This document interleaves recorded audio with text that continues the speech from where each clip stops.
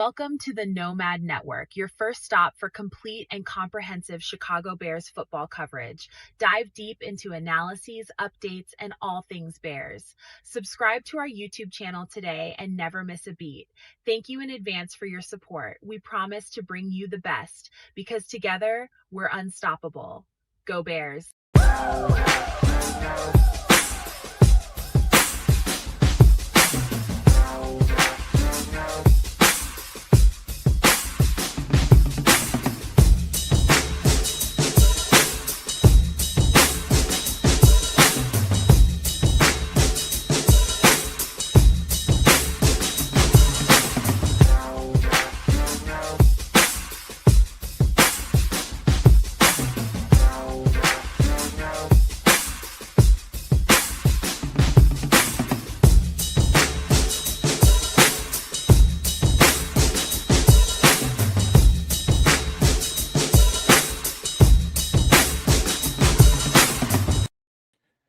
Yo, no maniacs. Trickle on in, man. Day 3 of the draft party weekend, man, and I'm dragging a little bit. It's just it's been a marathon, but a fun one, like we always said it would be. We are in day 3, and it is unreal. Some of the I've been looking at social media and seeing some of the commentary behind yesterday, and all it does really is remind me that fans are just fans, can't really fault them or down them because they don't understand how stuff works sometimes. They just root for their team, man. And it's a little disappointing, man, because we got a lot of podcasters out here and experts that do a lot of football stuff out here. So you'd expect that they would understand a little bit more or a little bit better, but people hear what they want to hear, see what they want to see. And it's very real. Some of the stuff y'all were telling me last night, how people are freaking out on social media. I'll definitely start seeing some of that early this morning when I got up. But welcome in again, man.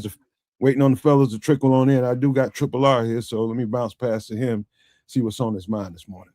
Yeah. Good morning to everyone. Bright and early as we enter day 3 of the draft. And, overall, I'm good. Because I look at all of the players that the Bears selected so far as upgrades. We traded a 5th round next year pick, or a 5th round pick for Bradbury, a starting center who still has, only has 1 year left on his contract. So we need a center for the future. And, many are saying that Logan Jones was the best center in the damn draft. All right, I'm good with that. Sam Roush, the tight end. Hey, Nomad, remember that game against Pittsburgh when tight end Washington took Hippolyte Soul? Yeah, I remember that. Well, Roush is 10 pounds heavier than Washington. He's a big and boy. Runs a 4.7. Big boy. So with the blocking ability that he is known for, he's going to be able to leak out and be a safety blanket to Caleb, if the play breaks down. He's big enough to make a difference. And then you look at Thieneman, we needed a safety. He's the top guy there. Perfect fit. Perfect. Now the Xavier Thomas. All right, so let me get this straight. Ben Johnson and his offense has the wide receivers in place. They got Rome, the route running guy. They got all-purpose Darth Burton. They got Khalif Raymond for a year. But then they see this 4.28 speed guy, 5'11", on a LSU team that was stacked. He was productive there. And he's a day 1 kick and punt returner while they ease him into the offense at running back and various positions of wide receiver. I ain't mad at it. Now, are there still other needs? Yeah. But now let me redirect this back to Nomad. And I did a mock draft after yesterday's draft. And looking at the talent on the board, Nomad, the talent on the board, can this defense or any other position still be addressed with talent in this draft? With a whole lot of ease. It's a lot of really good players there. And I was going to respond to you behind the backstage, but I'm glad we're doing this live because, in my opinion, this has always been the fattest part of the draft to me. Always been. All my life, I've always seen this part of the draft as the most valuable. And with us having 4 picks in that, and for now, we got 4 picks. Who knows what they move and shake loose, sometime today. But this has always been the richest part of the draft to me. And to have that many picks in this section is real good for us. We got a chance to address get some real nice talent up in here, man. So all ain't lost whatsoever. It's a lot of really good talent out there. Whole bunch at all different positions. It's only been how many people picked so far? 3 rounds? So is that 90 something? Less than 100? Anybody in their right mind, you got to know that it's a lot more good players out there than 90 something players. Come on now. More like 500, 600 good players still out there, but only 200 something of them going to get drafted. But it's some real good talent out there, bro. And there are still starters on the board. Would you agree? Oh, yeah. Oh, yeah. In all different places, man. Like Kyle Lewis at linebacker. I think a lot of dude named by the name of Najee Kelly that played across from Malachi Lawrence. There's so many good players still out there, man. I mean, my head is swimming with players right now, but it's just a lot of good talent out there. Even at the running back position, you still got Mike Washington Jr. running around out there somewhere. So it's a lot, man. Right on. And I would first of all say that, as fans, we think that the team has XYZ needs, whereas the team say, yeah, we got that faded, we need ABC. And while the fans are focused on XYZ, the ABCs are going to be making plays. And then all of a sudden it's like, oh shit. Okay, I see Xavier, his first punt and or kick return touchdown. It was like, oh, what a steal, and not a reach. You know what I mean? Yeah. When Logan Jones is a starting center for the next 10 years, it's like, man, we got him. That was a nice pickup. So let the kids play, in other words, before we can say they suck or it was a reach or, well, just because, this draft prognosticator had, these players ranked at 700, but they got taken at 80. Okay. Mm-hmm. If they can play, they can fucking play. And people, we seem like we blue in the face over here. And I feel like a broken record all the time. Just explaining certain stuff like you just got through saying, man. You talking about players in particular. I just looked up at the TV and just reminded myself. Remember the big old Amari Washington, the big defensive tackle out of Oregon, still out there. Dog. Young dog, too. Ontario Washington. No, Amari Washington. Ontario Thompson is also Ontario Thompson. He's still out there. So defensive tackle is pretty loaded. Ain't that many? I was just your Grayson Halton, like your Landon Robinsons, your Caleb Proctors, your Jackie Robinsons. These are still talented players on the board. Very talented. I mean, we can't. If they take a shot at any, whether it's defensive tackle or defensive end, they can almost go do no wrong there, man. It's a lot of dudes still there. Whole bunch of dudes. It's just rich here right now. So, I mean, I expect to see a bunch of people trying to trade into here and try to capitalize on all the talent that is still in here, man, because they know this is rich right now. So I expect to see a lot of moving around. What else? And this is the the time of the draft where Ryan Poles likes to get his wheeling and dealing on. It's a good time. So if he can come up for a player, drop back for a player, don't be surprised. Good time to do it. Yeah.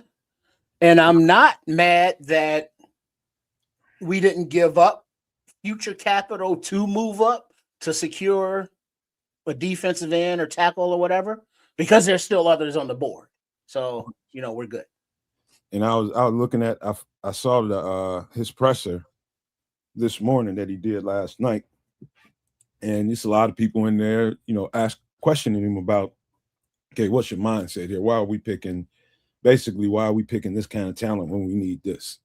And when he got to the edge conversation, it was pretty clear what we've been talking about over here. Maybe they think that Austin Booker is about to turn it up a notch, and why at this point, whoever gets drafted at edge, which I do think they're going to get one, he won't be a starter. He'll be a supplementary player.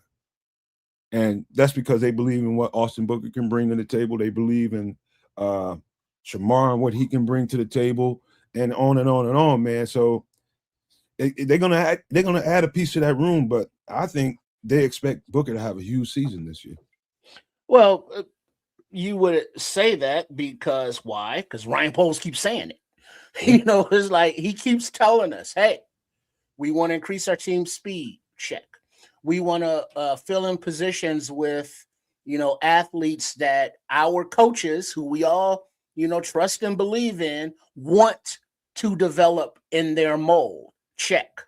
He keeps saying, hey, Montez Sweat, Austin Booker, those are our guys. We believe a healthy Shamar Turner, Deo, and the free agent signings, those three pieces that they added to the D-line, we are comfortable with that. And he never said that they're not going to still add, but where they are right now after day 3 of the draft, I mean, I'm not tripping. And Smitty's funny as hell talking about the Bears fans drinking Ripple this morning with no shirt, one shoe on 35th and State. I mean, because people are melting out, the same way they melted out last year. It was like, wait, why are we taking Colston Leveland at 9? We got Cole Kmet. Oh, that means Cole Kmet's getting traded. No. Why are we taking Luther Burton? He fell to us, but we got wide receivers, and we see the difference that he's made, and that he made, DJ expendable. So let the process, play out, and we can't judge it until they actually play. So, whatever draft grade you get, whatever ranking you have these players, none of that means shit no more, because it's gonna show and prove on the field. And if this team can come together and win, everybody who's a draft prognosticator, who's doubting the vision that this team has, they're gonna suck it. Unless they're right, and then Poles and they all get fired, and then we start all over again. Another however long. But if I reiterate, if you believe in good, better, best, if you believe in Ben Johnson and the staff he put together, if you believe in the development of the younger players that we got last draft, all of which contributed it all the way down to the 7th round, when it was like, well, we got to take Ashton Genty in the 1st, didn't address running back until the 7th. And it's like, people are loving Monangai. So, hey, let's go. Bear the fuck down. They don't know what they don't know. One thing I do want to point out, I told you why I never did get around to doing a whole bunch of tight ends as far as putting them on the show, but I did a lot of evaluations on the side. They just didn't make it to the show. Like thinking about Sam Roush's tape. And what I was trying to convey to everybody last night, I'm going to repeat myself. Think in the trenches is why we got Sam Roush. Think trenches. Basically, it's another offensive lineman that can catch the damn ball and run. It's what he is. And so when we start thinking about how we can unlock this offense and give, even you don't have to think long. I mean, his tape is real impressive, man. For a guy that big, he can really run. He shouldn't be able to run that fast. For a guy, he's almost damn 300 pounds. Right. Running a 4.7. Running a 4.7. And it's got hands strong as hell. But that blocking ability really sticks out, man. If you just turn off the sound and just look at how well this guy blocks. You know what I saw about him from several people there, Nomad? What's that? That he was one of the probably one of the best blocking tight ends in the draft. I'd say if he might have been the best that I saw. I can't think of one really since you mentioned that. Now that you say that, I don't think I saw a better blocker than him. I think I could say that. So arguably, Ben Johnson, as much as he likes to run multiple tight end sets, and we have two tight ends, Komet and Loveland, both of which play a lot, and we got nobody behind them, of note. And between Smythe and Carlson, they played like a quarter of the offensive snaps last season. So Roush is going to get some tick. It's going to be at fullback. It's going to be at tight end. It's going to be at both sides. And he's going to make a difference, I believe, with this team. So having the best blocking, theoretically tight end in the draft, cool. Having a wide receiver 4.2 speed, cool. Having a starting safety, cool. You know what I mean? What are we upset about? I don't know. They just again, they see certain names that fit their sensibilities ain't there. But man, Ryan Poles, he addressed that too. And something I didn't know, but I knew we use it a lot. So we was top 5 in the league in 12 and 13 personnel. Now we're gonna probably go to top 2, 3 in the league, maybe number 1. But that is going to help tremendously. What we want to, you simplify the game that way, and make a defense make decisions when you have that many tight ends that are all live. You got to do different things defensively, and when they start doing that, they start adjusting to it. Now you can take shots. Mm-hmm.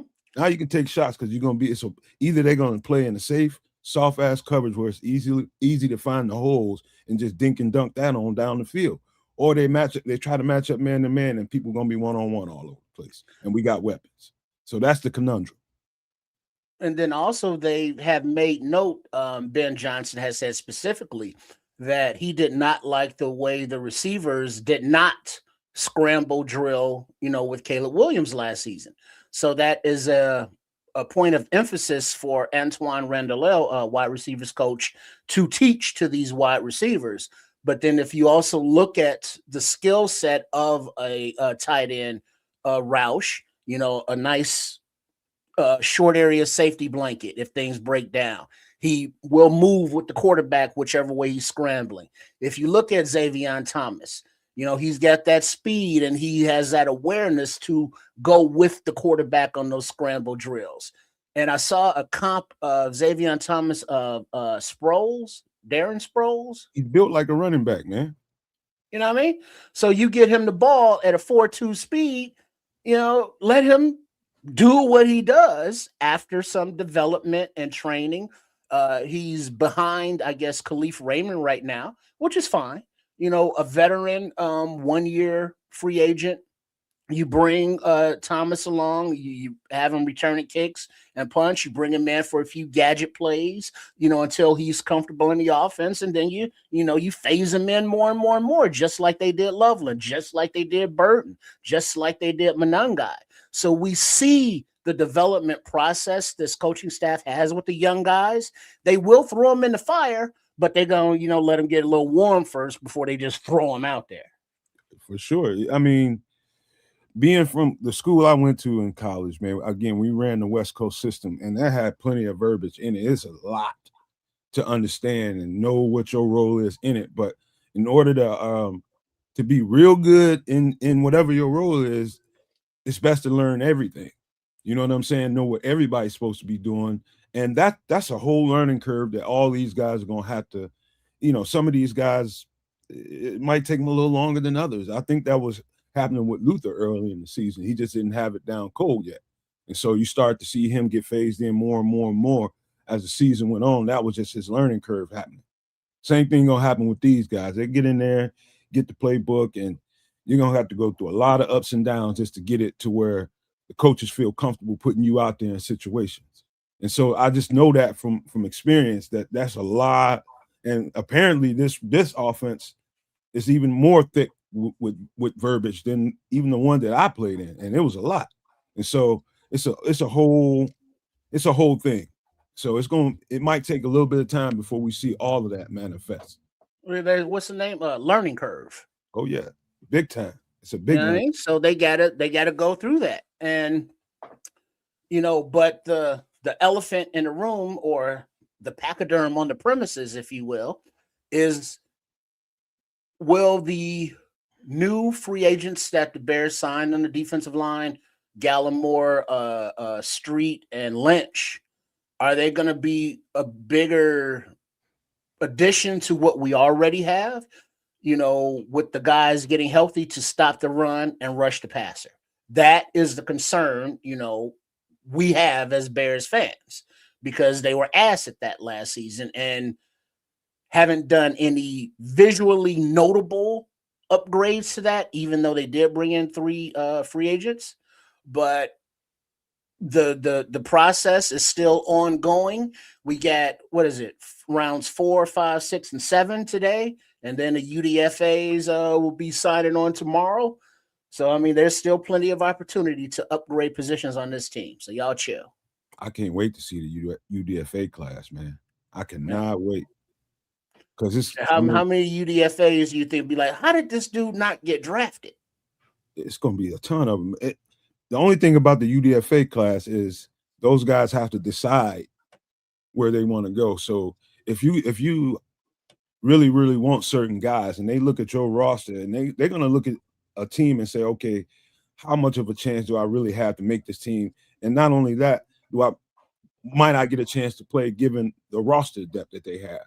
And so you got that going on too. They'll still be able to sign some people. It might not be everybody that they want because of how much depth we might have here or there. Yeah. And we're about to get richer here in a minute. I think it's since Ryan Poles has been here, he's had his issues with the 3rd round picks and, yada, yada, yada. But this team is much, much more talented than it was 3-4 years ago. And the players that we are, drafting now are more targeted specifically for positions for this coaching staff. So as they zero in on the talent that they want to develop, we can only think and hope that they're going to build on that division championship from last season and keep it moving and take the North and not give it back, as always stated by Poles. Shout out to Abdul Jones that just busted up in here. Benjamin Williams, Leo, and everybody just popped in here, man. Y'all make sure y'all hit the like button for everybody, man, on all channels, man, please. But appreciate you guys being here. It's a lot to look forward to, Trish, man. I'm looking at a bunch of good players right now. There's a Morgan State HBCU linebacker is pretty good. He almost made the show, but I didn't put him on there. Again, Mike Washington, Keontae Scott, he's out there still. There's a bunch of dudes, man. And like Smitty Q, living here outside of ATL, Atlanta, Street was one of the Falcons' best interior defensive linemen for the second half of the season. But as many Bears fans have, they've just discounted every, one of the free agent signings. One of the interesting thing about Street, he came into the league as an edge rusher. And gradually his body told him that, hey, I'm a defensive tackle. And he started getting more and more reps. He got more and more comfortable. And so what Smitty is talking about, how good he ended up being for Atlanta, it's starting to manifest. He's just getting better and better and better. He's learning the job and getting better at the role now that he's settled into the position. And the Falcons just was fortunate enough to have it all come together for him in Atlanta. So now we get the benefit of that. Real fast off the line of scrimmage, explosive off the line, him and Neville Gallimore. And so you're going to see that shit real fast. Right away, you'll see how explosive those guys get off the line and they beat their man in front of them. You're going to see that difference right away. That's one of the things that's going to really stick out to everybody. Mm-hmm. So as we are gearing up, looking at the highlights from last night and the night before, as it's raining in Pittsburgh today, so that's going to dampen that crowd a little wee something. But the talent is here. Day 3 of the draft. We got picks to make. We got team to improve. We got our first one, 129. I do believe that is correct. So it's going to be a while, unless there's some trades. I expect it. I don't know if we're going to be in it, but I think it's going to be a lot of moving and grooving here. The smart GMs are going to accumulate as much as they can in this section right here. Excuse me. Too good, man. I can't believe some of the players are still out there. You know? And then some of the players that are still out there is because other teams, quote unquote, reached for guys. Yeah. But those are the guys they wanted.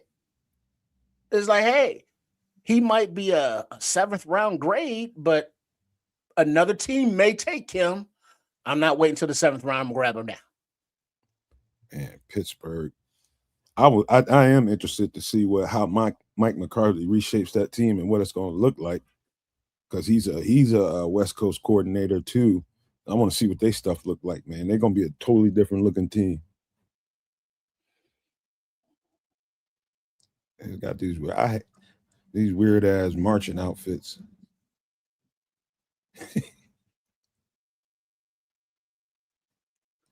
All right. Oh, and shout out to Dr. West.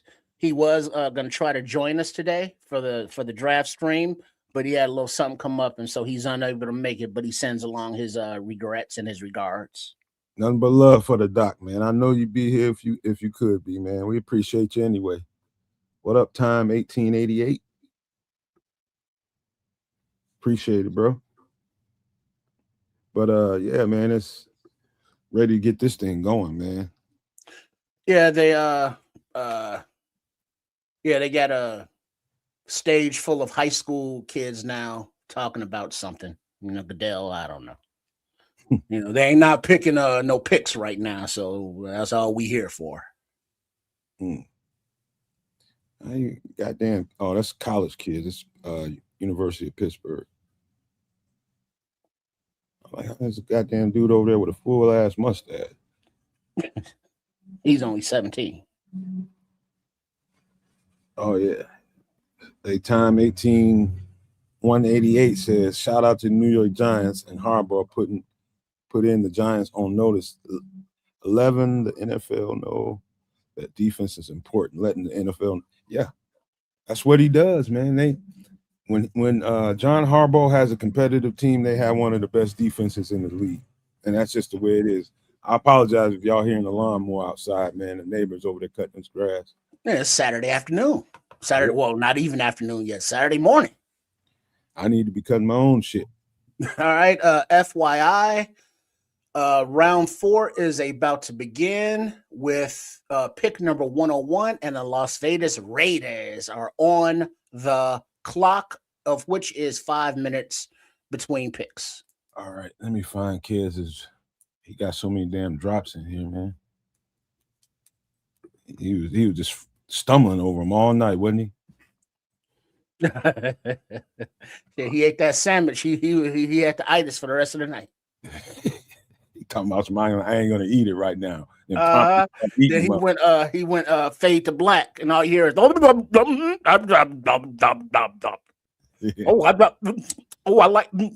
that pick. Smitty said, "Man, fuck that grass, no matter." Yeah, let it grow out a little bit so the bees get someplace to root out and grow. I keep the grass low so the snakes don't hover. Ooh, oh, you got snakes like that? Nah, not really. You see a little gardener snake every now and again, but the grass stays so low in my yard, they don't want to come around here. No, they hide. So I need some pet hawks or something. Plus, I got a cat that'll eat them. Oh yeah, you got one of those indoor-outdoor cats. She'll get them. She got one before. Go outside hunting. Mm-hmm. Bring it back in and play with it and show you. Look what I found. Play with it, then eat it. Nice. Nice. Yeah, best available. Mike Washington still on the board. Danny Dennis Sutton, that's Samuel's guy. Cornerback Malik Muhammad. Brendan Thompson. I guess we don't need a Brendan Thompson now. But first pick, the Bears are gonna make Bryce Lance. Hey, Cornelius, I'm glad you calmed down, boy. You was pretty upset last night, man. Yeah, Corny was heated. Yeah, he was. Corny was heated as fuck. He said, I've calmed down after sleeping on yesterday's draft because the draft isn't over. And there are a lot of good players left. And Ben, we trust. Good, better, best. Yeah. That's the way to look at it, man. Y'all just trust the process, man. They know what they're doing, man. They got way more information than us. Way more. And all we got is the actual physical information that we get from tape. They got all kind of background information on these cats and know a little bit or a lot more than we do. Shit. Kyle Lewis, Jeff Caldwell, Keontae Scott, Mike Washington Jr. Mm-hmm. That's speed, and more speed. So Paul says, what if Keontae Scott is best player available in the fourth? Do we still need a skill set? I've been saying this to you guys. I felt like we need to get a backup slot corner. Because when I thought that, Cam Lewis, though. Well, yeah, you're right. I forgot about that. We got Cam Lewis, so that might not be a priority for us. I think they got Cam Lewis for a couple of years. So, I mean, maybe not in this draft. I don't know if Keontae Scott, he might be high on their board, but I don't know if that makes sense right now. What up, AC? What up, AC? Let's see. Brendan Thompson, Jalen Farmer, Chandler Rivers, Skylar Bell. Man, Duke's got a nice edge rusher. Long, can't think of his name right now. He's nice. Big up time. I'd rather listen to you guys and I'd rather listen to you guys and brothers on YouTube that have sports podcasts and listen to the same old people on ESPN and draft day say the same old thing over and over and over and over again. Big up. They do sound like broken records, but we appreciate that time. Mm-hmm. Kid, you got another sandwich?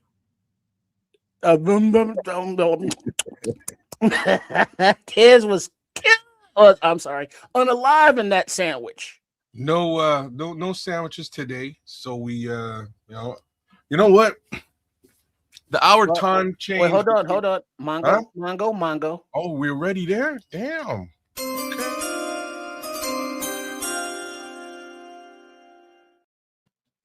With the 101st pick in the 2026 NFL Draft, the Las Vegas Raiders select Jermod McCoy, cornerback, Tennessee. Somebody came in here right away this morning and was like, hey, will he get drafted now? There he goes, first off the board. Yeah, he suffered a knee injury in January of 2025 and missed the entire season. By the way, kids, I'm not going to do that drop no more. I had my finger on it already before you got here. So what are you saying? I'm not gonna mess with your drops no more. Okay, all right. No problem. I'll run them. These Raiders are starting to look actually pretty good. I don't know what about the Fernando Mendoza thing. We'll see how that shakes out. Like, hopefully it pans out well for them. But the rest of their selections have been, high caliber talent. I really can't knock any of what they've done here today. Well, let's see. Corny, I watched a lot of Xavier Thomas clips. Xavier is a bigger and faster Tariq Cohen. He's a weapon, y'all. Real one. And I think those are the and that's two something things that Ben Johnson has been missing, a weapon like that could take the top off. That dude is, when I tell you that dude is jacked for a little guy, I mean, that dude is jacked. You know how built Steve Smith was? As a little guy, he's built like that. This cat is nicely built, man. I mean, he looks like a running back and made just like a running back, and they'll use him in all kinds of different ways that way too. Yeah, I mean, if I'm sure Corny will attest because he looked at the some of the highlights, but Xavier, taking handoffs in the backfield, in arounds, the jet sweeps, the orbit plays, where he's coming out of the backfield and might get matched up on a linebacker. Yeah, that ain't gonna work for the linebacker at all.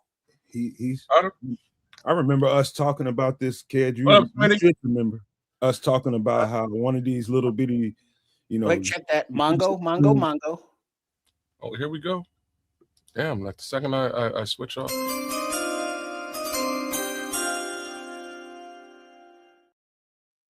With the 102nd pick in the 2026 NFL Draft, the Buffalo Bills select Jude Bowery, offensive tackle, Boston College. And there he goes. I guess they figured out what Ryan Poles might have been cooking here. So, unfortunately for Mr. Poles and the alma mater, Jude Bowery goes to the Buffalo Bills. He's a really solid tackle. I looked at him a little bit this offseason. He looked like he's the understudy to Ozzie Trapillo, and he looked worth his weight, man. He looked worth his weight. If you sort of watch some of the clips they're giving you out there right now, he's worth a watch. But again, you're in the Chicago Bears, so that's okay. Hey, I was trying to say something beforehand because I remember for a few weeks, man, I was putting one of them zip zoom little bitty receivers on the show every time we did some breakdowns. And I remember kids like, man, you find a whole bunch of these little guys. I was like, they might be the better ones in the draft. And I was just like, I could see Ben Johnson coveting one of these guys to really help open up the offense even more. And what do? Draft one. But we say, because Corny said that Xavier Thomas is like a bigger Tariq Cohen, and Nomad keeps referring to him as a little guy. But 5'10", 192, that's not real little. No, he ain't. You know, like we've seen some little guys in this draft, 5'8", 170. That's a little guy. I mean, he's all muscle too, man. I mean, he looked like any running back I ever met in my life. 190, 195, he's stacked, man. And how do you take an angle on somebody that fast? You better take the right angle on him, boy. It's leaving season. Oh, yeah. It's funny. Yeah. Stronger and faster are the two things we might have all wanted, if we wanted to improve on Tariq Cohen. So that is a good little comp. We'll see how he does, man. Like real talk, that is exactly what we sort of came to when we did look at these wide receivers. When we looked at a few of them, and it was if you can also take the top off on a defense. I don't know what defenses are going to do here. You know what I'm saying? I don't know what defenses are going to do. You can take the top off with a couple of different guys. Mongo. Oh, wow. They flying through today.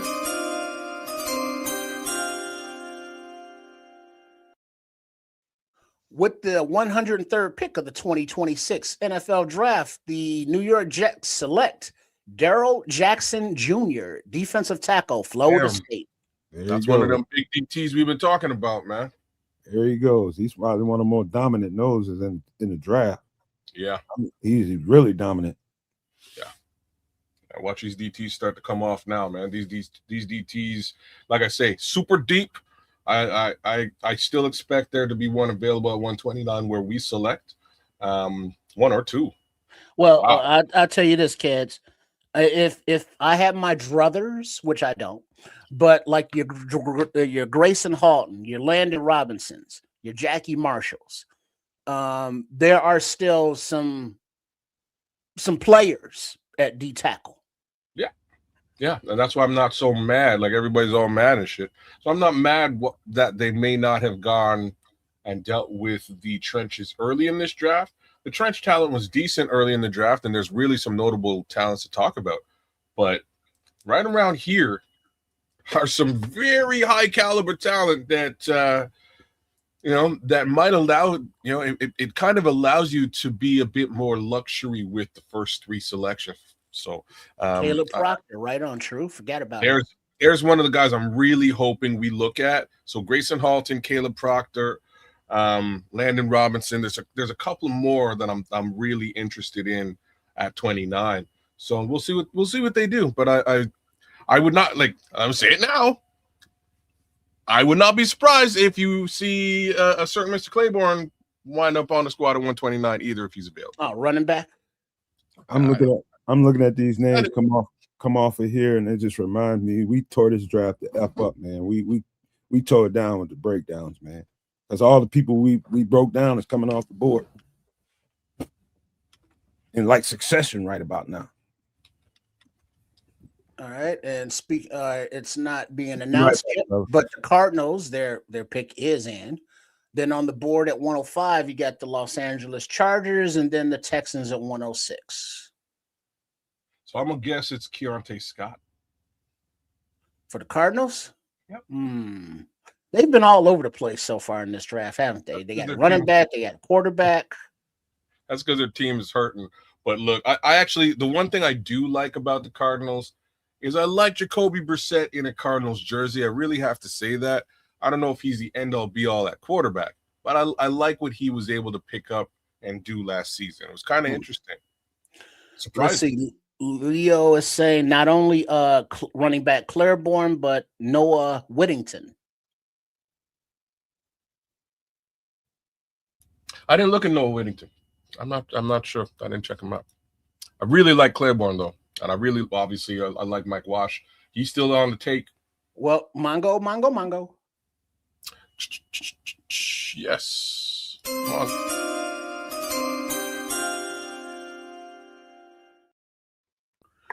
With the 104th pick of the 2026 NFL Draft, the Arizona Cardinals select Caleb Proctor, defensive tackle, Southeast Louisiana. Mother. Who just said Caleb Proctor? Damn it, True. Damn. True Pilgrim, you did that. Look, these guys are going to come. Like I said, there's going to be a run on DTs right about now. They're going to start to come flying off the board because I guess teams kind of clued into the fact that this particular draft was a little bit overstocked at the Sam, DT. I'm gonna be pissed off, boy. I'm kind of pissed off right now too. But just wasn't Proctor, quote unquote, ranked below a lot of the tackles that are still on the board? Yes. So does that mean that the Cardinals reached for Proctor? Hell no. So it depends who you ask, right? If you're asking a draft prognosticator, yes. If you're asking Nomad, no, because Nomad will draft a UDFA here. But you will. The reality is it's a talent. And if you see what you need to see in that talent, man, just gonna swiftly kick me all in the ding ding. But you tell me you won't. Man, what do you mean I'm gonna draft a UDFA? I don't even know what that means. It means that if you're scouting talent and you see what you need to see, you get your guy. You're the type of guy who will go deep and scout talent and find I know what you're getting at, Cal. Just BSing around. Okay, but right. if you believe in what you see, a person you might consider as a UDFA is totally different than what I think of. 100%. And this is what Ruben Hippolyte was last year. It was like, who's this guy? They saw something, they drafted him. In my opinion, we ain't seen it on the field yet, but maybe we see it this year. Who knows? It's a mid-round grade for Proctor, but he's still a fair amount behind Paul than like a Grayson Halton or there's some other names there, man. I'm sure I could probably get into. Let me see. I got you, Barrelissimo. Give me a second here, but yeah, I definitely didn't have Proctor as no goddamn UDFA for sure. He was way the tape was way too good. Rayshawn Benny, Bryson Neeson, Nick Barrett, Cameron Ball, like all these guys for the most part were listed above Proctor. I think Dante Corleone was also listed above Proctor, but in the end, you look at that tape, Proctor jump off the tape like you wouldn't believe. So I ain't mad at them. I'm a little mad at them for getting Caleb Proctor because I was hoping he'd be floating around a bit later in the draft. But we'll see what happens. All right, Barely tomorrow is sent. Check your email.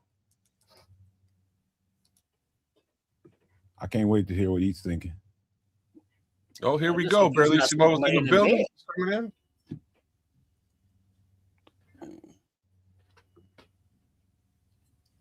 He's coming in. Yeah, he's from sunny England. This is prime time for him. Yeah, it is. Ooh. So now all of a sudden we gotta all have some toast with some pork and beans on it. Oh, bangers! To make you feel welcome. Bangers and mash. It's been too long since he's been here anyway, man. It has been.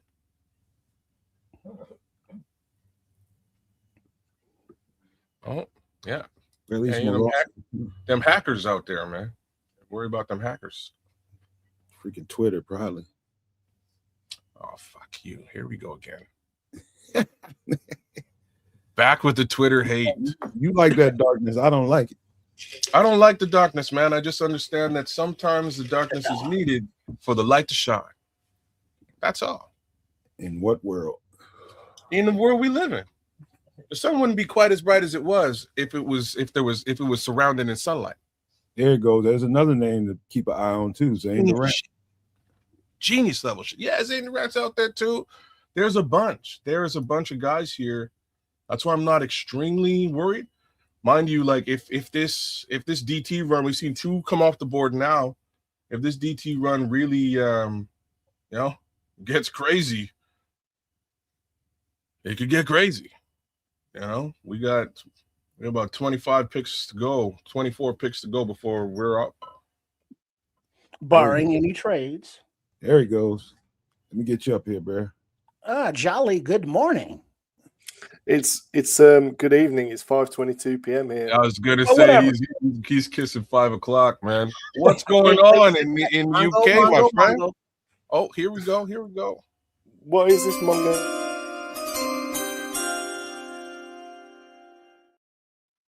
All right. With the 105th selection of the 2026 NFL Draft, the Los Angeles Chargers select Brennan Thompson, wide receiver, Mississippi State.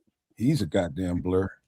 Yep, that's a good Remember selection. that? Remember we did him like 2-3 weeks ago. Yeah, that's a good selection for them, man. It is.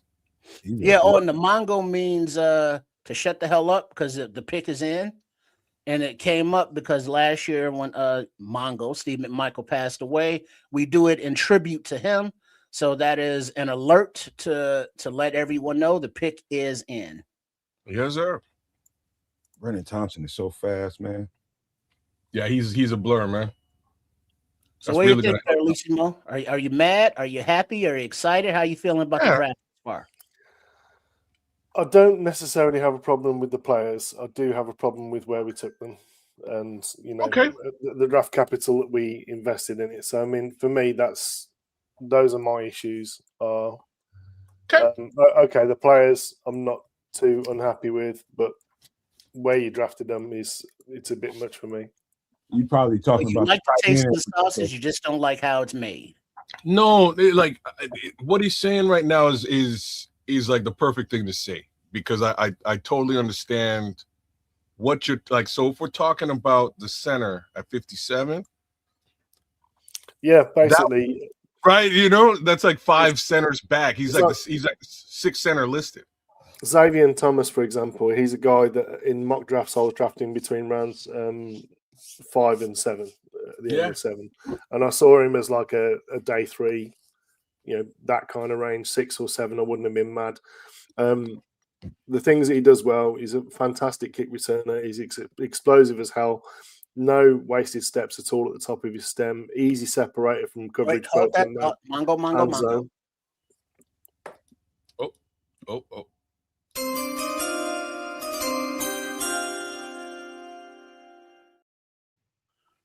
With the 106th pick in the 2026 NFL Draft, the Houston Texans select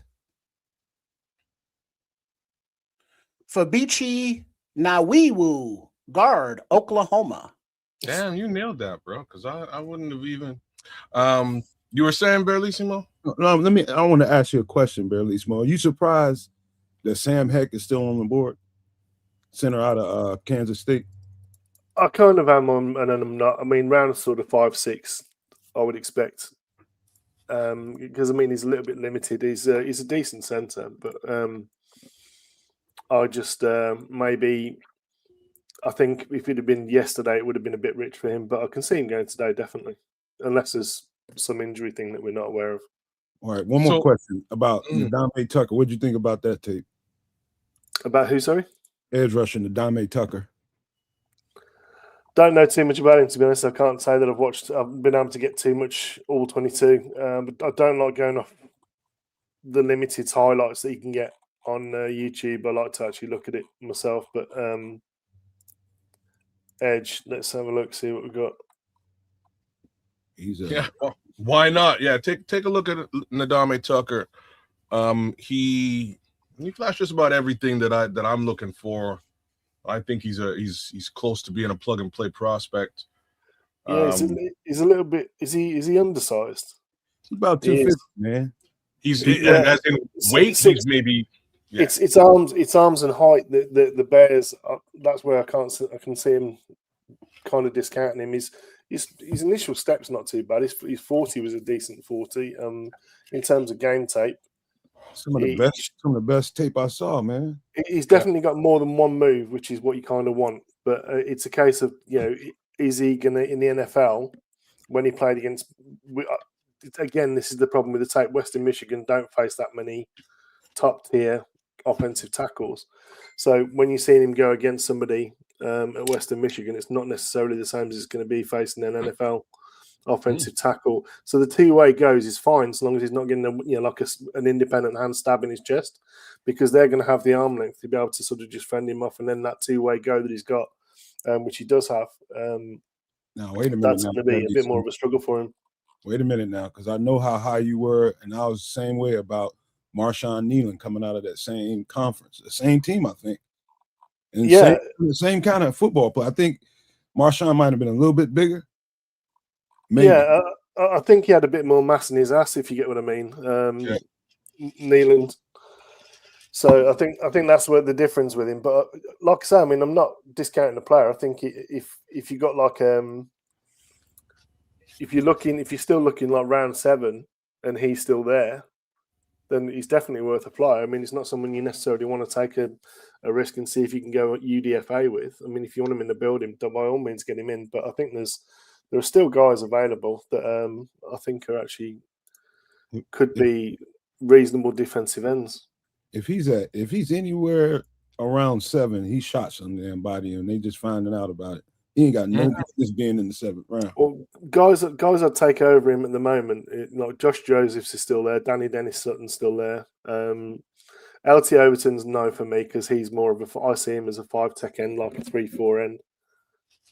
I don't see him as being another guy that doesn't get a lot of love, but I like him is Mikhail Kamara. Have you had a look at him? Oh yeah. We broke him down probably 3-4 weeks ago. Yeah, I like him as a player. I like Max Llewellyn's a bit. Yeah, he's got the size and mass. He's not got a great deal of pass rush stuff, if you get me. But there's a D tackle. I want to see if you got your eyes on him. Young cat, Amari Washington out of Oregon. I mean, there's a lot of defensive tackles that are still available that I like, but like the guys that I like that immediately to hand, Xavier Harris, Grayson Holton. He's my one. I had him. I wouldn't have been upset with Grayson Holton if we'd have picked him round 2. Yeah. Zane Durant. Xavier is from Mississippi, right, or something like that. LSU. Okay. I know he's somewhere in the South. So a lot of people know him because of the block kicks, but he's actually a similar physical makeup to the guy that the Vikings took in round 1 in terms of the size, mass, abilities, what he's able to do as a defensive tackle. He's a bit tall. I think he's like 6'7". Holy shit, he's 6'8", 330, bro. I'm just looking at him right now. He's a load, man. He's got ridiculously long arms. So if you think about sort of Chris Jones light, I'm not saying he's Chris Jones by any means, but if he works at his craft, he's certainly got the speed, he's got the strength, he's got the mass, he's got the levers, he's got the violence in his disengage, because he can win. He can win with that sort of that one arm club. He can win with a push pull. He can win with an arm over, which on the inside is pretty good to have. Someone who's got massive mitts as well, 10-inch hands. How's his pad level? Don't make those comps around kids, man. He'll try to put your ass in effigy. So pad level, as you'd expect with someone that's 6'8", if someone gets to his chest first, he's going to struggle to keep it down. But he doesn't play high, if you get what I mean. So Mongo. He doesn't come off high.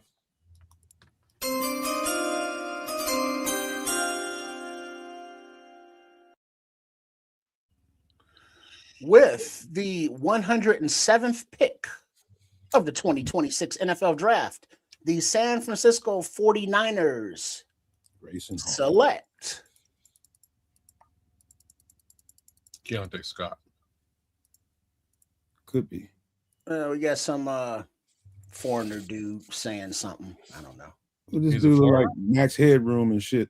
Or is he from the group? All phone? right, the pick is Grayson Halton, defensive tackle, Oklahoma. Just called it. Damn. Ah, shit. There you go. You were just as we were saying, right? You know Yeah, what I mean?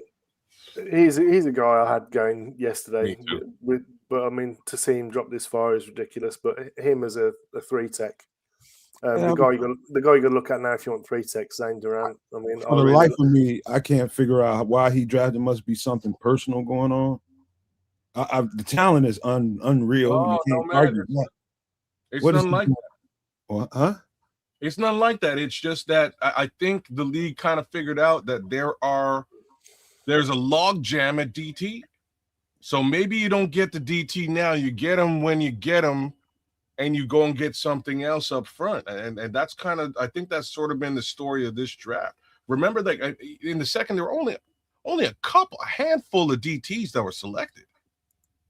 Right? Maybe two. I'm thinking it's actually two. He's somewhere around the 5-6 area. There's been a few of them. Super low. Mango.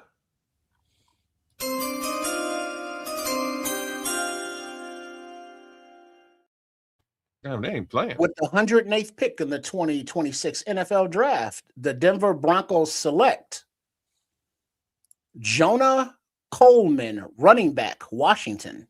He was all right. We looked at him. Great vision, man. I know that. Yeah. Reminds me of the kid that we used to have out of Virginia Tech. Similar sort of player to him. Virginia Tech. Yeah. Oh, yeah, oh. I can't remember his name at the moment. Khalil Mack. Not Khalil Khalil. Herbert. Khalil Herbert. Yeah, reminds me of him. Okay, I see what you're saying. So he's not going to run away from many people, but he's got decent lateral agility in the hole kind of thing. Mm-hmm. Runs with a decent pad level. He's a thick Good little spin, bastard. good boy. shoot, Yeah, good jump cut. Tiny He's thick. thick too. he doesn't mind running behind his pads either. So which that's the one thing about Xavier Thomas I wasn't speaking about earlier is that guy. Don't be surprised if on third down he's the halfback. Mango.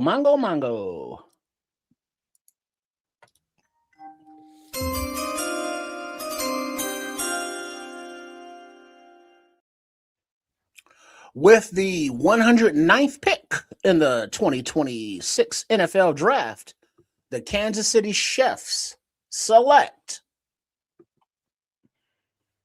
Oh, now I got some asshole. About to be a run on D tackle. I got a feeling. Oh no. Okay. Maybe they do Keontae Scott.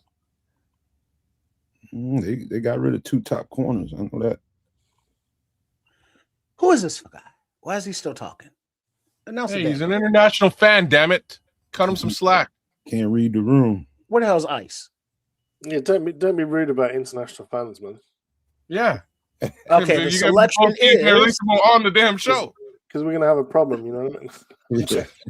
the selection Jaden Kennedy, safety, Oregon. Okay. Yeah, he's a decent player. Yes, he got some good range on him. Smart, I think, is the word that comes to mind when I watch him. He's not necessarily gonna wow in any athletic trait per se, but just a smart player. And that guy sort of just has a knack of ending up at the right spot.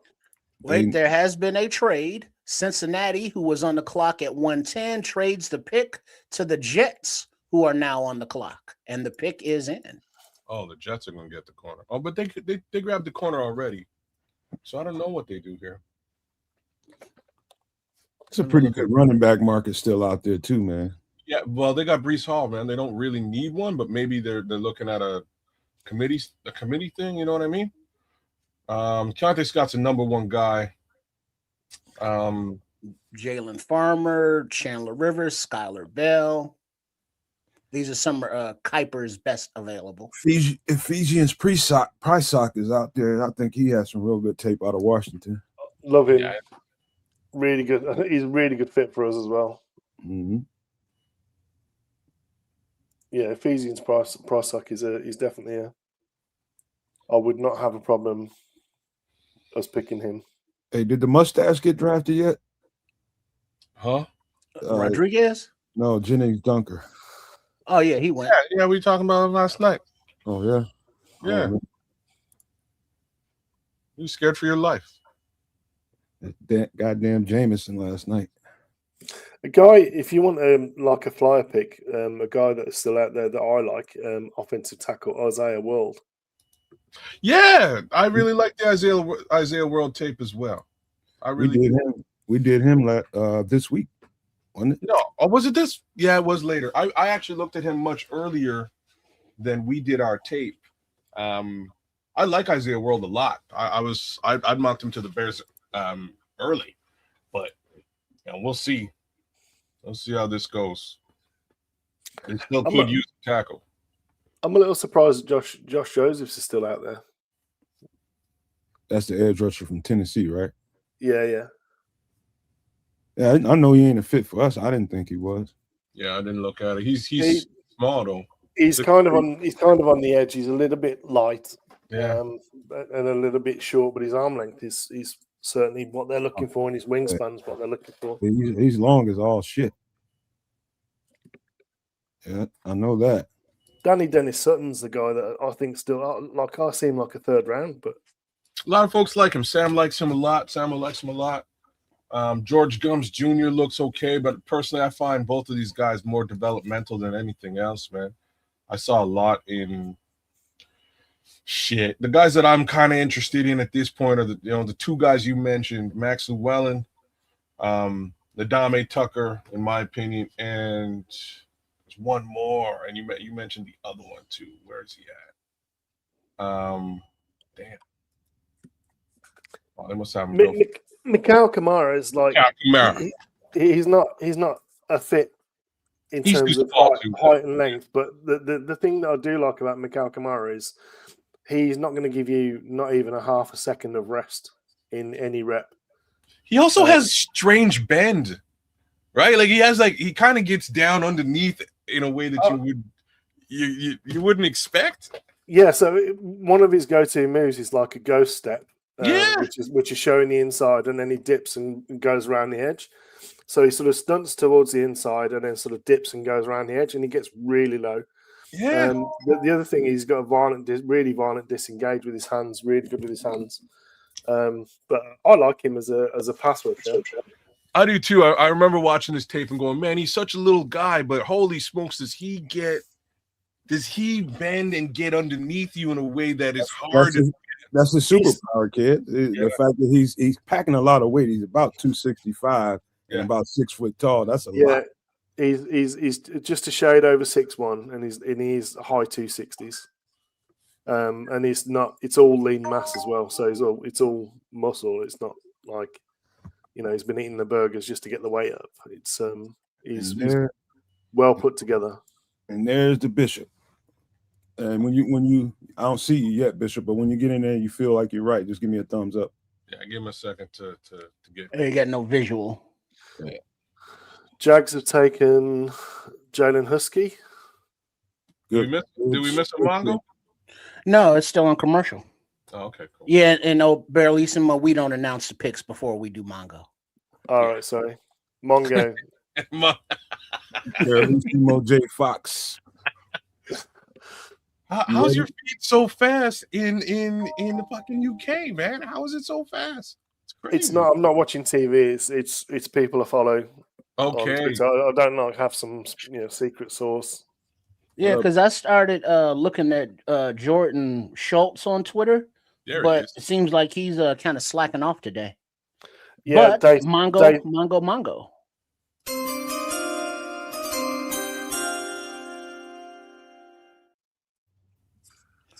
With the 110th pick in the 2026 NFL Draft, the New York Jets select Cade Klubnik, quarterback, Clemson. Okay. Okay, good on you, Jets. I think he's got a lot of high upside too. I agree. He's got some high upside. And again, 110, wasn't it? Yeah. 110. Yeah. What up, Bishop? Can you hear us? What's going on, fellas? There we go. There we What go. up? You got a little lag on your feet. It'll speed up. Salute, Bishop. Yeah, everything's delayed on his end. Yeah, he's a bit laggy. K Club. What's going on, what's going on, my brother? How are you? Me, I'm all right. He's a bit How you doing? You good? Man, some of our let me see who I got. Yes, sir. I'm doing well, man. I'm doing well. Let's see if I got some of these players in here still. Keontae Scott, if he falls, Why do you think he has fallen so far? I don't have an answer to this, Doc. I got a few player cards in here. At least I'm gonna see what you think about some of these guys. I can only think age is the only reason that he's fallen. But You say age? Strength of he's strength of an schedule, older one, isn't he? No, strength. What do you think about Barry? Yeah, he's like, isn't he 25? I think Kate is only 25. He's a fifth year, isn't he? Oh, that's why. This ageism going on in the NFL. That's what's happening. I believe so. He's either 24 or close to. All right, Mongo.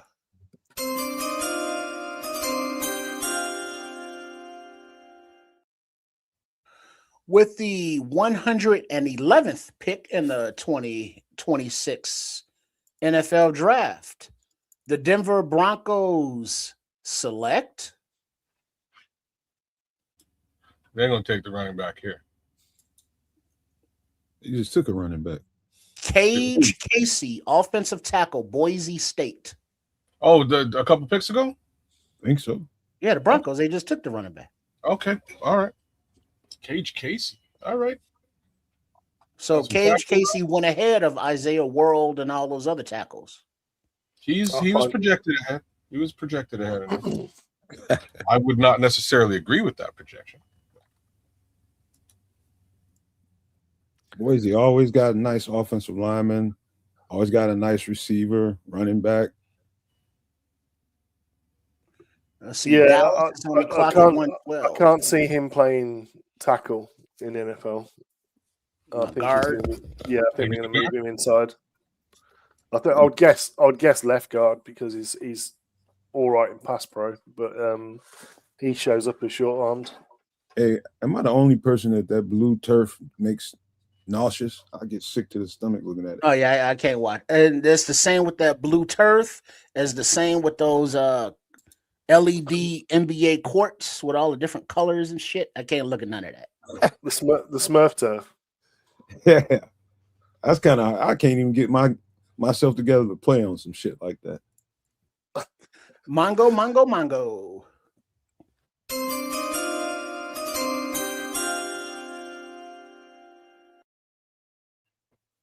With the 112th pick in the 2026 NFL Draft, the Dallas Cowboys select Drew Shelton, offensive tackle, Penn State. He's all right, but again, I think he's someone that's going to probably move inside. Yeah, I think he fits a power system better than anything. All right. Yeah. Indianapolis is on the clock, and then Dallas will be picking again at 114. Penn State put out some good linemen. So, I mean, you can't really go wrong with him. It's a massive dude. I know that. Yeah, he's a big boy. You talking about Anchor? Well, he's got a trunk on him. He's got a bit of nasty to him as well. You know, Oh, yeah. he likes to put people down. Oh yeah.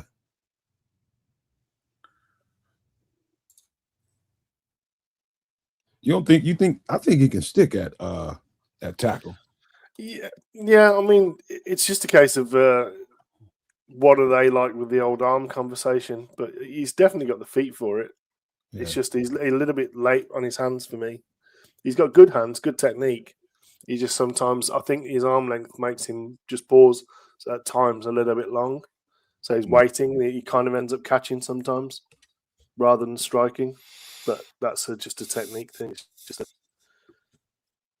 do you get him to independently hand strike? I don't know how they teach it at Penn State. It's a possibility that they teach, two hands at all times, but a lot of teams do. But I'm an independent hand guy. It's if you're going to take people on, you need to.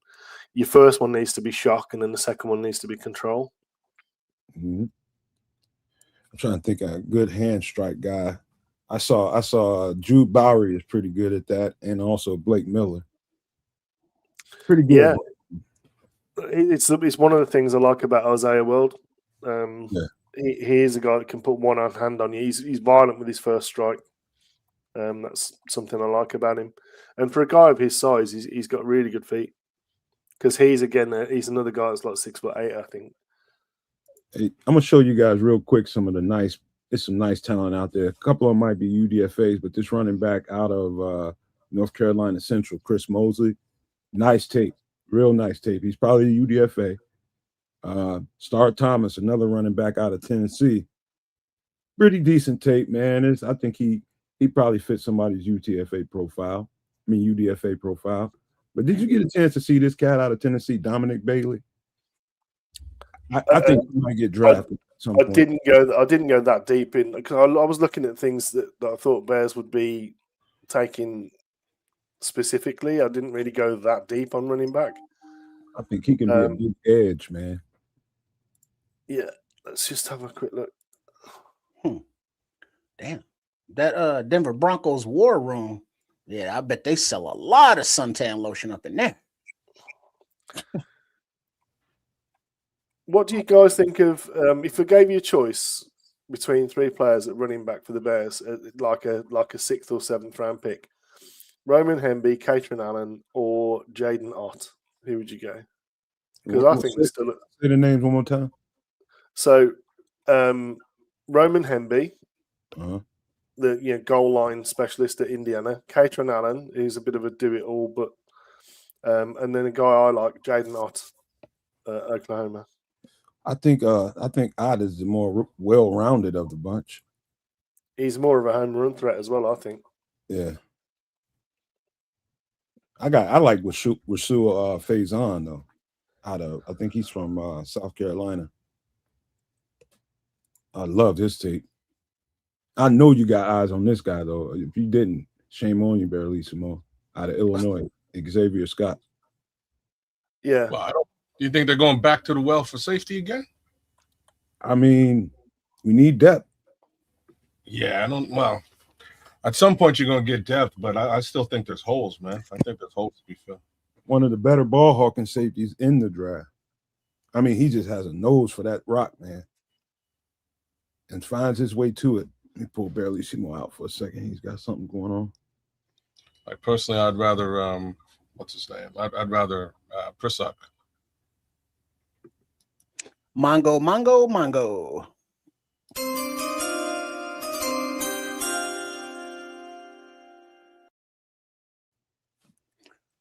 With the 113th pick of the 2026 NFL Draft, the Indianapolis Colts select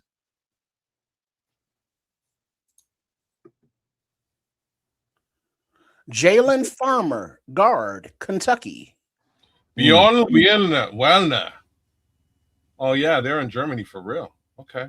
I was like, this little boy don't look very he don't look very pleased. Oh, he's pleased now. Okay. That guard's a brute. Beyond? No, that guard, Jalen Farmer.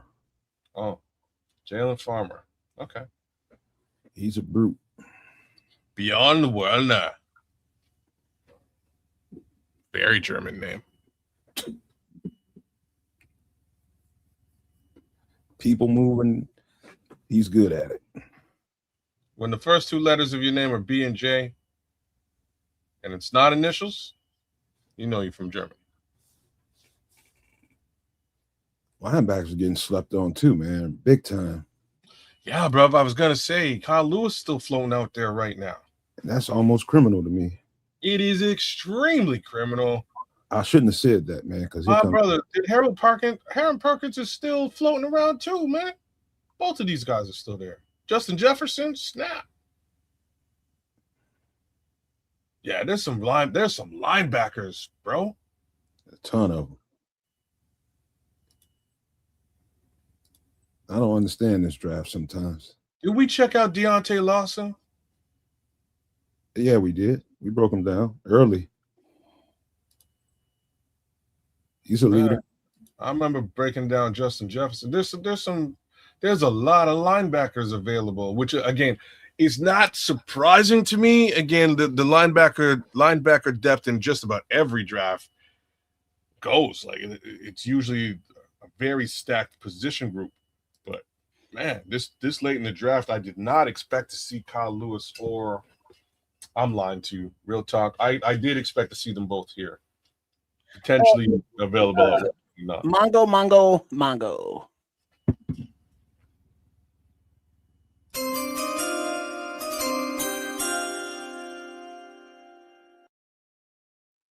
With the 114th pick in the 2026 NFL Draft, the Dallas Cowboys select Devin Moore, cornerback, Florida.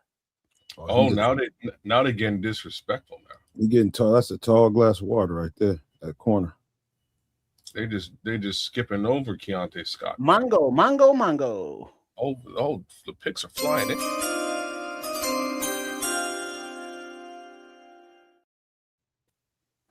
With the 115th pick of the 2026 NFL Draft, the Baltimore Ravens are selecting Elijah Surratt, wide receiver, Indiana.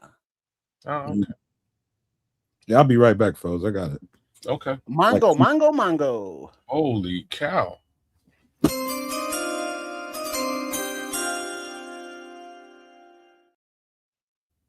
With the 116th pick of the 2026 NFL Draft, the Tampa Bay Buccaneers are selecting Keontae Scott, cornerback, Miami. And there he goes. Where did he go? Tampa Bay? Tampa, yeah.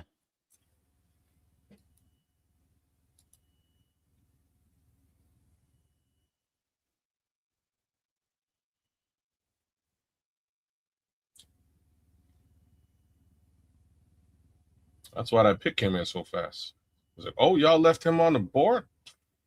Mm-hmm. Like, Oh, we're gonna run that card up. Yeah, right now. You got the different corner? Okay. Clearly don't think you need a nickel.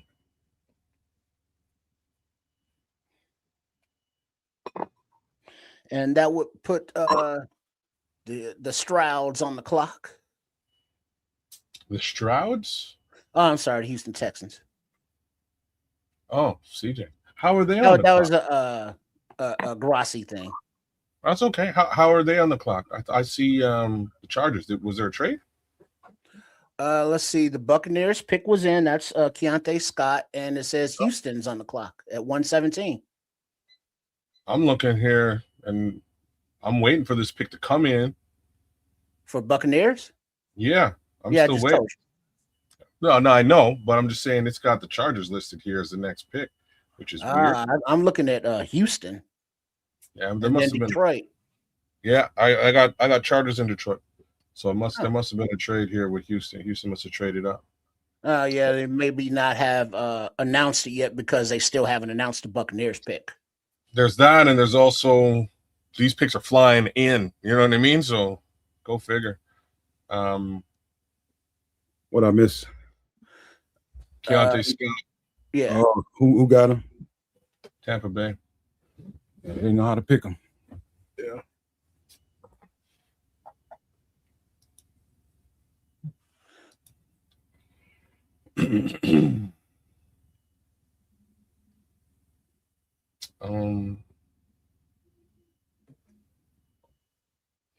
Who would Houston Texans trade up to select right now? No, man. What's that now? Who would the Houston Texans trade up to select? I think they need a receiver. I think they might have got one earlier. They always looking for receiver help. I think they need another linebacker. So one of those two, if I had to guess.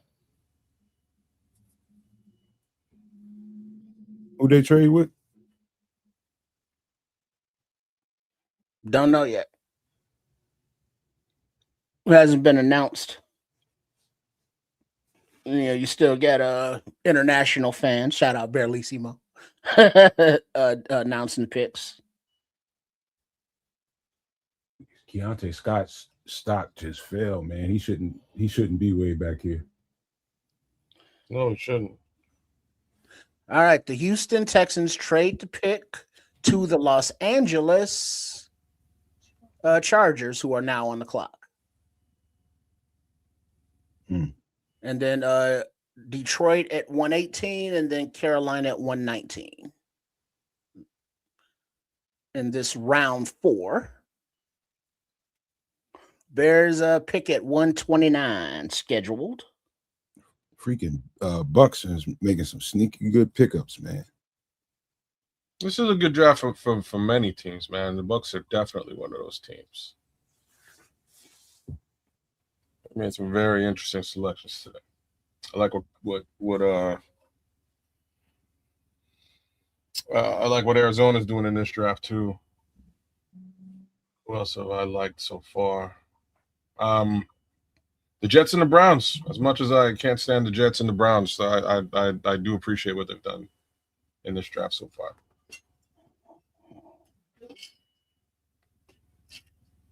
Did I say FGB at any point? No. Not yet. You never can say that enough. No, I'll just throw that out there. And look who's here.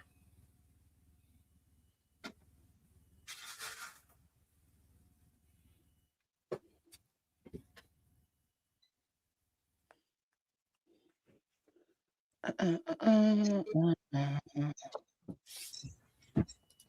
it's taking forever to get to our pick. Yeah, it's well, it just kind of slowed down there for a second after that trade. Because the picks flying off there for a minute. Yeah. Oh, wait, here we go. Mongo. Yeah.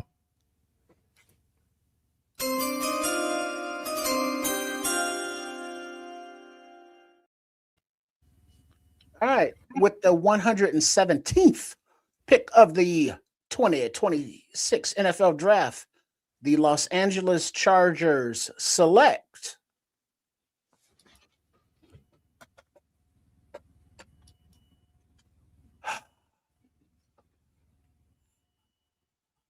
They're going defense.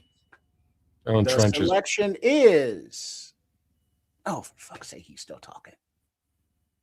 All right, with the pick, the selection is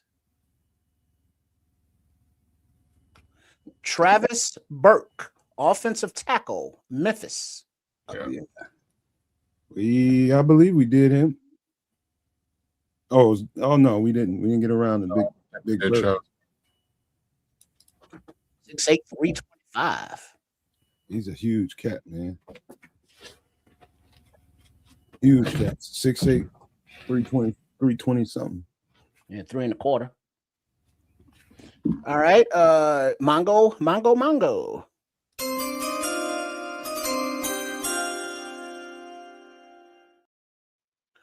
With the 118th pick, the Detroit Kitties select Jimmy Rolder, linebacker, Michigan.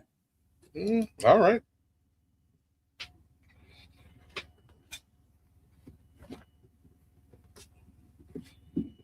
I didn't look at him at all.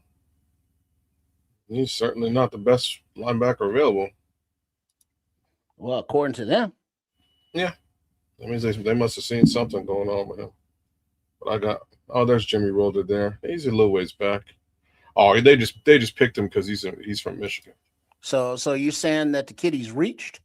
No, I'm saying the Kitties they probably did you know what I mean? The local talent can come see you. Right? They probably had him in for a couple of visits and decided they were going to select him anyways. He plays in Michigan. Okay, so I'm thinking there must have been another. Yeah, there was. FYI, trade. Jacksonville Jaguars are trading up to Carolina to pick Mongo. They're gonna go linebacker here now for sure. Kyle Lewis. Mongo. Oh yeah, that's me.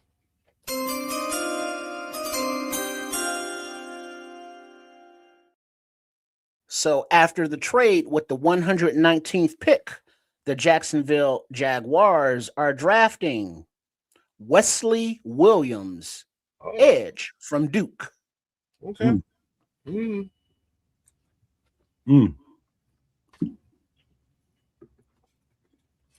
gonna get some of that shit, Ralph. Don't worry. About to get some.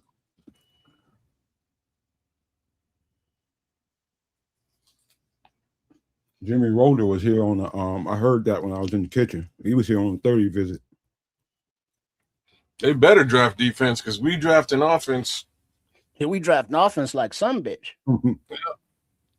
They better double down. And they saw what Ben Johnson did with year one of his offense and the players that he had. Now that he's getting more customized players for specific positions and specific roles, oh yeah, it's on.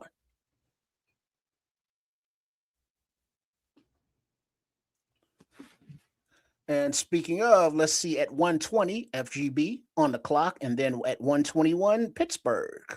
So we are coming up to 8 picks for where the Bears are scheduled, barring any trades, which we have yet to see thus far today from them. No, they traded back. They traded back at 60.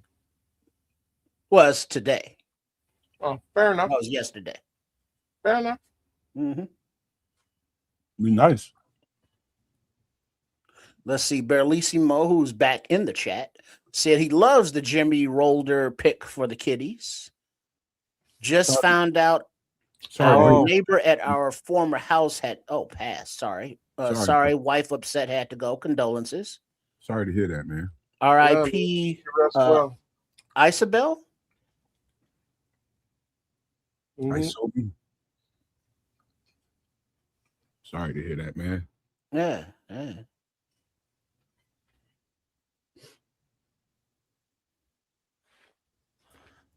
You know, that's that they say that's the worst part of life, death.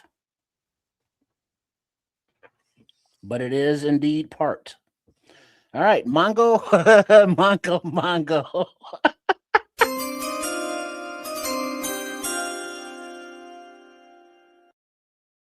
What is wrong? All right, with the next pick in the 2026 NFL draft, the who is this? Green Bay Packers select Danny Dennis Sutton, Penn State defensive end. Yeah, Sam gonna be good and pissed when he get here. Sam gonna be so mad. He good and pissed. Shit. Yo, so like y'all know that was personal. Oh, Denny Dennis Sutton? Yeah. That one's personal. That's like FGB, man. That's the Green Bay Packers. Mongo. Y'all need an edge rusher, right?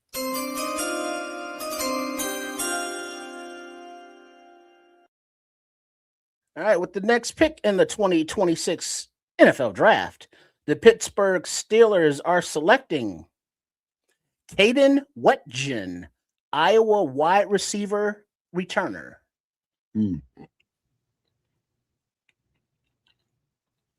Little guy, I think. I'm beginning to believe that the Bears don't feel that they have a need at edge, bro. You mean like Ryan Poles keeps saying? I mean, he didn't. He basically he laid it out last night in his presser after the draft. They got money invested in Dial, and they believe in Booker, and that's what they're leaning on right now.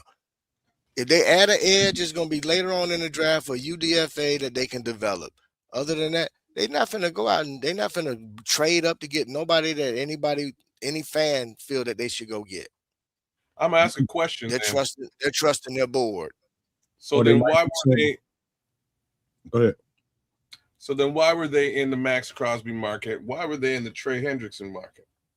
Because those are two elite pass rushers.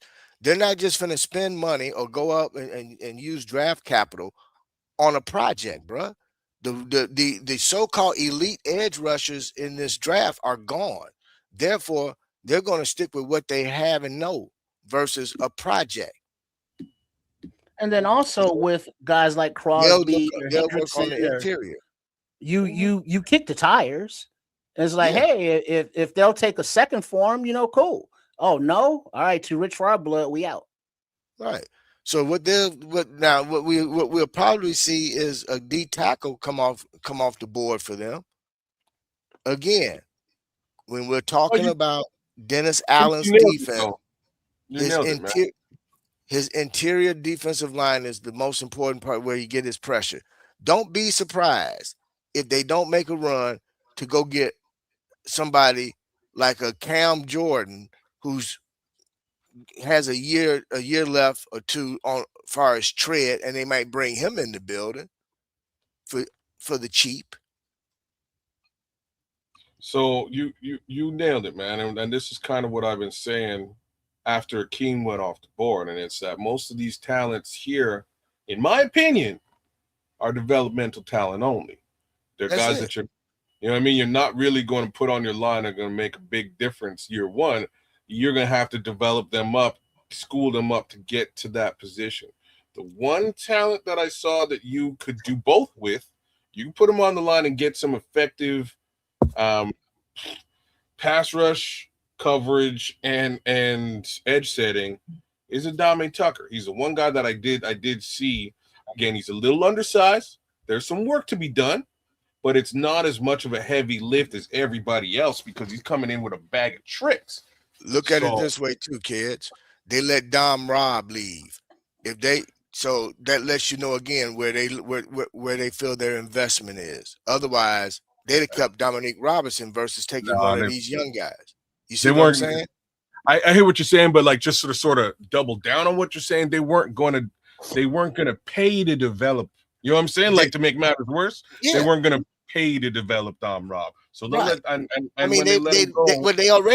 already paid to develop him. They developed him enough for him to be able to go someplace else and get a year contract and get some more money based off of what they wasn't willing to pay him. So he's gonna if they weren't willing to pay him, they doggone not finna do that and take one of these guys. When again, if that's the case, they're gonna go and get a depth piece for the interior defensive line to put behind the guys that they just brought in doing free agency, and that's what they're gonna go from there. They're really banking on if they can lock up. Okay, we got a trade alert. The Atlanta Falcons trades their pick at 122 to the Las Vegas Raiders, who are now on the clock, and Mongo.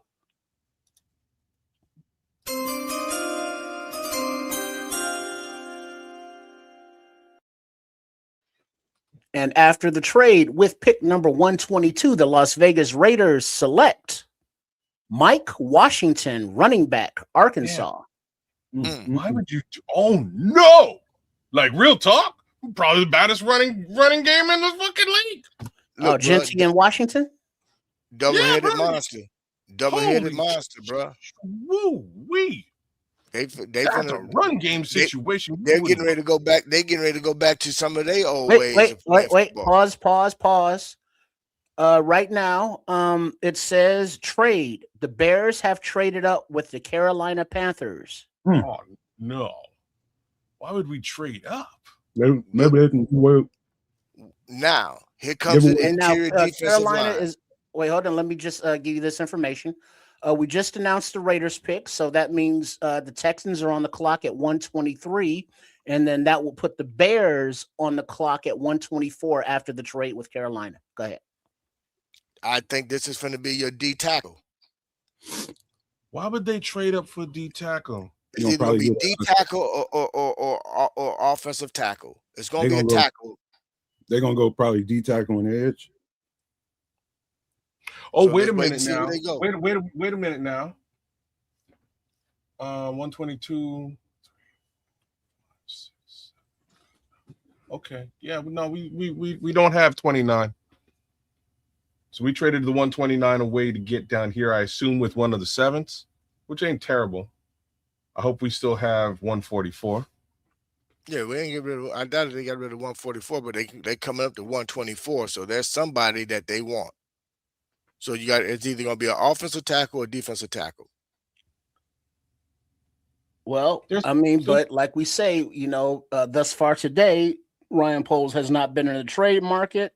And then guess what happens? Ryan Poles is in the trade market. Right. So there's somebody that they feel is not going to be there when they're ready to pick. So they're coming up to come get their guy now. Right. Yeah, he just left, Ralph. Packers picked him up. Well, who says that they wanted him? Right. But that's the thing. Maybe they wanted like a Danny Sutton, and they saw him go off the board. So it's like, oh shit, there might be a run on edges now. So we need to get up and get our edge. Or it could be whatever guy they're trading up for.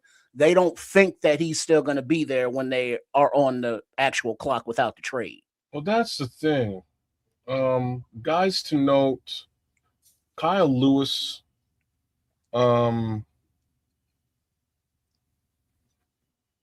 Xavier Harris.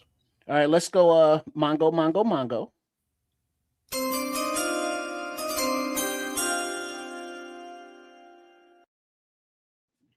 All right, with the next pick in the 2026 NFL draft, the Houston Texans select Wade Woodaz, linebacker, Clemson.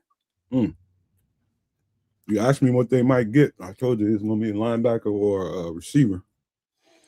I'm listening to no man sounding like Kez was last night with that sandwich. Yeah, I'm noticing that too. It's funny he teasing me about the sandwich. Girlfriend brought me some leftover wings. I only had 5 of them, but there's 10 of them in there. She got 5. I got 5. I'm pissed she won't give me the other 5. Come on now. It's like, come on, you only gonna eat 4 of them wings, girl. Yeah, 3. She only gonna eat 3. 2, 1.5. Damn it, and that includes the flipper. Oh, snap. You got mild sauce on them wings, no man? Man, I ain't had time to get no sauce. I'm just eating. He just going raw. Raw care. dog in them wings. I'm gonna give it to you with no trivia. Raw like cocaine straight from Bolivia. Hungry, man. Oh boy. Oh, but man, so is anybody else got the little butterflies and rumblies going on? It's like, who we picking? I'm not gonna lie. I'm not gonna lie. I'm a little anxious. Right? Like, let's go. I'm a little anxious. I'm not gonna lie. I'm a little anxious. If it's offense, somebody gonna get damn shot. What? I think it might be Isaiah World. Like since you brought it up, I think that might be who it is. Tackle? Yeah, I think it might be Isaiah World here. Well, we're gonna see. We're gonna see in a minute, kids. Now, why does it seem like the time is dragging along now? All the other picks, of course, like rapid fire picks, but right. I'm waiting on some Mongo, and I ain't getting nothing out of trips right now. Hey man, I can only give you what I got. I know, brother. I know. Hold on a second. Let me call Pose directly. Give me a second, fellas.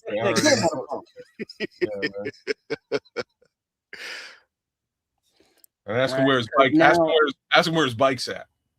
Who's picking after the Panthers? Would have been. Don't know yet because it's not Buffalo twice. There you go. Okay. That's why they came up. Whoever they want, they think Buffalo's gonna probably take. What does Buffalo need? Buffalo could be looking at a running back.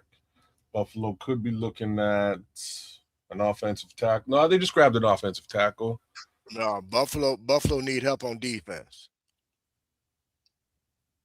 So if Buffalo needs help on defense, linebacker again, Kyle Lewis would be a good look. But if we're talking on the line, your top hit is Xavier Harris.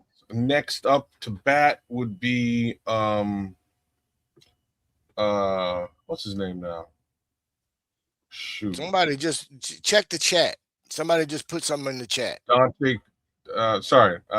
Bryce Lance.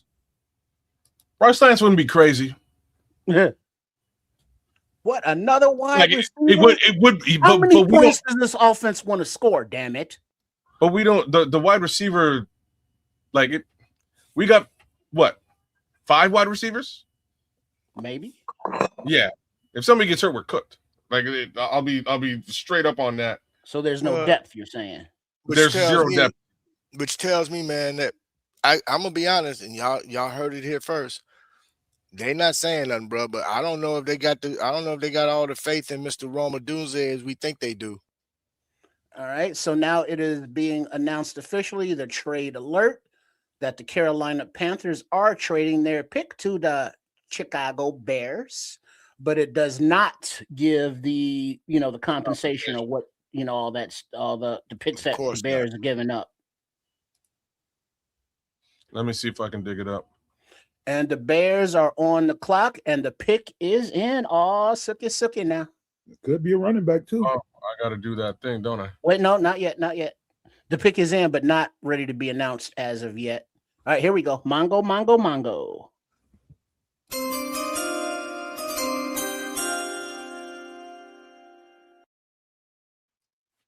All right, with the 124th selection of the 2026 draft, the Chicago Bears select. Here we go.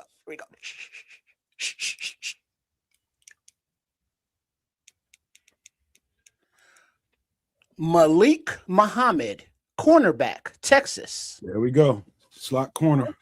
Okay. I'm really surprised they jumped up for that, though. Slot corner. But he's tippy top. Like he's tippy top. He's the second guy on the list overall, as far as best player available is concerned. So not a bad selection. I'm sorry, Tariq. Tariq Stevenson. Think he's on notice? He been on notice. Come on now. Who, Kyler? No, Tariq. Oh, Tariq, yeah. But Tariq's not a nickel. I'm telling you, I think he's playing boundary corner here, but I think he's gonna play slot corner in Chicago. Just remember, can't play slot. We got Kyler at slot.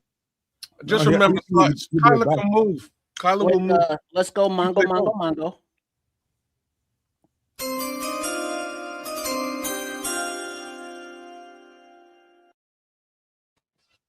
At pick number 125 in the 2026 NFL Draft, the Buffalo Bills are selecting Skylar Bell, wide receiver, UConn. So now I understand what they did. It's because the cornerback market really took a hit with those last 3 picks. So they jumped up and they got the next best available. They were probably aiming for Keontae Scott. I don't think they needed to do that. I agree. I think if they were going to trade up, they probably should have traded up for Keontae Scott. But that being said, they didn't lose nothing. I mean, it's okay. Yeah. Well, what did you see the trade? I'm sorry, I'm gonna look right now. Hold on.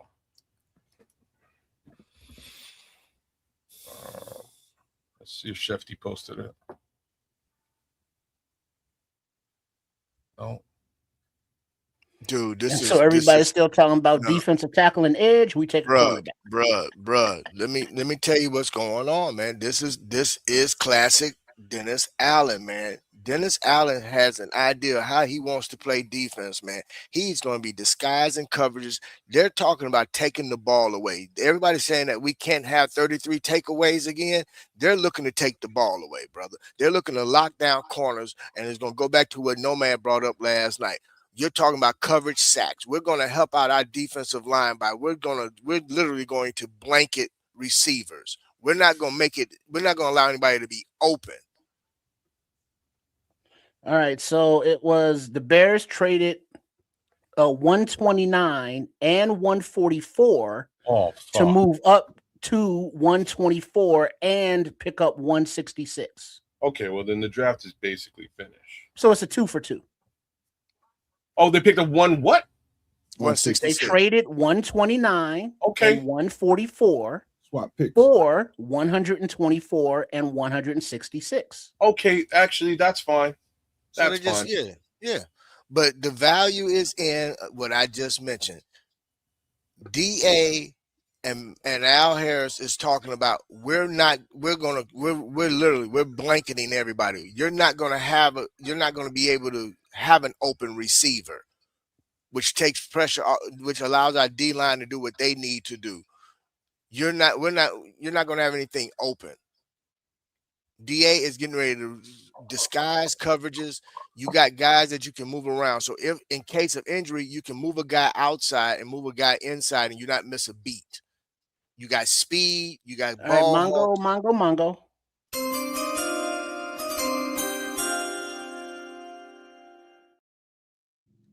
With the 126 in the 2026 NFL Draft, Buffalo Bills select Caleb Elam's-Orr, linebacker, TCU.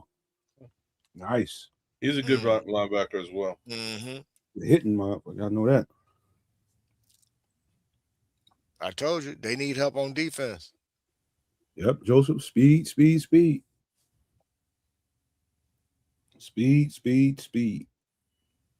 No, man, can you run the Mongos for me, man? I gotta break out for a minute. Go ahead, man. I got it. Okay.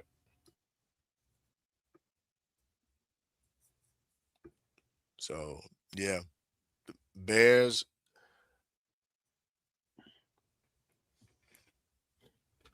People still frustrated, man. We picked another corner. We just picked a corner last year. We got too many corners. You can never have too many corners. not in today's NFL when they're airing the ball out the way they are. You need guys. You got to be able to keep fresh bodies on the field. And if everybody plays pretty much the same and you know how your schemes are run and you can interchange guys and move guys to the outside, move them inside, boundary, field, and these guys can follow receivers to where now, hey, no, I'm traveling. Now that allows, if Jalen wants to travel, he can travel. You got guys that can do multiple things. This is what DA likes to do. This is typical Dennis Allen defense 2.0 because now he's got more speed than he's ever had on any of his teams. Yeah, I mean, I'm glad you saying it. I don't have to say the shit no damn more. I'm tired of saying it. You got to understand where this is coming from. Sacks are good, but sacks happen because you got guys covered. We couldn't get to the quarterback because we couldn't cover a damn receiver. We couldn't cover a damn receiver. So, I mean, come on, man. So they're making sure that we can cover receivers. Specifically at slot corner. Yeah. I didn't expect us to have that big of a fall off when Kyler went down, but it was clear it was. And I knew they were going to have to. And they addressed that with Cam, bringing in Cam, I forget his last name, from Buffalo, but then they backing that up with some more help. So yeah, and think about it. CJ Gardner was a good band-aid, but he was one-dimensional, bro. You knew what his limitations were. So that's why they didn't have a problem with him leaving. The fans in here getting it. They get it. True Pilgrim knows. Let's see what True Pilgrim said. Malik Muhammad is a late first, early second round type talent. Love it. Man.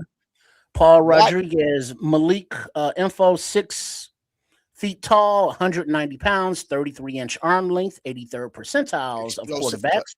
He has a 4.4 40-yard dash, a 10-foot 10-inch broad jump, 91st percentile, and he's an underclassman. When targeted, the opposing quarterback has a 59.4% passer rating. He's a stud athlete, man. Look, he's a stud athlete. I'm gonna say this.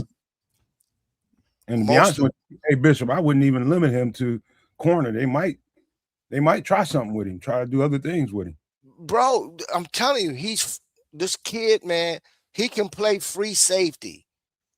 Well, that's the thing, Bishop. And to Nomad's point, the versatility factor of all of the players on defense that are coming up. They can play safety. They can play corner. They can play linebacker. They can play safety. They can play defensive tackle. They can play edge. So if you have that versatility, now we are seeing what the defense is going to look like. it's going to look like a field full of athletes that the opposing offenses have no idea who's blitzing, who's covering, who's doing what. Right. They all fast as shit. Right. All running Dude, 4.4s. Oh, I let's guarantee go. you. Mongo.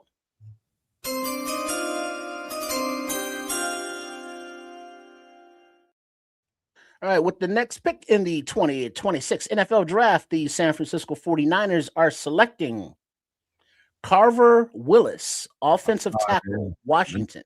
Remember that breakdown? That's one of the last ones we did. That mauler right there. He's a nasty individual, man. He ought to be in jail somewhere where he'd be assaulting people out there. Just assaulting folks. Oh, and so now he is a 4th rounder selection. That's a good pick, man. They're gonna probably move him in the guard and have him just really let him tee off on folks. Yeah, and it's like Dylan and Collar can swap safety spots. Yeah. You know, and then it's like, all right, take turns blitzing, coverage. I mean, come on. Dime We can coverage. see what they're doing. Dime packages is the best thing I can tell y'all. Yeah. Yeah, because it's not your quote unquote father's dime package with little bitty ass DBs. You know, you got guys like, are they linebackers? Are they safeties? Are they DBs? And the answer, yes. Think about something. How did teams attack us last year? They will spread us out, 4 receivers on the field, and we knowing that we can only cover 1 or 2 because we were literally geriatric when it come to covering receivers because we was too slow. We didn't have the flexibility or the versatility to do so. Now we have all of that. So now you can try to spread us out, and we got you covered. No problem. We're not afraid now. Mongo.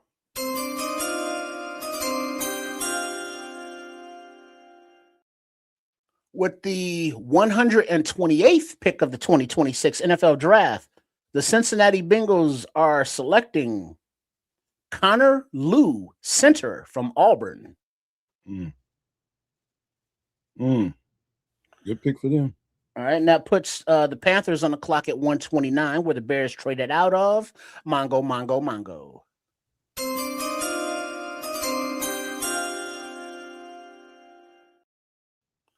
And with that 129th pick of the 2026 NFL Draft, the Carolina Panthers have selected Will Lee III, cornerback, Texas A&M.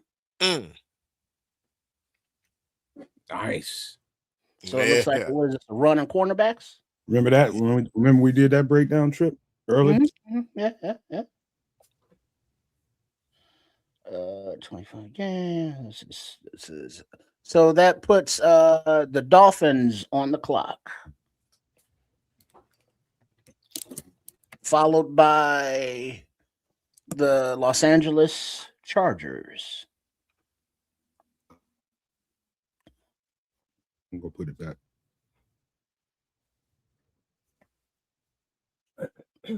We should be kind of defense for next couple of picks here.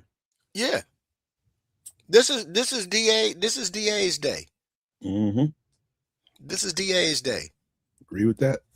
All right, so if I'm correct, the Bears' next pick is 166, right? I think so. All right, because we're at 129 now, so another round thereabouts.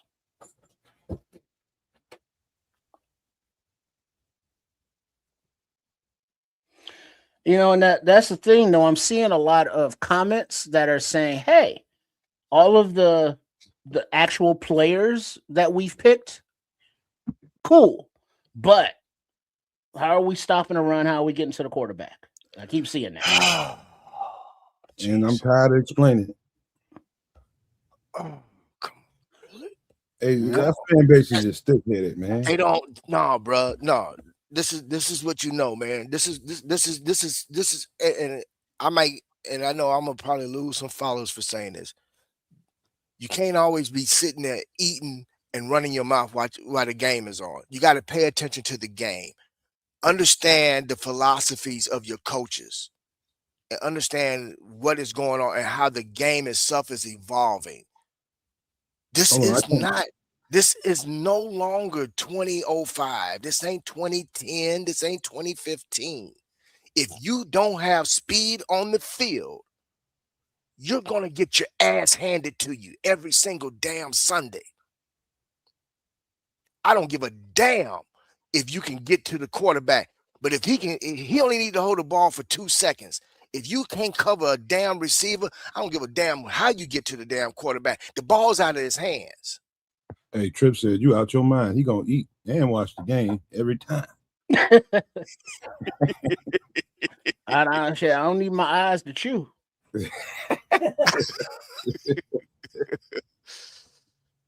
But I mean, to the point, yeah, if you now, are not getting burnt, like the DB were last season, and it's like, all right, hike, and it's like, oh, the pass rush is coming. Oh, damn, the ball's gone to a Right. dude that's wide open, Right. because Nashawn Wright's 5 yards behind him, or CJ's 5 yards behind him, or JJ was 5 yards behind him because he wasn't healthy. So increasing the team's speed was definitely a Necessity. a necessity, a priority. And now how is Malik's speed time? He's fast, right? 4.42. So yeah, so now we can cover those slot receivers and all that, giving time for the pass rush to make a little more hay. Zay Frazier's somewhere around that mark, running around. He out there too. Don't forget about him. Dude, he 4'3" and 6'3", Mm-hmm. long arm, and he's a press corner. Out there just running around Lake Forest somewhere. Mm-hmm. Are they gonna? Yep, Mongo.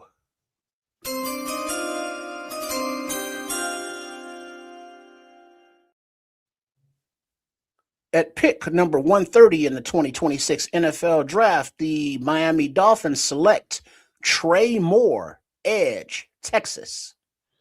Hey, you know what? I remember somebody was in the comment section telling me what they thought about him and was he a fit? And I told them, I'm like, nah, he don't fit what we do.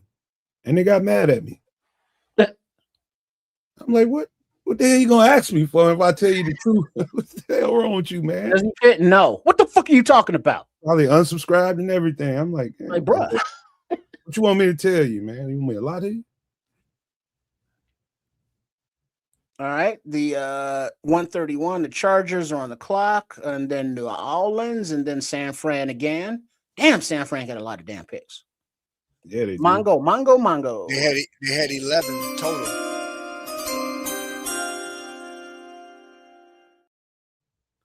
With pick number 131 in the 2026 NFL Draft, the Los Angeles Chargers select Genesis Smith, safety, Arizona. High on that dude, boy. High on him. But here we go, man. Good players really coming to. This is why I said, man, this part of the draft is extremely rich, man. Extremely rich. Some of the best players in the league gonna come out of this part of the draft.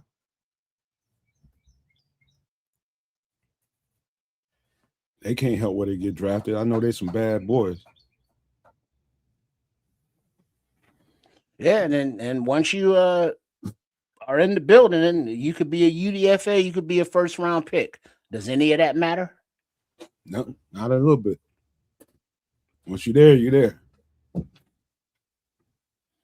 It's about what you can do. And for those that are not sold on the drafting and scouting powers of Ryan Poles because of his third round history, I counter with look at his UDFA history. It might be better than the third round. And considering the amount of UDFAs we're gonna need that acumen. They drafted well late too. Like 7 rounders.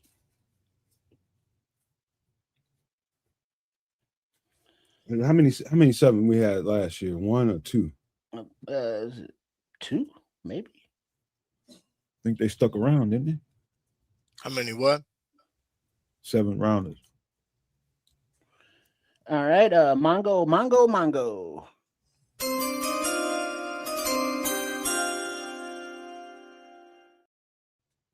At pick number 132 in the 2026 NFL Draft, the New Orleans Saints select Oscar Delp, tight end, Georgia. Big motherfucker here. Yeah, he is. Huh.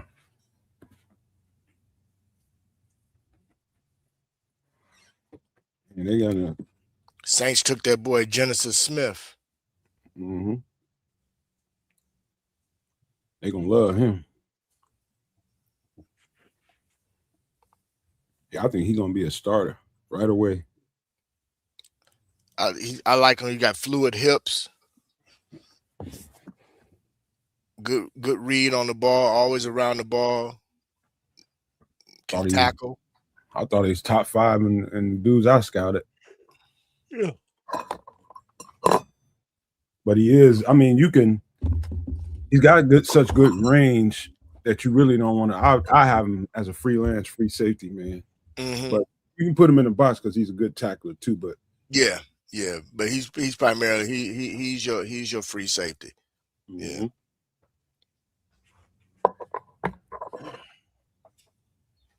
Still got all these players swimming around in my head. Bro, the way this is shaking out, man, I know this is only the 4th round, but the way this is shaking out, there's going to be some UDFAs that nobody expected to be UDFAs, bro. Yeah. Which is only going to help the bottom line in terms of those guys that's going to actually have opportunity to compete and potentially make a team, make a roster, which is better for the teams because more friendly in terms of cap space and money. So I think I might have to call. I don't know, unless some breaking news happen, maybe call off Nomad at Night tomorrow, man. Give my mind a break. I don't know. How you feel about that, Trip? You want to do the show? We can do it. Is it Sunday or is it Monday that's the UDFA signing day? It's going to tomorrow. start. It's going to actually start this evening. Today, right after the draft. Yeah. I mean, just come on and be like, here's who we got. Or I don't know. We'll see what Kez says. We can do that. I mean, I'll be all right. I'll have the rest of the night this afternoon to kind of chill out a little bit. Yeah, right. Everybody will pretty much be signed by 10 p.m. tonight. Okay. Midnight. Most of the guys, all the UDFAs are pretty much. They probably getting some of that done right now. Some of it's probably being worked out. An idea. Yeah, it's like they're looking at the teams remaining to pick, and it's like, man, they kind of full at your position. It looks like you might be a UDFA. Let's see. The Ravens have 8 picks on day 3, the most in NFL. Nice. I'm sure. What's our guy's name? Their new offensive coordinator. Our former guy. Oh, what's his name? I can't think of his name right now. That's how quick he was gone. Right? It's like they're gone. Who? Forgot. It's a weird name. I forget his name. Declan Doyle. I never. All right, Mongo.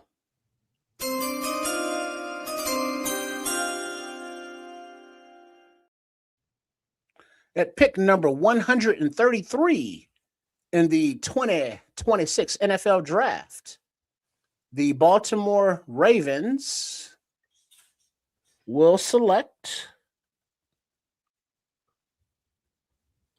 I'm thinking it. I don't want to hear it. Matthew Hibner, tight end, SMU. Nice blocking, tight end plus receiver. He's got a nice little dual. But they need one because didn't they lose a tight end? Did they lose Lovely? Who? Oh yeah. They did lose Isaiah Likely. Likely. Yeah, that's what he went with Harbaugh to New York. Yeah, so they needed a tight end. He's solid too. 250. Got a little speed to him. He ain't slow. Mm-hmm. These tight ends getting bigger and faster every And damn 4.57 speed. I don't want to hit no bastard like that. Those big ass tree trunks you Man. running with. It hurts to hit big tight ends like that. Where you gonna hit them in the legs? Anywhere you hit him, it's gonna cost you, bro. Like, ow! It's gonna tax your ass like Uncle Sam, bro. Ain't no safe place to hit him unless it's his ankles or something. And you might get a concussion from that. That boy legs is huge, man. Yeah, they are. Yeah, and so far some of the feedback for Malik Muhammad, that many were surprised he was still on the board at 125. You know, they had him as a second, third round grade. Yeah, I had him every mock. I kept seeing him in the second round. Right. 21 years old. The versatility. Traded up for him, but did not give up a pick. I want to put on a little muscle because he's only about 180. They got him at 190. 124. If he's 190, I'm good. Yeah, they said he's at 190. Let's see, athleticism. Yeah, I mean, so we are getting athletes. We're getting football players. Are they the positions or names that we thought? Maybe, maybe not. White Ghost, what up? What up, White G? All right, so it looks like the Falcons are on the clock. I'm sure Ian Cunningham's not there. He's out making a coffee run. To let Matt Ryan, make the pick. And here's a little something that polls shared regarding Xavier Thomas. A lot of people was trying to figure out why would we go and take a receiver. Wait, hold that thought, Bishop. Hold that thought. Mongo.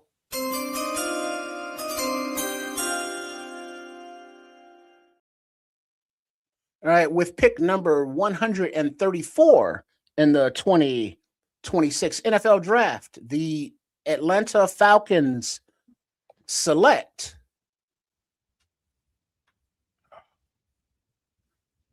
Kendall Daniels, linebacker, Oklahoma. Remember him? Trips, the 6'5", a unicorn that can play high safety, edge rusher, slot corner, anything. He's a bad dude. Good pickup by Ian Cunningham there. That's a guy I was like, holy shit, what is a Brian Urlacher type guy? Man, he's anything kind of guy. But I'm just saying, in terms of, if you think about it, when Brian Urlacher came into the league, remember at one point he played safety. Yeah. Right? Converted safety. Yeah. Hey, Bishop, this cat here, there's only one position on the field that he did not play, and that's D tackle. Literally did everything else. Literally. Edge, safety, corner, linebacker, all of it. Mm-hmm. He's an athlete. And you that big and they got the nerve to kick you all the way out to one high safety, you a bad dude. Super bad. They stole one there. So here's the take on reason why Pose took Xavier Thomas. And wait, hold that thought again, Bishop. Mongo.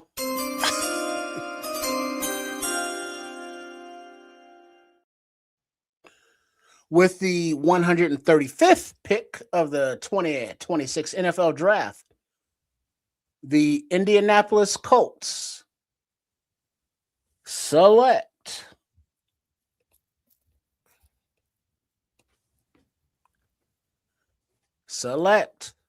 nobody. Bryce Betcher, linebacker, Oregon. Another good one. I just remember I'm hearing these names and remembering breakdowns. Mm-hmm. So here's what Pose stated about Xavier Thomas. Go ahead. Essentially said that, talking about the offensive system. So this is a tough system. It's going to be a challenge for him to break through quickly on offense, but we're going to open that competition up for all these guys coming in. I think we feel really good about the returnability that he has, and then he'll be with the rest of the guys to learn the offense. How does he do that? How fast does he come along? We all talk to our receivers, and it's a challenging system. So maybe that role starts small and grows over time. But I don't want to put a cap on it.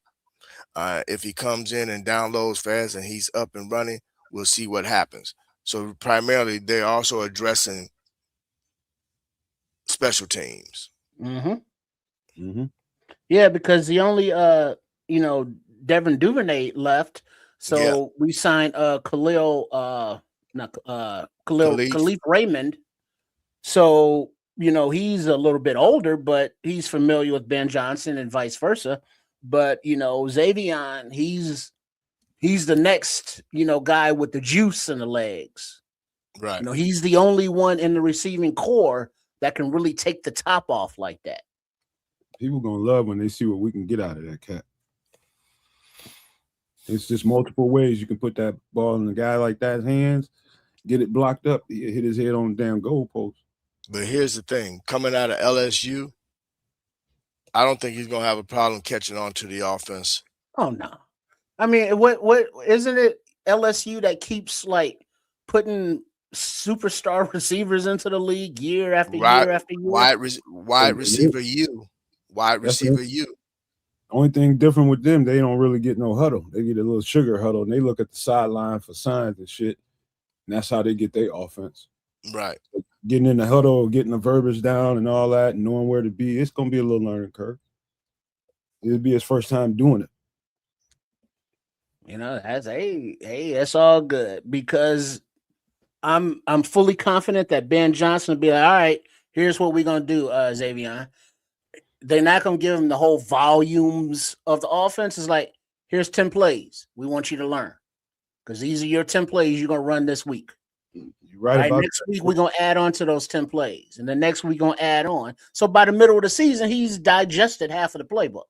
You're exactly right. That's how it plays out. You just give him bite-sized chunks, another bite-sized chunk, and another bite-sized chunk until you fill them up. You know what I mean? The playbook. Mm-hmm. But all those bite-sized chunks, it'd be like, oh shit. Oh, who's this kid? Oh, we need to see more of him. Next thing you know, he's full. Right. And it's like, oh man, how did we get that guy? He fell to us. But at the time, you were saying it was a reach. You lying some of them a bitch.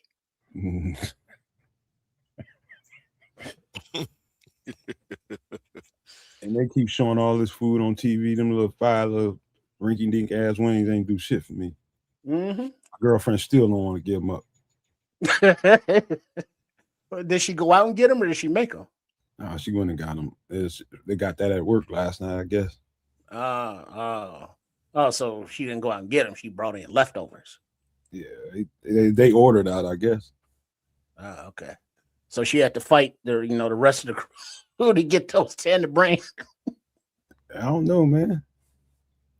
I don't know. I'm gonna eat food at the office. Is like shit, you walk out with 10 wings. Oh, you had to fight. She don't take them to work. They done for. I'm telling you. Yeah, right on Smitty. You just had to go get her some wings. Huh? But now remember, Luther, Darth Burton, we were upset with him because he had a hammy, like at the beginning of the training camp or something. He had some kind of injury, so he wasn't a full participant and full go. But once he was healthy and then learned the offense, yeah, he was definitely a different. Uncle Remus, I mess with Uncle Remus. I wish it was one close enough. Man, bro, I'm sure. Harold, come on.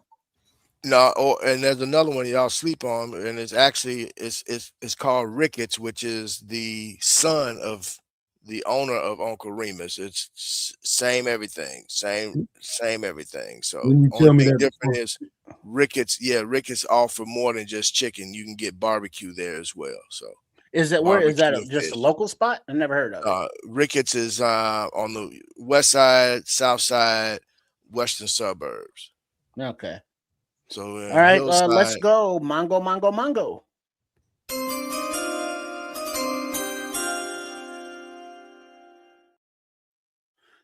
All right, with the 136th selection of the 2026 NFL Draft, the New Orleans Saints select Bryce Lance, wide receiver, North Dakota State University. Wow.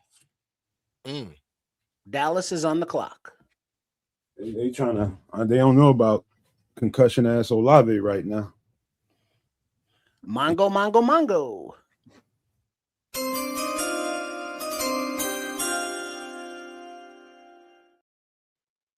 With the 137th pick of the 2026 NFL Draft, the Dallas Cowboys have selected L.T. Overton, Alabama defensive tackle. Just did him a week ago. Mm-hmm. We crushed it on the breakdowns this year, man. We covered these things. I mean, we covered and smothered the draft, and all the guys is coming off the board. Mm-hmm. And a lot of talent. And on the clock now at 1:38 will be Miami. I get my chicken off the side of the road. He probably What is that like coons and possums and any kind of road kill? Some of the best chicken you can get be at them gas stations down south, man. Yeah, where they got the fryer in the back, Man, deli. Yeah, bro, I'm telling you, I ain't know they had it popping like that till I moved to Atlanta.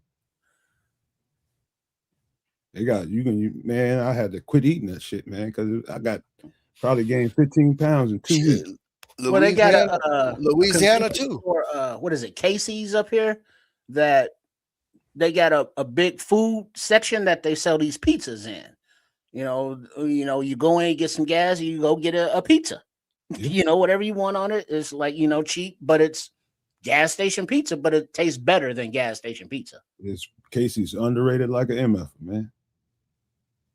They got them all over the place around here. Yeah, they've been expanding. I have noticed that. Yep.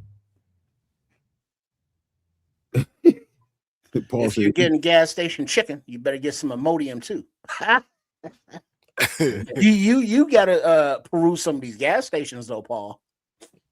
Hey, bro, You'd be surprised some of these gas station pizza chicken places be better than pizza chicken places. Man, look here. At 7 in the morning, you can go anywhere, almost anywhere in Georgia, and go in the gas station and get a Southern cooked meal, smothered pork chops and gravy, all kind of crazy. Early in the morning, bro, and they be eating. That's breakfast, right? That's why you're doing shit all day. Southern people, man, they eat all going that. Back to bed. I'm trying to tell them, Smitty, you'd be surprised what you can find out there. Mm-hmm. You'd be surprised finding them hole in the wall joints riding around the country. But the thing is, some places in the country, I ain't going into them hole in the wall joints to find out. I'm gonna stay in the truck and keep moving. You be missing it because I'm telling you, some of the ugliest looking places got the best food. Mm-hmm. Some of the ugliest looking places got some of the ugliest people too. That's true. Yeah, you definitely got to see who coming in and out that MF. Mm-hmm. You got to know what, not what neighborhood you in, but what state you in. You're mostly good. What county you in? Mostly good during the daytime. Don't be fucking around at night. Yeah, I saw that movie, The Green Book. Yeah, sundown towns is real, bro. And it's like, oh, that was his history. Like, yeah, try that today. See what the hell happens. And they still exist. One major sundown town, which is a tourist attraction for most, is Miami. Stone Mountain. Say Paul lives in NYC. They look skeevy-ish here. Nice. Oh shit, Mongo. Good too.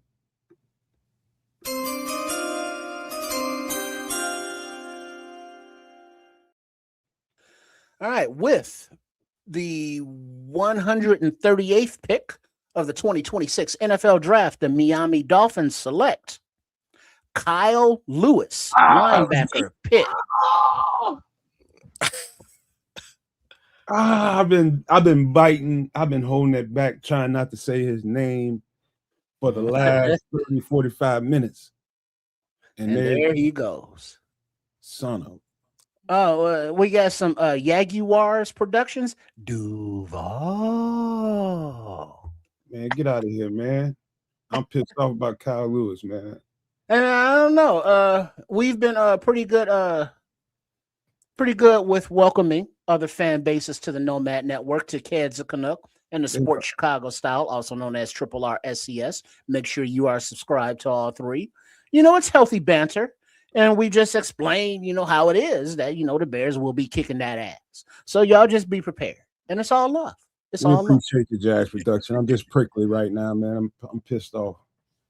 Don't be, man. Feelings hurting, man. Yeah, because Paul Rodriguez and Lewis, the linebacker, new duo in Miami. They're going to eat, boy. They're going to eat. Kyle Lewis is a bad boy, man. Don't piss me off, Bears, with these next couple of picks here. Don't piss me off. There's still some good dudes out there, though. Justin Jefferson, Keontae. Now let's test the premise here. All right, I'm going to bring up a name. Let's see if he gets drafted. But I'm thinking he might be a UDFA. But of course, saying that, he'll probably go off the board next.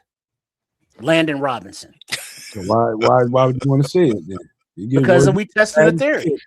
You're getting bad as kids, man. The hell you Yeah, what they say, don't walk under the ladder. Yeah, fuck that ladder. Yeah, that's not a good idea, man.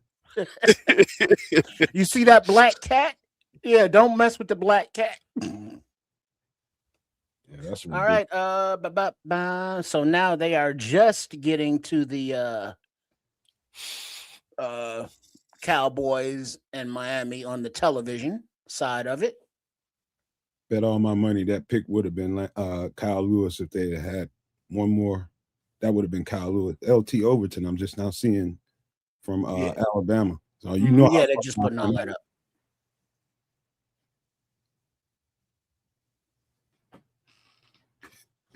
And so, well, we've already announced the Miami pick.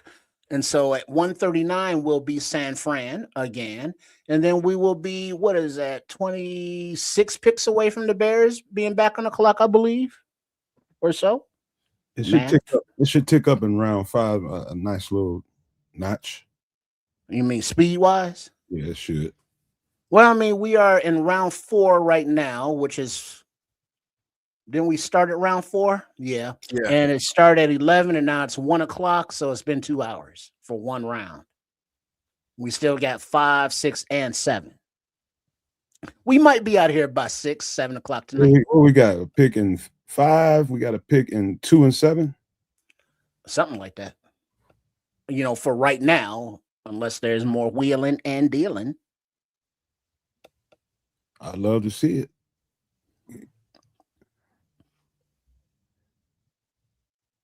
Man.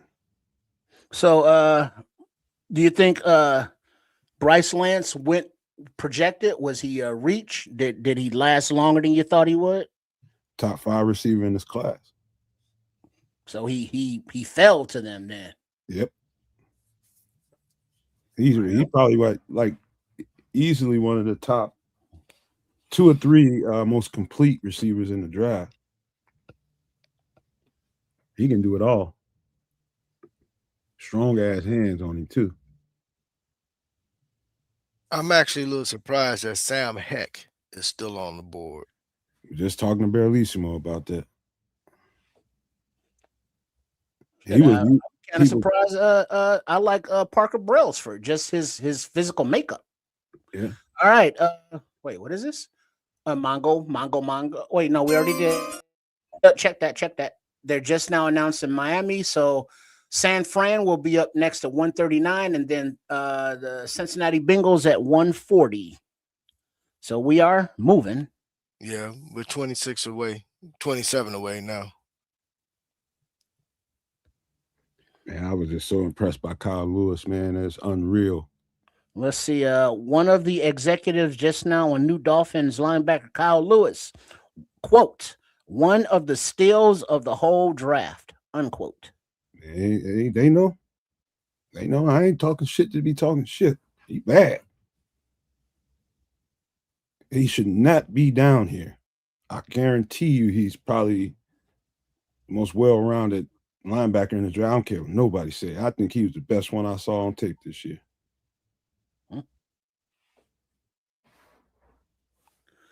All right, it looks like we are making some moves here. Oh, yep, Mongo.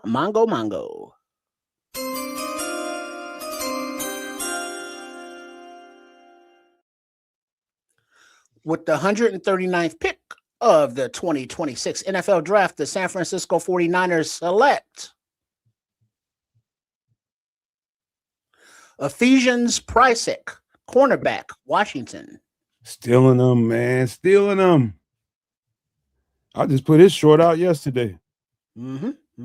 Yeah, I remember Berlissimo was saying he's a fan of Ephesians.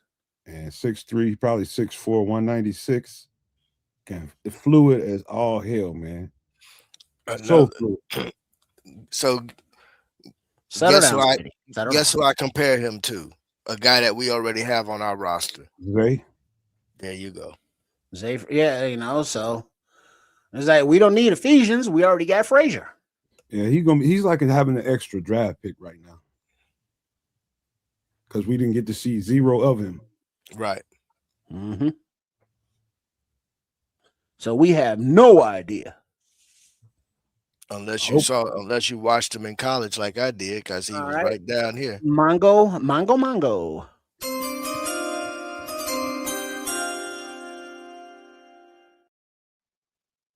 With pick number 140 of the 2026 NFL Draft, the Cincinnati Bengals are selecting Colby Young, wide receiver, Georgia. Ooh. Who was that got him? The Cincinnati. And to the receiver core. Got to get Joe Burrow more. Got to get Joe Burrow more weapons. Yeah, young, weapons that don't, make $50 million a year. They they love SEC receivers. All they receivers from the SEC. Well, while we waiting on the Bears, I got to grab me a bite to eat. I'll be right back, gentlemen. Man, what you about to get, man? I don't know yet. I'm gonna put together something real quick. Some of that spaghetti for breakfast. Throw together Dagwood.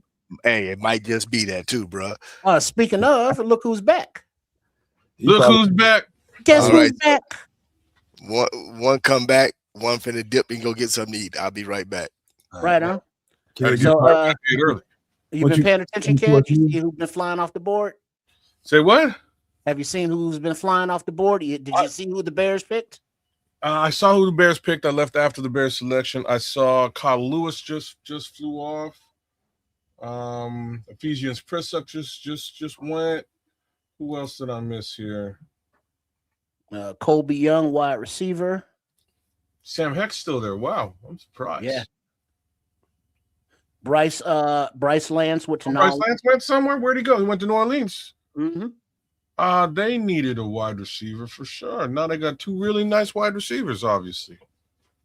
Can't just zero in on the other young man from Ohio State. But Chris Olave.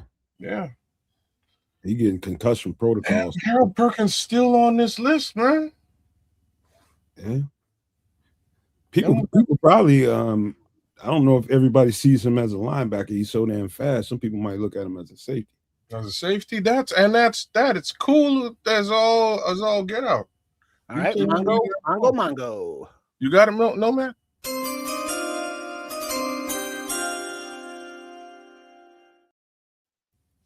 At pick number 141 of the 2026 NFL Draft, the Houston Texans select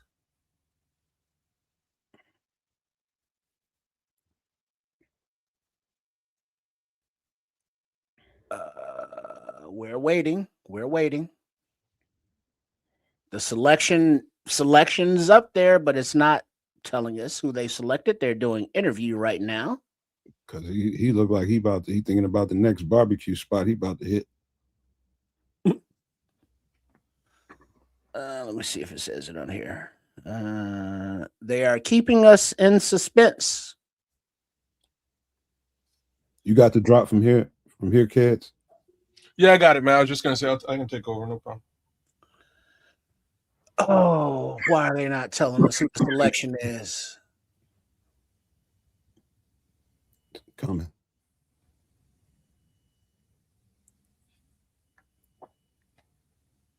All right, the selection: Kamari Ramsey, safety, USC. Also shouldn't be way down here. Good selection, man. Why is he doing? What's he doing back here? He shouldn't be. Neither should have Kyle Lewis, No. nor Bryce Lance, nor Malik Muhammad.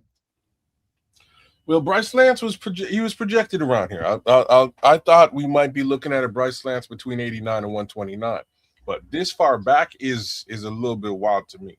Yeah, he's far better than where he got drafted. And there's been a bit of a run on wide receiver too, right? So you would think he might go a bit earlier. All right, now on the clock are the Tennessee Titans at 142, then Arizona at 143, Carolina at 144. Still got a ways to go, but it should hopefully take off here. Pick is already in. All right, Mongo.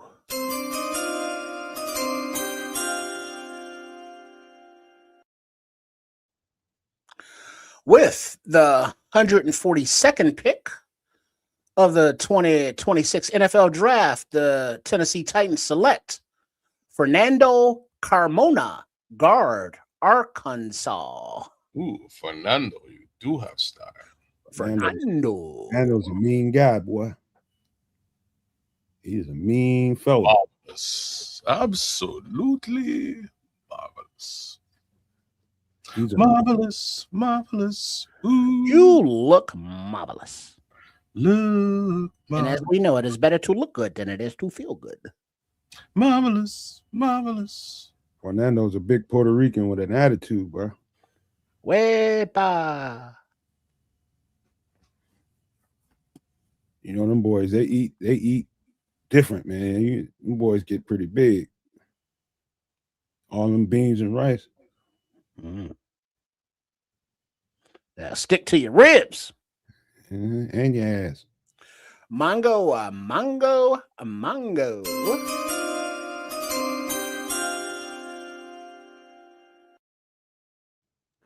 All right. The pick is in, but they're still doing this dumbass interview with this idiot. All right. At 143, the Arizona Cardinals pick is in, but they're holding out on us. They know who it is. Yeah, come on, dude. We know you didn't want Ty Simpson. Stop faking the funk. They've been having a pretty sneaky good draft too. Who, the Rams? Oh, the Cardinals. Yeah, no, I was saying before, I like what the Cardinals have done so far. Sneaking in there, grabbing shit and hiding their hand. Yes, sir. I was even saying I like what they've done at quarterback too. Hey man, either one of y'all ever got some food at DQ? Say what now? Yeah, it's kind of not seasoned right and overpriced for what it is. I think the burgers are underrated, man, because they charbroiled. They're good burgers at DQ, man. Yeah, all right, but don't stray into the rest of the menu. Well, what are you talking about? I mean, if you want ice cream and all that, but other than that, it just doesn't. It's kind of like unseasoned. It's not seasoned. Onion rings ain't bad though. Yeah, if you dip them in a lot of sauce. I think they're good. I mean, how much more seasoned do an onion ring need to be? How much you need to put on that thing? I don't know, but it just tastes like it's just very bland. You know, the burgers are good because they're charred. You get that char flavor on there. But other than that, it's like I think you probably spoiled by beer battered onion rings, and once you eat them, onion rings ain't really the same. Well, there is that. Yeah. All right, hold on. We got some action going on here, but it's all out of order. Now it says the Cardinals pick is in, and we did the Mongos there. but they are still holding out with who the pick is, and there has been a trade subsequently. So it's all out of whack as we wait for this McVay interview to end, I guess. For some reason.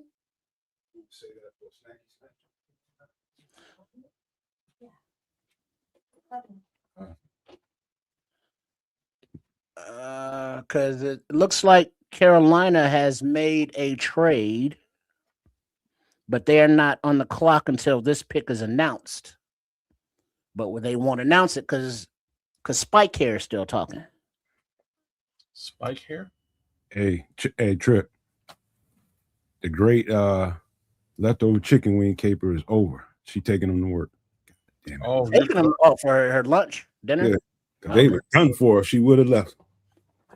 Come back home later. Where them wings at? What wings? I'm sorry. Yeah. Jedi mind trick. She There must were have no heard wings. that shit. There is no wings. Wings. Dropped them, baby. I made a mistake. I went in there getting something else and they failed. Blame it on the cat. Yeah, damn it. The dog ate. We ain't got no dog. No, I got no. Can't do that. But the I'm cat will eat them motherfuckers if you leave them around.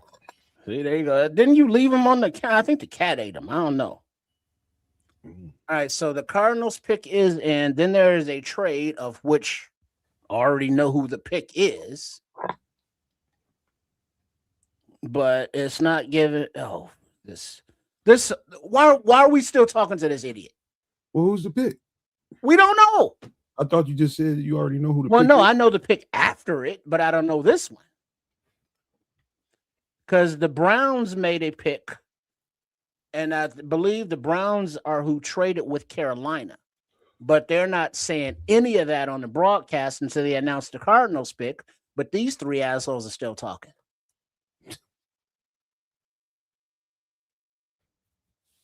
Yeah, something's going on. It shouldn't be this big a delay. Are we talking about Rich Eisen in there? By the time we get in here, it's gonna be 3 picks gone. Right? There That's ain't the only- nobody. Why are we talking? What are we doing? Can't Hey, y'all it's do this on your own fucking time? What are we doing? It's Daniel Jeremiah. He got one day out the year where anybody gives a shit. Don't care. I mean, he might as well be a Make-A-Wish. Don't care. Damn. Jeez. Hey, Trip, you why you so mean, man? I mean, it's cool for them making a wish and all, but that ain't my wish. What the hell do I care? If I'm making my wish, do I expect them to give a damn what my wish is? No. When you wish upon a star. Doesn't matter where you are. Oh, man. Oh, what are we doing right now? This is like what they've been talking for what, 15, 20 minutes? They really giving that Garrett Nussmeier some love here. Ain't that good. 5th round selection. All right. The pick for the Cardinals, finally, for fuck's sake. Reggie Virgil, wide receiver, Texas Tech. Big Reg. All right. And now that has been announced for 143, it looks like as soon as they scroll on,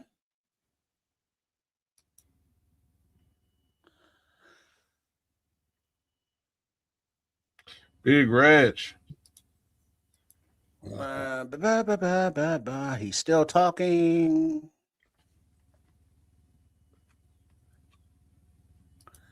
Yes, Leo, the Bears' next pick, barring any trades, is at 166. So almost 20 away. All right. Now, the Panthers are on the clock. The pick is in. And it says the pick is in. So this is the one traded with. Wait, this is Carolina Panthers and not the Cleveland Browns. So why am I looking at a Browns pick? Because the Browns don't pick till 146. What channel are you looking at? ABC? Yeah. That's why.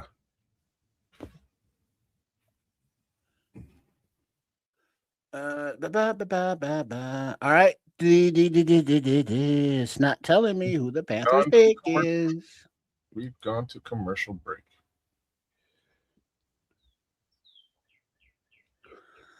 I don't be surprised, White Ghost, if they still get one somewhere down in here. There's still some decent ones out there. You want to see All right, one? Mongo.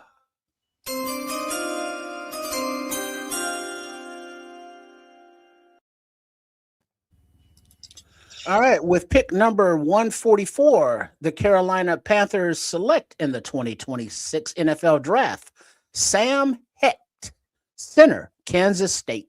Well done. Well done, Carolina.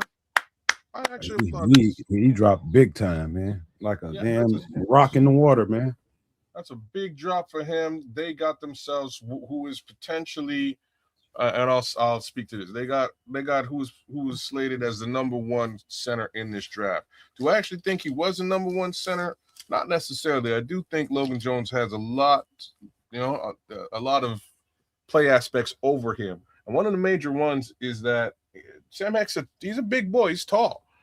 And Bryce Young ain't particularly tall. So that may become a little bit of an issue when you got to whip a football out over top of your center, right? So that's part of the reason why you get a Logan Jones who's a little bit closer to the ground as opposed to Sam Hecht. Hecht is also a little bit stiff, too. Yeah. Mongo.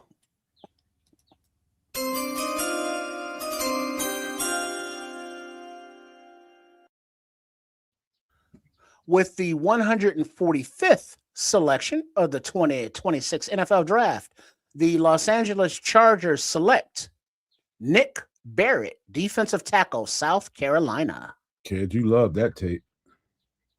Nick Barrett? Yeah, we did that about 3 weeks ago. Okay, and now, because it was already announced, Mongo.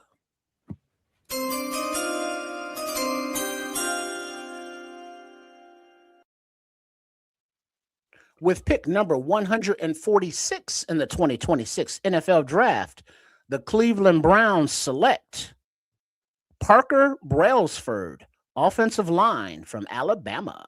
Here goes the center. Here goes the centers getting the hell up out of here. I think it's going to be that and D tackle. I think D tackle is coming. I'm coming. Doom, doom, doom, doom. Tells me that. Doom, doom, doom, doom. Doom, doom, doom, doom. Can you feel it? Yeah, and you don't stop. 1-800. The story on that is wild and very familiar to me. The actual story that song tells. I know somebody that went through that. As I roll through the hood, maniac, lunatic, call me Snoop Beastwood. Sell dope for us, huh? I'll go to jail. One of the two. Since we on commercial.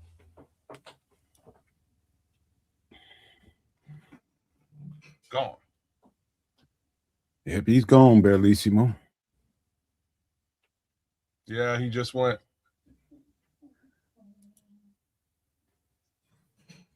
He better fire that agent.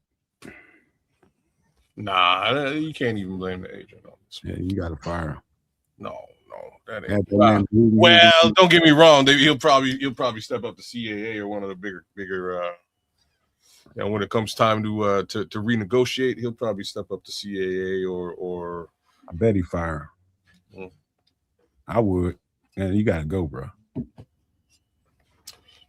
You ain't got to go home, but you got to get the hell on out of here. I'm just saying, most of these centers are going right now, so it's not that surprising to me.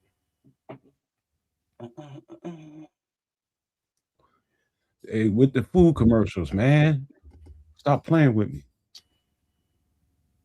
See, I'm having to go get a hot dog. You need to get yourself a sandwich. A hot dog or something. And there is a hot dog in there. A hot dog. Off the grill, too. All right. Let's see who's on the clock. The Commies are on the clock at 1:47, then Seattle at 1:48.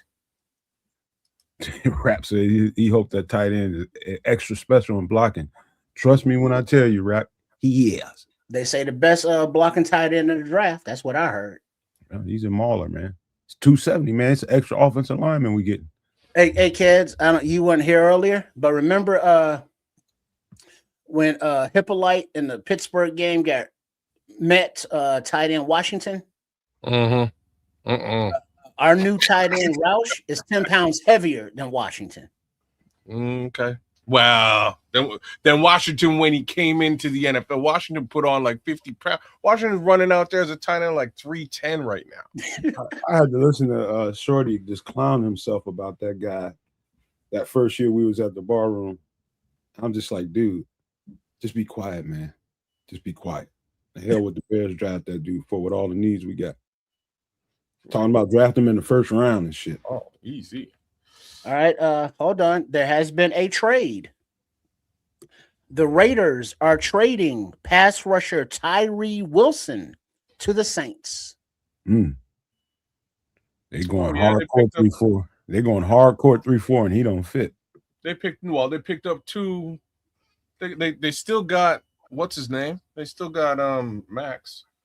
And they picked up another one in the draft here today. So they don't need Tyree. Tyree's kind of the odd man out. Was it Romello Hyde or Malachi Lawrence, one of them fast ass cats? I think it's Romello Hyde. I think it was Romello. Yeah, that shows. I don't want to say Lawrence went someplace east. They're going away from power and heading to speed. No, Malachi Lawrence went to Dallas just before us. Okay, Dallas. All right. Dallas is east of Arizona. So. Fair enough.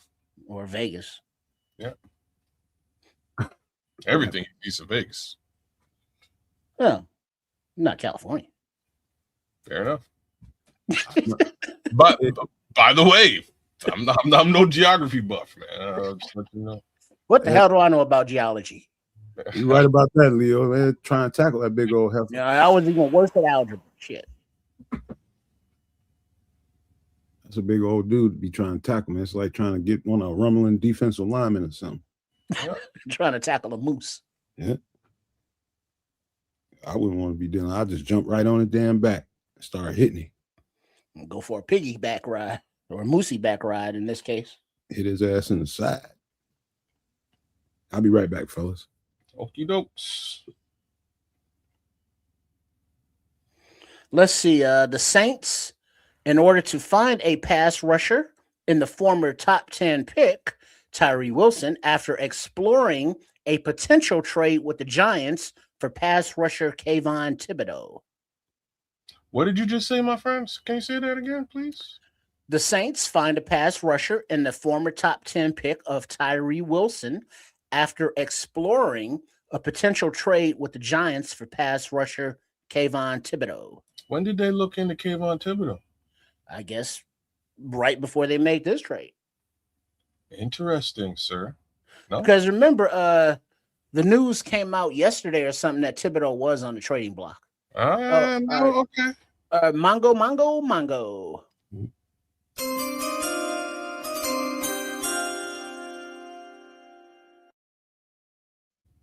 With the 147th pick, the Washington Commies select Joshua Josephs, edge, Tennessee. Oh man, yeah, okay, all right. I just wanted to understand whether Thibodeau is on the trade block or not. It sounds like he really is. So, Bears fans, it wouldn't. Yeah, but what's the price? Because you're gonna have to pay him too. Well, the price. Now it looks like the Commies just picked, so Seattle Seahawks are on the clock. And next up, Cleveland and Vegas again, but we are on commercial break. So even though Seattle is on the clock and the Browns are selecting after them, we already know what the Browns pick is, but not Seattle's pick. How the hell does that work? Who was the Browns pick? Well, they're not up yet. They're not even on the clock yet, according to the TV. I just saw Josh Josephs went somewhere. Yeah, Commies. Okay. but I could, just for the sake of, my non-existent OCD, to keep everything in order. I'm not going to tell you who the Browns pick until the Seattle pick is announced or posted, which it still hasn't been for some reason. I don't know how they get skip picks.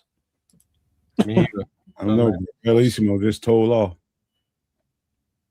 You just told all? Told off. Oh, okay. Yeah, we know that, but we still don't know who Seattle took. And Seattle's picking ahead of them. One of my favorite linebackers, fast. Let's see. Yeah, that's still Browns. That's Raiders. That's Browns. So it's a secret until it's not. And then we will be able to rip off maybe a couple more. All right, the Seahawks, who are picking at the end of round 5, or in round 5, at 148. The pick has been in for the last 10 minutes. Not announced, but in.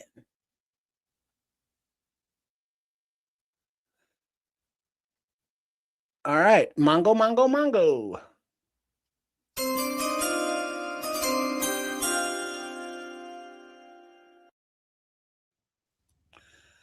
At pick number 148 of the 2026 NFL Draft, the selection is in for the Seattle Seahawks, which is not being told to us. Okay. Why does it just say select? Why don't you just tell us who the selection is? That would be too easy. Like what are we doing here? What? Who produces this damn event? I got issues. It's all about the ratings, man. Got to get your advertising in, all that good shit. Because I ain't listening to a word of the blah, blah, blah. All right, the pick is in. Bo Stevens, guard, Iowa. Probably going to be a center. All right, and now that's in, Mongo.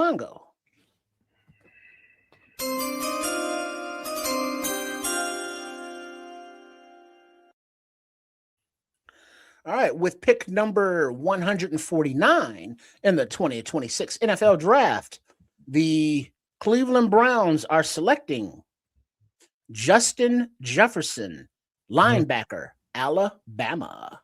That's a good selection. Speed and tackling. Back-to-back Bama players for Cleveland. You know what they're doing. So they trying to beat Bama while Philly's still trying to beat the Bulldogs. Hey, it's working for them. It was. I don't know. You think that Philly window's still wide open? Yeah. Hell yeah. Fucking yeah. They got somebody to replace A.J. Brown with his pouting ass. Well, he still drives a Honda Civic, so leave him alone. Oh. Yeah. Why not? I like Honda Civics. I was just going to say, it's not like they die. You probably been driving it for That's what? why he's still driving it. Him and Mitch Trubisky, or whatever the hell he was driving. I think it was a Toyota Tercel, but maybe it was a Honda Civic. Me a Honda Civic right now. I drive the wheels off that son B. I love Hondas. Mm-hmm. They used to be good at least, but now everything's electronic and the parts don't last like that no more. Ain't the same. And one of my exes had a Honda Pilot. I used to drive the dog shit out of that car. Yeah, my boy had one of them. My brother still does. He got a newer one, but yeah, it's a cool vehicle. Yeah. Nice, and it's kind of because it got a lot of space in it, man. It's kind of handy. Yeah, it's a nice little minivan. Or SUV looking minivan. SUV. But when you lay them seats down and you open that back, it's a minivan. Well, you like the bulk grocery shop like me? That thing came in handy.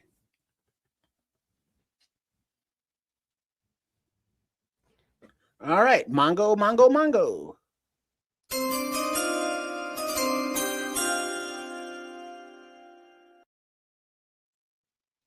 With pick number 150 in the 2026 NFL Draft, the Las Vegas Raiders select Dalton Johnson, safety, Arizona.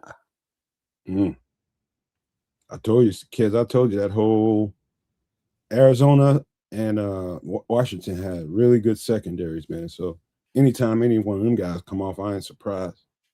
And Trayden Stukes still on the board? No. No, Trayden Stukes long gone. Okay, he's gone. All right. Long gone. I'm surprised he lasted as long as he did. Me too. And at 151, Carolina is on the clock, and then Denver at 152. With the Bears still locked into selection 166 as their next pick in the 5th round. Leo thinks we're gonna go running back or D tackle at 166.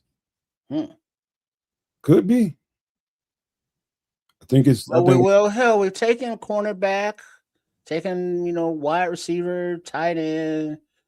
It's pretty thick in those two departments right now. So D tackle, D end, linebacker are the only selections we haven't made because we got a safety, obviously. Pretty thick. He draft a quarterback. All right, Mongo, Mongo, Mongo.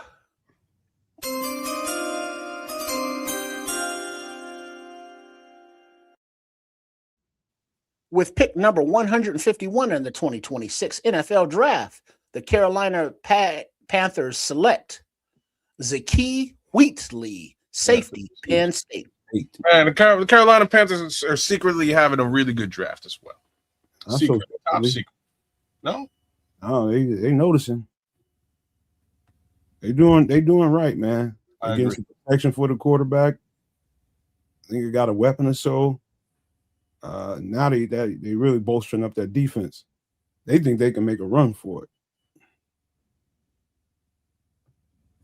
They surprised me late season last year. They really did.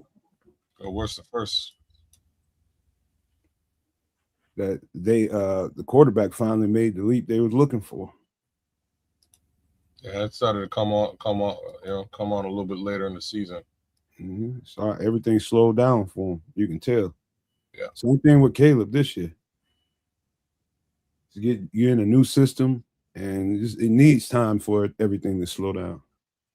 Yeah, I could see it with Caleb though. Like it quite literally happened when he realized that, like, he had to come to the realization that the one guy. Mongo.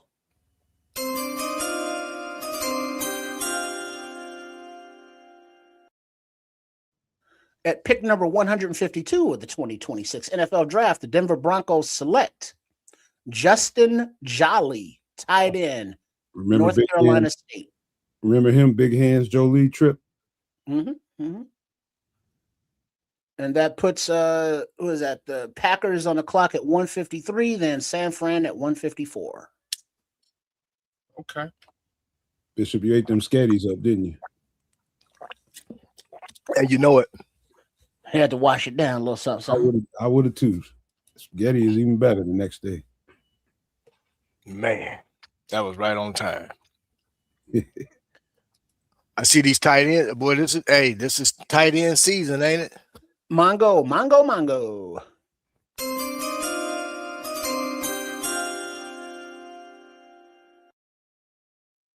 With pick number 153 in the 2026 NFL Draft, the Green Bay Packers select Yager Burton, center, Kentucky. Yager Burton. Yager might have been the first center we did, ain't he? I think so. Yeah, he looked all right too. Yeah, like I say, Logan Jones looked great. Sam Heck looked okay, but again, like I said, a little bit tall and a little bit stiff. Burton he's got a little beef to him, a little bit more weighty, like somewhere around 3. He might be like 320, but he doesn't move like a 320-pound cat. Logan was considered the best center in the draft.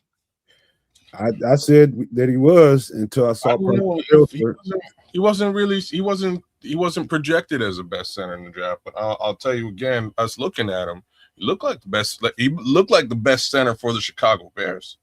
Well, as far as for the type of offense we run, absolutely. Yeah. But again, it's to each evaluator's eyes as well. So they the amount of reps he got at center, man, he almost got a pro in college. Yeah. Then they got a pro. He won the award for the top center in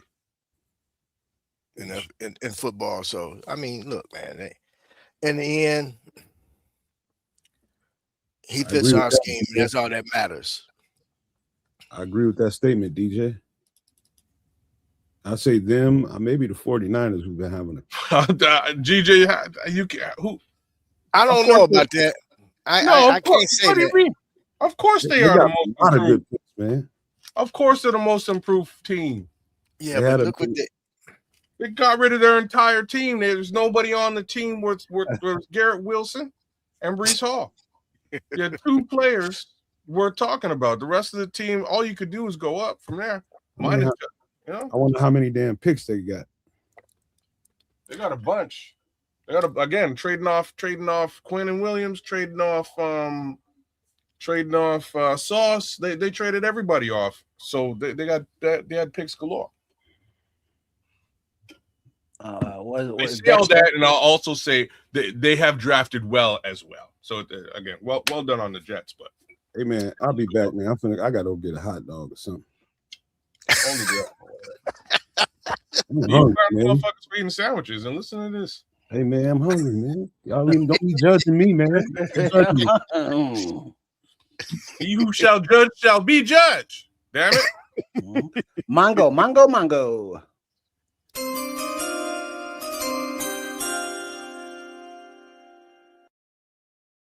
All right, with selection number 154 in the We're getting close for the 2026 NFL Draft.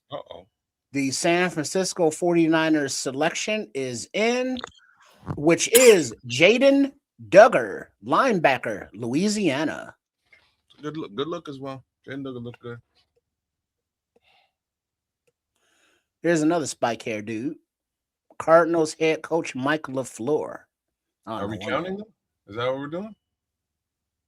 Oh shit, Mike Robb, his hair, his dreadlocks really grew. I didn't even recognize him there for a second. He looks like he drives a Subaru and wears flannel shirts. Oh man. I don't know what stereotypes those represent, but not exactly sure either, but I can see it. I can see it. All right, so on the clock right now are the Buccaneers and Indy and then the Kitties. It's funny, you kind of described Al Borland from Home Improvement. Mongo.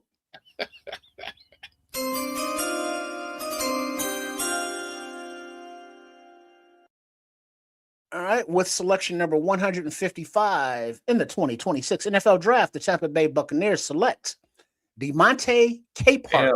Damn. That's a good selection for Tampa Bay, but I was hoping DeMonte might be in and around that the 168 if that's what we're doing. But y'all know who I'm pulling for at 168, so we'll leave that. And just FYI, Al would never be caught dead behind the wheel of a Subaru.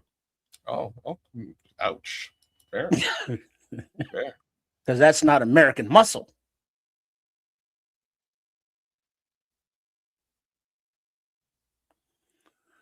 All right, the Colts at 156, then the Kitties, and then Miami at 158. And the Bears will be 8 picks away if they stand pat.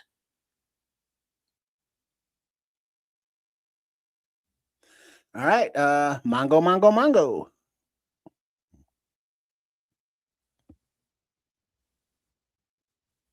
Kids? No, man? for fuck's sake. I gotta find Go with it. It's just me and you. Go ahead, brother. Huh? All right, yeah, I've not queued any of this up. Let's hold on. Sorry, my Mongo, bad. damn it. Are we Mongoing? Yes. All right, with pick number 156 in the 2026 NFL Draft, Indianapolis Colts select George Gums Jr., edge, Florida. Gums. It's Gumby, not Gum. Gumby. Tell me we ain't some badass scouts. Gumby, not Gum. Yo, that's a good look. Again, developmental edge rusher, in my opinion. He's got a little bit of tool. He's got a little bit of everything, but not quite enough of anything. Mm-hmm. Is it what is it? Okay. What's that expression? Or is it B Glass Man? Master of none. Oh, Mongo.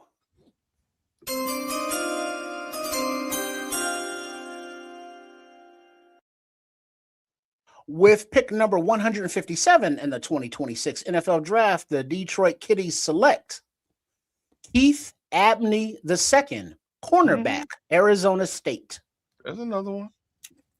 I'm telling you, we the shit when it comes to evaluation. Yeah, there's another one right there. Hot dog sounding good, huh? Hot dog already gone. What are you eating now? Hot dog. The remnants. No number of memories now. No, geez, he devoured it. That's funny. All right, now we got Miami, Minnesota, then Tampa Bay. So the Dolphins pick is in, and it looks like Jordan Schultz went on breakers. I don't know what he's doing. Cornelius, you shouldn't have asked that question. You know that, right? Oh, damn it, Corny. What did he do? Don't say it. Don't say it. Don't say it. I won't say it out loud. I'll just because if you say it, then he's getting picked. Not by us. It'll come. Don't walk under that ladder, kids. Don't do it carrying that black cat. I've never done either one of those things, but I will take your advice.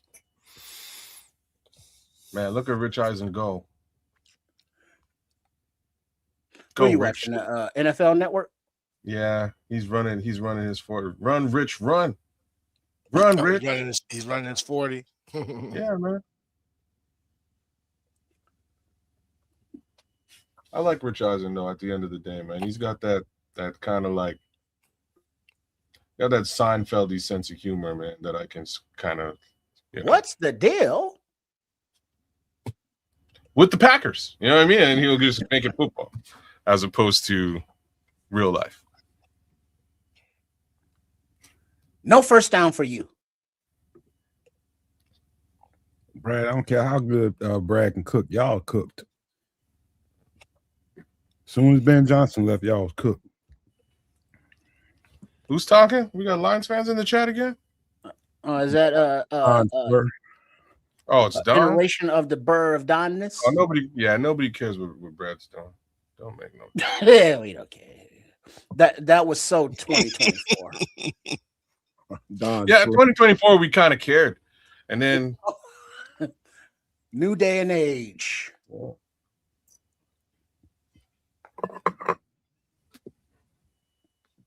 Ooh, that happened way too fast. What, the hot dog? That went and I inhaled that son of a gun. So that means you're still hungry. You know what? B Glassman, Drewski got the build for it, man. He got the head for it.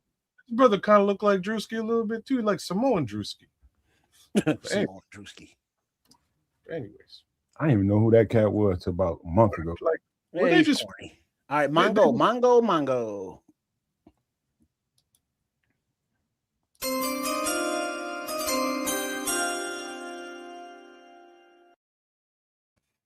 With the 158th pick in the 2026 NFL Draft, the Miami Dolphins select Michael Taffy, safety, Texas. Nice. I don't look at Michael Taffy. Can't speak to it. His middle name Saltwater? Oh.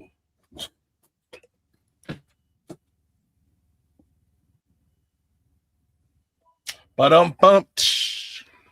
All right, we got the Vikings on the clock, Tampa Bay, then Pittsburgh. And we'll be 5 picks away from our next future Bear. We're getting closer. They make And a. then that's, You start seeing a big run on D tackle. They might shake some. So that won't be it for us today. We still got 2 in the 7. So there's that. Barring any trades. Barring any trades. No, he could take both of those 7s and come up into the 6. Straight up into the 6, which would not be crazy. That might be actually brilliant. But I heard K-Par's name when I was in there getting that hot dog. Yeah. Where'd he go? Oh man, I couldn't even tell you, bro. I'm not he went somewhere. Yes, he did. Yeah, because what's his name? Jordan Schultz is on break or something. He went on lunch because he ain't updated shit. It's like it's the draft weekend. That's what you do. What are you doing? Mongo. Oh, that's me. Yeah.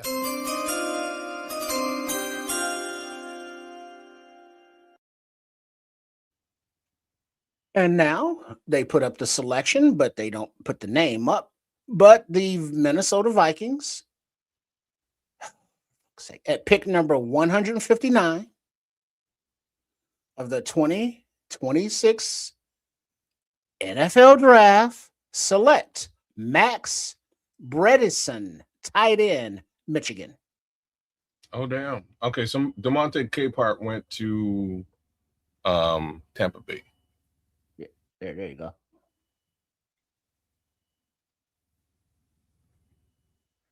I wonder how quick this is. I'm gonna keep my eye on this. See how well refreshed this is. The draft thing. Yeah, I think it's pretty much up to pick. Is it? Because they had Max Bredesen just before you said it, so I was like, oh, okay, damn. All right, let me see if this is fast. Because my feed's slow as all get out. Like they still, I don't. Bucks are racking up some picks, boy. They're still waiting on the Bucks picks from what I'm looking at here. They are racking up, bro. Mongo.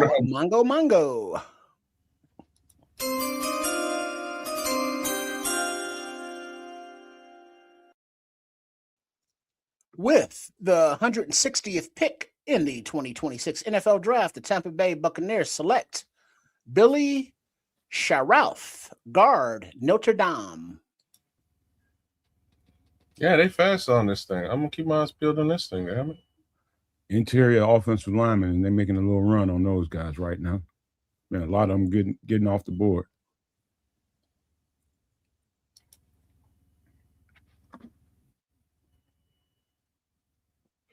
Baker Mayfield, it's your time to shine, boy. You're gonna either shine or sink.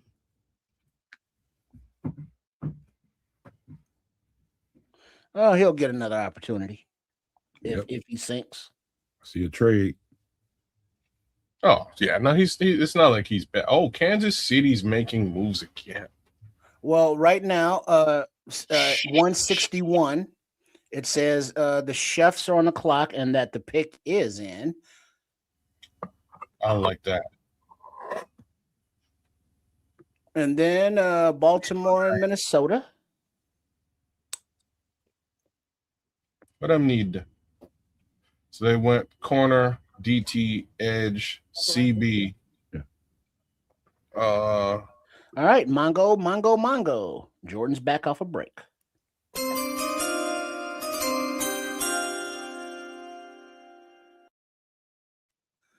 At pick number 161 in the 2026 NFL Draft, the Kansas City Chiefs select Emmett Johnson, running back, Nebraska. Running back, man, I could smell it coming. Double-headed monster. They stealing right now. That's like Emma Johnson really shouldn't be this far back either. What up, Mad Mike? Not too shabby, Mike. What Not up, too shabby. Mike? I'm still waiting for this to show up here on this site trip. Refresh, see what happens. That would make Baltimore up next, followed by Minnie. What site you talking about, kid? I'm looking at ESPN. They've got a pretty close to the time listing of these draft picks. They were coming in really hot and heavy there for a minute, but with this Kansas City trade up, just grinded to a halt. Oh, Mad Mike's a Falcons fan. And we've just given y'all a whole bunch of love too, man, because I think they have quietly having a great draft. You know, that's that Matt Ryan influence as general manager. Mike, how do you feel Ian Cunningham has done so far for you guys? I think you guys have had a pretty decent draft so far. They got the steal, in my opinion, of the draft. Oh, and if you see Daniels. If you see Matt Ryan, kick him in the nuts for me, okay? That's just about them damn comp picks, but he'll get up. He'll be fine after. Is that the Call of Duty theme song I'm hearing? I'm not sure what you're listening to. I got the broadcast on and in the ear, and it's real low, but it sounds like the Call of Duty theme. You know what that sounds like? Yeah, it's been a minute since I played that game, man. I'm not a fan of getting shot up as soon as I start to play. You know what I mean? Yeah, that's the run and gun. You got to go more Battlefield. Campers, damn campers. Battlefield is more tactical, and you work as a squad. Yeah, bigger maps. Yeah, but then I don't. Then I'm kind of. I don't like other people. I'm kind of antisocial. So there's that. Well, that's the beautiful thing about it, because you can call people all kind of names on the comms. You know, because you will get called everything but the child of God. Yeah, I have been. It's been known to happen.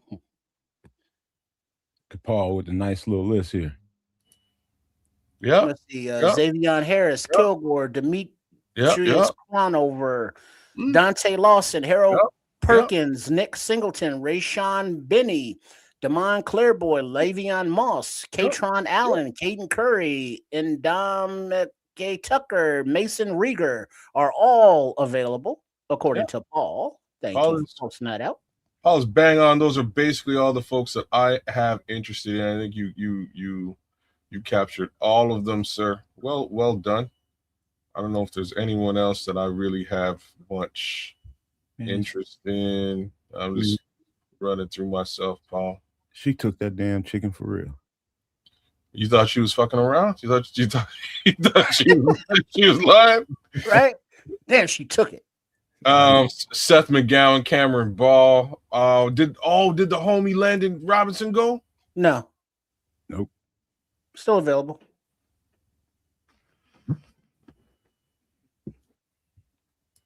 She low down, man. Still on the board. Quit fucking laughing, man. I gotta laugh at you, man, because you're clouding me for eating a sandwich. Like, it's damn it, I'm so hungry. It's hilarious to listen to you on the other. See how shit come around 3-4 seconds. Yeah, ate them wings, ate that hot dog, and still talking about shit. That's she know damn well she don't need them. She don't need them wings at all. She just being low down. She's being petty, huh? That's what you said. Oh man, because those 5 wings would set it off right now. Get her ass. That's too. Get her ass. Wait till I have to make some more. She brought it to work with her. Man, she took it to work, man. Oh man, that's cold blooded. She could have got something at the cafeteria or something. You know what I mean?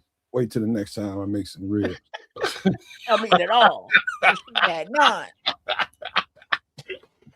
Be ready for that. This is delicious. You gonna be like, you ate a whole goddamn rack of ribs before I got home. Yeah, I ate them some. Yeah, I know she went straight to sleep. She loved them baby backs. You know it's easy to get a rack of them down. Oh yeah. You gotta clean them bones. And then they a little side of some mac and cheese, some fries or something, some coleslaw. Her feelings would be so goddamn hurt. Like her soul would be crushed. I'm gonna get her. Lock and scheming. Right? Just wait. I'm gonna get her. Expect it when she's not expecting it. It's the art of the get back. Who can play this game? Yeah, art of the get back. Step by step, slowly I turn, inch by inch. Relationship warfare. Excellent. Pick All his right, name. so the Ravens are on the clock at 162, and then Minnesota and Jacksonville at 164, and then the Bears are 2 picks away. We almost there, y'all. Almost there. Hey, didn't Kansas City make a move in the offseason for a running back? Kenneth Walker 3. Yeah. So, Yeah. they're gonna be real nice. It's gonna be those two in Division 2. Them and the Raiders just gonna run the football all day long. Mongo. One of them got Patrick Mahomes. Along with us.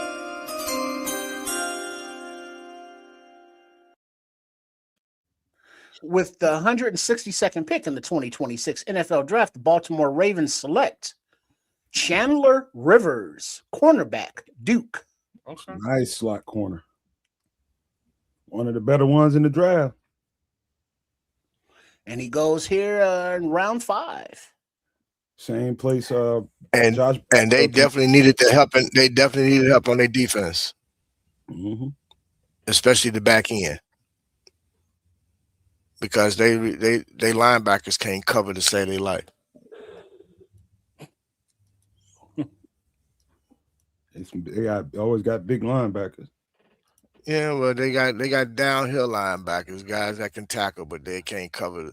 I mean, Rashawn, come on. Oh, you're right. Roquan can't cover. He was never a cover linebacker. AC is right, man. They did trade up to get Bashard Smith last year, so they kind of loaded in the backfield now. They might move Bashard Smith to a slot receiver. You think he goes to slot? He could, man. He can do anything. Mongo.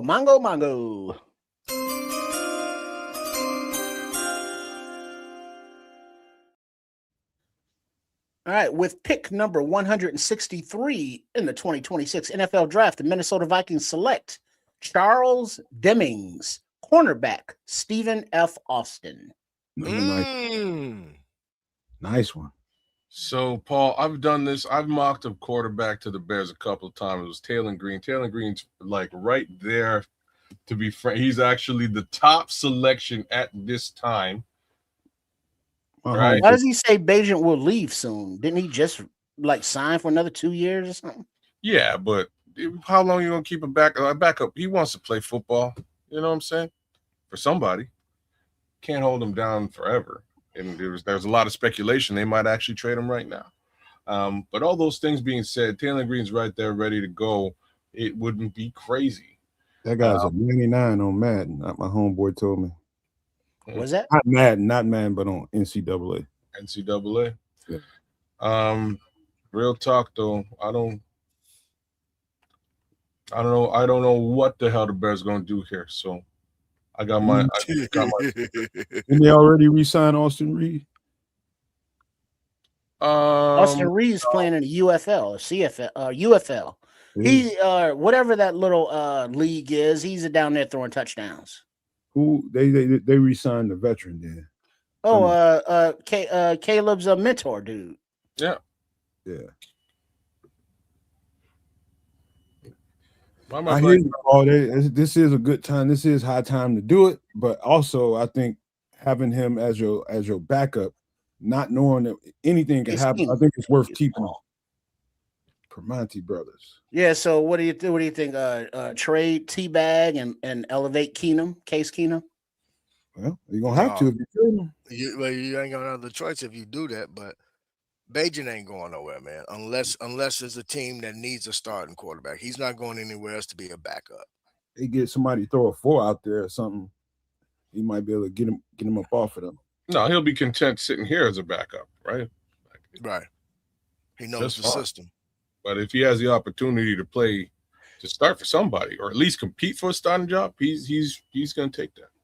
Yeah, as he should. And actually, that was addressed during the offseason too, when his name was coming up, you know. And Poe said if a team contacts them and said that he has a legitimate opportunity to compete for a starting position, then they will take care of it and make sure he gets there. But otherwise, he prefer to stay here. Yeah. Making another Mortal Kombat movie? How original. Oh no, this one, I think this one's gonna be good. This one kind of looked good. Yeah. If you're talking about it, I'm like, the franchise has not been great over the years, but these last two were okay. I think this one's gonna be good. Anyways, speaking of good movies, Spaceballs 2 coming through. I think it got launched. What's wrong, Colonel Sanders? Chicken? Yes. Oh, my favorite movie, man. Top 5 favorite movies of all time. Yo, shit bricks when I tell Comb you. the Desert. And the black dudes had a pick. He got Afro. We ain't found shit.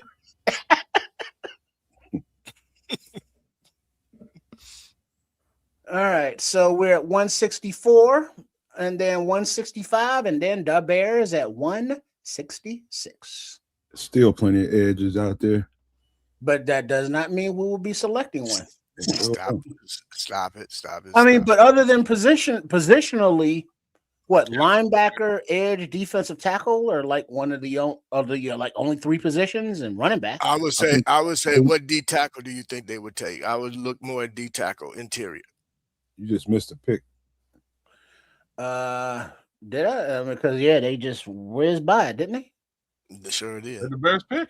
Nah, the 164. It didn't do the do. It didn't do the thing. It just the Jaguars. The Jaguars. I couldn't even tell you who they picked. They took that shit down so fast. I can tell you. Hold on. I mean, just pepping up. Tanner Koziel. Tight end. That's one of our scouts. Tight end, yeah. Tanner One of our scouts' kids. Yeah, sorry I didn't announce that, but I got no notification. Yeah, let's do this again then.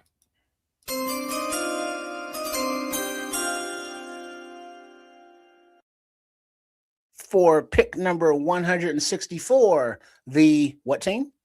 Jacksonville Jaguars. Select who? Tanner Koziel, Houston, tight end. There we go. And that puts the Titans on the clock, and then the Bears at 166. And the Titans pick is in. It is, but you know how they tease you. Mm-hmm. These dudes are still talking about stuff. I don't know why. Tyree Wilson. Mongo. Wilson trade.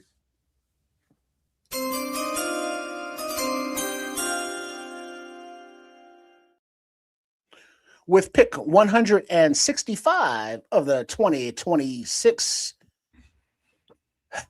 NFL Draft, the Tennessee Titans selection is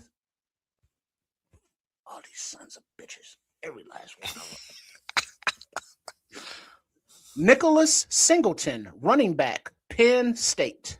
Good selection. And that will put the Bears on the clock. All right, here we go, Chicago. Here we go.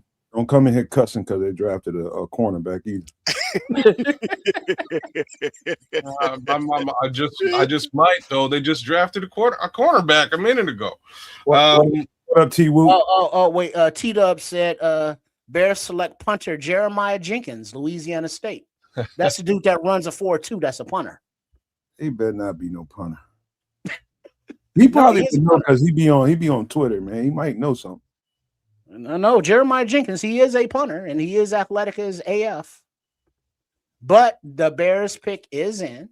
Torian. He playing, man. Stop playing. I know you playing around, Torian. You know T-Dub's your chain yanking it. Claiborne. Let's see, DT. Xavier Harris. There's a bunch of bodies that would be real good. Skylar Gill Howard, real good bodies over there. You Warriors. My boy Nadame Tucker would be a real good look here, but maybe you could even get him in a round or two. Jordan's back on break.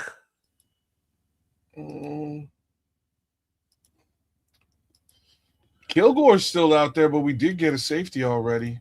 There's some real good talent. And then there's Harold Perkins, Lander Barton, a couple of linebackers. Running back, D tackle, edge, all good shit there. Yeah, those are the three that I'm identifying here. And Mason Rager, a couple of bodies that would be of interest.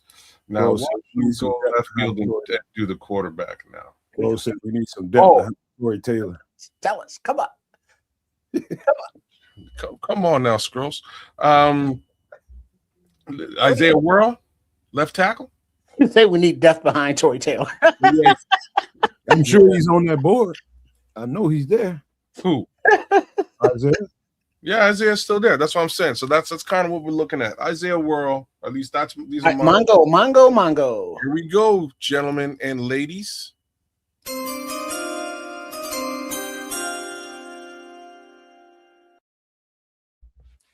With pick 166 in the NFL draft of 2026, the Chicago Bears collect Keyshawn Elliott, linebacker, Arizona State. None of the guys I would have said last Laser. Okay. All right. Linebacker core it is, and that's not so like bad. I said, linebacker. That's I not know so he's fast. Not defensive tackle or defensive end, damn it. I know he's faster than a damn 4.5. He got to be. Yeah, I know he's faster than that. You sure? Yeah, I'm sure. I seen the tape. Is that what he's coming out as? Is that what he's listed as 4.5? 4.5 officially. What? Well, we told y'all they're gonna get another. So what? Huh? So he's fast. Is he a middle? Is he outside? Is he versatile? What's a little bit of anything? He'll probably serve the role of Sam here for now. You know, that's probably where you're gonna play for now, and then gradually, you know, you can use him as a middle. I think he's a middle linebacker in the making. And he won't be right away. No, you're right. It's going to be DeMarco Jackson right away. And so right away he'll be a special teams contributor, possibly. Special teams contributor / Sam linebacker. Like I'm with you, Nomad, on this. Personally, it would have been Harold Perkins, but whatever. They must have seen something. Good. You got a little bit of love on defense. Not necessarily the love that you're looking for, but let me say it one more time. There's still a shit ton of DTs available in this draft, as well as an edge rusher that they can get with those final two selections. With all that being said, as far as I'm concerned, I'm fine with this Chicago Bears draft. I think it's going to make this team that much better, and we're going to see it on the field in September. But Paul is saying, why do we need another linebacker? Well, because we do. Because Noah Sewell tore his Achilles, at the end of the season last year, so he ain't gonna be playing. TJ Edwards is coming back off of a broken, a leg or ankle, and he was already, slower, fleet of foot wise. Yep. So we get Bush, and we lost Tremaine, Marco Jackson, and Jack Sanborn. Tell me, we needed another. We got Cam Lewis as well. We got one more. Cam Lewis is a nickel. You're right. There's the linebacker room is. There's one more linebacker in the mix that we got. Yeah. And say gave it a B grade, whoever they are. Okay, cool. I know B's not F. It's B's a good grade. It's a decent grade. Again, personally, I would have went with somebody with Harold Perkins. I really like what I saw on the film with Harold Perkins. What's the difference? Does he have more versatility? Is he faster? Why do you like Perkins better? He's faster. That's the main reason why. Perkins is a will linebacker, y'all. I think they drafted a Sam linebacker, quasi middle linebacker, so it's two different roles. Yeah. Hippolyte, they must not, he'll get his opportunity, man, but he needs to. We're gonna find out, right? Yeah, and Sanborn, he's not a speed demon. No, we're gonna find out with Hippolyte this season whether that was a whoopsie daisy or just a bad, just a bad beginning to a career. So we'll see. We'll see. All right. So right now we're moving up to 167 in round 5. So unless the Bears Trade up, make a trade up into the 5th, 6th round, they are chilling until the 7th, where they got a couple picks remaining. All right, gentlemen. With that being said, I got a quick errand to run. We're likely picking in and around 230-ish, 240-ish. So I will be back well before that. But I gotta dip out. Nomad, man the comms, if you will, please. All right, Mongo. Speaking of the comms.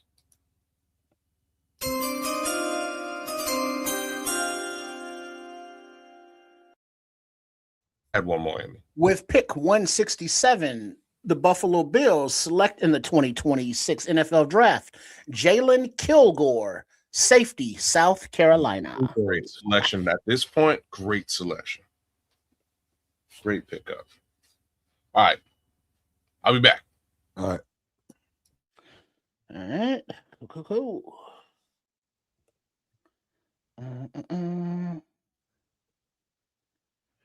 Where is the information? Looking for Keyshawn Cornelius.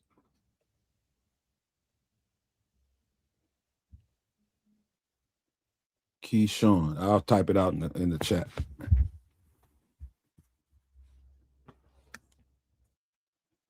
Good tackler, man.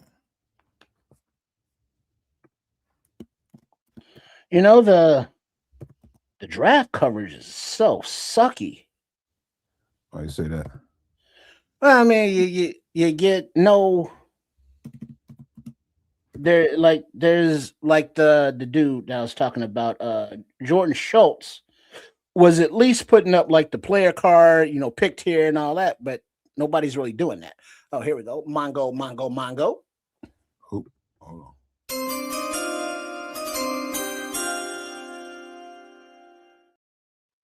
With pick number 168 in the 2026 NFL Draft, the Detroit Kitties select Kendrick Law, wide receiver, Kentucky.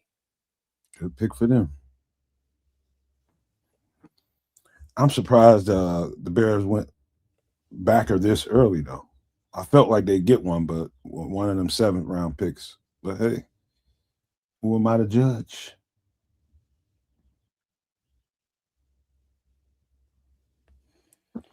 Let's see, physical linebacker, impressive blitzing ability. Yeah, he's a stuffer, man. He's strong as hell, man. Stronger than hell. His play speed would tell me he runs a little bit faster than 4.5. He's a thumper, bro. He gonna hit you. Mm-hmm. He's just got a big, intimidating presence, man. He runs right on through the pass pro from the running backs. Run right through him. Nice. He's all about run defense, man. So you got Sam linebacker when you're playing with 3 linebackers. Get this cat on the field. That's really the only chance he's gonna really get unless somebody get hurt. Knock on wood. I know. Let's go. Okay, let's see. All right, so it looks like the Steelers, their pick is in, but not announced yet. And Cleveland at 170 and New England at 171. But we won't be seeing Mike I Care About My Wife and Kids Vrabel because he's out for counseling today. By the way, Keyshawn Elliott's his field awareness and pass pro is pretty high level, in my opinion, too. Just something I'm just remembering some of the stuff about his tape. His play recognition is real sound, man, and you need that as a middle linebacker, which he played often there.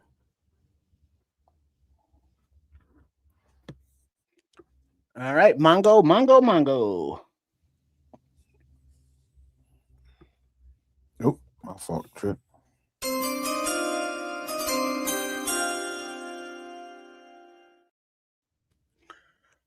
Hey, it's Batman. Nice. With the 169th pick, the Pittsburgh Steelers select in the 2026 NFL Draft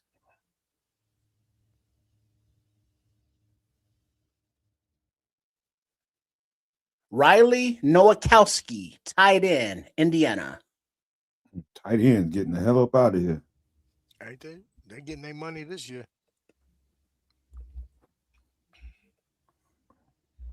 Ruben got smoked by somebody, one of the running backs. We ain't seen no more of them since all year. All right, we can go Mongo. Oh man, you catching me flat-footed. All right.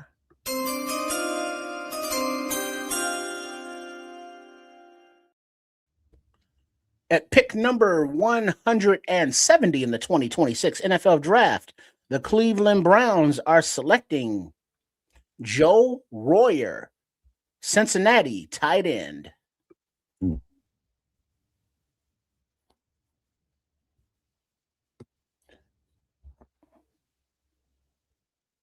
if these tight ends, some of these tight ends are pretty tough.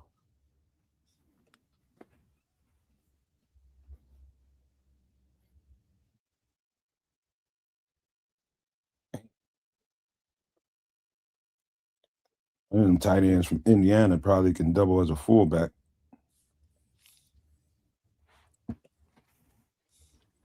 Big dude. Okay.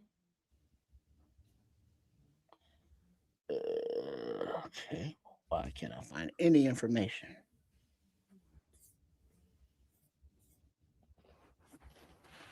Any information on what? Not for me. Just a post or anything. Is this correct? Yeah, all right. Mongo.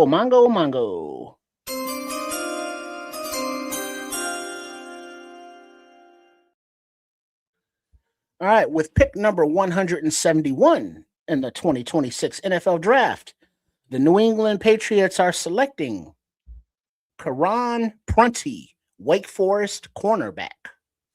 Just did him on the last show. And there he goes in round number 5. And now New Orleans is on the clock.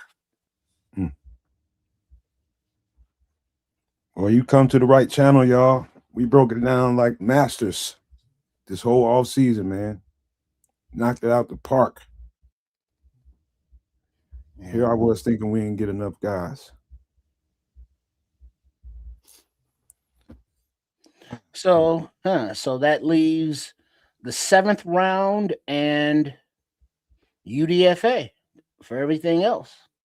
I would agree with that, Paul. I'd have to say, yeah, this is a tight end draft, man.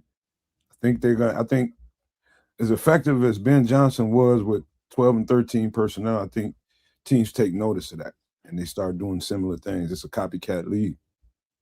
And yeah, so you would imagine that the tight end is it's got some good value to it in this draft.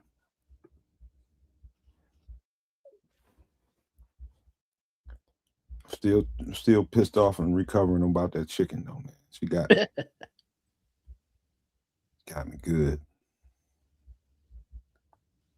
Yeah, I was saying about, man, if I threw a hot dog in there, I got some sport peppers, got some onions, I got a couple of pickle slices, a mustard, out of tomatoes. I got some sport peppers in there myself. Okay, so I guess the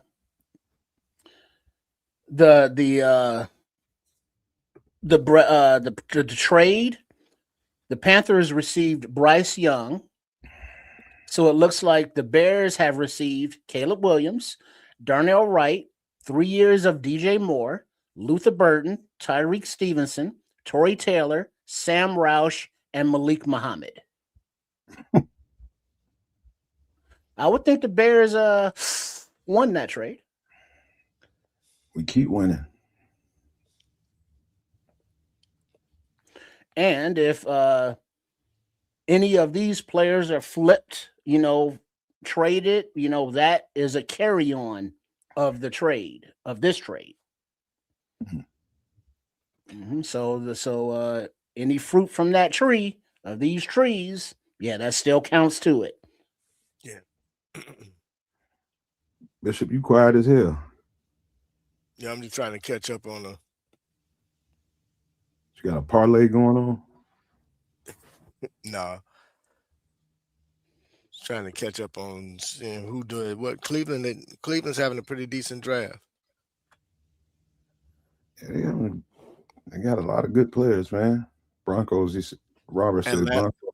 Atlanta is having a good draft. Yep.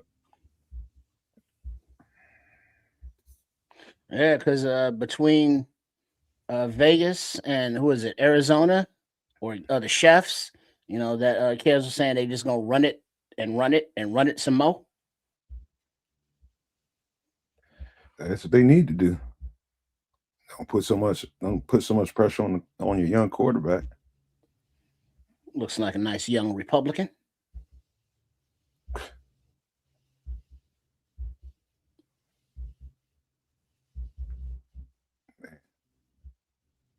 Robert Saleh is in what, Tennessee? Yeah. Yep. It looks like the Saints pick is about to come in at 172. Then Baltimore back-to-back picks at 173 and 174. Yeah, he's stacking. Mm-hmm. We should see if we can get one of them for a next year pick or something. Go ahead and take next. Well, no, we already gave up next year's 5th for Bradbury. Did we? Yeah.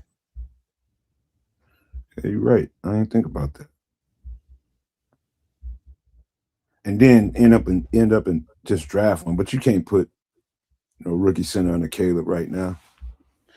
I mean, that's why I'm thinking, all right, if Jones, he's gonna obviously they're gonna let him compete, but being that he is a veteran, you would give the edge to Bradbury.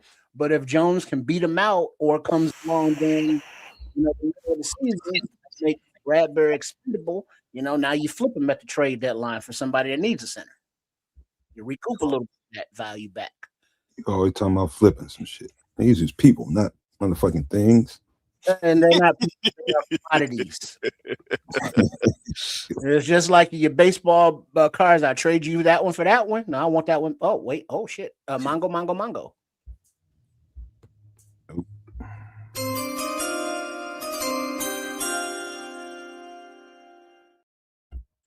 With pick number 172 in the 2026 NFL Draft, the New Orleans Saints select Lorenzo Styles Jr., safety, Ohio State. Nice pickup. Who got him? The Saints. The Saints. They got 2 safeties in the draft. Yeah. It seems like a few teams are doubling down and reloading. Mm-hmm. Multiple linebackers in Miami, multiple safeties here in New Orleans. Man, I bet you they acting a plumb dumb ass fool on Twitter because we ain't drafted no edge rusher yet. No, I think it's pretty much everybody's kind of resigned to whatever. I bet they're just not saying shit. It's kind of like the first thing is that type on Twitter. They ain't got no chill. Well, it's either don't say nothing or criticize Ryan Poles when you don't like the pick, but give props to Ben Johnson when you do. Probably taking it out on their significant other, choking the shit out of them. Well, yeah. Wouldn't be the first time. All right, so now Baltimore has back-to-back picks, and then Vegas. Damn, how many picks Vegas got? Shit. Them and the 49ers, I believe, had the most picks. I think they had 11 each or something to that nature, 10 and 11. And I'm sure Baltimore is looking at that as like, ooh, glad we didn't give that up for Max because look at the players we got with these picks. Paul Martin just asked a question: are any of our linebackers tradable? I guess you can say that. The one I think about is TJ, but he's coming off he's a veteran, but coming off of that injury, he would have to play a little bit to show that he's healthy, or you're not going to get really nothing for him. Yeah. Hippolyte, the rookie, ain't nobody trading for him. And then everybody else we kind of need: Sanborn, DeMarco Jackson, and Bush. Ain't nobody else. No. Trade the guy you just got. The dude we just drafted?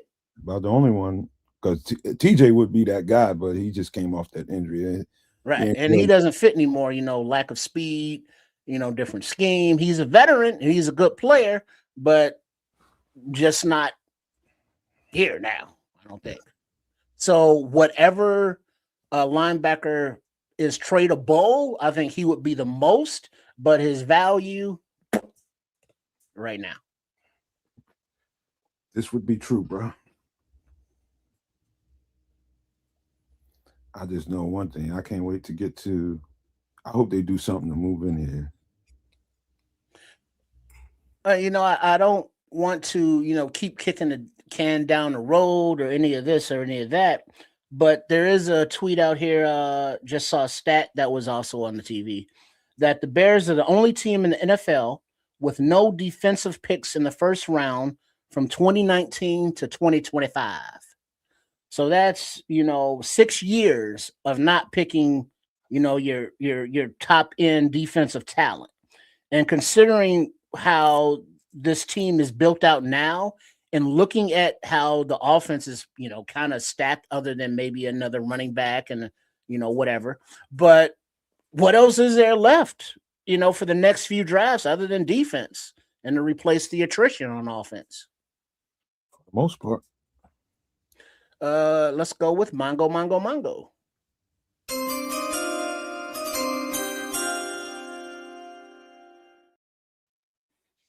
At pick number 173, the Baltimore Ravens select Josh Cuevas, tight end, Alabama. Lee. These tight ends is getting their money. Ben Johnson. Blame Ben Johnson for that. Number 5 in the league and freaking 12 and 13 personnel. That gets noticed, bro. Effective with it, too. Mm-hmm. Yeah. Let's see, what is that, Javon? Who knows? What was that? Who knows? The defense wasn't healthy or synced last year. We could actually be dangerous. Definitely solidified our offense, though. I'm telling you, man, that getting Contavious Street and the other cat out of Indianapolis, Lynch and yeah, all 3 of them cats. Yeah, it's bigger than you think. It's much bigger than you think. We're going to be much more powerful, much more strong, much more quick off the ball, and tight against the run than we were. And that's going to create a lot for everybody else. Who is that other dude? Because I can't get to my other screen right now. Gallimore. Thank you, Paul. Yeah. All of that. Those are the 3 elephants in the room that people ain't paying no attention to. Totally discounted them. They don't want to, man, because they want, again, here's the thing. Where we look at football different than most, everybody else is reacting to what ESPN tells them to react to. And if ESPN, the gospel, ain't telling you, well, this is who they're taking or this is who they should take, then nobody believes it because they don't watch as much football outside of their respective team. One thing about us over here, we ain't never let them down. We say now, something. Looking at Keyshawn Elliott, not only does he have that special teams day one value, but as a blitzer in 2025, he had 7 sacks and 14 tackles for loss. He go from 0 to 10 pretty fast, and that means he's living behind the line of scrimmage. He runs right through any traffic too, man. Again, running back ain't got a chance. He gonna get ate up. I hate to be a small running back trying to block that cat. Would not you or not Bishop or Nomad, but I will ask you too. But I'm also asking the chat here whether you are on the Nomad Network or at Kids or Sports Chicago Style, also known as Triple R SCS. Go ahead, hit subscribe. Much appreciated. But do you all think that, without knowing everything about him, but Keyshawn Elliott, would he be an upgrade to TJ Edwards? Would be an upgrade to Noah Sewell? You know what I mean? He's faster than both of them. But both of them are pretty good tacklers. So in that department, they the same. He's a little faster, and he's got good field awareness too. So both of those guys, I just say his speed, a little bit more speed probably makes the difference. Okay. Yeah. Well, then that also helps. In those guys too. What do you think, Bishop? No, I agree with Nomad. What I will say, I do think that they might be getting ready to position themselves to eventually move away from TJ. Oh, yeah. One due to age, and then you got to think about it. He was inherited. You know, he just happens to have a particular skill set that fits what DA likes to do. But DA is looking to get faster so that he can disguise coverages, and he likes to blitz. A lot of times he likes to blitz from the second level. So, you know, you need fast, quick linebackers with, you know, that's twitchy. You know, that's why he uses his corners and safeties as well in his blitz packages. But if you got linebackers that has the top end speed, then you don't have to use your corners. You don't have to send your corners and safeties as much, you know, because you can use them in your coverage while you sending that linebacker that extra pass rusher. So All right, Mongo.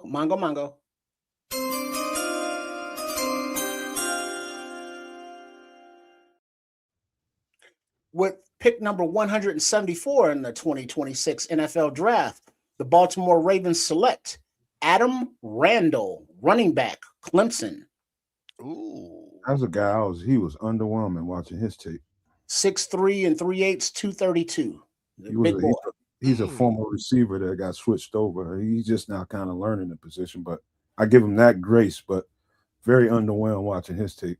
yeah, I'm not understanding that. I'm not understanding that pick. He's a work in progress. Yeah, I don't. It's the 5th round. It's Baltimore. They deep at talent. They can afford to risk. I thought he was a decent receiver. That's a special teams move. That's a special teams move. Well, even if it is a special team, now you got Declan Doyle that's going to line this running back up in the backfield for a few plays and run him out as a receiver because that's what he's better at, probably. It's definitely that what you just said. Yeah, a little dynamic. It's not for the position itself because he's 6'3", man. I mean, yeah, he's big boy. He's an Eric Dickerson type in terms of size. Yeah, but I don't know, but man, Eric Dickerson and just his smoothness, the way he ran. Oh yeah, no, I'm not comparing. Man, that was pretty. I'm not saying that you were comparing them. I'm just like flashing back on Eric Dickerson. Yeah, because you brought him up. Well, technically, if you really want to put it up, you know, he's one of the top, in my eyes, running backs to ever play the game. What am I looking at right now? Hey, by the way, I'm just y'all. I'm remembering some of that Keyshawn Elliott tape. The motherfucker smothers tight ends too. He's big with long arms, so that's an advantage. He smothers tight ends. Again, I see where. Look, brother, we're finna play takeaway football. Yeah, man, this is gonna be. We're finna play takeaway football. It's all about coverage, keeping guys blanketed, take the pressure. That way, then now you making you haven't forced the quarterback to make a decision, and he got to bring the ball down because nobody's covered. Now, go back to what you mentioned last night. What was the key question you asked last night, Nomad, when it came to coverage sacks? Oh yeah. How do you do that? You can achieve that when you got receivers that are blanketed. Blanket them. And you know what? It's y'all gonna swear for God we're looking at a completely different defense this year because it's gonna be a completely different defense. Dennis couldn't do probably half the stuff that he wanted to do with that personnel that he had. And so it's gonna be a lot faster. You're gonna see him morph coverages a lot more. He's gonna have heavy packages out there, dime and nickel. There's a lot of stuff. Okay.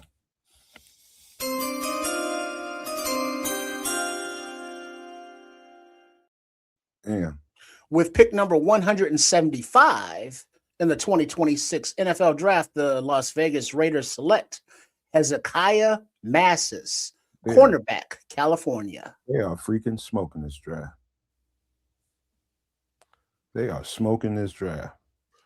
So no, man, I'm gonna hit you with a question that I know you can definitely touch on, being a former DB, with regard to the amount of speed and the versatility amongst our secondary. How important is it to be able to, if you need to pass off a guy in coverage, knowing that you got guys that you're not losing anything speed wise or coverage wise? Does that not allow DA to get a lot more creative, because he know now that in his attacks, if guys need to pass off a guy to another defender, it can be done without worrying about, oh man, we can't afford to, because I don't have that coverage in the secondary. Interesting you should say that, because I don't know if I've seen Dennis Allen's defense be that. They call that tango coverage when they passing guys off. Some coordinators love it because they got the right kind of guys around. You got to have guys that's been playing with each other for a long time in order for that to be effective, because that can easily, something can fall through the cracks that way. I have never noticed them play tango coverage. So your guy, you just got to travel. Right. But yeah, I mean, it can get to a point where enough guys have enough playing time together where you can mess with that at some point, but not right now. Everybody's so new to each other. Yeah, I hate that coverage too, man. I had to play it sometimes though. Fucking tango coverage, man. You don't know when you're passing it off to somebody. You got to make sure. You got to trust they're gonna be there. Yeah. It's all trust.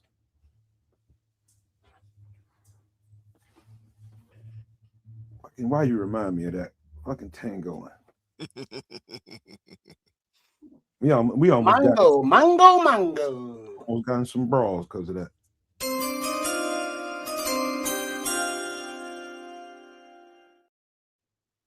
At pick number 176 of the 2026 NFL Draft, the Kansas City Chiefs select Cyrus Allen, wide receiver, Cincinnati. He's a burner. Cincinnati keep a burner or two. Don't you say nothing smart, Trip. No. I thought you were about to say something about number 10 on our team we got from Cincinnati a couple years ago. Travis Scott. Nah. What is his name? Tyler Scott? Tyler Scott. You see, I don't forget the boy's name. I just knew you was about to say something smart, boy. No, I remember, because he ain't on the team no more, so I give less than two shits. That's what I say. It ain't personal. It's like, my team, I'm following, I'm paying attention. Leave the team. Deuces. Just somebody I used to know. You know what, Bishop? Not in that sense, but you know what I mean. You know what, Bishop? Now that I think about it, it was some brawls, a couple fights about that tango shit. Oh yeah, bro. It again, it's really built on the trust aspect of it, man. You can't get caught slipping, and that's what happens. And typically, what normally happens in that, it as well as I do, you get caught peeking.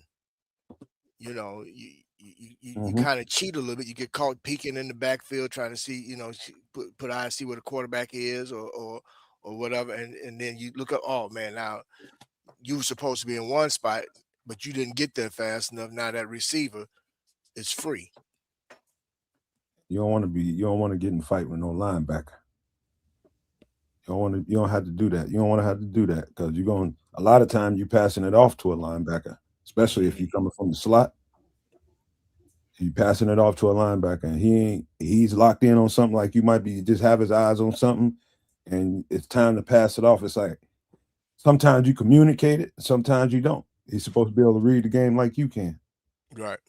That'd end up in a fight a lot. So with that being said, with who they got in terms of safeties, how does Elijah Hicks fall into the mix? He gonna fight. He gonna fight like hell to try to at least get a backup role. He definitely be, a special teams contributor. He makes it. Mm-hmm. He definitely ain't gonna be the starter. But he gonna fight for number no. 2, free safety. It's a few guys he got to fight too, but I think he gonna beat them all. Number 2 ain't bad, man. Number 2 is I mean, consider Kobe? we don't have Owens. Owens is gone. Yeah. Jonathan, don't call him Mr. Biles. No, I wouldn't do that. I heard he ran a 4.4 MC Fact.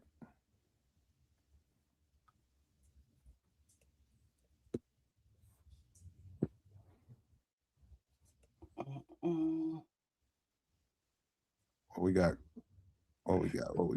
Let's see, you got the Dolphins. Their pick is in, not announced yet, obviously. And then you got Philly at 178, and then San Fran at 179. God, I wish the Bears could move up in here. Me too. All right, Mongo.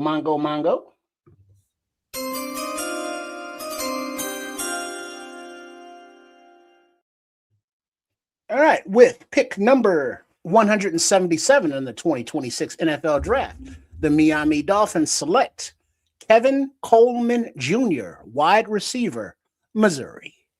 Chris, I'm finna sneak in here and try to get me a little shot of water. I'll be right back for the next pick, hopefully. All right.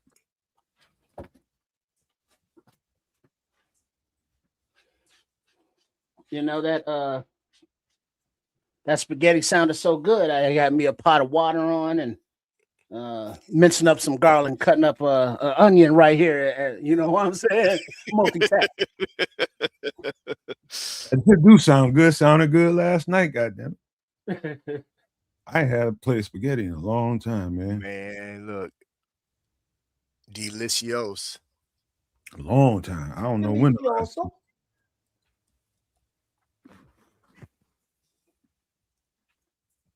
Where's the Bears pick? 188? 288? Where is it? You got me. I don't know. Let me Because pull we're it at up. 178 now, so another round and a half? Man, it's too early to be drinking shit, man. I ain't getting nothing to drink yet. Usually don't do that till it's kind of nighttime. There's a nighttime somewhere. Yeah, but ain't here. Yeah, close the blinds. Turn the lights off. It is now. All right, thank you, Crimson. 239 and 241. Thank you, Crimson. Appreciate it. All right, so yeah, it was at 30, that's 40. So 60 picks, another 2 rounds about. Where you been at, Crimson? I thought you'd have been here this weekend. You know, Crimson out trolling somebody. Yeah, probably. Trolling the shit out of people. Yeah, they're saying 4.51 speed for this dude. The corner. So he's not fast, but he's not slow. All right, but the Eagles pick is in, but not announced yet. And then San Fran and Miami again. Welcome to Miami. Watching the draft and yes, trolling.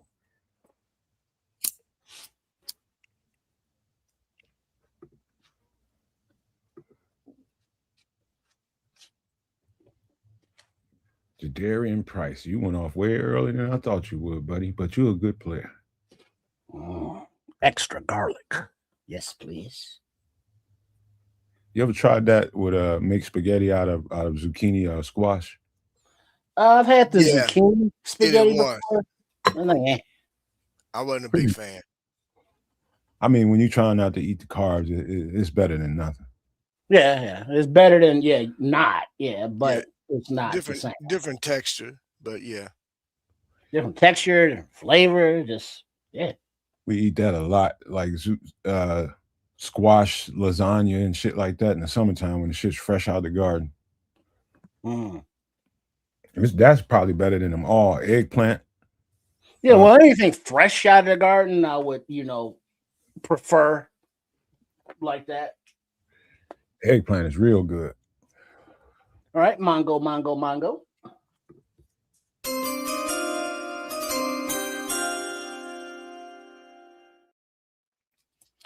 All right, with pick number 178 in the 2026 NFL Draft, the Philadelphia Eagles select Cole Payton, quarterback, North Dakota State. That's a guy I don't know. I know he did come in for a visit. No, that was the Greek guy from Rutgers. Yeah, But I think I saw Peyton was in for a visit too. I remember seeing that name. they only had one guy, Ethan Kaliak-Manis. Yeah, Kaliak-Manis. That's not Peyton, but yeah. And he's from Minnesota, so that didn't even cost us nothing.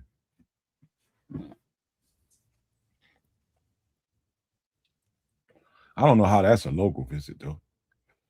Yeah, same time zone, kind of, I guess. I suppose. Let's see. So the 49ers are up next at 179. Then Miami at 180. These cats got like 200 draft picks, man. Yeah, rolling right along. Pisses me off when I sit up and see all these compensatory picks and know that the NFL screwed us. Man, for no reason. Don't even get him started, man. Technicality. What technicality? On what you well, the titles in the organizations are different. Yeah. No, that's a technicality. Well, he's not the president; he's the assistant president, which isn't the same. So, yeah, kiss my ass. I'm glad Kid's in here. He be raising hell right now. He probably listening, gonna come back right here on that shit too. Mm-hmm.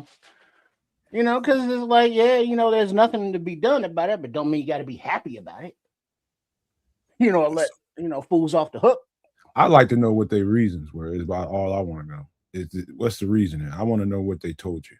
Because the general manager was not the decision maker in Atlanta, because whatever the title Matt Ryan is the decision maker. The president, yeah. The team president. Oh, they basically neutered. Yeah. Oh boy, on paper. Yeah. But he really is doing that shit. Right. You know, to put in, the former quarterback with no front office experience in charge. You might as well demote his ass and cut his pay a little bit then. Man. Yeah. You gonna do that to him. That shit was not cool, man. But I ain't one. The crowd was spilt milk. We didn't get him.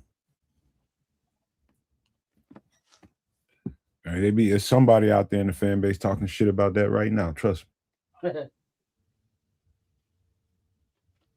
I kind of thought about it there at the end of the third round. I was like, that pick sure would have came in nice right now, but oh well.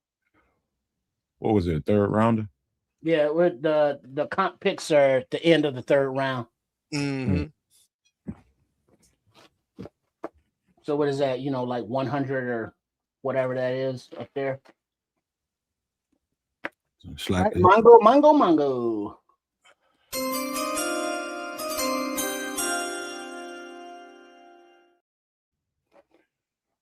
With the 179th selection of the 2026 NFL Draft, the San Francisco 49ers select Enrique Cruz Jr., offensive tackle, Kansas. I thought the other tackle was better. So here's the reason I brought that up. So all these extra picks we see in the Raiders, the Chiefs, and the Ravens have 49ers comp picks. These are all compensatory picks, man, that they got. Mm-hmm. All of them. Because of trades, and we got screwed. Man. I just saw a trade back to Carson Wentz went back to the Eagles. They got rid of his ass in Minnesota. It was like, all right, we done with you. Yeah, we good. Get your ass on back to Philadelphia, man. And they gonna cut him. Damn. Shit. Damn. Yeah, you're gone. They gonna cut him, dude. Man, put him on a plane just to cut him. Dude, look. If he in a hallway, he hear footsteps, he run into the nearest bathroom. Cat got 2 left feet, man. Yeah, man. That dude. He's stumbling to the nearest bathroom. Hey, he's shell shocked, bro. He hear footsteps, he running, he ducking, he falling down, he getting out the way.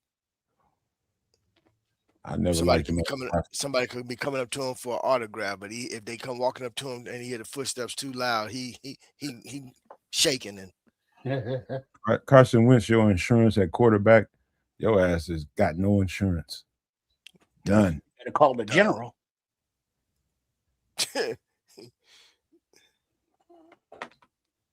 He needs All right, car so shield. Miami's pick is in, but not announced yet. And then Buffalo and the Browns. He needs car shield. He's like dead on arrival. Yeah, he gonna be. He gonna be.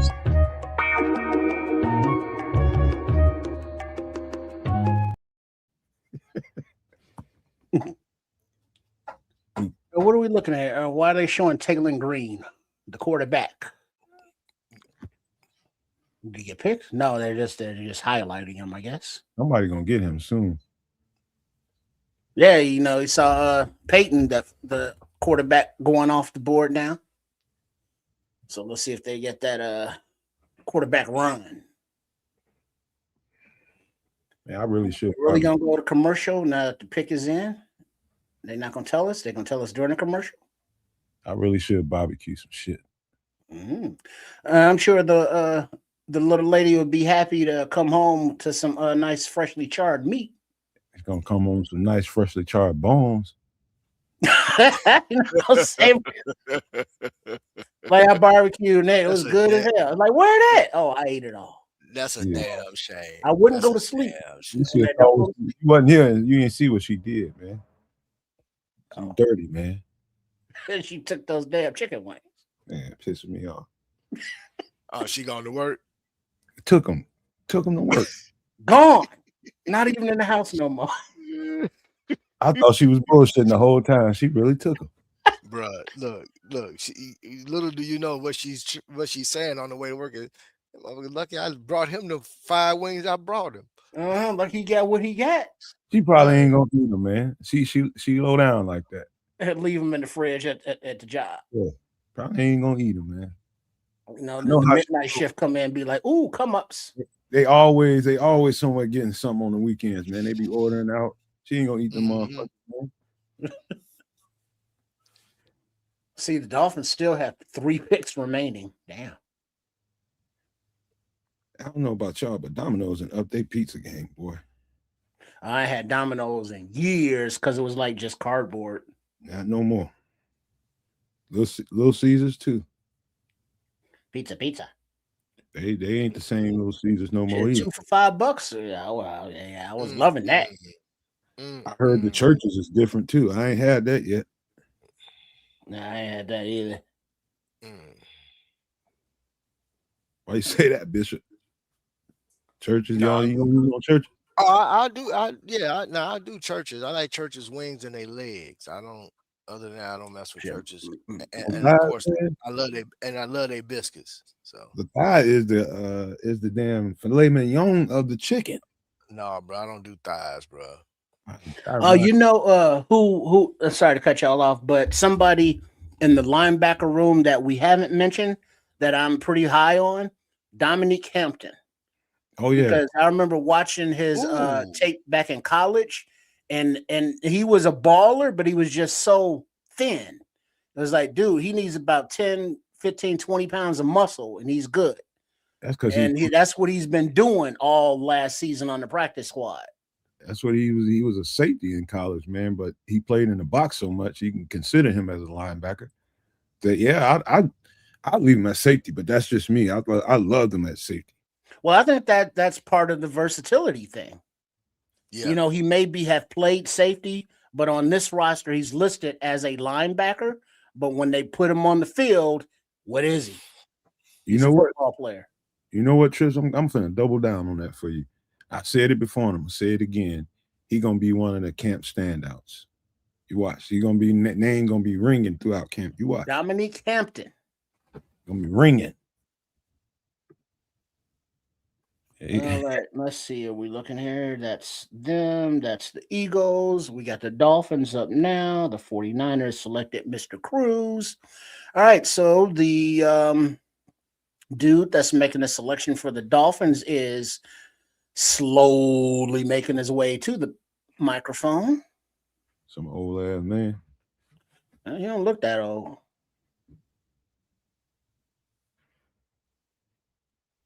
That's that ain't English. All right, yes, it is English with an accent. All right, so Mongo.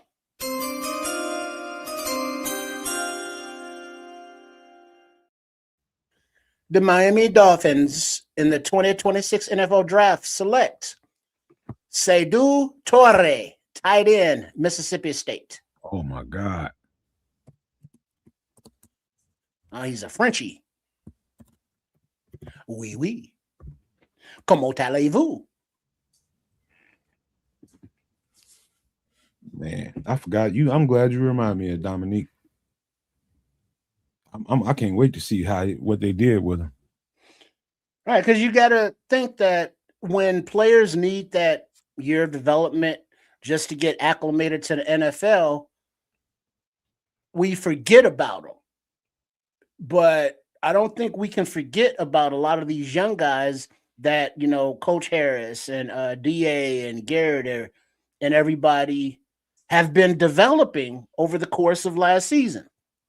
And somebody that I think we all forget about in the wide receiver room is White Chocolate, J.P. Richardson. Mm-hmm. All of the wide receiver photos, off the field that we saw last season where they were, bonding and all that stuff, JP was right there. When we see players out at basketball games or baseball games, JP is right there.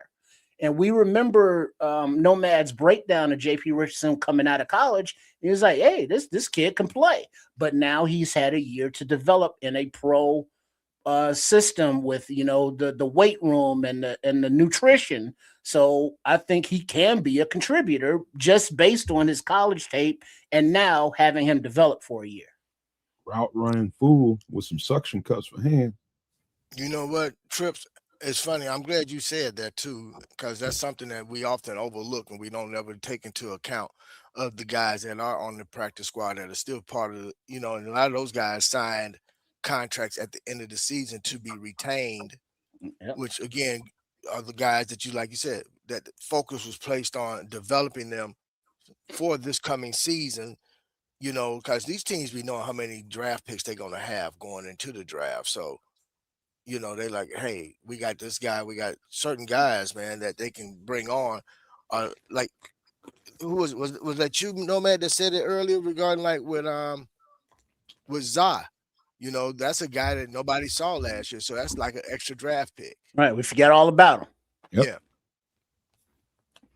here's gonna be an extra pick.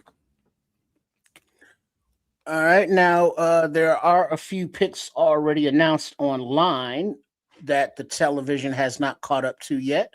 So there should be a little spat of quick picks. But we are back at the announcer table with the dudes in suits talking for some reason. We are at 181 with the Bills, then Cleveland and Arizona as we are working our way through round number 5 out of 7. Shout out to everybody joining us for this beautiful Saturday afternoon of NFL Draft Day number 3 on the Nomad Network on Kids of Canuck and Sports Chicago Style. Like and subscribe to all 3. Much appreciated. They're going to be in mini camp before we know it, boy. Mm-hmm. Because isn't next week, what is it, rookie camp or something? Yeah. Probably. Because the veterans were there like last week. Then the rookies will be there like next week or the week after. And then they take a little bit off. And that's when we get to, glaze all of our favorite players and hype them up. It's like, oh, shit, I think we can be good. I think we can be great. I think we can be better. I think we can be best. And then, camp will start. And then we'll have something else to talk about. But between the end of the draft and the start of camp, we got 2 picks. We got 2 picks in 7, Anthony. I think it's like the 23rd and the 25th pick in the 7th round. A lot of ways to go. He's British. Bangers and mash. Anyone? Saquon making a lot of commercial money right now. Mm-hmm.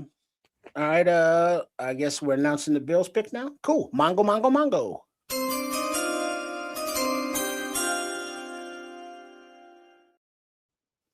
With pick number 181 of the 2026 NFL Draft, the Buffalo Bills select Zane Durant, defensive tackle, Penn State. Buffalo tearing it up too, boy. Boy. All right, and then we can actually go Mongo.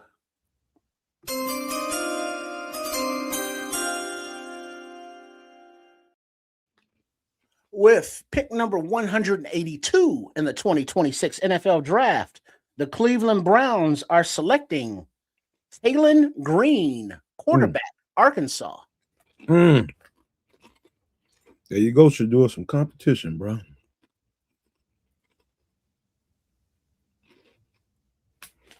Some real deal competition.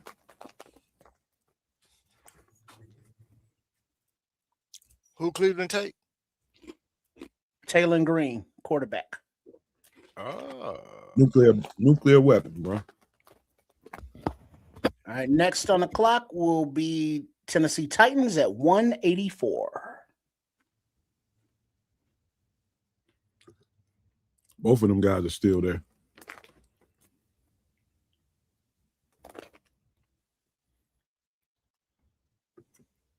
All right, we've announced the Browns pick already. Be right back. Sure, it's really gonna make them some spaghetti. You thought I was bullshitting? I was about to say, Bishop, you inspiring motherfucker, you. I don't blame you.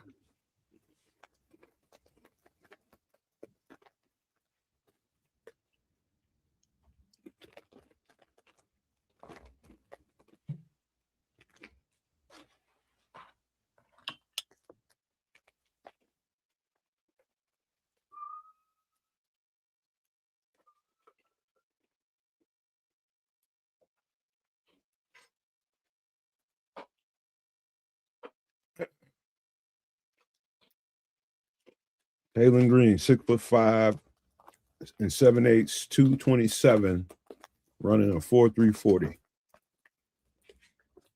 Crazy.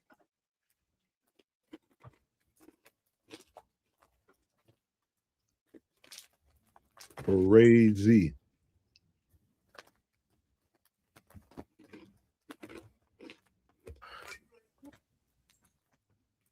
I hope y'all don't hear the crunching. I'm enjoying a little bag of Funyuns. One of my favorite little snacks. So here's the deal, fellas, on this Taylor. My theory on the Taylon Green selection for the Browns. Gonna be the backup quarterback, because at some point Dylan Gabriel is going to be pushed up out of there because that was Stefanski's pick. Oh, and yeah. Deshaun is going to sit on Deshaun's there as a mentor and be the number 2 in case Shador goes down. I forgot about Dylan Gabriel. Yeah, he ship his ass on the pot of that. Mango.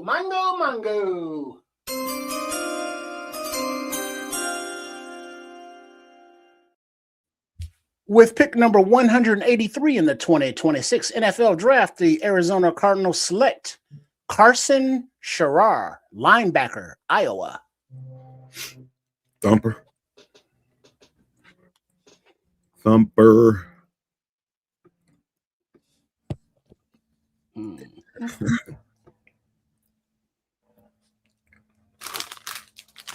Be right back, Trip.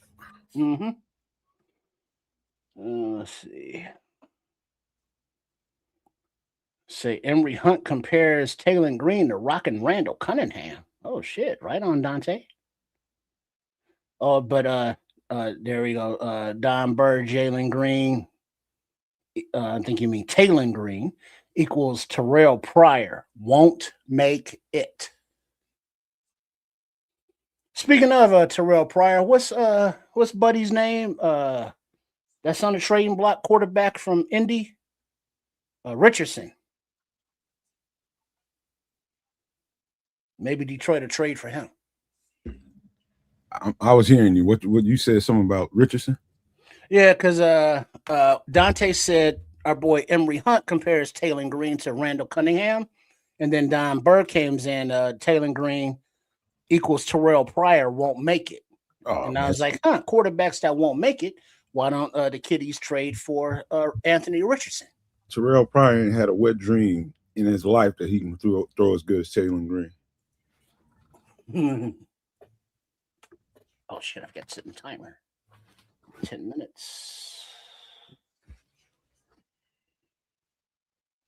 You make your own homemade sauce, or you go from the jar? A little olive oil, a little butter, a little garlic, some onions. I'm good. No tomato sauce? Nah, not all. I mean, unless I got some in a jar, or tomatoes to make it. No, but I like more the buttered garlic noodles.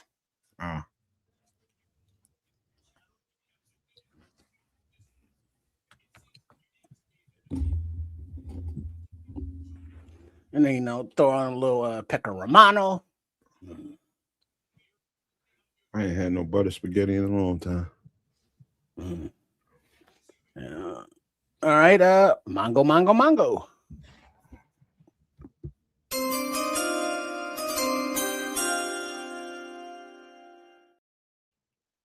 All right, for pick number 184 of the 2026 NFL Draft, the Tennessee Titans select Jackie Marshall, defensive tackle, Baylor. Mother something. Love history.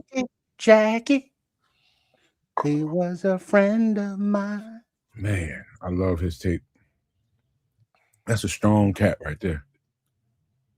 Yeah, 6'2 and a half, 293 pounds. Strong. He better than Hendon Hooker. Nah. I bet you wouldn't be saying that if y'all picked him up. Who? Don talking about some if Detroit remarkably pick him up, all of a sudden he's gonna be good. Pick up who? Taylor Green.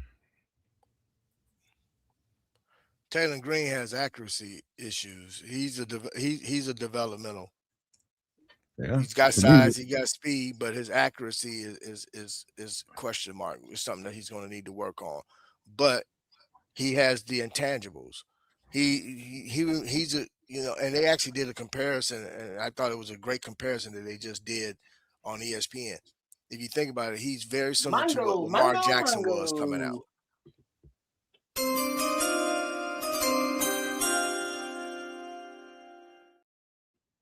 With pick number 185 in the 2026 NFL Draft, the Tampa Bay Buccaneers select Bauer Sharp, tight end, LSU. Holy shit. Another tight end, bro. It must be about 20 tight ends I went today. I was just going to say, how many tight ends have been taken off the board? A lot. A whole lot. Wait, not a Lion because it wouldn't draft him. Didn't they draft him? I believe they did. I remember you coming in the show talking shit about him. Yeah, they did draft him and then cut him. The Giants are on the clock to pick his end, then at Washington Commies, and then the Jets at 188 as we are moving right along in round number 6. Man, them last 2 picks gonna be good. I believe it could be people that make the team. Yeah, they all them quarterbacks, they all a work in progress to me. Every last one of them. Oh, this season quarterbacks? Oh yeah.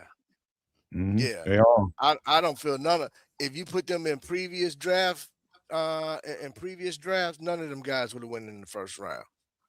The only one that might have been considered is Beck because of the number of snaps that he's taken over the years.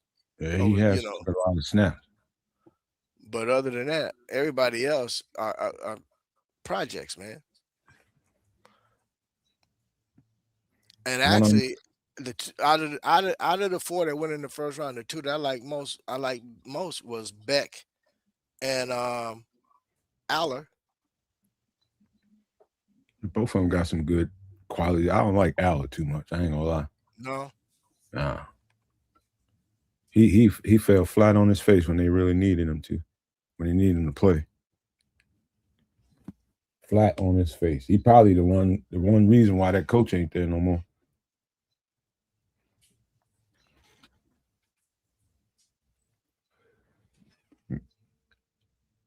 The Giants gonna end up trading an edge rusher soon. Yeah, we were talking about earlier, Thibodeau. Mm-hmm. He the Saints looked at trying to trade for him, but I guess the price was too exorbitant. If Holmes didn't draft him, who drafted him? No, he did draft him. You know, yeah, because Hendon Hooker is like, why y'all drafting that old dude who's injured? He's gonna be the heir apparent. Like, yeah, I think he's selling insurance now.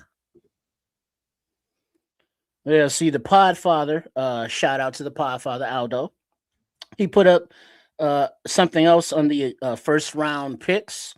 That the amount of first round picks for the Bears since 2019, Pace was 2019, 2020, and 21. He had 1 first round pick in 21. Poles has been here for 4 years. In 22, 0 first round picks. 23, 1. 24, 2. 25, 1. So looking at this, he's building is just taking time. You know, whereas as fans, we want that shit done yesterday. Time as anything worthwhile that's going to be long lasting is what it takes. Yeah. You can't rush the process. I mean, you could take shortcuts, but taking those shortcuts will minimize your window. You see me in the kitchen scrambling eggs, don't be rushing me. Mango.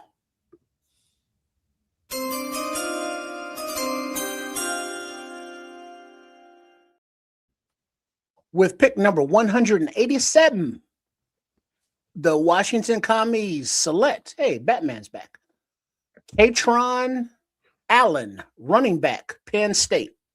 So there goes the 2 Penn State running backs gone till November. Man, you and about half the fan base about that life. All right, Mongo.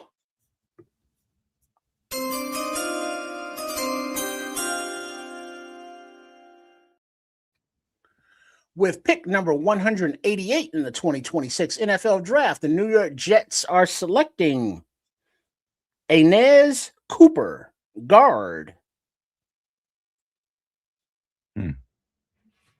From Miami. Trying to protect Geno and open up that running game.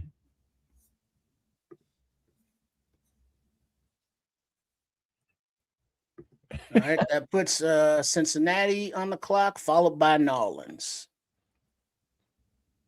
They on the clock.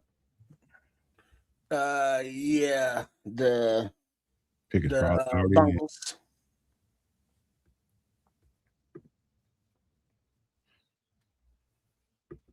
About that life thing, Xavier was a big reach. See, I like the picks, but completely ignoring DN is wild to me. I mean, you're gonna create a log jam. Like, if we'd have got a pick, if we'd have picked a DN first, that would have had to been a starter. So that would have needed to be like Akeem Mesidor or somebody.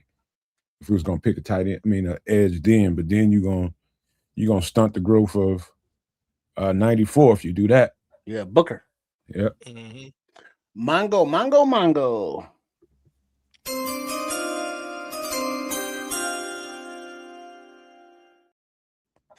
With pick number 189 in the 2026 NFL Draft, the Cincinnati Bengals select Brian Parker II, offensive lineman from Duke. Another center who I think is going to be a center. He's a guard, but I think he's going to be a center. I don't think you can really do much else with him. Did his breakdown.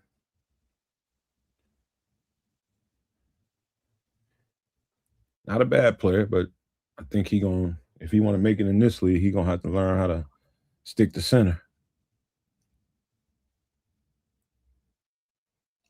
Dame Tucker, yeah. It still would be nice. He's still there about the life. Hey, where did anybody know where did has Darnell Mooney ended up on anybody's roster, or is he still on the street? I think somebody got him. Crimson says the only thing that makes sense is the brass believes in the D lineman we got, and he says I'm worried that we saw the same behavior during Nate Davis and Coleman Shelton days. We were just talking about that before you got here, Crimson. There's 3 big elephants in the room that people ain't talking about. It was the 3 D linemen we signed in the offseason. That would be Neville Gallimore, Contavious Street, and the other guy. I forget James Lynch. James Lynch. That's going to be big.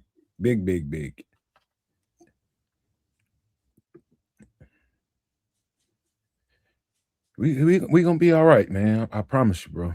We gonna be all right. He said Mooney on the practice squad in LA. He ain't gonna be on no practice squad. Practice squad.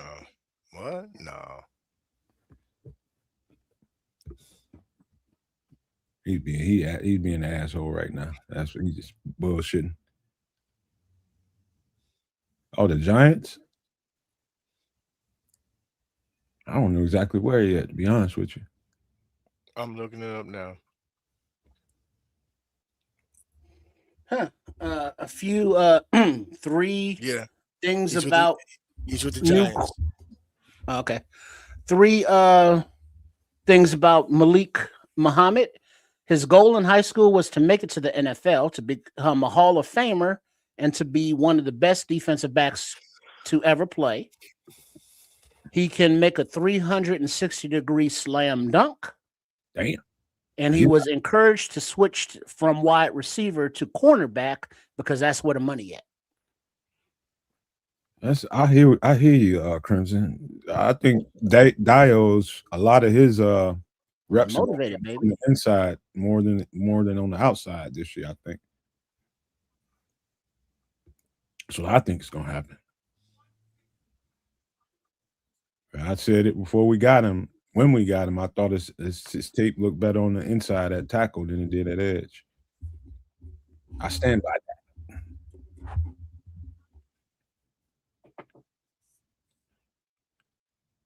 that. Might be, man. Which could be the reason why we ain't took the dive at D tackle. Might have a little log jam going on. Yeah, because you believe in who you got. You don't want to, obviously you want to create competition and have depth in case of injury, but you don't want to just take reps away from a guy because you draft a guy higher than him. It's like, well, you got to start. I drafted him higher. Booker was only a 5th round pick. Hey, Kyle Brandt from NFL Network and Good Morning Football. He just basically said what we've been saying in terms of the fan base. Now all of a sudden turning their back to, I don't trust what's going on. What are we doing? He said, are you guys not paying attention? He said, this is the same thing y'all said last season. And then all of a sudden you had the greatest time the entire season. He said, just sit back, relax, and let everything come together. Yeah, because after the draft last year, who are these guys? They reached for these guys, didn't address this position, won the division. So chill. Like you said, everybody was screaming, wait a minute, who's this Coastal Loveland guy? And then all of a sudden you fall in love with him. And then in the 7th round, they took a Kyle Manon guy, which ended up being a Green Bay Packers killer. So he's like, come on now, let's just relax. On a liver. He's like, okay. For whoever that's for. It's like this, man. You got all the ingredients for the meal is on the counter. Stove is warming up, and y'all complaining about the meal and it ain't got cooked yet. Gotta wait till the shit's cooking, man. It might smell good. Let it finish. Don't run and go eat no Hot Pockets and shit. Just let the goddamn meal cook, and you're gonna be enjoying the meal.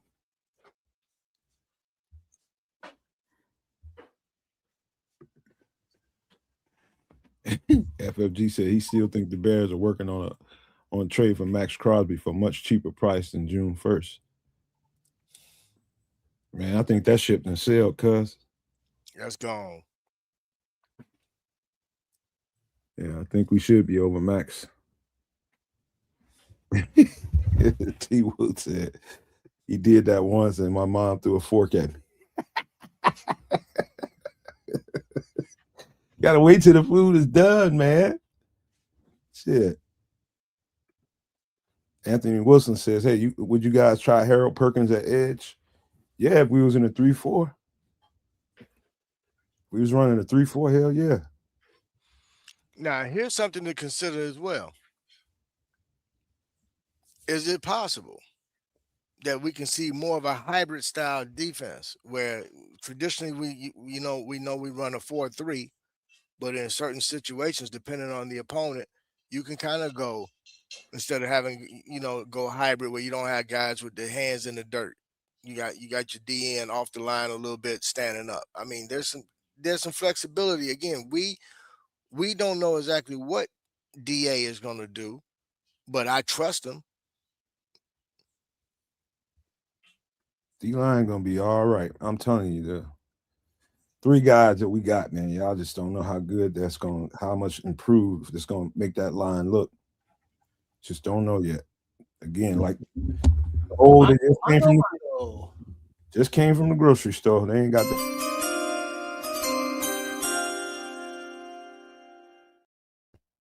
At pick number 190 in the 2026 NFL Draft, the New Orleans Saints select Barian Brown, wide receiver, LSU.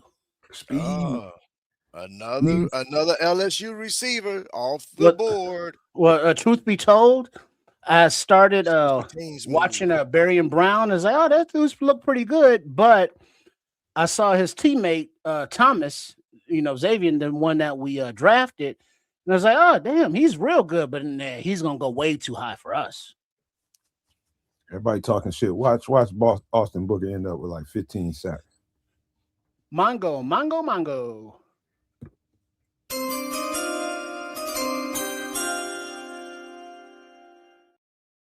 With pick number 191 in the 2026 NFL Draft, the Jacksonville Jaguars select Josh Cameron, wide receiver, Baylor.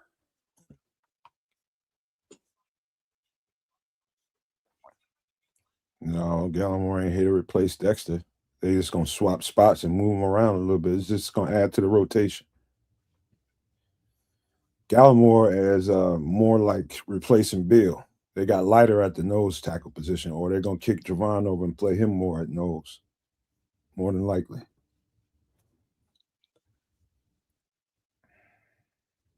It's gonna be a different looking front, either way you go. I do want to see how with Grady Jarrett getting a whole offseason of rehab, how much better he's gonna be too. I agree with that, Sharon. He says Booker was the best defensive end in the last 4 games, including the playoffs. He was on that ass. Let me tell you this. Booker won DA's trust.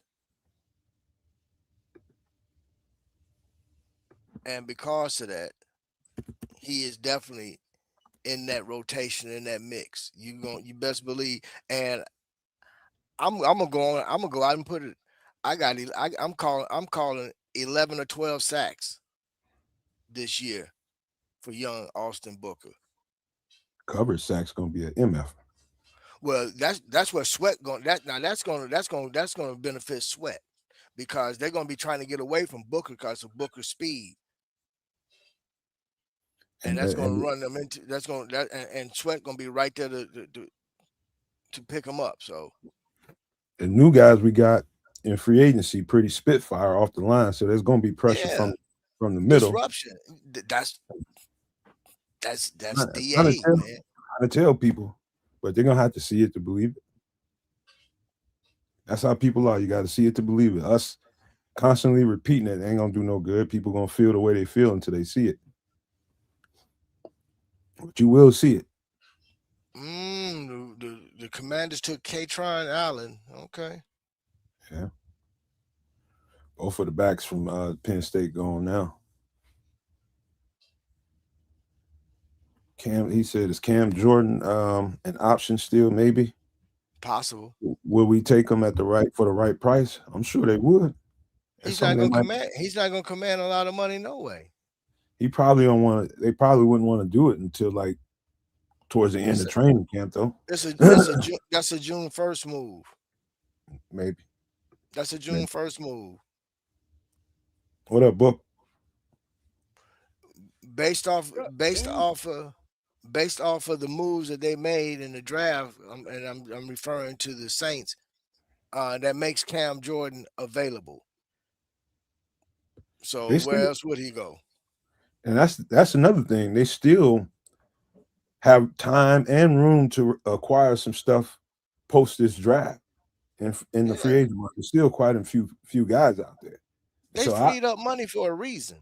Yeah, I think that's more of what they thinking, man. Because that edge rusher probably we'd have him by now. We'd have that edge rusher by now.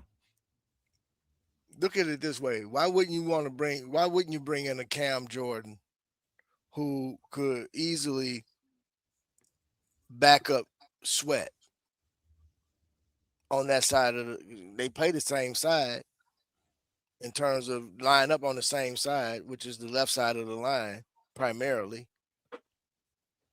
He knows DA's defense and what DA wants to do. Hey, King, I like this in you, man. He says, I slept on it and decided to let the coaching staff do what they think they should. I trust in the staff to develop and coach the right way. Can't force that on everybody, but I appreciate you for that being the way that you're thinking about it, because that's really all it is. It's just trusting that they know what they're doing. They professionals, man. Come on, man. If they show me anything since they've been here in a year, that they know how to put shit together. Look at it this way too, man. If they didn't know what they were doing, you wouldn't have had teams trying to pluck. That was so quick to pluck somebody away from our staff. Yeah. Yeah, they know what they running a good show down there, man. I mean, up there, and I really do trust in that they know what they're doing. I might be a good player evaluator, but I'm not inside Hallis Hall. I'm not with them guys every day. What I know, but they with these guys every day, and they know what they got. Mm-hmm. I know one thing. Y'all better enjoy this. Y'all better enjoy this season, because this is going to be our last season with Al Harris. He will be somebody's D coordinator after this season. Right. All right. Mongo.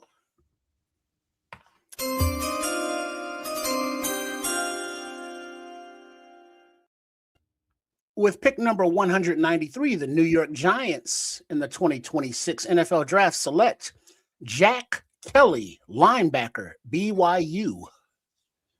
Run stuffer. And a good blitzer. Hey, watch this.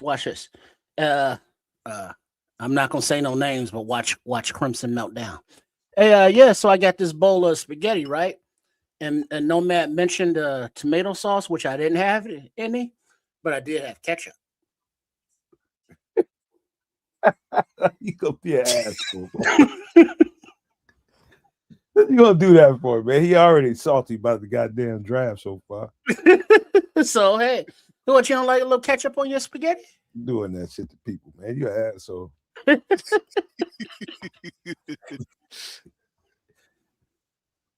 That's an omen, man. What are you doing? There's just a little gravy for the pasta, as they call it, the gravy. It's just a little different form of tomato sauce. I ain't did that shit since I was 5. Bro, you didn't have no diced tomato that you could have put in the food processor and Nope. What's 6'8" dude that got 3 felonies? King. Swinging. I cook pasta better than any of y'all can in Chicago. Stop it. Yeah, because that boiling water is hard as fuck.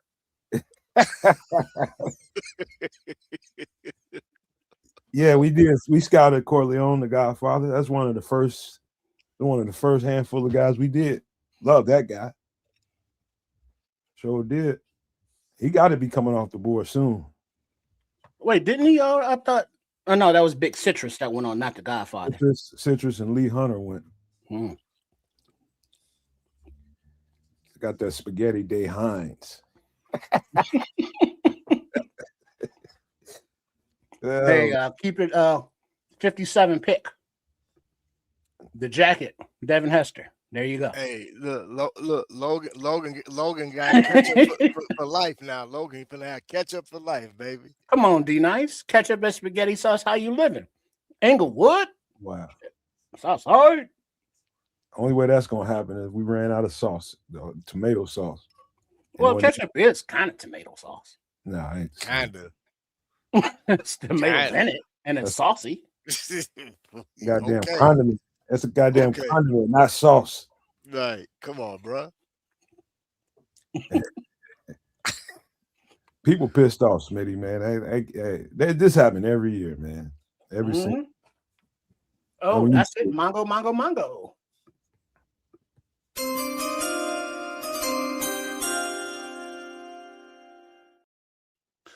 The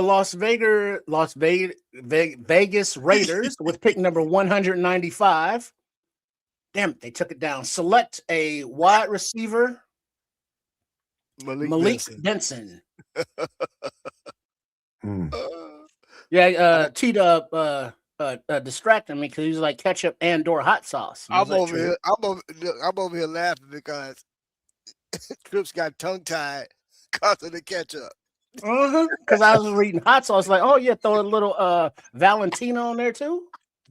Trip would do it too. Oh. What you think is a dare? I know it ain't. Minute somebody mentioned he go pull a pack of goddamn sardines out of there, throw it in there. Well, I didn't have time to put those in the fish, or that would have been a nice little, you know what I'm saying, a little protein in there. I do remember when people was pissed off about that Loveland pick. Talking about, well, why didn't we get Warren if we're gonna take a tight end? Right. At the maximum, I was surprised, but I didn't get mad. I'm like, okay, what we doing here? And now look at Colson Loveland out there getting his swerve on, invited to all the cookouts. Well, there's another organization who's having a very similar meltdown, which is the Jets, because you remember now they drafted a tight end last year in Taylor, and then they moved up again to draft the tight end in the first round this year. So the Jets fan base is going nuts. Like, why would you do that? You drafted Taylor last year. Not understanding again the complexities of offenses and the different type of schemes and different formations. So, man, fan bases are full of assholes that don't know shit. Well, I mean, I saw somebody. I don't know who it was, but I was just scrolling, and they were mad at the trade. I was like, how you gonna trade up for this dude and then drop back? You know, however many spots they drop back. And it's like, well, they wanted that dude. You want them to trade up, but you don't want them to give up nothing. How does that work? Talking about the trade yesterday? No, today when they moved up. Oh, okay. Hell, man. I mean, you gave up 2 picks, but you got back 2 picks. You just have to move back like 20 spots on the second. All you did was swap positions. That's all it was. You just swap positions. Quit fucking with draft Dr. Phillip. All right. So the pick is in for the Patriots at 196, but they're recapping previous picks of the draft. Then after New England, it looks like we got Philly and then New England again. All these compensatory picks, man. That's killing me. When you know that they felt good about that guy, that they moved up and got him, and knowing that this tight end can bring something to the table, they felt that compelled to do it. They're just like, somebody gonna get this cat, and we need this cat. We got an extra offensive lineman with hands. What we got? Want to open up the interior? Your running game. You want to help the play action game, do all that stuff. Man, we well on our way to 40 burger games on a regular basis, by way of what they're doing. See, I thought the trade was for D, and they took a linebacker. Man, I understand. Skip thinking. Man. You can't predict. You can't think. You just got to react once it happens. Because, I think it was Smitty Q. He called it like in the first round. Polls and all them was like, hey, those mocks y'all did, yeah, F all that. Because we going to do our own thing. And I've seen no mock drafts that had, all these players on it for the Bears. And every mock draft I've seen had a defensive end and or tackle already for the draft at this point. Hey, man, let me tell you guys something. And this is not me patting myself on the back, but I have a very high football IQ, especially understanding of the game, not only the game, but evaluating talent.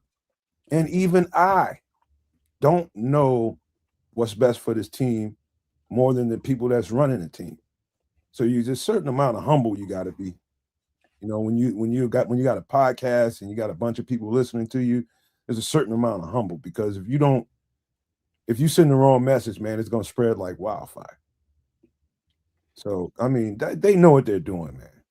Mm-hmm. Hey, what is this? Roush's grandfather played in the NFL, and his grandfather is Merlin Olsen. He's got football in his DNA. Merlin Olsen. Why do I know that name? He's an ex-football player that was on NBC for a long time. Right, there you go. Mongo.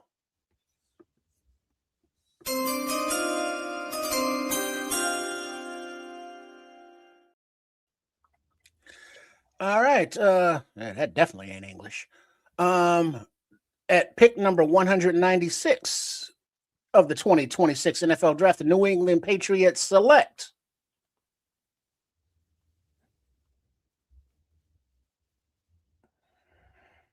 I don't know what the hell he's saying.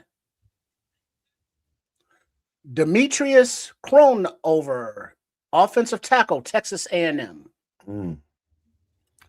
So Crimson asked me, he says, Nomad, do you think Braxton is a starter week 1? If I had to give an edge to anybody, I'd say Jedrick Wills. If he's healthy, Wills. Yep. I think they brought him there with the expectation that they're going to have to, everybody's going to have to beat him out. Wait, we got a trade. Philadelphia trades their pick to Los Angeles Rams. The Rams are now on the clock.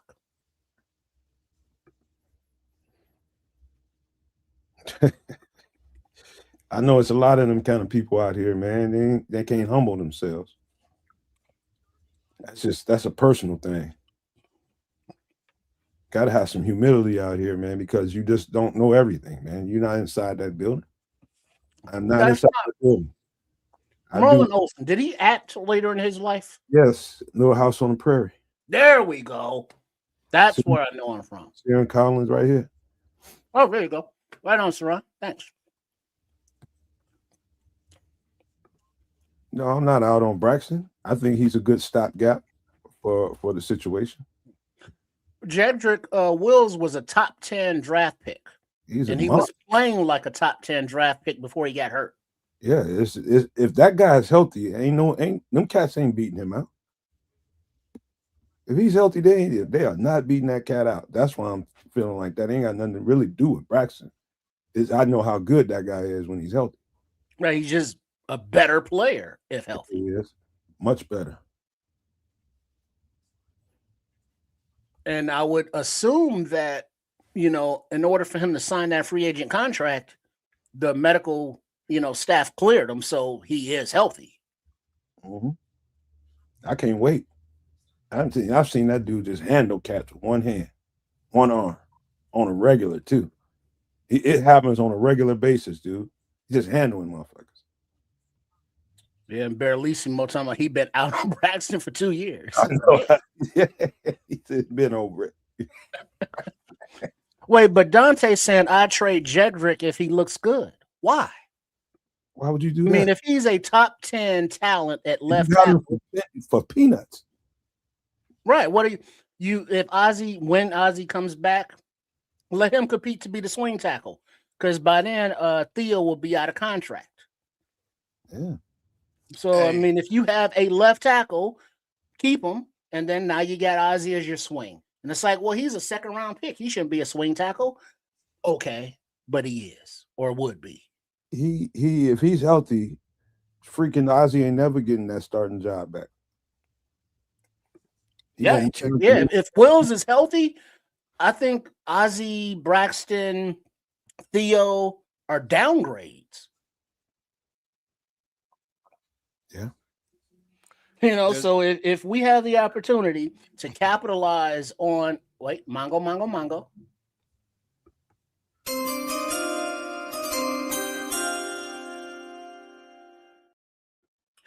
With pick number 198 in the 2026 NFL Draft, the Minnesota Vikings select Damon Claiborne, running back, Wake Forest.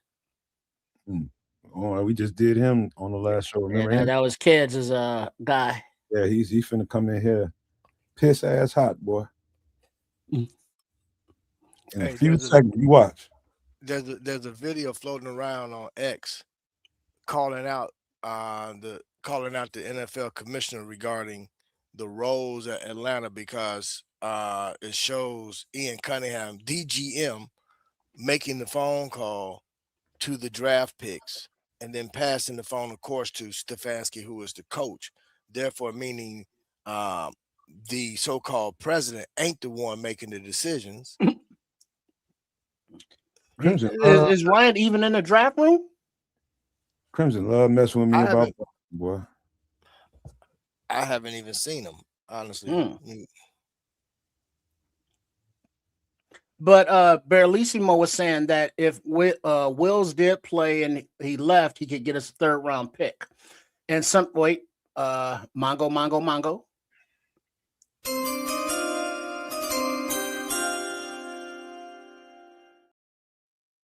With the 199th pick in the 2026 NFL Draft, the Seattle Seahawks select Emmanuel Henderson Jr., wide receiver, Kansas. Let's pick up. But the comp pick scenario, I looked at all of the players that the Bears let go that signed free agent contracts versus the free agents that the Bears brought in. And there's a differentiation, which is how the comp picks are awarded. And right now, the Bears are in the, let's call it the positive, by like a couple $1 million in the salary differences. And if that were to hold, the Bears would receive a comp pick because they sent out more than they brought in. But as we keep increasing the talent and those players leave, we would be in line for more comp picks like the Eagles, like the 49ers, and all the other good teams that Bishop mentioned earlier, because now we are turning over the roster, not from the trash that it was, but replacing good players with good players. And when those good players leave, that's when those comp picks start to roll in. But we haven't had that because we haven't had enough good players, leaving, getting signed elsewhere. Oh, man. Mongo.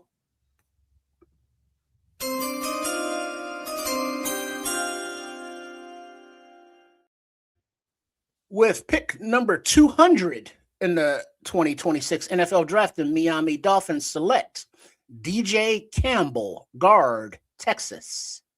Hands like anvils. That's a heavy hand guy right there. Hey, by the way, Xavier Thomas is a distant relative of the legendary Bears running back Walter Payton, by the way. Who is this? Xavier Thomas, our new wide receiver. Let's see. Smitty says, serious question. What would you guys philosophy be your guys' philosophy if you were head coach? I know Nomad would lean defense. My defensive philosophy, If a you were the lot, head coach. a lot like I'd be doing a lot of what Dennis Allen is doing right now, probably more hybrid stuff. And a lot of blitzing and fast guys on the backside like he's doing. Offensively, I'd probably be running more power and gap concepts than wide zone if it was me. I do like pulling guards and tackles and having smacking people in the mouth and opening up holes. That'd probably be the only difference. I like what we're doing right now. So if it was me, those would be two little things. Yeah, DJ Campbell's a beast. Let's see what you say, Bellissimo. I just looked at the comp pick formula. If player X new team, wait, hold that thought. Mongo.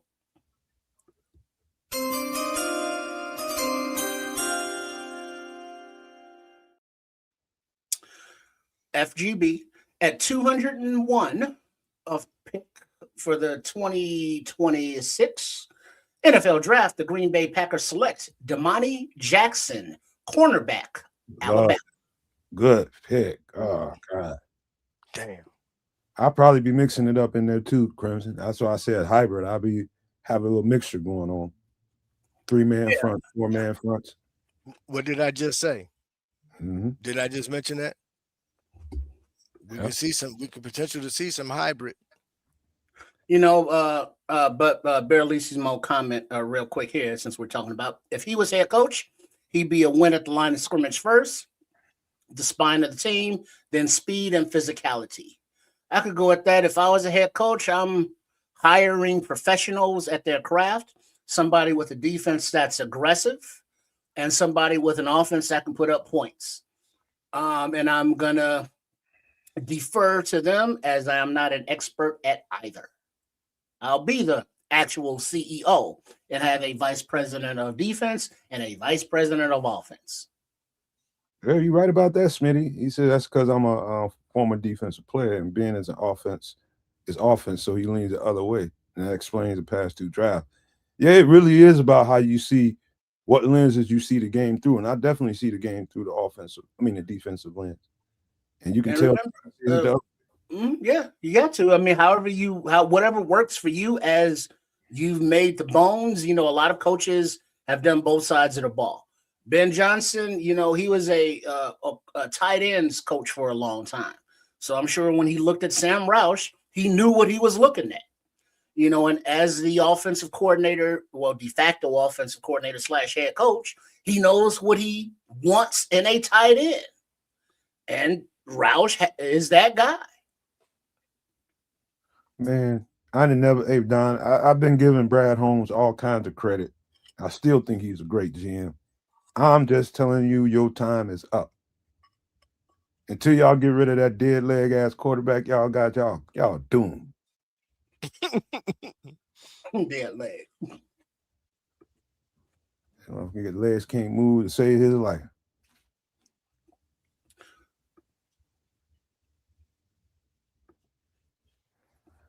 Yep. That is a good point about him being a tight ends coach. That's he knows the value of the position and what you can do. He's a maniacal motherfucker with these tight ends, man. You just don't know. Maniacal. Like it ought to be kind of against the rules to use him so much, man. It really is, man. I'm talking about from a defensive lens. That's kind of unfair. Like, God dang, man. 3 tight ends again? Mm-hmm. Somebody got running it, throwing it. I don't know. Mongo.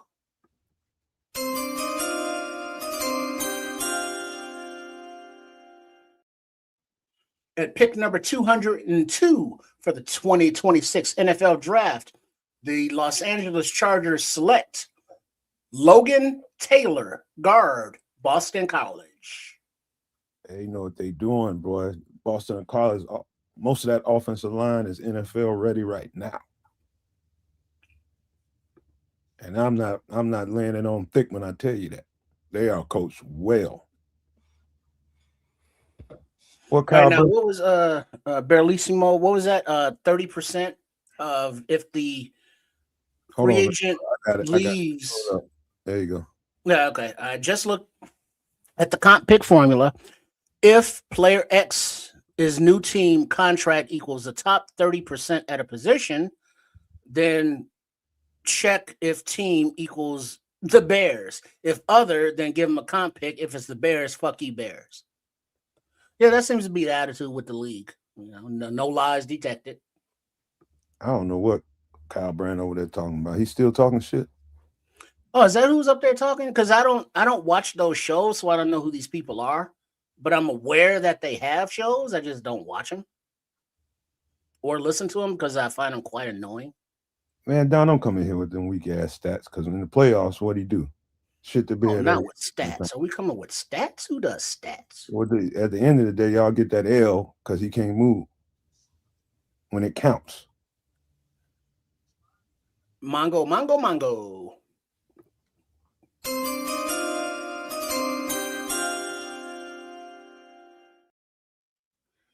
Pick number 203 of the 2026 NFL Draft, the Jacksonville Jaguars select CJ Williams, wide receiver, Stanford.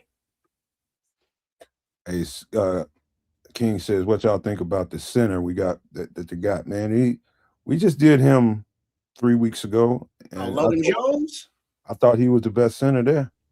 Hey, I remember looking at centers after Tyler Linderbaum signed that $20 million free agent contract, and somebody that was, a 4-year starter team captain was from his alma mater, Iowa. And it's like, oh, shit, we got him? Okay.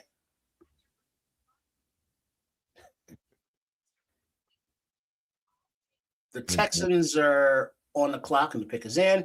Then the Kitties are at 2:05, and the Los Angeles Chargers are back on the clock at 2:06. And people are going to be on Dial's ass until they see some more of him. Until they actually see that he's motivated.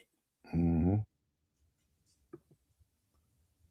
Yeah, the crybabies, man. We got some crybabies, man. Don't know nothing. I want a DN. I want a defensive end. I want an edge rusher. Because we ain't got no edge rusher, King. That's basically all it is. It all stems from that. That's why they bitching. Right. Because no one has said this player, anybody that we've drafted, sucks. Most people agree, oh, yeah, good players, but we don't need that position right now. We need defensive end. We need to stop the run. We need to rush the passer. Which are true. They're not wrong, but they are discounting the free agents, that were signed. Are they going to make a big difference? The coaches seem to think so. When the rest of the guys get healthy on the D-line, are they going to make a difference? The coaches seem to think so.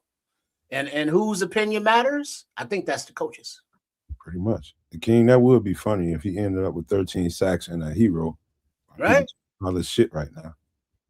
And then people are, oh, yeah, we knew Dale would come back healthy. Oh, bullshit. No, we're going to keep them receipts.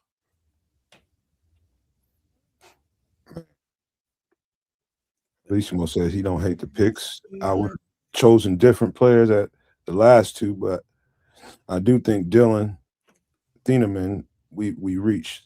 All right, Mongo.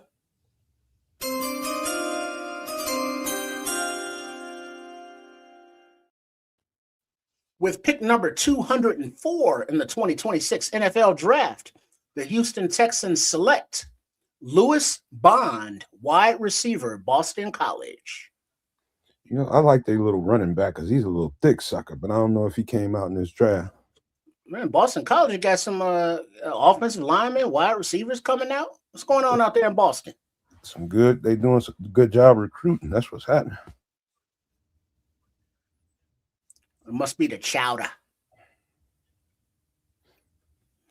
They know. Oh, that reminds me, because y'all didn't see it. That's what I was looking for. Where did I see it?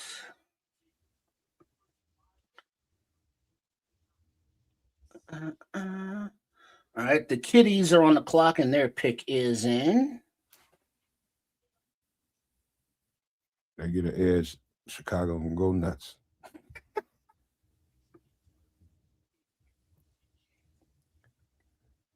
Appreciate that, Anthony. Yeah, there's got to be some kind of humility to this stuff. All right, Mongo.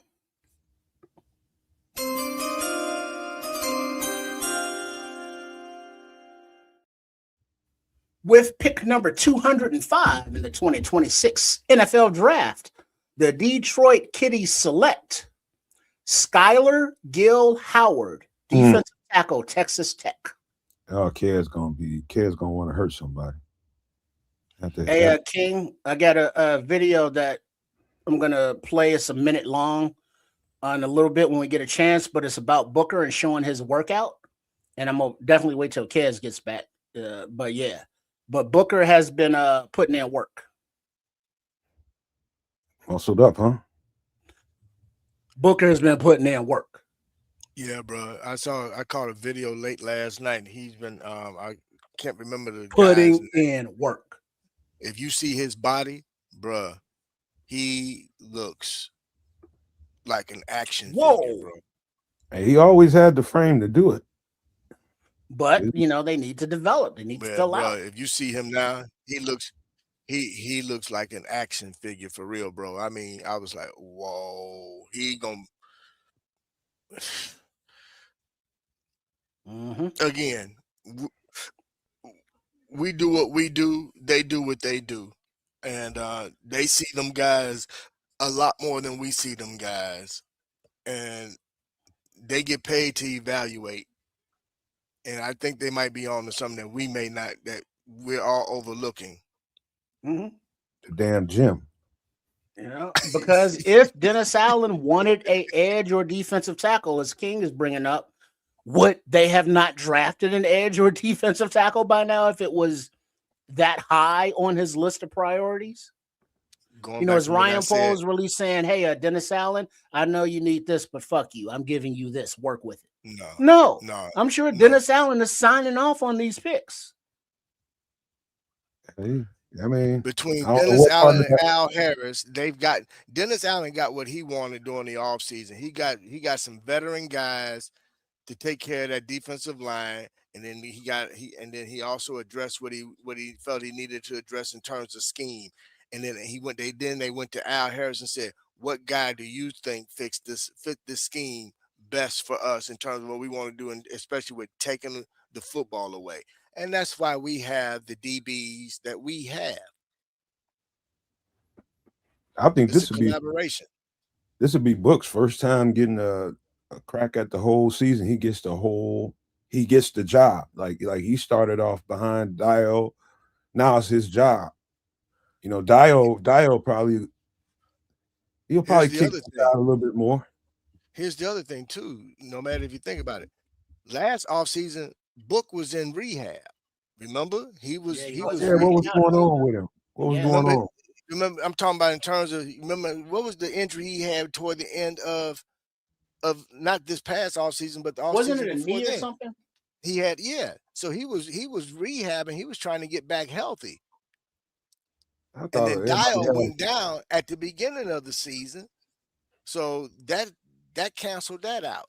And Book re-aggravated what he was coming back from. Seemed like everybody had a goddamn hamstring at first. It was a lot of it was soft tissue. You know, that's why I'm pleased to see Kyler Gordon addressing that this offseason. He's been doing a lot of stretching and different things, getting worked on to make sure that he doesn't experience the same thing this coming season. Hey, Bishop, man, I remember Tripp coming in on the show talking shit, talking about we can get rid of our goddamn trainers. He was mad because everybody kept coming up with hamstring. I was like, man, what you think they got to do with that, man? Golly. Damn trainers. Hey, man, them doctors and trainers can't help that. No, because that's the thing. The guys got to really, that you're right about that. That's more of an individual. Mango. Diet.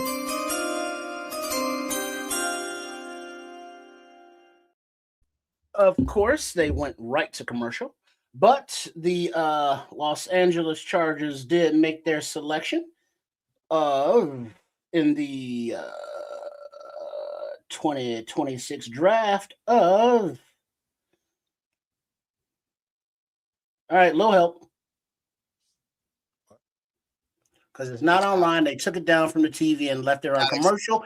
And did not leave the banner on the commercial. It was Alex Hawkeyes. Yeah. Alex Hartney, thank you very much. What position? Tackle. Tackle Alex Hartney. All right, thank you very much. I don't see on some commercials they leave the chyron at the bottom. Others they take it off. I have no idea what's happening. I mean, that should tell you watching the wrong channel. Well, the other one is like 5 minutes behind. Is it? Yeah. This one is faster. Yeah, okay. But it just doesn't have all the info. Smitty say Book hurt his knee at the end of training camp. Slowed him down. Yeah, it was his knee. I can't remember. Seemed like everything started happening at the end of training camp. Yeah.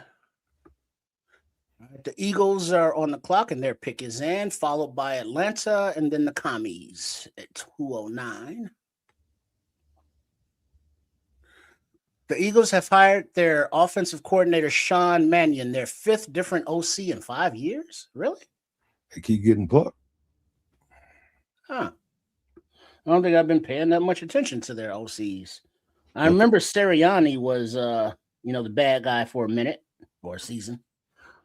He's as long as they got him, they ain't gonna never have a bad offense because he's the mastermind. Just like we don't get plucked on a regular basis. Get used to it. All right, the pick is in for the Eagles.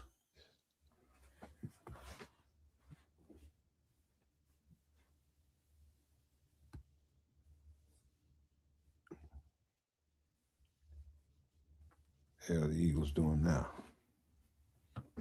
They'll probably go back to the interior D-line or something. They love D tackles, boy. Got enough edge rush. Yeah, Alex Harkey, guard from Oregon, went to the Chargers, so they're definitely hooking up that line offensively. I think they got a couple. Somebody might have retired on that line. Or got hurt late in the season or something. We got 2 more as of now, Booker. About 2, unless they shake something up. Mongo.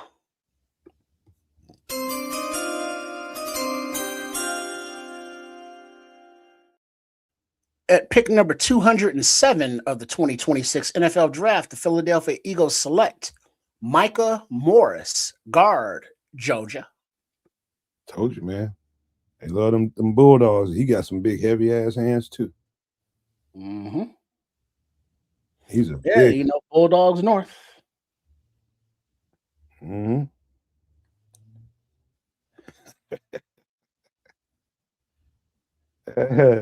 said he hope he draft one more tight end or 2 tight ends just to fuck with folks. It's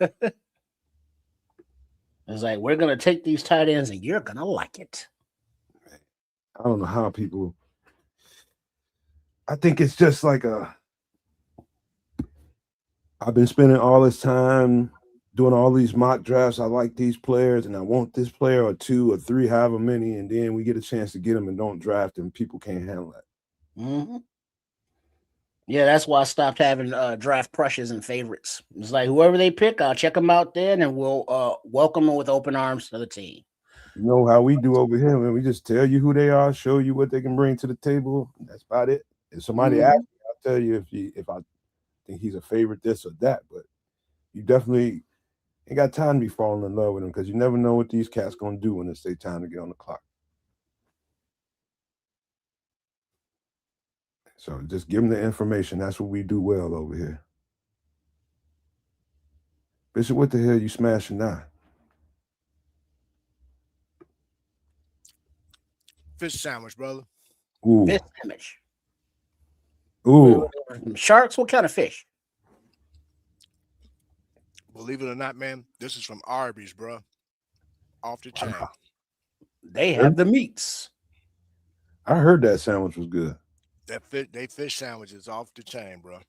And they only do it during leading up to like Easter and a little after. Yeah. Nice. I mean, it's a nice piece of fish too, bro. Got some crunch to it. Yeah, bro. Yeah, this hitting here. Y'all gonna have to I ain't excuse me, bro. I don't want to I ain't had me a good fish sandwich in a minute. Bro. They need to do this. I know they do it Mango, seasonally. mango, They need mango. to keep this year round.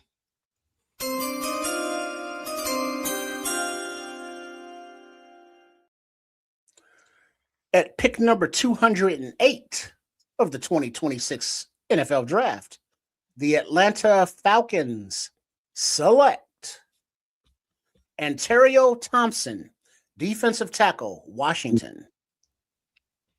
They done us in. Hey, did they give them our compensatory picks? Ian Cunningham just did him in. Ian did him in. They probably picks, man. They was on Ontario before he left here. Mm-hmm. Yeah, you know what? Doc's do got a mean ass fish sandwich. Let's see, Arby's. My sister told me Arby's got a good fish sandwich. Bro. That's what Red Bear. I've always loved Doc's, man. But King Booker's saying he worked there when he was a shorty. Don't eat the beefs. Why not? D Nice. He likes the Doc's fish wish. Nice. I don't be thinking sharks. I don't be thinking no damn beef when I'm at Doc's, man.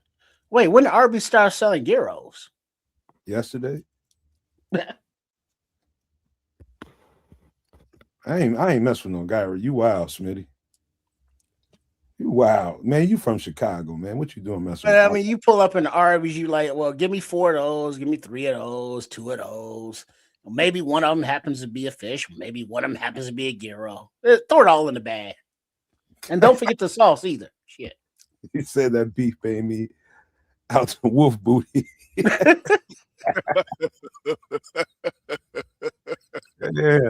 I don't know why somebody go to Doc's and be thinking about beef.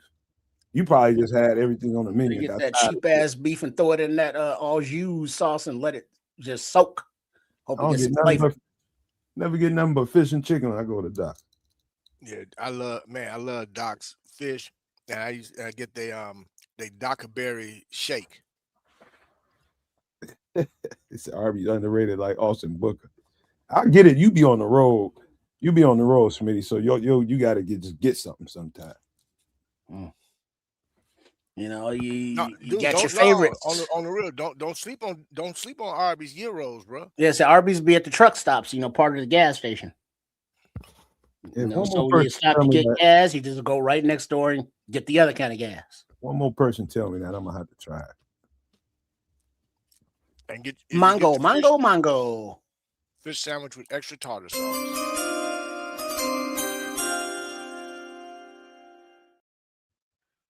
With pick number 209 in the 2026 NFL Draft, the Washington Commies select Matt Golban, center, Michigan State. Can't say that I know this one because I didn't. But Michigan also good offensive line talent. Let's see. Next up, we got Pittsburgh and then Baltimore at 211. Big Ten, they're gonna run the football. Man, it don't be the salt, Smitty. It be the lemon pepper zest. It's that lemon pepper zest they be putting on. Just tell them don't put none on it. It ain't salt.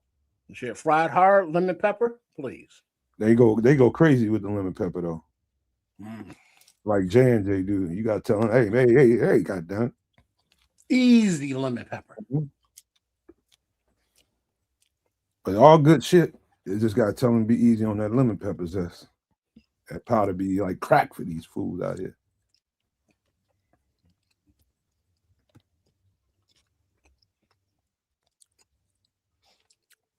Yeah. I'll eat Hardee's if it ain't nothing else to eat. Arby's is incredible by me. It's weird. It's sorcery in certain locations. All right, Tritz, give me 1 second. I gotta take a quick leak. I'll be right back. Yeah, we're on commercial. You know, Bishop is biting his fish sandwich. I'm munching on my spaghettis. Because I know you ain't the only ones eating. No. And what I did, I cut up some fresh onion and put on this with some extra tartar sauce. I'm good to go, brother. Let's see. There's a fish sandwich heaven. There's a gyro spot, Kimball and Belmont across from Blue Line. Kimball and Belmont. Belmont, Kimball. Is that off the Blue Line, Kimball and Belmont? What else is Belmont? It's Fullerton, Belmont. So it's not only the Brown Line station, it's the Red Line as well. Line. Yeah. So that's over there from Thousand Liquors. Because Kimball ain't nothing but Holman. I'm trying to picture this place. Kimball turns into Holman. I mean, Holman turns into Kimball when you get north. Well, I'm thinking Brown Line, not on Kimball. All right, Kimball and Belmont isn't that where Six Corners is? That Gap over there? Isn't that Belmont and Kimball over there in Logan Square, where that Gap is? And it's like a angle building. Isn't that Belmont? No, I know it's Kimball. That's not Logan Square though. That's an extension of Humboldt Park. Well, but you might. I know what you're saying though. Yeah, you might would say they're both the same. You know, pretty much the same. What I miss? Oh no, just got back from the Spanish Harlem. Oh, we talking about the city, huh? Yeah, King was talking about a gyro spot on Belmont and Kimball, and I'm just trying to picture the spot in my head. You did the Blue Line. Gas station, Aldi, and the gym. Belmont and Kimball. Wait, Mongo.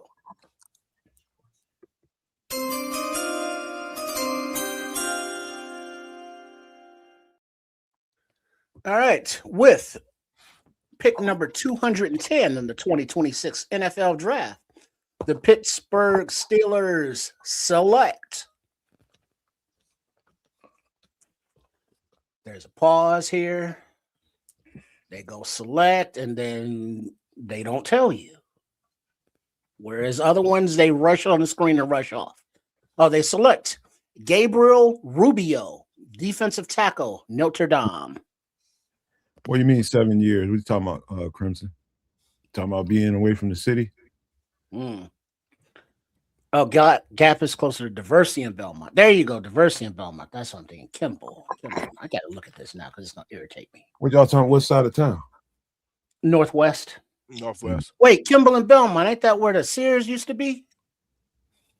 But it's not Sears anymore. They remodeled it or some shit. The big Sears warehouse. Trish got a good he got a good handle for where shit is in the city, man. No, aren't you thinking about Marshall Field's warehouse? Marshall Field's warehouse. Thank you. Wasn't that Kimball and Belmont? Right up in that area. Because my mom, that's where she retired from. Oh, okay. Mongo. Yeah.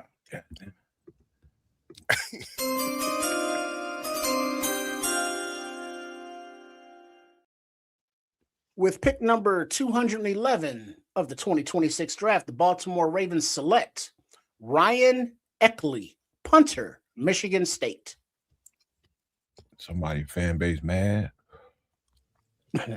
Well, a 6th-round punter? I mean, what else do the Ravens need? They're gonna be this is all just luxury picks. They're gonna be cussing regardless. Yeah, that was Marshall Fields. They tore that building down a long time ago and turned it into a strip mall. Of course they did. Yeah, my mom retired from there. I had the best pizza in my life up on Ashland. Something in Ashland on the south side. It was a Nancy's, to be honest with you. But them brothers in there was cooking the shit out of them pieces, boy. Nancy's Space Age Pizza. I just know a Nancy's. That's all I know. I was kind of young. It was good as shit, man. My uncle was married to his wife.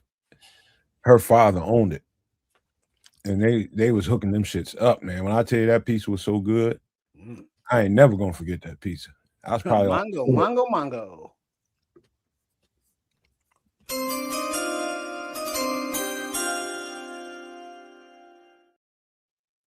With pick number 212 in the 2026 NFL Draft, the New England Patriots select Nnamdi Obaizor, linebacker, TCU. He's strong as shit, but fast. No, Wait, I ain't trade alert. Never heard of Demenzo. Buffalo Bills are trading pick number 213 to Chicago. Chicago is on the clock. Got up in there. The Bears are on the clock. What do we have to give up? Maybe the last pick? Unknown right now. But is this a move up for what's been running? Defensive tackle? That's been a little bit of run on it. So is this what is this? Who's left? Landon Robinson? Could be an edge, could be Mason Rager, could be Ndamukong Tucker, it could be a few guys. I think D tackle's been coming off lately, so it might be that. Might be a kicker. Yeah. that punter that runs the 4-2. No, we need a kicker, man. We need a strong leg kicker. The tight end, they know if they get another tight end, man, we're gonna have to hurt somebody in the streets. No, we're gonna have to get the security for Ryan Poles, man. Yeah. They're gonna go nuts. Booker just said shit as a joke. Depth for Santo, yeah. Book said it as a joke. Now, if they do it, Book, they're gonna be on your ass, boy.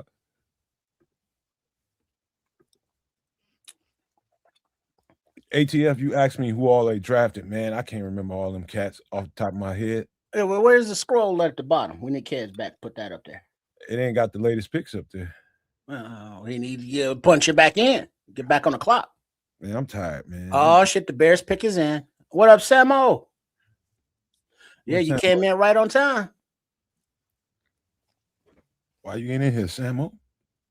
Oh, you just got back. Yeah. Shit, he had to go out and make that money. You saw that little girl drinking all that milk. Milk ain't free. She look big enough, shit. She can pour a shot. Man, she look big enough. She can pour her own for gallon. Shit from the gallon. Hey, Trips, in this economy, milk, how much is milk now? About $8 a gallon? Something like that. But I truth be told, I ain't bought regular milk in a few years because I've been fucking with the nut milk. Settle down, Red Baron, pause. But like the almond milk and the coconut milk, I've been messing with them. Hey, you know what, Scrolls? Good call there. I forgot the Godfather's still out there. I do almond milk. Yeah, there it is. And then like for like heavy cream, get a little plain Greek yogurt, mix it with a little almond milk, mix it up. Boom. King say he's still milk now. Get 2 gallons for $4. 5-finger discount for the leche. Been running all day. Tres leche. You got your ass at that grocery store, probably at Sam's Club or Costco or somewhere, ain't you? And he looking for what's the expiration date? The 5th. What's the day? The 4th? Can I get a discount? Man, I hate that place on Saturdays, man. Either one of them. Oh damn! No. The damn pick is in, but they're not telling us. It's irritating. Oh wait, Mongo.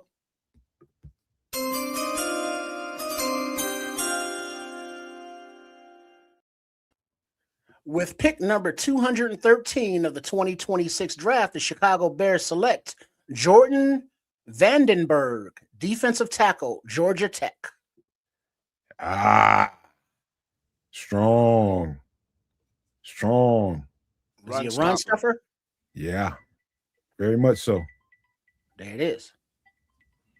Okay, is everybody happy now? Have y'all can y'all relax now?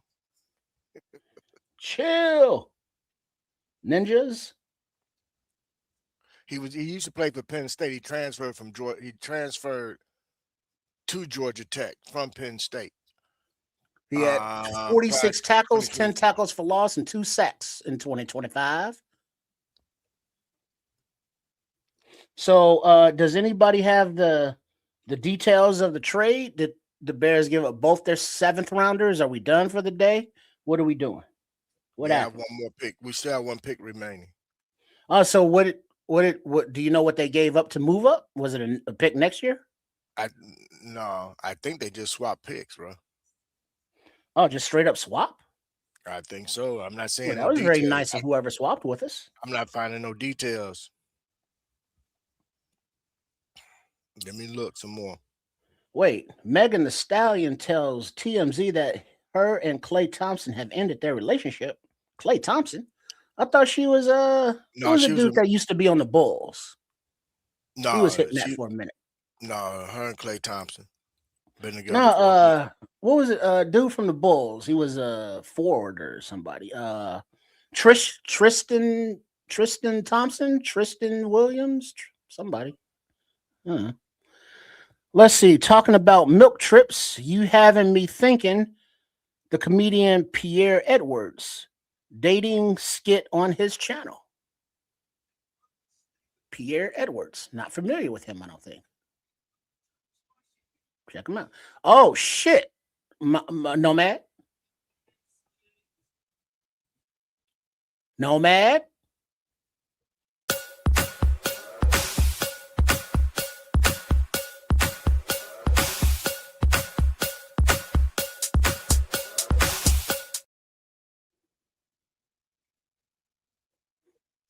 Okay. Big up Dante Purify with the 99.99 super chat.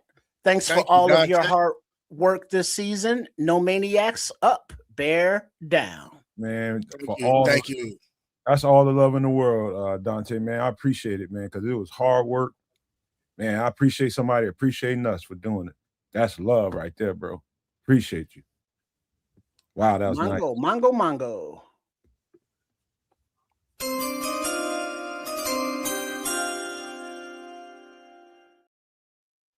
With pick number 214 in the 2026 NFL Draft, the Indianapolis Colts select Caden Curry, edge, Ohio State.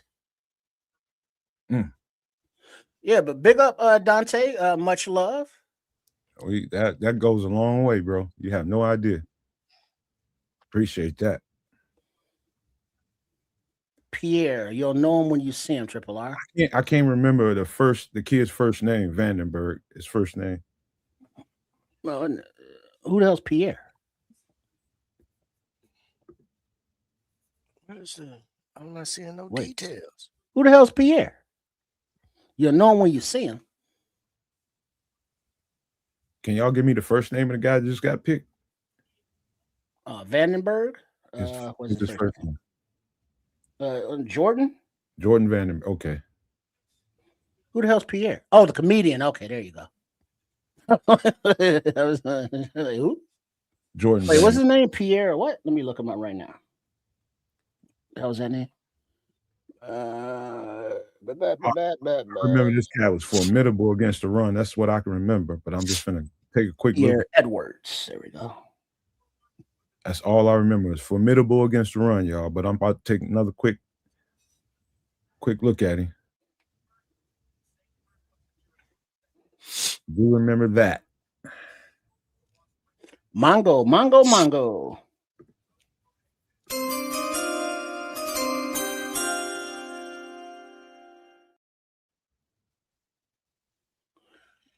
With pick number 215 in the 2026 NFL Draft, the Atlanta Falcons select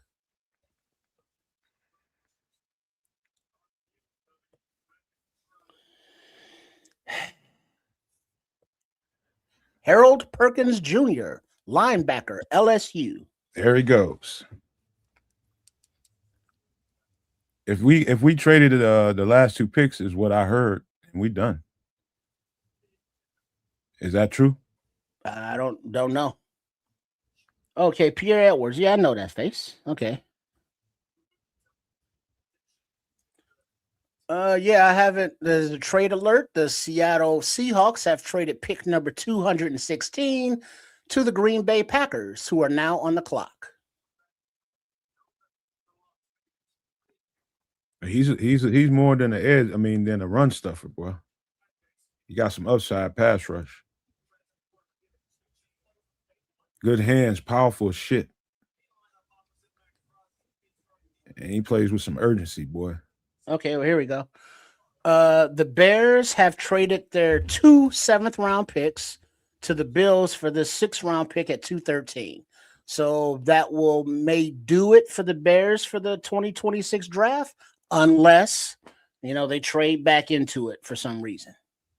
Which is why we got to stick around. Mm-hmm. And then for those that are worried about the rest of the roster spots, UDFA season will begin as soon as the draft is over. Mongo.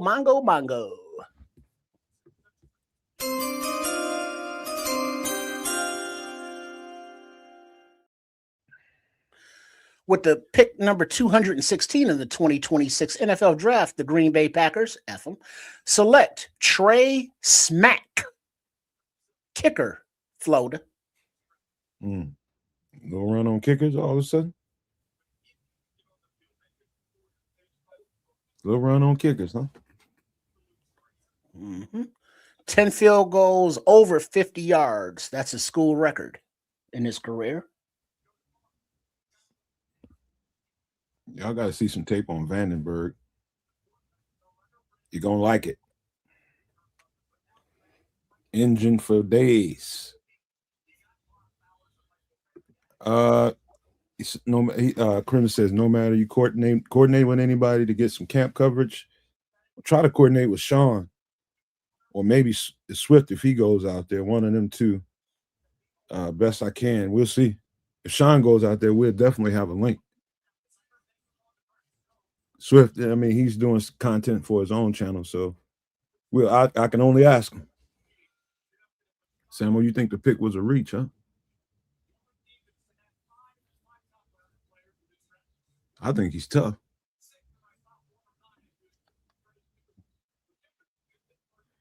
He's a lot of what we need, man. Mongo.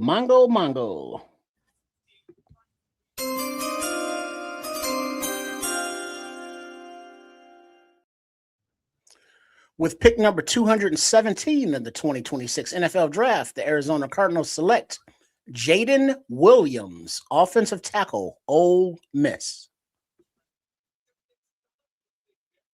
I'm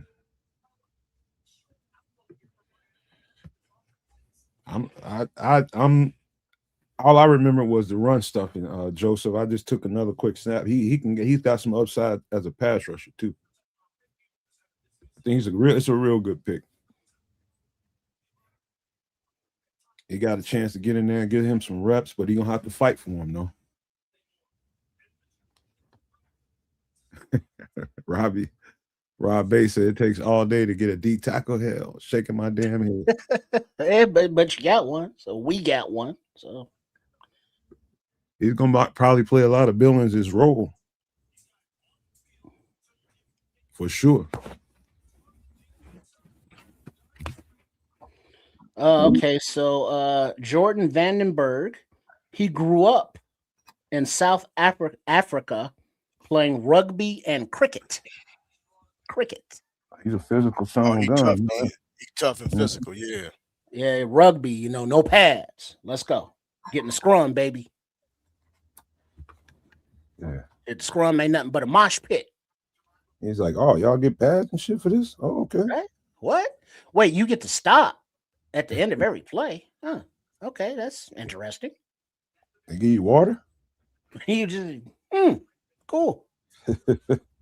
You only got to play one side of the ball. You ain't got to go both ways? All right. I guess I can play this American game. We about to dress the UDFA market down.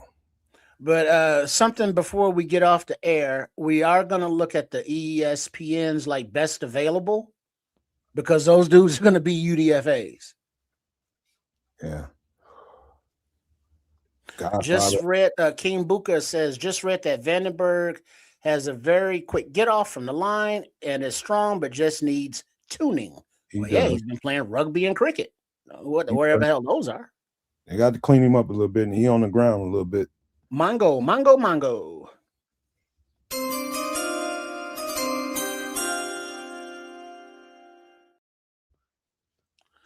With pick number 218 in the 2026 NFL Draft, the Cowboys select Anthony Smith, wide receiver, East Carolina. Nice pickup. I truly hope we sneak back in here some way. Oh, come on, Leo. Vandenberg has a RAS score of 10. Isn't that perfect? So how does this work? You think that Ben Johnson and Dennis Allen have their list of players or traits or qualities, and Ryan Poles has his RAS score to be great at football, and then they just kind of see who the crossover, and that's who they select. I know this is Dennis Allen's day, and he's getting what he wants. This is who he likes. I like the pick.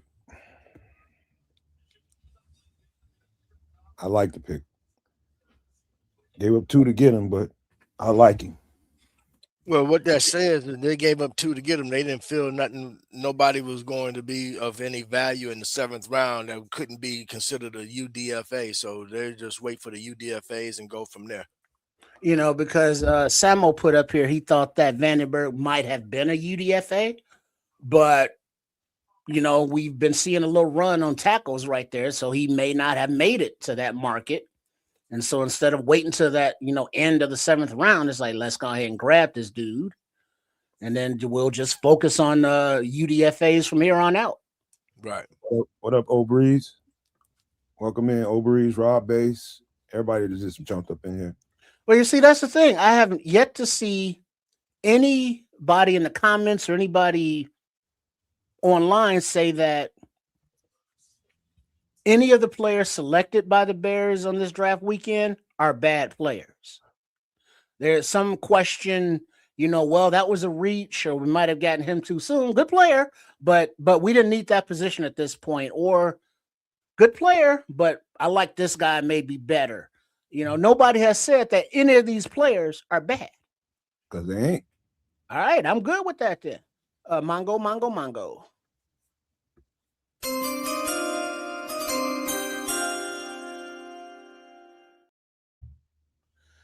All right, with the 219th pick in the 2026 NFL Draft, the New Orleans Saints select TJ Hall, cornerback, Iowa. Too late, Corny. They Ian Cunningham already stole him. Yeah, Ian Cunningham under direction of Matt Ryan stole him. Yeah.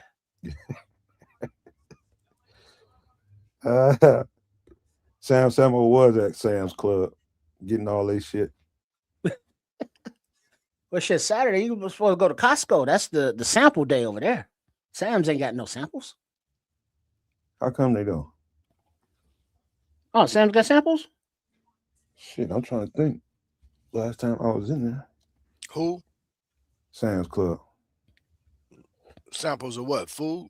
Yeah, like Costco. Yeah, not as much as Costco, but yeah, they do. I thought so. I mean, Costco, you can basically go through there, but around lunchtime, you can damn near get a whole lunch. Aisle to aisle. Hell, you can try out enough to where you leave out of there full. Shit, mess around, go back the opposite direction. I'm pretty sure. All thing you gotta do is get one of them Sundays, and you good to go. I'm pretty sure older white lady let me eat a whole plate of salami and cheese up in that mouth for one day. Yeah, they don't give a damn. It's not theirs. Like, that's good. She said, "You want some more? Hell yeah. Don't eat it. I get some more." I'm trying to get rid of it. As soon as it's all gone, I can go home. Mm-hmm. It's sad. King said Sam used to go all in on the sample. Now you lucky if you get 10 sunflower seeds Info Annihilators. Not even the Rainbow Annihilators, just straight green. It's been a while since I've been in the Sam's Club, though. I ain't King, been in King, where you be coming up with this stuff, bro? West Side. man. Cause that those Sam's and Costco's over there. Cause what is that? It's a Walmart on North Avenue and something. You know, where the North primary Avenue. language ain't English. Yeah, right there, but just past it's just past Cicero. Yeah, that's not a nice Walmart. In between Cicero and Pulaski, right there. Mongo.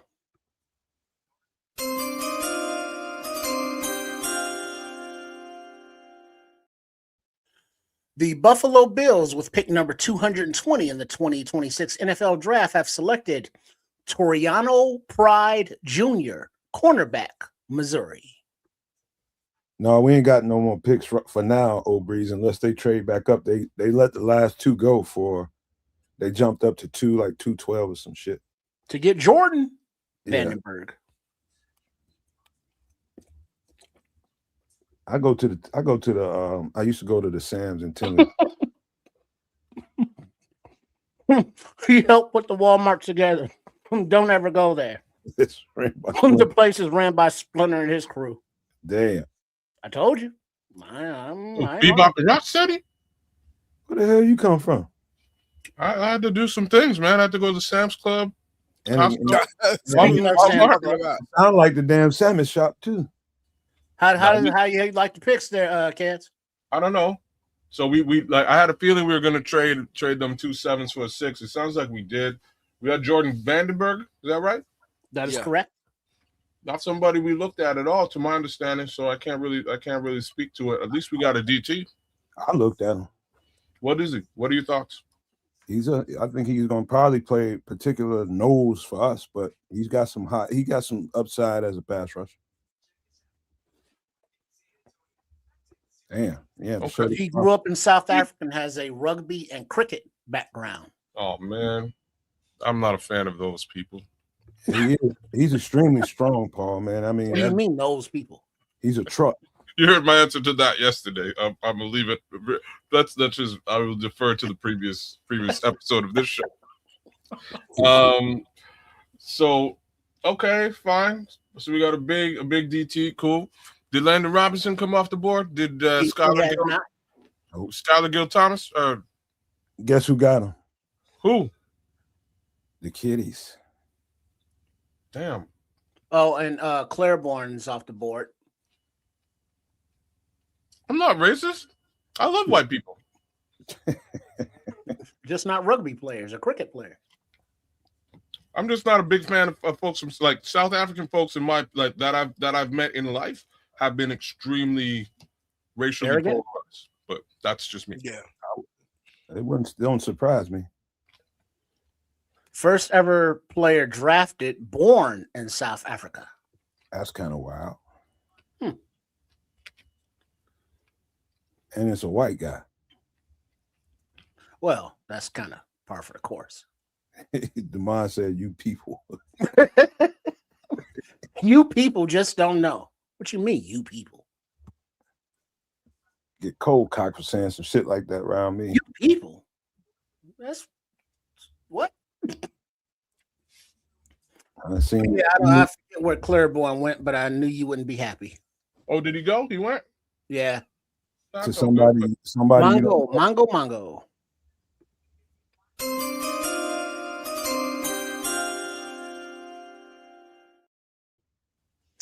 With pick number 221 in the 2026 NFL Draft, the Cincinnati Bengals select Jack Endries, tight end, Texas.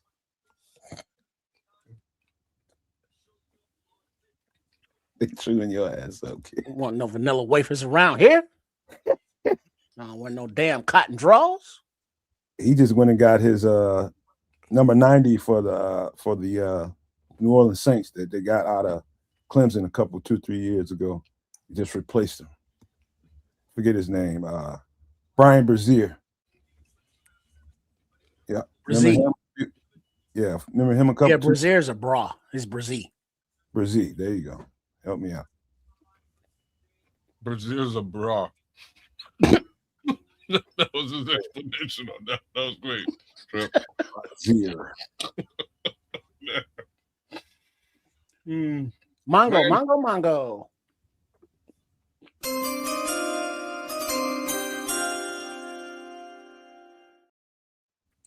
With the 222nd pick of the 2026 NFL Draft, the Detroit Kitties select Tyree West, edge, Tennessee. Love that guy's tape.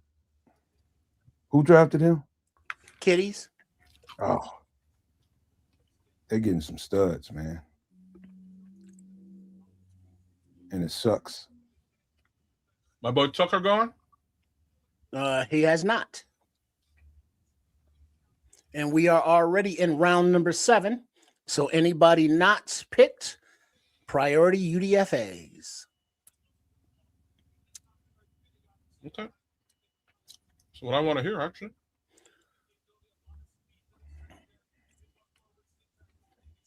All right, the Commies are on the clock and their pick is in, followed by Pittsburgh, then Tennessee at 2 1/4. I'm so ready to eat dinner. I'm doing it, man. I had to get a That hot dog didn't stick to your ribs, did it? That hot dog wasn't shit. Weak ass hot dog. Still mad about them wings or what? Yeah, he's still mad about them wings. I'm gonna get it. She better be glad. He said he was like, "Now I'm about to go barbecue and eat all of that shit." She love them ribs, man. Get nothing but memories when you get home. Just leave a couple bones in there so she know. I'm gonna wrap them up in foil, make it look like it's ribs in there and everything. Yeah, there was barbecue. Yeah, I tell them don't go to sleep. Remember them chicken wings? Mm-hmm. What chicken wings? What's pissing me off because I know she ain't gonna eat them. They No. order out every damn weekend at work, so she not even gonna eat them. No, they're sitting in the refrigerator right now in the office. Yeah, maintenance gonna be there at 2 a.m. talking about somebody left their wings for us. And they will do it. They will do it. It's one of them motherfuckers at every job. Mm-hmm. And it's not me, Cass, because I don't work there no more.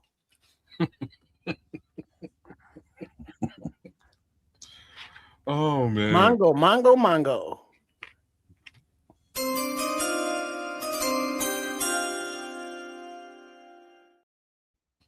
At pick number 223, the Washington Commies in the 2026 NFL Draft select Ethan Calamacanis, quarterback, Rutgers. Kaliak Manis. There you go. Who did that? Commies. That's surprising. So when Jaden Daniels, needs that little kick in the rear to stay on the field. I thought he Maybe was it's not that surprising. I thought he was gonna for sure be a UDFA. Well, you jump ahead and you get him because UDFA quarterback, you can go someplace you might actually want to play. You can select where you want to go. What you talking about? Because leaving it up to these after the draft, whereas you draft them, they have to come play for you. UDFA is like, nah, I want to go play for Ben Johnson and them. Some Father John in the mix. I don't know what that is. What's Father John? I don't know. Oh, that's an old cough medicine from Damn. back in the day.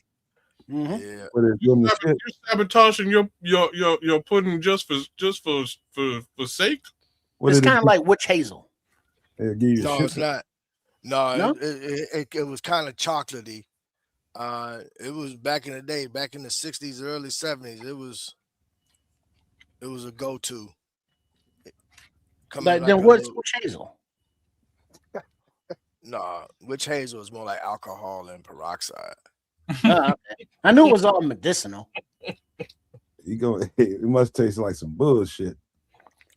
It don't taste like I haven't had any in years, but it don't taste worse than cod liver oil. I'll tell you that. I ain't even had it. I know what cod liver oil is. The taste of cod liver oil? No, thank you. Hey, kids, handle the drop for me while I go grab some water. I got you. Make you a sandwich while you at it. I wish I had that kind of time. Oh, you do. We're in the 7th round. It's moving along slowly. Don't tell me that no more, because I'll go in there and whip some shit up. Mongo, Mongo, Mongo.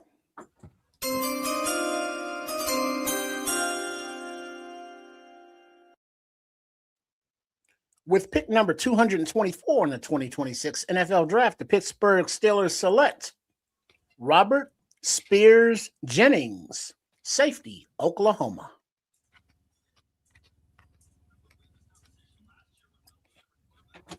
I had to make me some spaghetti, kids. With goddamn with ketchup on the shit. With ketchup, because he didn't have no Oh damn man, what the hell, tomato bro? sauce. Okay, first of all, I'm not going to be judged by none of you motherfuckers. And second of all, it was delicious. What are you, Honey Boo Boo? She's huge. I don't weigh that much.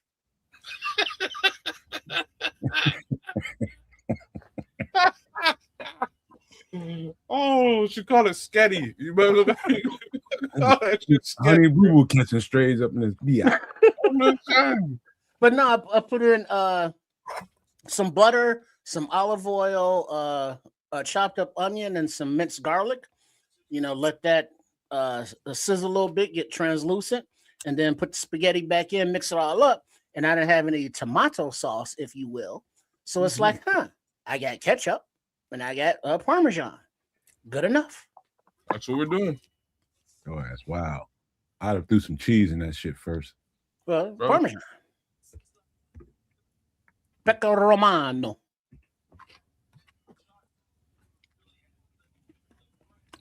So, you know, and you can't say that, you know, tomato sauce, ketchup, tomato. It's all the same to me. Let's eat the whole thing up. All right, so we are stuck right now at pick 225 with the Titans. Is there something else going on the stage? They got like 80 people up there doing whatever the hell. They're directing traffic up there. What the hell is going on? I don't know. You know, for the in-person entertainment. Oh. What are they playing? Duck Goose? What's going on up there?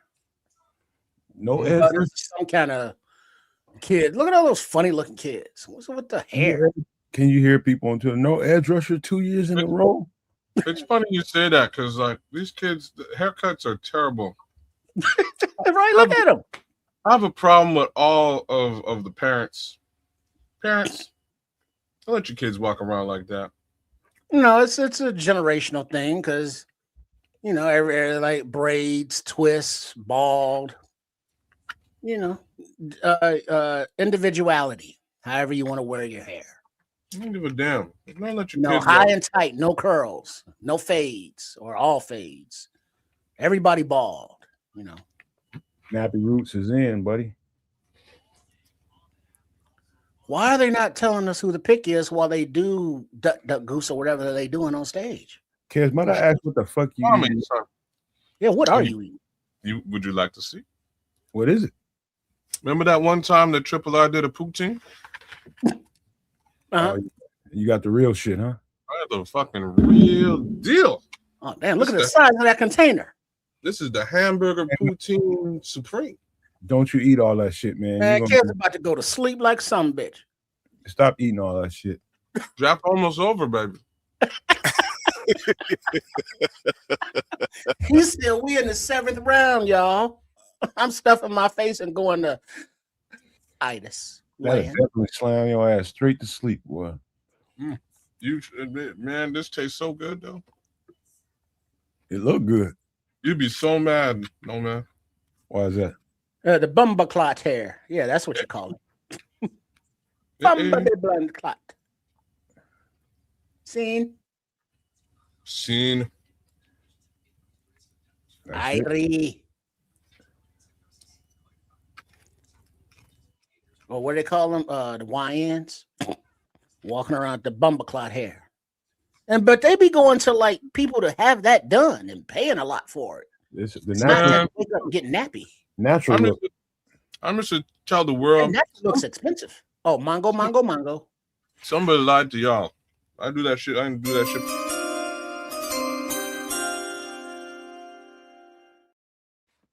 With the 225th pick of the 2026 NFL Draft, the Tennessee Titans select Jaron Kanak, tight end, Oklahoma.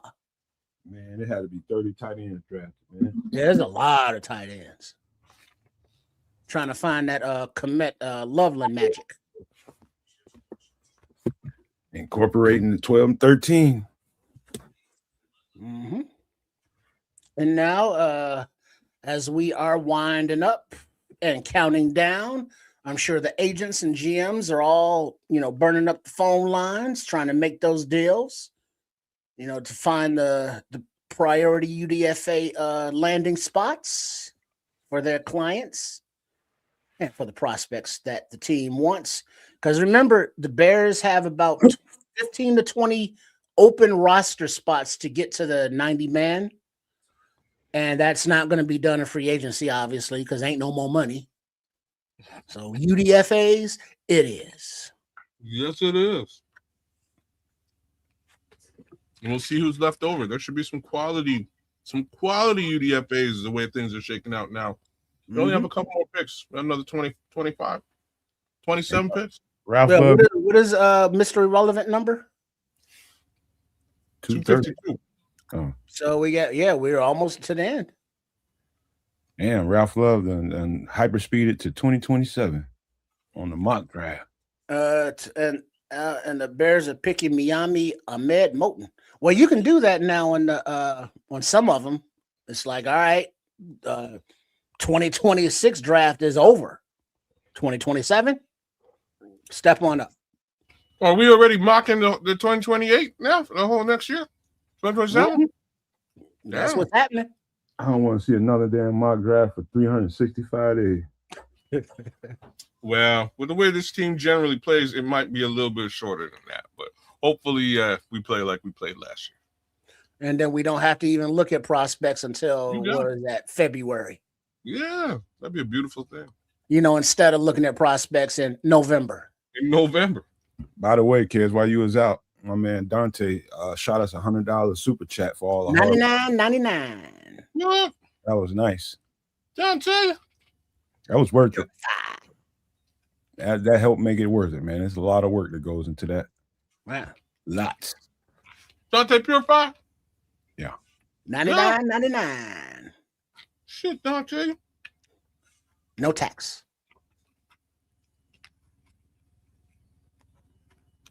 Well appreciated, sir.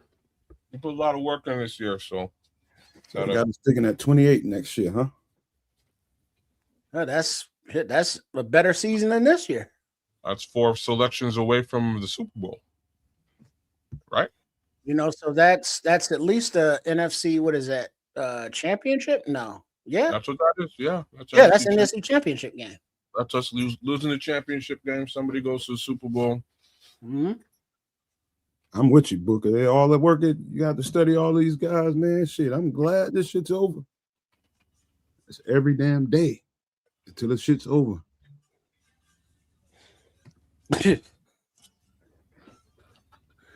He said, I don't want to even hear mock, clock, or sock or anything that rhymes with that word. Settle down, Red Baron. That's Booker. Mongo. Yeah, No, but Red Baron's going to be rhyming. Yeah.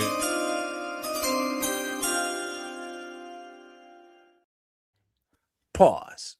Yeah. With the 226th pick in the 2026 NFL draft, after we what is that? Who the hell is this Pat the Tillman picture of? art?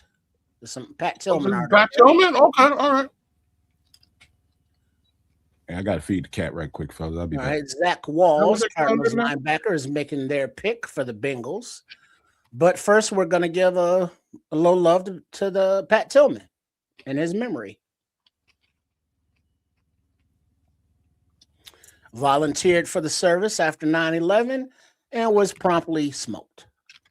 I really hope they throw his family or something some money. The amount of times we been hearing about Pat Tillman over the years, they're really milking this story dry. I know, right? Like no offense. Like thank you for your service and all that, but I'm just saying. Well, I just hope the family is getting some form of compensation. That's what I'm trying to say. Give him something. Hope he's throwing him something. Every time y'all bring him up, come on, something. I mean, because they're definitely doing it as marketing and promotions. Oh, 1,000,000,000%. Are we good? Okay, Mongo. Oh no, we already did that. They're finally getting to the selection. Landon Robinson. Fuck. Defensive tackle, Navy. Fuck. And there he went. Fuck. That makes me mad. Who got him, Trips? Bengals. All right, be right back. About to feed the cat. All right, but considering we got Jordan Vandenberg, I doubt we would have taken another D tackle in the draft, but UDFA is different. But he's a 3, Jordan's a nuts. I don't think I've seen your other guy at defensive end go. No, he hasn't. Let's not do it. I don't even say that's why I didn't say his name. I didn't say good man, sir. I appreciate that. And he was this is not he, but Landon, he was a projected, I think, UDFA, but here he is selected. Mongo.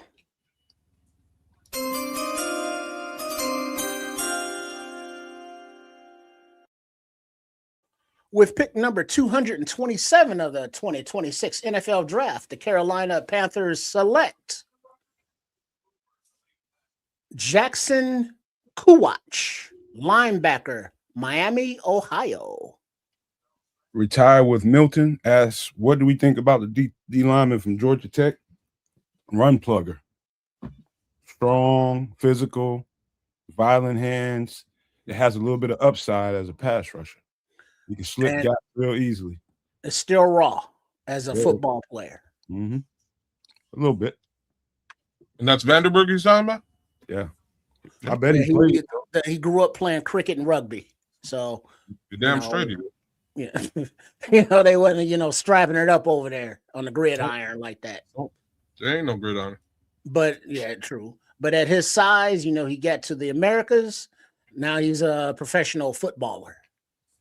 Dude, I got a 80-pound neighbor next to me, lady that drinks a 30-pack of beer a day. I don't know where she got a hole in her damn leg, man. Oh, it's a little bit hard. Man. Front and back. I don't, and she struggles to get it. She be walking. I don't know how she be making it home. How old is she? Look like about 65, 68, 70. I don't know, somewhere in there. Cans or bottles? All cans. Oh yeah, that's old school right there. Yeah, that's a real deal. She be folded, boy. That Miller High Life. Yeah, you get that extra Mongo.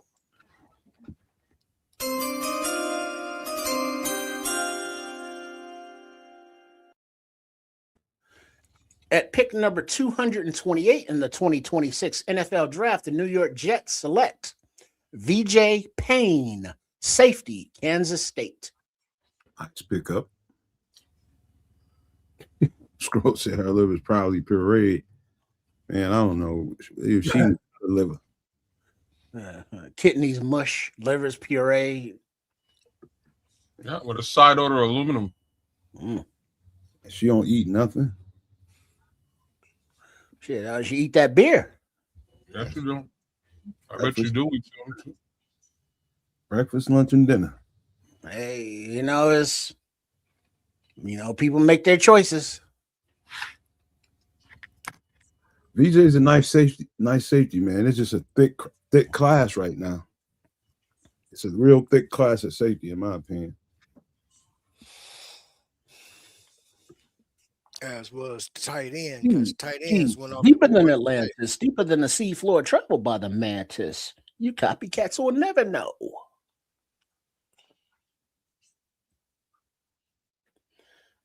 Damn, I think I might have to actually put on some X-Clan tonight. Is that what you're doing? Hmm? Sorry, I haven't listened to Brother Jay in a long time. Oh, yeah. What you say, Brother Jay? What you say? Man, glorious. From the red, the black, and the green. With the key. Let's see. A Freaks List alum. Vandenberg has broad, well-built athlete who has thickness through his arms, legs, and core. Pause. He bursts off the snap with aggressive hands to push the pocket, although he shows some lower body stiffness when attempting to move laterally around blocks. He took a positive step forward in his 2024 tape in his ability to recognize and shed blocks against the run. His motor is relentless, and his coaches said he was one of the team's best leaders because of the example he set. He also brings outstanding personal and football character. He used his NIL money to become a small business owner and buy a laundromat in the Atlanta area. Well, first of all, they lied. They over-exaggerated talking about him being stiff in his lateral movement. I wouldn't say it's stiff. That's for sure. All right, Mongo.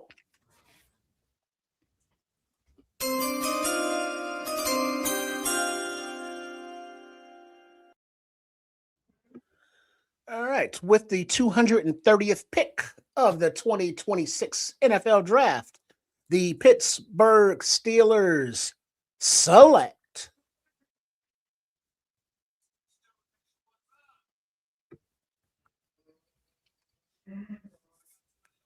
Eli Heidenreich. Oh, Heidenreich. Navy. Heidenreich. Receiver. He's gonna still struggle to make the team. He's in the Navy. You can sell the 7 C's. In the Navy. We'll holler at you, Book. We'll holler at you next time, bro. So they drafted a seaman. All right, King. Pause. Right on, King. Y'all be easy. Or see you in the next chat, because I'm sure we will be there. In the Navy. All right, goddammit. I think it's a great pick too. Yeah, he's the all-purpose dude, but we already took one of him, or 2 of them actually, a running back and a wide receiver. What are you talking about? We got a running back? Oh, check that. Not a running back, but Xavier Thomas can play running back. Okay. Run reps out of the backfield. He sure can supplement there. Yeah, he can. Got a tweener.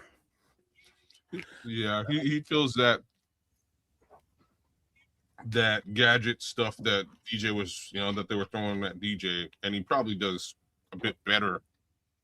Is he Wolverine? Is he never going to get hurt when he does it? I don't know, but sure going to bring some speed to it.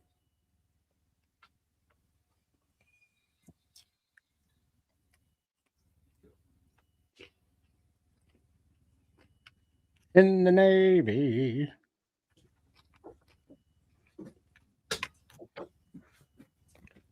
It's fun to stay at the YMCA. Yeah, I was just saying that too, Scrolls. Where you was at? Bears obviously getting a veteran edge. No need to keep harping on not drafting one. True. I think you don't think that they're gonna pull out any UDFA edges? That's not obvious. Scrolls. They'll be in that market. I'm telling you what's going to happen, man, because of the moves that the Saints made. Cam Jordan is going to end up available, and they're going to do a 1-year deal with Cam Jordan and bring him on as an edge, veteran edge. They got plenty of time to make that shit happen. That'll be a June 1st move. Yeah, because somebody else mentioned Conga, the UDFA possibility.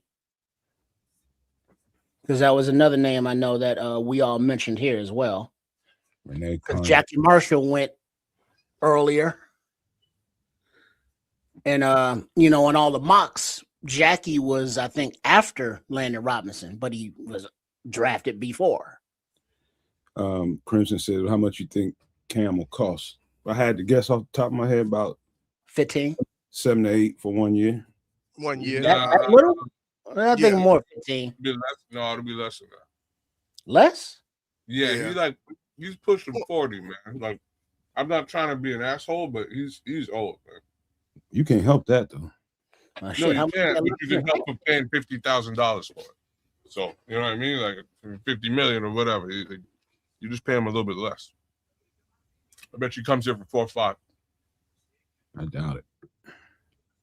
Then he retires, and I don't think Cam really wants to retire just yet.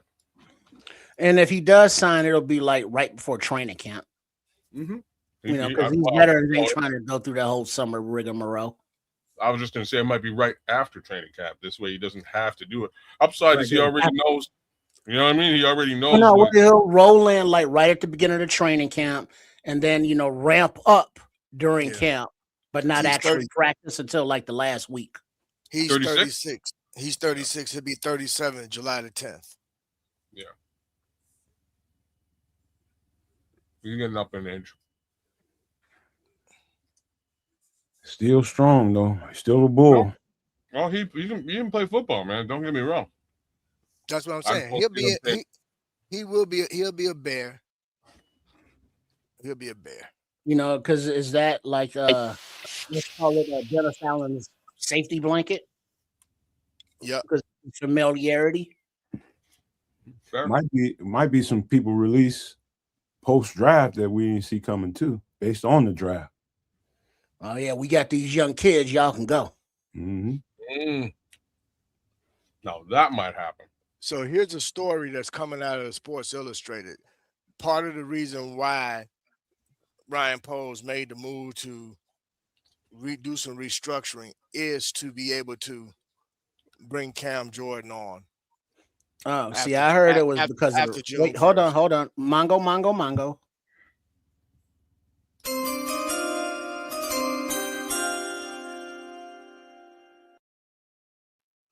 With pick number 231 in the 2026 NFL Draft, the Atlanta Falcons select Ethan Ananwa, offensive tackle, Ohio State. Yeah, I heard that they had to restructure Kmet and Jackson to clear up that $10 million so that they had that available to pay for the rookies. So after this draft weekend, the $10 million that they freed up are going to pay these guys. So if they want to spend another $10 million in free agency, they got to free up another $10 million. Nah, they already that money, they have money set aside, bro. Do they? No, they don't. No, they don't. Where at? The only reason I'm saying no, they don't is they were quite frankly like towards the bottom 4 in the league. Might have been the last with respect to available cap room. Now, how is that with regard to the way they've been doing contracts leading up to now? They didn't. The only big money they had, they got rid of that was with DJ. Well, yeah, but they don't have a lot of big money, but they got a lot of medium money spread around. Oh, it's big money. It's big medium money. Well, they got big medium money like tied up with Dale, with Grady Jarrett, with Montez Sweat, with Jalen Johnson. They re-signed Kyler Gordon. So I mean, there are a few contracts out there. Tooney, Jackson that they just redid. They do have to figure out an extension for Darnell Wright because they did pick up his 5th-year option. So the cap space was like non-existent, and so they had to clear that up because they couldn't pay the rookies. They didn't have enough money. Mm-hmm. So they get this $10 million, pay these rookies, and then anything else is different from there, from my understanding. Mongo.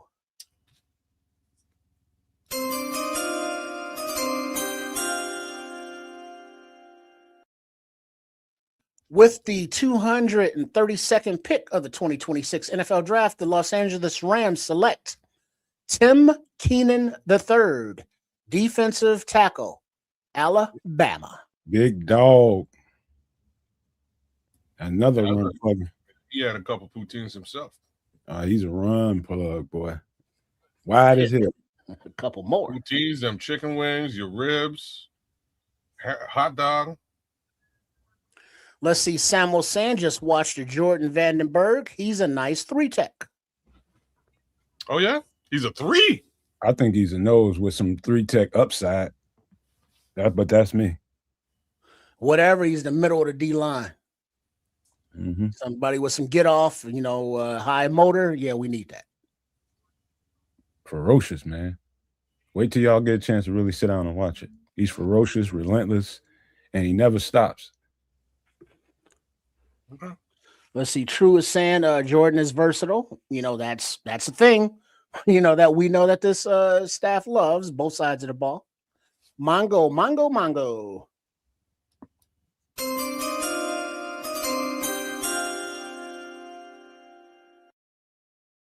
With the 233rd selection of the 2026 NFL Draft, the Jacksonville Jaguars take Zach Durfee, edge, Washington.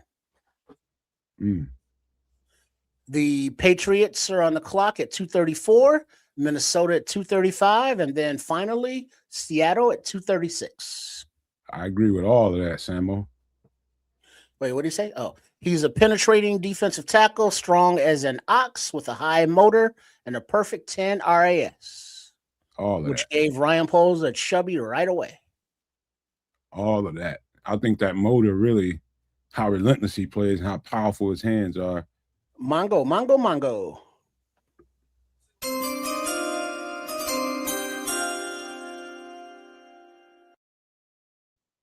At pick number 234 of the 2026 NFL Draft, the New England Patriots select Baron Morton, quarterback, Texas Tech.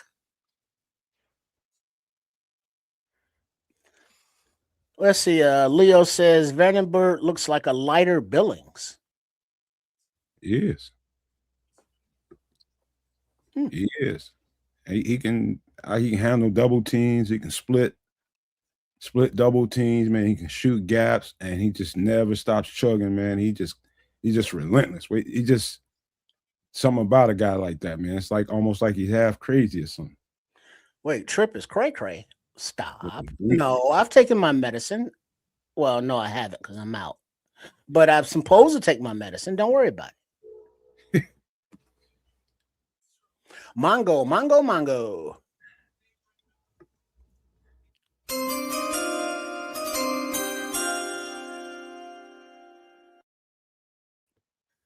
At pick number 235 of the 2026 NFL Draft, the Minnesota Vikings select Gavin Gerhardt, center, Cincinnati.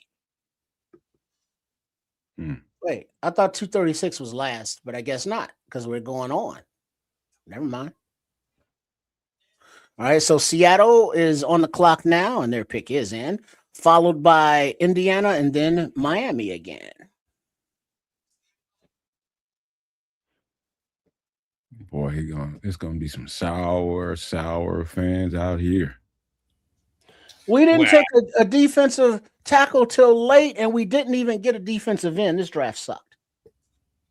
Wow. What about the guys we did get? They were all reaches, or they fell to us and we got lucky. Yeah. All right. Insufferable. None of that stuff is wrong, though, what you're saying. None of it is wrong. Mongo.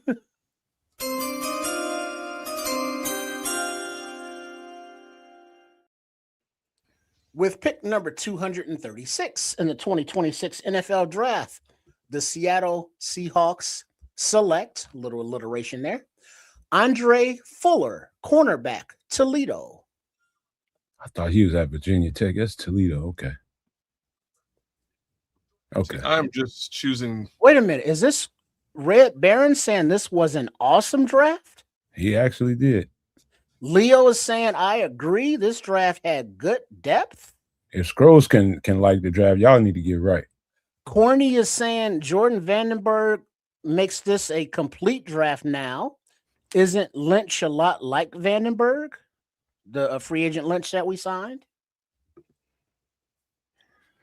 Man, Let's see. Top safety, best center, best blocking tight end, most athletic defensive tackle, ace of the draft. Not to mention the fastest dude the Bears have ever drafted with Xavier Thomas running that 4.28. Hey, Willie Gault ran in the damn Olympics. What did he run a 4.28? I couldn't. They didn't do the 40 when Willie Gault was running in the Olympics. All right, then Xavier Thomas with his 4.28 is the fastest player ever drafted. Okay. Shout out Willie Gault though, man. And shout out Willie. You know, he had that long track speed, but if they weren't measuring 40 times, what do you think? Willie was a get up to speed kind of guy. He wasn't quick twitch. Look, it's 100-meter dash he was running. So a little bit, that's 60 meters later when he's really, he's Getting really into pumping. stride. That's it. Where it looks like Xavier Thomas is like his first step. He's gone. I don't know. Like Hester was fast, but his field vision is probably the greatest asset I've ever seen. My boy would just walk sometimes after he catch the ball, would walk.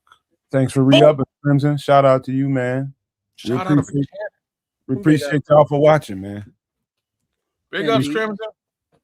We love the love. We love back, man. Let's see. Paul is saying temper your expectations because no one has played a snap yet. We will not know if this draft was good or bad. Let's be patient and let these players develop. We say that now, Paul, but give it 3 months, or I'm sorry, check that, 3 weeks, and every one of these players are future Hall of Famers. Let us tell it. I echo that sentiment, Paul. But that's for every fan base, not just Bears fans. Every fan base is going to be like, dude, did you see this draft? Oh, yeah, we got it going on. I wish they would, Simba. I wish they would. But then you got to give up something for next year. And I already gave up something for next year for Brad. Yes, maybe a 6th rounder or something for next year. Or maybe maybe.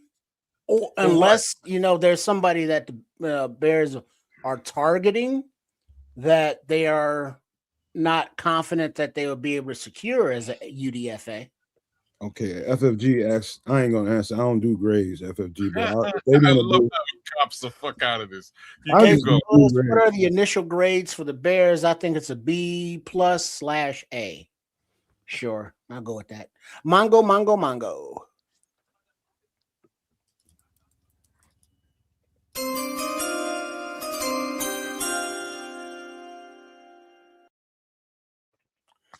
With pick number 237 in the 2026 NFL Draft, the Indianapolis Colts select Seth McGowan, running back, Kentucky. I gotta give this like a BB+. It's not an A draft. But it's not a D or a C, so cool. No. This is far from a C draft. At the same time, but I think it all depends on 2 things. Again, how you look at it and what the actual outcomes are. There's some definite reaches here. There's also, I think, one of the best selections you could have possibly made for this team at the time. There's Mongo.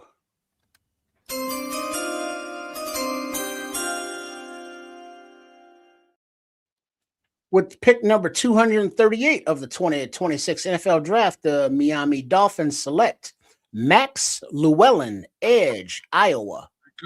There he goes. Good pickup.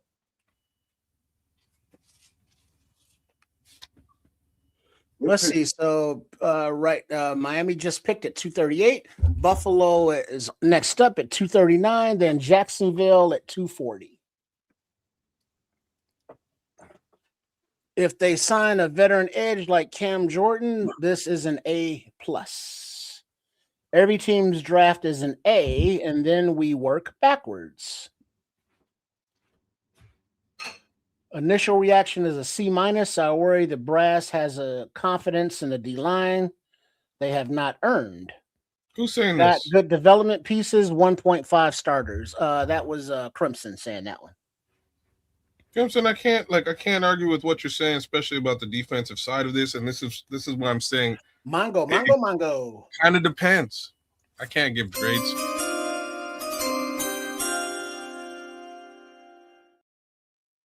With pick number 239 in the 2026 NFL Draft, the Buffalo Bills select Tommy Doman, punter, Florida.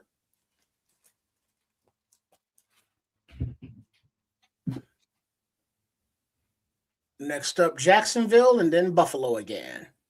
You know, Buffalo is just picking whatever. I like that player right there.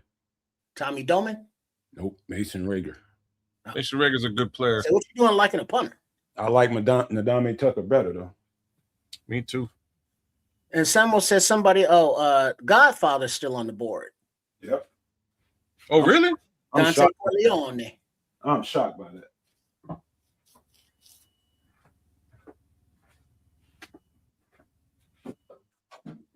That tells you about how rich the UDFA class is going to be.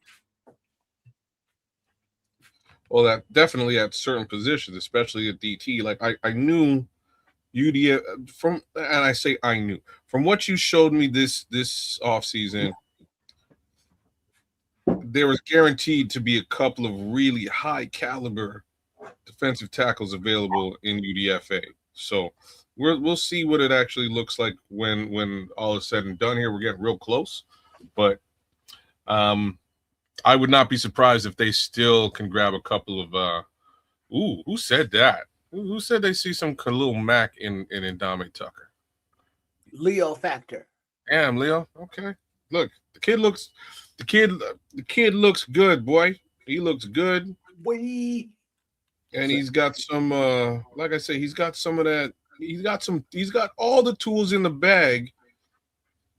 And that part is the part that shocked me for somebody who's projected to go undrafted. If I had to guess, y'all, it could be something going on with him personal. It don't make no sense why Ndame Tucker ain't been drafted. Other than He may not have a time on task or stats for them to really have zeroed in and given him a good look. What school is he at?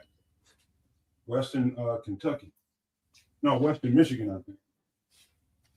Western Michigan. Yeah. Where do they play? Don't ask me what conference, man. Yeah. I just can't. All I know is the talent is undeniable, man. But why he ain't got taken off that board, there's got to be some other shit going on. Same place Marshawn Nealon came from, got drafted rather high from the Cowboys, and I think he's probably as good a player as Marshawn Nealon was.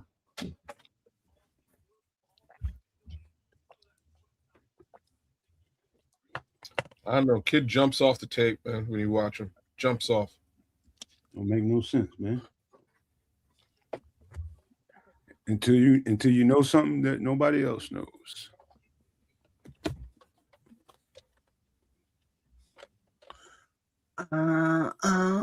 We're living on a prayer.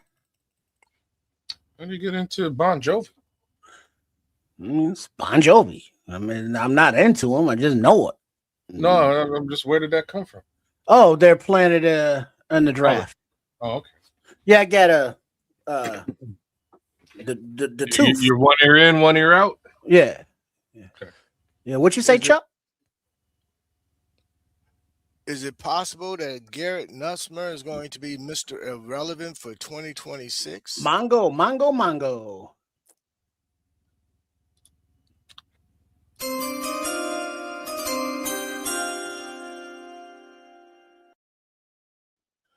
With the 241st pick of the 2026 NFL Draft, the Buffalo Bills select Armaj Reed Adams, guard, Texas A&M. Big dudes on that line. They actually drafted Seth McGowan. Really.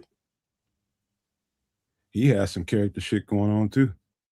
Seth McGowan? Yeah. That's right. I'm surprised he got drafted. I thought he'd be a UDFA. It's probably why he fell so far down.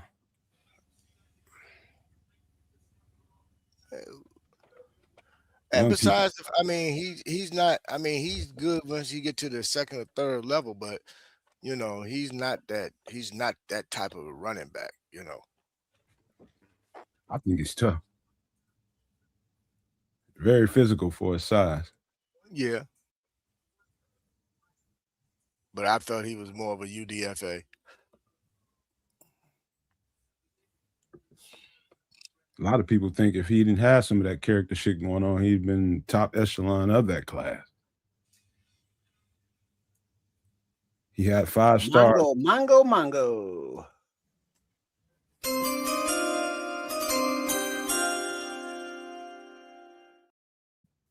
At pick number 242 of the 2026 NFL Draft, the Seattle Seahawks select Devin Eastern, defensive tackle, Minnesota. Yeah. Don't you know?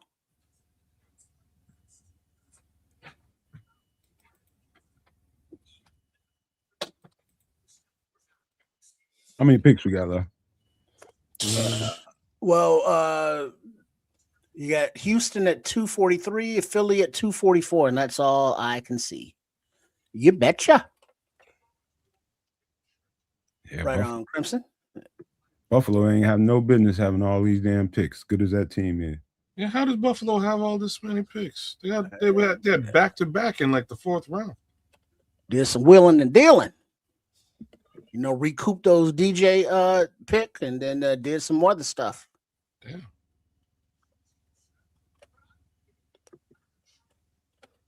Oh, man.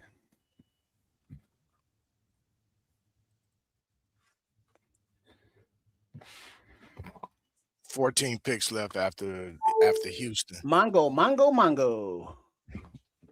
And they're all compensatory.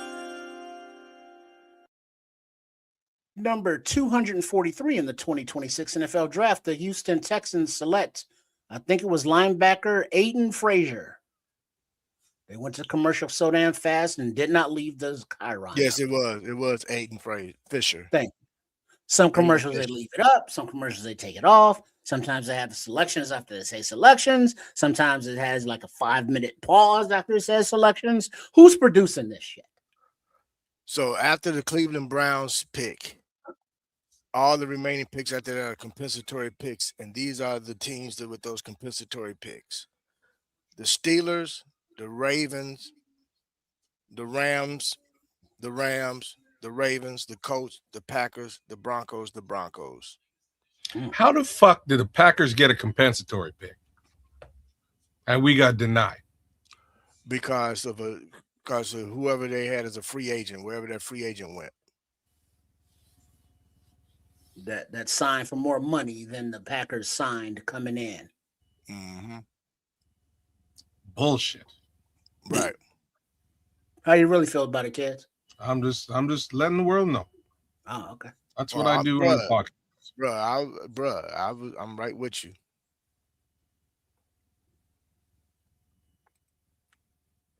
What the part that's killing me is the fucking Broncos.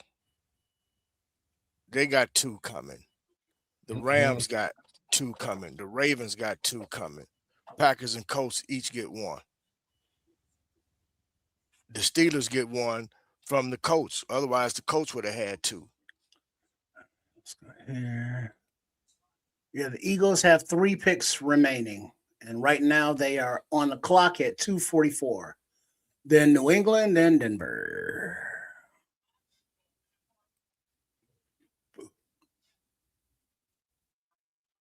Fucking joke. Anytime the NFL get a chance to screw over Chicago, they do. Fucking Jaguars. It's so true. Because they know George is such a teddy bear marshmallow.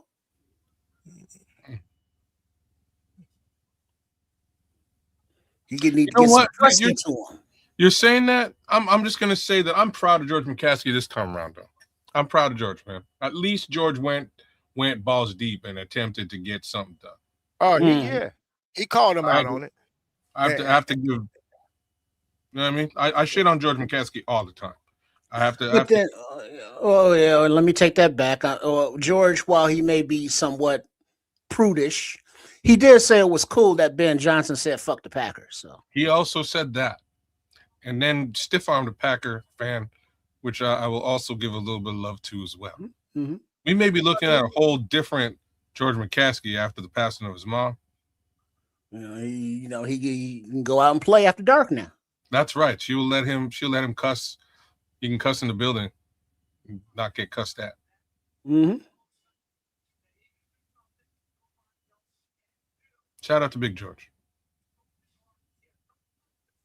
And boo. But so as we are here, the Eagles pick is in, not being announced yet.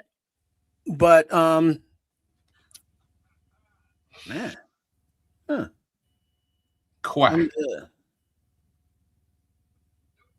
That's who they're talking to, Kuiper. Back when he had hair and it was dark. Mel Kiper This is his job. This is what he does. Why? Well, he invented this job because he's a genius. Yeah, he invented it. Yeah, and now his son does it too. What? Just out of nowhere. There's nepotism involved now? This is brilliant. No. Mongo. Never that.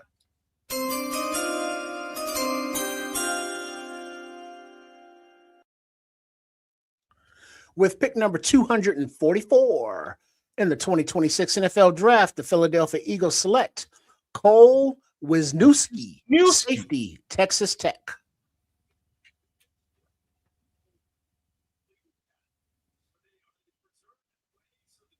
Let's see, Crimson saying, how many starters?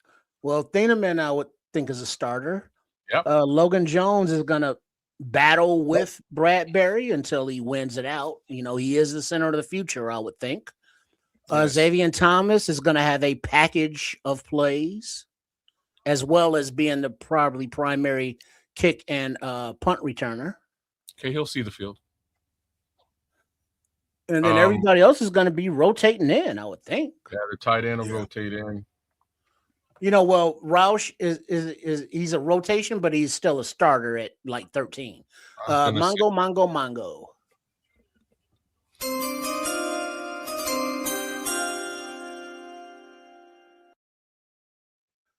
Pick number 245, the New England Patriots in the 2026 NFL Draft select Jam Miller, running back, Alabama. Oh, Jam. Jam for me. Oh wait, they getting served food at this thing. I don't see no spaghetti. Peter Wood's whole family in white. They look fresh. Good for y'all. Color coordinated. What they got? What they got? Some whipped cream and some. I know it ain't sweet potato. It's got to be pumpkin pie. Mm-hmm. No, I don't eat no damn pumpkin pie. And lemonade, pumpkin pie and lemonade. That is Oh, that sounds like something I'll do though. I'm in. Those flavors don't meld. I'll drink lemonade with anything. I don't give a shit. With whipped cream on top of pumpkin pie. I will drink lemonade with anything. I thought that sounded like serial killer shit to me. I'm just saying. Me and lemonade are best friends. That's my homie. So what is this like official, like his product of Mel Kiper whipped cream? Kiper? I doubt it. Is this some shit that he came up with, some kind of product? He like always eats that. That's like a thing for him. Oh, that's my wife's favorite flavor. I'm not watching with you. That must be on ABC. Yeah, because they're all just eating pie and whipped cream. There's like a thing. He eats like 3 meals, and one of them is pie. Oh, I'm sorry. It's not lemonade. It's Orange Crush. Okay. Orange Crush and sweet potato pie with now I'm out. cream. I'm out now. All right. Yeah, I All think he's right, gonna have some Lewis. diarrhea Lewis, tonight. Lewis, you know you don't eat no pumpkin pie. Ask me, Ask me if Kitty tastes like pumpkin pie. Ask me some shit like that. No, I don't eat no pumpkin pie. Rest in peace, Bernie Mac.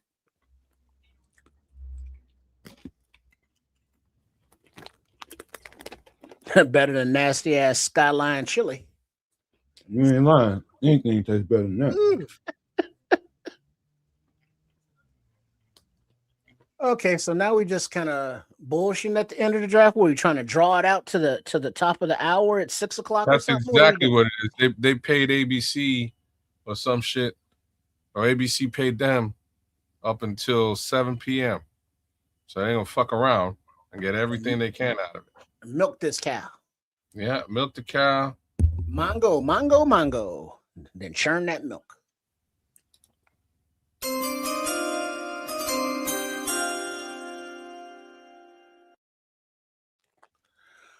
Pick number 246 in the 2026 NFL Draft, the Denver Broncos select Miles Scott, safety, Illinois.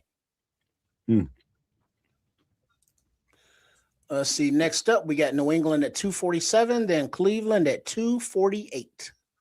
I bet you was messed up, Smitty. That's some garbage, man. Yeah, see, I don't see there's certain foods I don't think I could mess with if I'm on the road, driving like that. And chili's one of them. You right about that. There's certain shit you better not be messing with while you're on the road. Maybe some chicken tenders. Yeah, that's a bad decision, man. If driving makes you money, don't eat that shit. Yeah, that's a decision that'll come back to haunt you later on. I'm gonna have to pull over. Unless you got in your cab like a porta potty kind of thing. You got something, yeah. But then you're gonna have to dump that out quick. Ain't no truck stop that comfortable. Well, you're a trucker. You better do what you can. You know what I mean? You make do what you got. Mongo.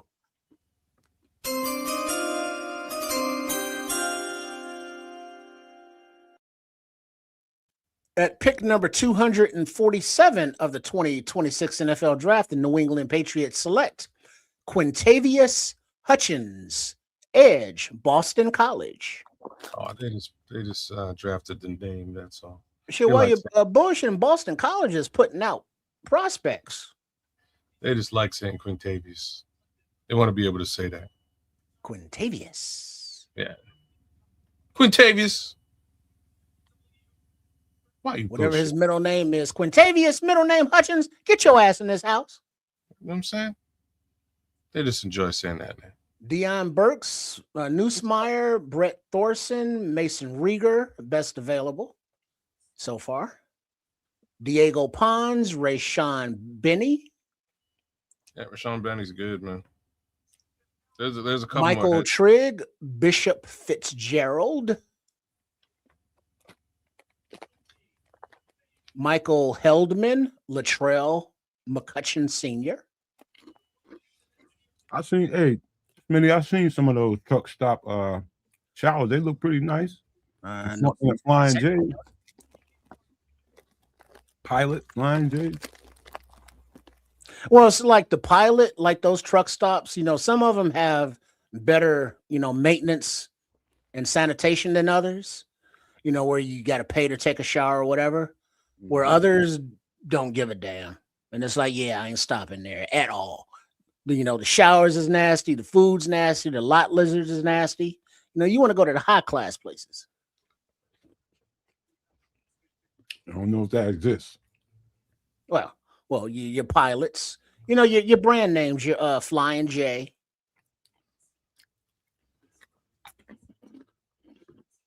Loves is the best, hands down, per Smitty. Yeah, Loves. Mm-hmm. Yeah, your chains. You want to stick to your chains. You want to avoid those standalone spots where it just says truck and the stop is like flashing because ain't no lights working. Keep rolling.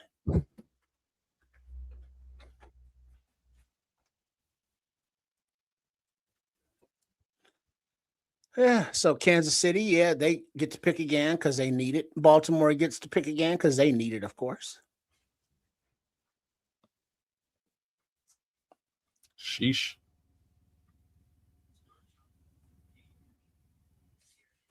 All right, Mongo.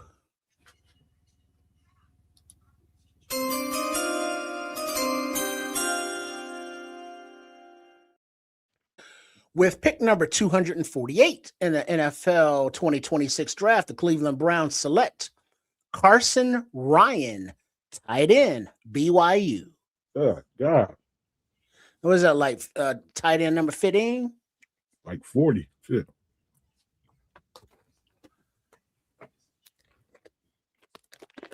Let's see. There's standalone or hit and miss. Yeah, miss them. There's a spot in Mississippi in my crooked letter I, crooked letter I, hunt back I, where I get my warheads pop. Warheads, you mean like nerds? Candy. Like the little box of candy? Not a question, Look, kid.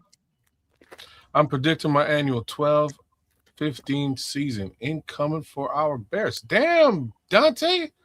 Like, I got to look at the schedule now, but it could look something like that.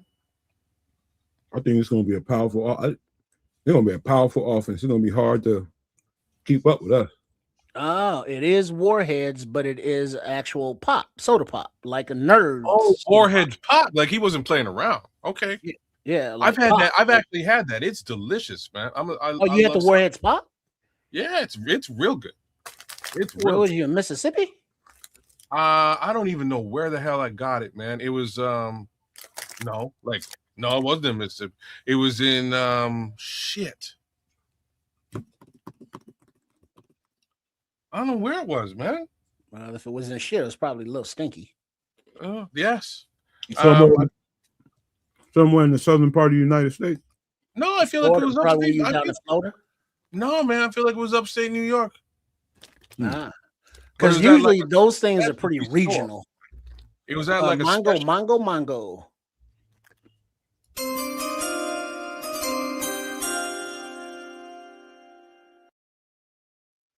Pick number 249 of the 2026 NFL Draft, the Kansas City Chiefs select Garrett Nussmeier, quarterback, LSU.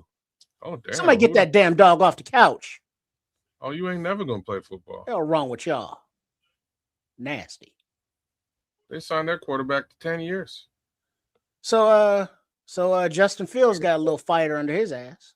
Yeah, he probably pissed off right now. And somebody get that dog off the white furniture. Why? What are these people? Well, clearly, look at where they're at. They clearly got a couple of bucks. They can go buy another couch. Those are probably they probably be tongue kissing their dog too. Damn, because they love him. Because they love him. I don't want to hear nobody in the chat talking about, yeah, I kiss my dog with the tongue. Oh, you will, and it won't. You will not be hearing that from me.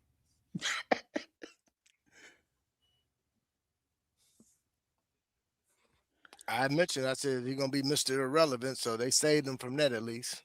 Right, because we got Baltimore at 250, then Philly at 251. You might make Justin Fields irrelevant. Ouch. That wouldn't be the first one.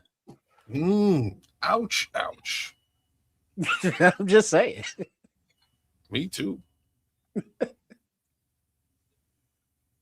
That is very bright. Justin's made enough money to change his life forever. So it's all. Oh, you don't have to worry about a thing. You know what I mean? The only thing you got to worry about is maybe not making $100 million in the NFL. You know what I'm saying? Like Mongo. Maybe that's it. What he should do.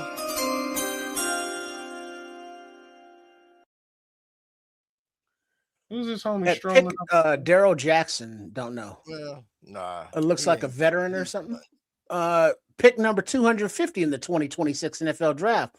The Baltimore Ravens select Rayshon Benny, defensive tackle, Michigan. Boy, they got a real good defensive draft right up until the 7th round. Real good. Couple wide receivers too. You don't know who Rayshon Benny is? Who, me? Yeah. No, I do. Yeah, I do. I'm saying these guys got a real good defensive draft all the way through. Oh, the way you said it sounded like the 7th round pick sucked. Yeah. No, right through to the 7th round, man, all the way through. The only little question marks in their draft was the 2 wide receivers. I don't know. We'll see how well those wide receivers do with what they're trying to do on offense. But this defensive draft for the Baltimore Ravens is real nice, really well put together. And and the thing that I'm proud of Nomad and Nomad Network and Keds Canuck and Sports Chicago Style Triple RCS is that we are now at pick 251, and I remember Nomad talking about Rashawn Benny. Oh yeah, and other picks that have been in the 7th round, and many that are still on the board that will not be drafted today. That's right. So the talent level is up there because the guys that Nomad took the time to actually put the shorts out on and talk about were dogs, talented players. And we are obviously here at the end of round 7, and there's still a shit ton of talented players that are not going to get drafted. Which explains to me why they kept all them roster spots open. They predicted this.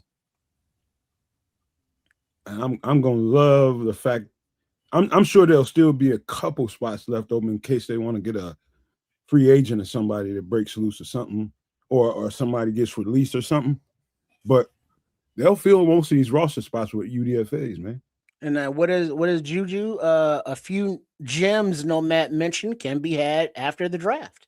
You're damn straight. I'm looking at them right now.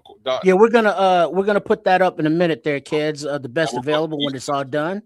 Yeah, but then I also got a little treat for you. Oh yeah, I like treats. Yeah, I do. Mm-hmm. Treats are good. Well, and you will enjoy it. All right. Now if they pepperoni. Wait, what? He said treats are good. Now I said not if they pepperoni. Well, if you're a puppy, yeah. Well, they're delicious. It almost tastes like real Italian food. Not that I've ever tasted them, but I have. And it's kind of a how am I supposed to take that statement? Well, I didn't say eat. But he didn't, but he did. Well, I didn't eat it. I tasted it. Mango.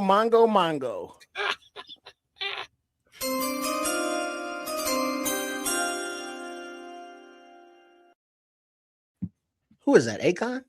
With the 251st pick in the 2026 NFL Draft, the Philadelphia Eagles select Bernard, defensive tackle, Nigeria. That's Uar Bernard, the big international. Big Jackson State dude. No, he ain't from Jackson State. The big. No, that's where he played. The big international cat. Remember the dude? I thought he was with Jackson State. No. Or he was with some HBCU. Nigerian Eagles, same flag, kind of. Okay, that's kind of cool. Want me to pull him up? Well, because that was the dude that was the chiseled dude. Yeah. That was jumping. For some reason, I thought he played at Jackson State. No, I probably had Jackson State players in that breakdowns with him.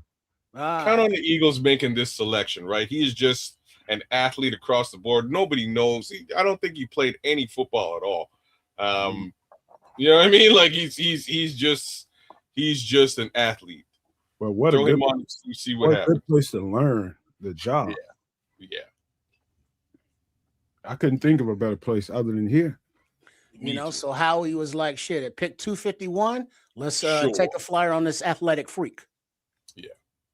Bring him in the building, sit him with the rest of our athletic freaks, and see if something rubs off. They'll get him right. He had to come to America to sow his royal oats, and now he's playing football. Oh, shit. He make that other brother look small. Yeah, there you go. Ran a 4.63 40-yard dash at the HBCU Combine. Fastest on record ever for a 300-plus pounder. Metahuman, boy. He ran a 4.63 at 300 pounds. Say Grew that up again. playing soccer and basketball.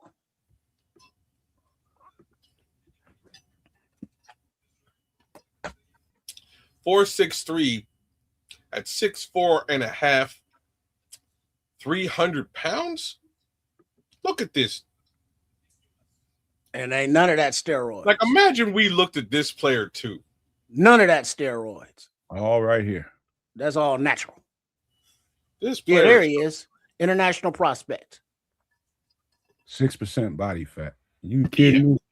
he's just a monster athlete with absolutely no profile. Like, you know what I mean? Like, where do you put him? God only knows. You find a spot for him, and you unleash his. You say you line him up at defensive tackle. how As soon as they raw he snap is. that ball, go get him. He just pushing people around because he's got arms. Let me show y'all a couple of some of the talent that's still out there. Got cats like Chris Mosley. Take it easy now. Jesus. Got cats like Star Thomas. Holy shit. Easy now, Star. Dominic Bailey. Look at this cop. Xavier. No, Xavier got picked up. No, Miles did. Oh, my bad. Different one. Junior. Big Cam Ball. Mongo. Is Mr. Irrelevant coming up?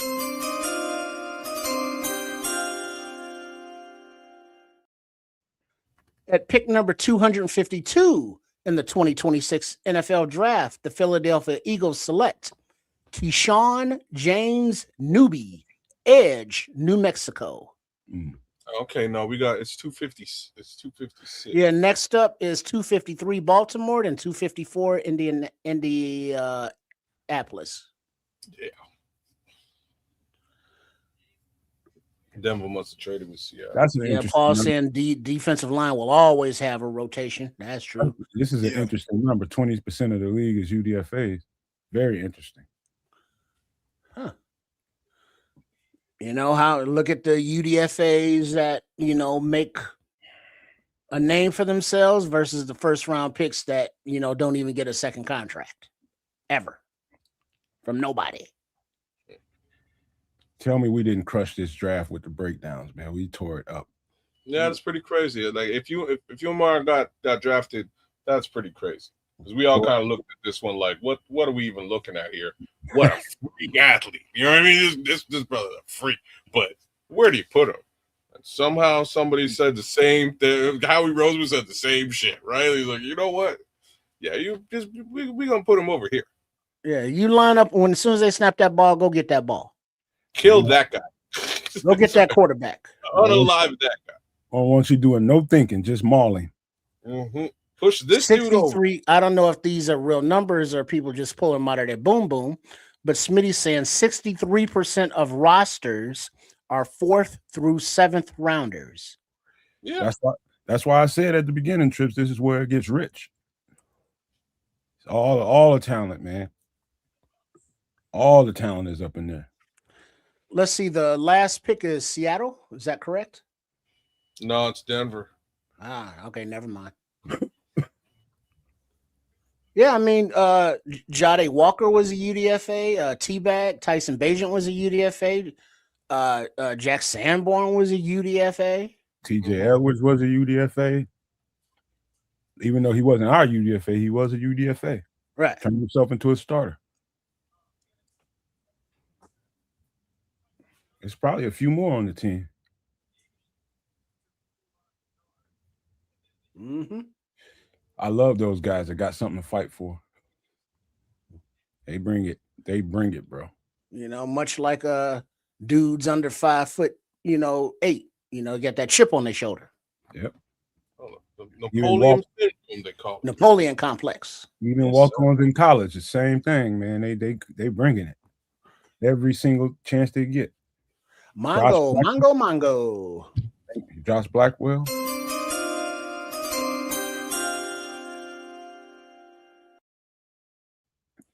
With pick number 253 of the 2026 NFL Draft, the Baltimore Ravens select dramatic pause. Evan Bernstein, guard, Northwestern. Bernstein. I think Say this what? might be the first Northwestern offensive lineman to come off. No, the tackle came off earlier. Tierney, didn't he? I don't know. Yeah. Left Yeah, tackle he came off. Yeah, he did. Tierney.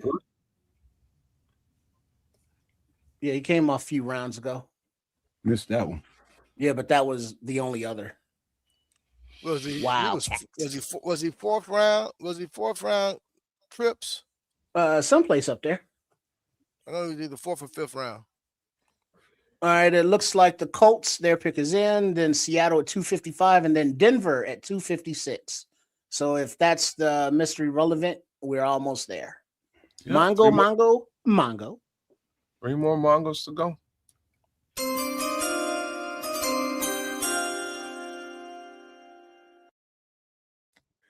At pick number 254 of the 2026 NFL Draft, the Indianapolis Colts select Deion Burks, wide receiver, Oklahoma. Twitchy. Yeah, he fell big. He fell big. It's a good receiver though. I don't know why he fell like that, but he drastically. Again, information that we probably ain't got. Oh, wait. Denver is 256 and 257. Mm-hmm. Okay, there you go. That would be the end. That's right. Mongo.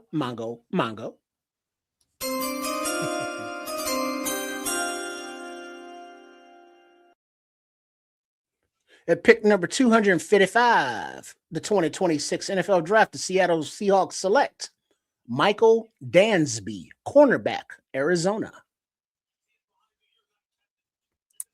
Yeah, there's those Arizona secondary guys. Wow. The whole secondary is gone.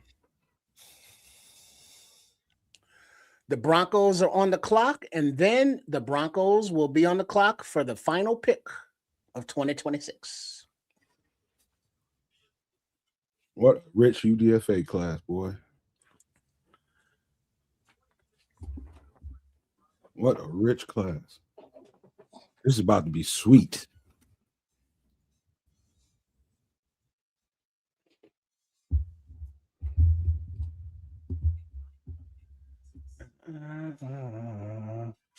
So it turns out the Scrolls was right about us going cornerback and D tackle, but not edge. Damn, that guy knows his stuff. Written by the Scrolls. They had been kind of dropping tea leaves that they wasn't going to draft an edge because they had confidence in the guys that they have. You mean the words coming out of Ryan Poles' mouth? The words. Because he literally says stuff and it's like, yeah, whatever he said, yeah, forget all that. We need a tackle. We need an edge. Yeah, just ignore it and be disappointed. Break all your furniture, your TVs and shit. Bust holes in your wall. Do all that you got to do. Okay, so y'all said all that shit. Now I'm gonna ask you the actual question that needs to be asked. Are you guys confident with the edge with the situation on the line? Are we confident about it? Ryan Poles is confident, clearly. With the addition of the defensive tackles we got, yes, I am. Yeah, I am. Yeah. I mean the defensive tackle. Well, remember versatility between Street, Lynch, and Gilmore. They're defensive tackles as well as defensive ends. Yeah. Because remember, everybody on that line is probably playing every position on that line. I was confident after seeing the production of Austin Booker at the end of the season. Those last 4 games gave me, I was like, okay, he's taking that turn. He's going to be if he put in the work during the offseason, he's going to be a monster this season. So I got a lot of confidence in Austin Booker myself. All right. Like I say, I love that kid. We have to take into consideration the fact that he missed the better part of the beginning of that season, right? So that definitely affected his trajectory and numbers. What I loved was when Jordan, pun intended, was when Jordan Love came out and he was like, "Oh man, I was very I didn't like the way that Austin Booker played me in that football game. I love that. That's Good. awesome, right? More of that, please, Mr. Booker. Yeah, let's serve that up on a platter twice a season. And here's another thing too, kids. You got to remember now. Last offseason, he was coming off of an injury, so he had to go through rehab all that offseason. This is this first offseason where all he has to do is work on bulking up, agility, and just working on some adding some more moves to his toolbox. And if you haven't seen him, he's walking around like an action figure right now, bro. So there are aspects of this line that I have trepidation. Some levels. No, just some levels of optimism in. There are others that I don't. Anxiety. I have anxieties in. Thank you. So optimism, Austin Booker. Optimism, healthy Grady Jarrett. Anxiety, a motivated Deo. You know where I was going. So there's some anxiety there. I got some anxiety also with. Wait, hold that thought. Mongo. We're mongoing.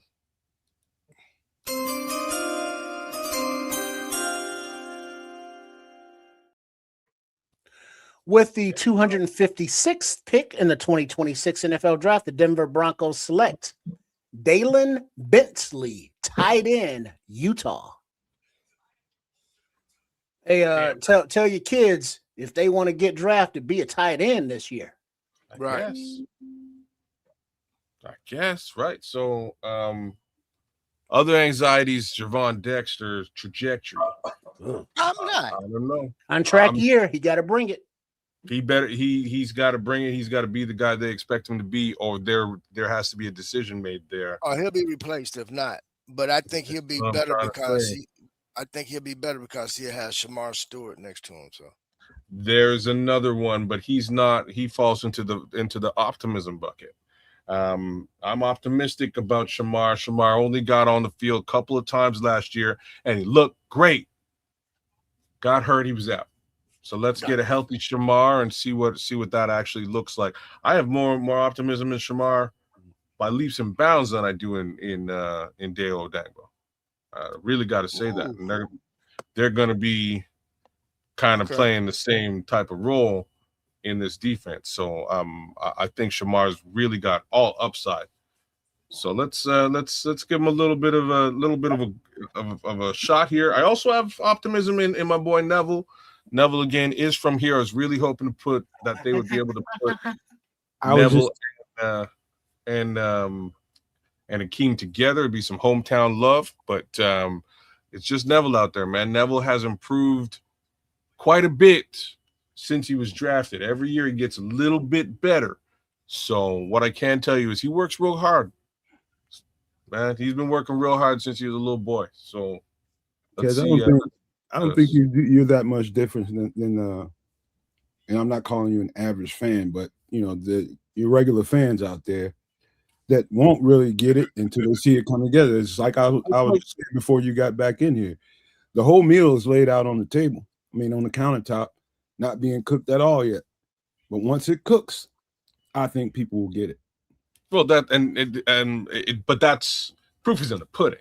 Yep. Is really what it is, right? So for the fans, they're going to cuss up and down until they see it. I'm a little bit different than the average fan, and this time around, I'm not looking at a coaching staff / GM and scouting team that have no fucking idea what they're doing. I'm looking at one that kind of shocked us last year with what they did, and then turned around and shocked the entire NFL. Positive. Mongo. Well, I thought there was only 256 selections in the draft, but here we go. 257.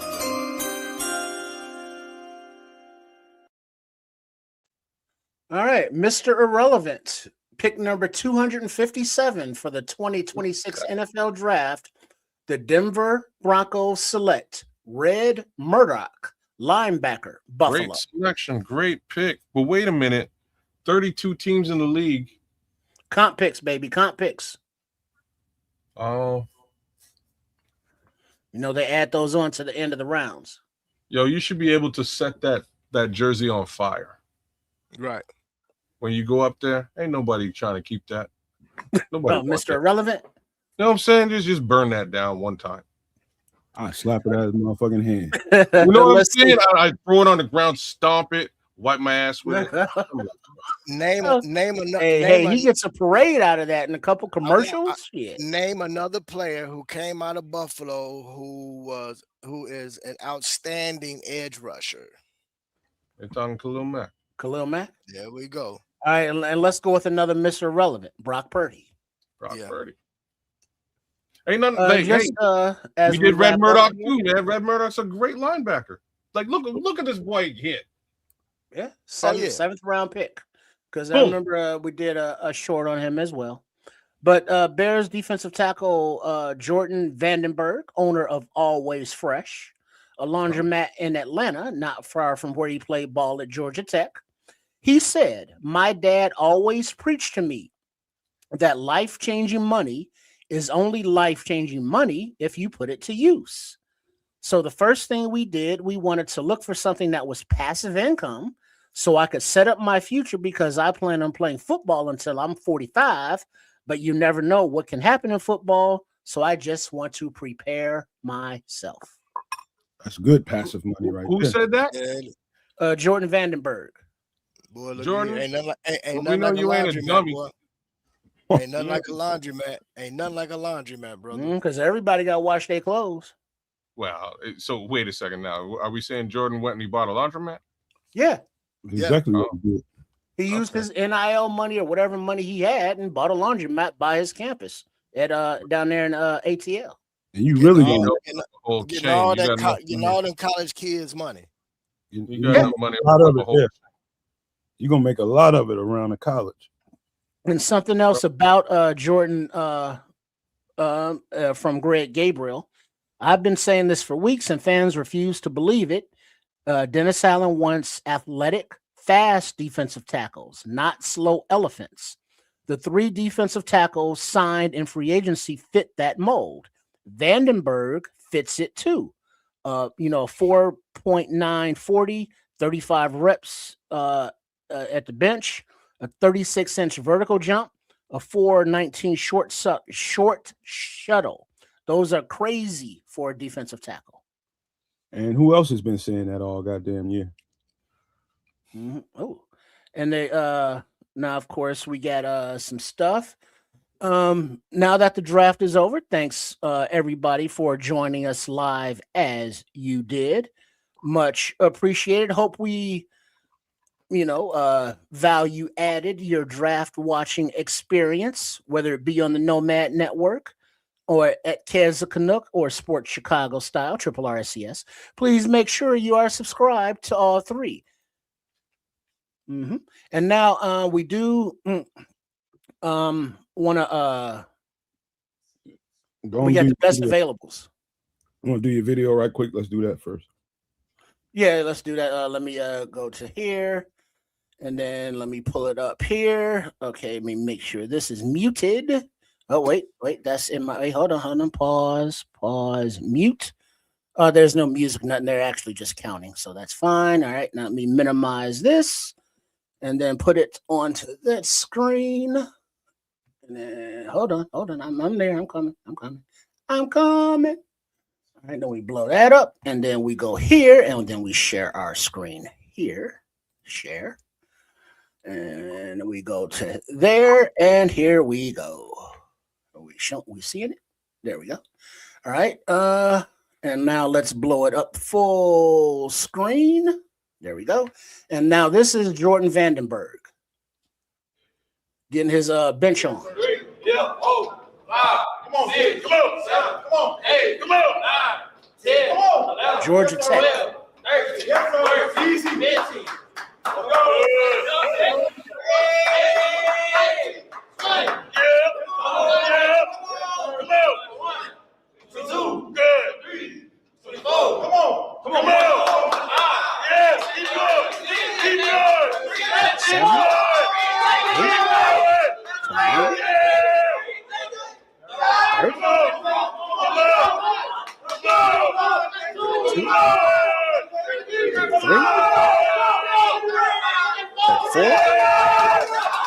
35. That's it. That's it. Holy shit. 35 and a half. So yeah, that's throwing up some nice weight right there. That's a big boy. Where's my stop sharing? How come I can't see? Oh, There we are. All right, now that was our newest defensive tackle, Jordan Vandenberg, lifting a few weights. But now, kids, this is something that we saved just for you. Not just for you, but for you to come back as well, because this is also impressive. And then we'll get to the best available before we get the hell out of here. All right, let's go. Share that. Hold on. Let's go there. And then we blow that up. And then that's there. And then we go full screen there. And this is only 1 minute and 15 long. So, and we press play. Now we are looking at Austin Booker. He is pulling up to work out with Aaron Reed, a couple bodybuilders, Chris Catarucco. What do you think, kids? I'm stoked right now. That's awesome. I just need him to eat Jordan Love. Pause. Well, not his. Bro, I'm waiting. I just want to see him. Oh, that's get a hold to mighty. No, I almost said the wrong thing. To little man in Minnesota. Mighty Mouse. Call of Duty boy. Thank you. Yeah, Mighty Mouse. Yeah. I mean, but look at Booker. I mean, does he? I mean, look at him. He's developed, right? Yeah, just don't skip leg day. But he don't need leg day. He's fast. Oh, he fucking needs I'm leg not day. saying he shouldn't. Aaron Lee, Chris Cataruccio, and Austin Booker. So Austin is working out with the bodybuilders. He needs leg day worse than all of it. Why do you say that? Have the one for Kyler Gordon getting his workout in trips that I sent you? You sent me one? Yeah, I'm sure I do if you sent it to me. In X. Okay. Let me look it up. All your power comes from your base, man. Especially as an edge rusher. I'm just saying he's got a lot of power and speed in the legs as it is. He needs to be able to throw people around. I like what he's doing right now. First of all, you got to get him off balance. Being able to shed. Well, you can put a man off balance with a long arm stab if you got that kind of muscle behind you. You can put a man off balance. And then pull him, right? And then you pull him and you're going. The biggest issue on Austin Booker was upper body strength in terms of being able to shed those offensive linemen and tight ends that was trying to chip him and stuff. So now he's gotten that. If he gotten that together, along with what he's got in the bottom as far as his speed and agility, that's what I'm saying. He's going to be a beast. No, Smitty, I feel both what you and Nomad are saying. I'm just saying I think he had a little bit down there already. I think the lower body's all right. Don't stop doing it, but damn. Trust me, if he's working out with those guys, he ain't gonna miss a leg day. Trust. Them guys don't miss nothing. Yeah, that's what they do for a living. Yeah, I got that video, but it's like 16 minutes long. I've seen him do it too, but I've seen him get kind of stalemated too, man. He needs some more power in his leg, just a little bit. Well, I'm sure I'm quite sure leg he's day. Worked on that. I'm quite sure he's worked on that. Now, here is what everybody's been waiting for. Who will be our UDFAs? We don't know, but here are the available players. So, Nomad kids, any particular group, or you just want to run down the Deion Burks came off though. He's gone. Well, I think that's why that asterisk is there. Le'Veon Moss. Xavier Harris is a good look. Le'Veon Moss is a great look. What else? Isaiah World's a great. Oh wow, Isaiah World did not get drafted. Bryson Eason. It's all kinds of. Hemby's a good runner. Big Ball, Logan Fano, Diego Pounds. I like Lander Barton a lot, man. Torian York, Mason Rager. Keep going. Dante Corleone. The Godfather's still there. Oh, John Michael Gillen. See, that's who I would have That's who I Yeah, all the mocked. tight ends that Yeah, went, he wasn't one of them. Eric Gentry's mocked- nice. That's Eric crazy. Gentry's nice. Scooby Dooby Doo. Scooby Williams is nice. Bassane, the linebacker. Deshaun Singleton as well. It's rich. Eric Rivers, Tyreek Sapp. Oh my God. Lewis Moore, Patrick Payton. There's Dan Villari. Oh man, this is good. Vincent Anthony. Famoy. Famoy's a great OT as well. I know these dudes. Pyburn is pretty good too. Jacoby and Gullery. Oh man, keep going. Anthony Lucas. RJ Maryland. Marvin Jones. There's your boy Faison, and there's my boy Ndame Tucker. Look, man, it's just rich, man. Demonic Williams. It's rich. Aiden Hubbard. Skylar Thomas is nice. Wow, man. This is unfair. This is unfair. Xavier Wankpa. Devin Marshall. Dylan Wade.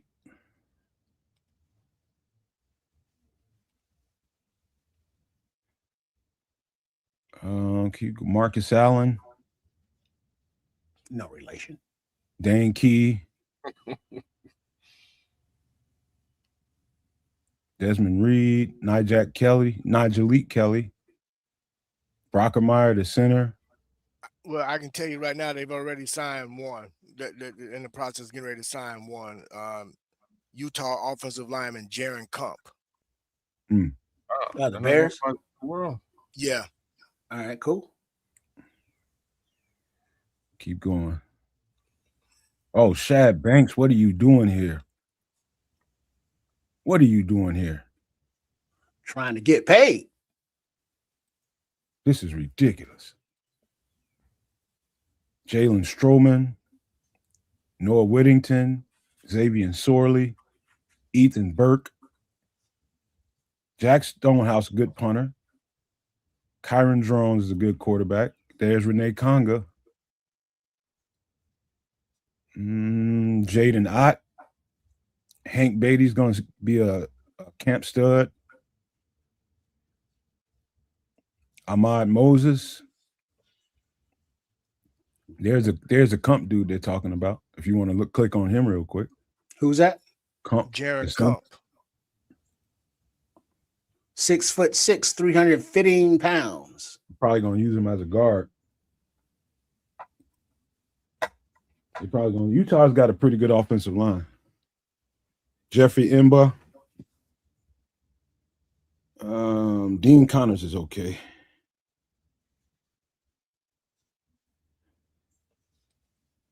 Couple more pages, and then we'll be done. Nolan Rucci. Mikhail Kamara. Oh, yeah, Kamara. Yeah, he's 6'1", 265, so he's kind of short, but he's undersized, but he gets the job done. It's watching his tape it was a very confusing thing. You would never believe that a guy that size would be able to get to the quarterback, and he does all the time. Romello Brinson. So another source is putting out that is in the process of a second signing. It's going to be Caden Barnett, offensive guard out of Wyoming. Wait, this dude, Caden Barnett. 6'5", 320-pound dude, young man. And a mini camp invite, Dane Walter, offensive lineman out of University of Wisconsin La Crosse. Oh, click on Delby Lemire. He's from Canada. 6'4", 280 pounds. Damn, he's from Nova Scotia. A little light in that. And the last page of best available, I guess. Well, not even a page. You like Jamal Haynes? I like him. So there are, if we just want to focus on edge, Fano, Mason Rieger, Tyreek Sapp, Patrick Payton, Vincent Anthony, Clybourne, Lucas. I mean, there are edges available. Thanks, Paul. Respect, man. There's a lot of talent left. Vanilla Gorilla. True Pill do not like that. So yeah, I mean it's and then we got a couple of offensive linemen that looks like UDFAs, signing camp bodies as well as future players that they're going to develop. So it's on, people. The UDFA market is now official as the draft is in the books. Ryan Poles and Ben Johnson are with live press conference right now. Let's see if I can pull it. It's gonna be a long press conference. We're gonna have to pause. Let's see if we can find it. Let me find the overlay. Hold on. Okay. I got Oh, you got it? Okay, go ahead.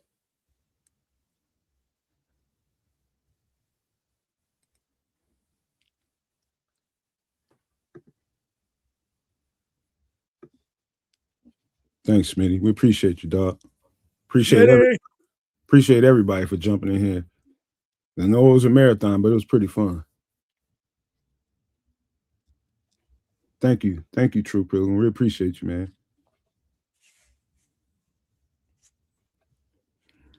Thought we covered it pretty well. Thank you, guys, man. Just want to thank our staff. I think one of the cool parts of a draft process is everyone's got a part. Everyone leans into the process and puts in the work. And on draft day, you see it all come together. And our staff is amazing at what they do, the time that they spend on it, and the ability to work together. We found great alignment, and that created a lot of good clarity, which resulted in a good draft. And I know we got better as a football team. We added competition, and usually when you add competition, good things happen. So I don't know if you have anything to say, but yeah, I just piggyback on it. I couldn't be more pleased with Ryan and his crew. These scouts, they went out this fall and they collected all kinds of information, and I think they absolutely nailed it. We found guys that fit our DNA and what we want to be about.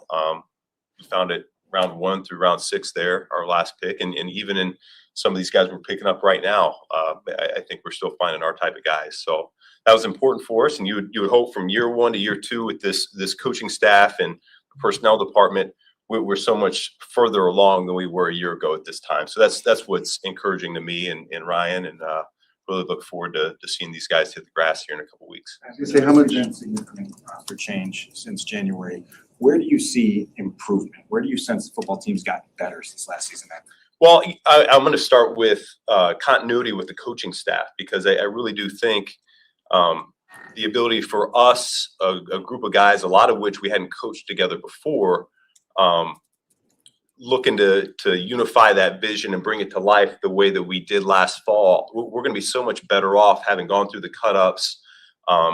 I know we've really refined and made it a big effort here this springtime already to get the fundamentals, the techniques to another level in terms of how we're teaching it and how we're coaching it. And so I think it really starts there, at least from my lens.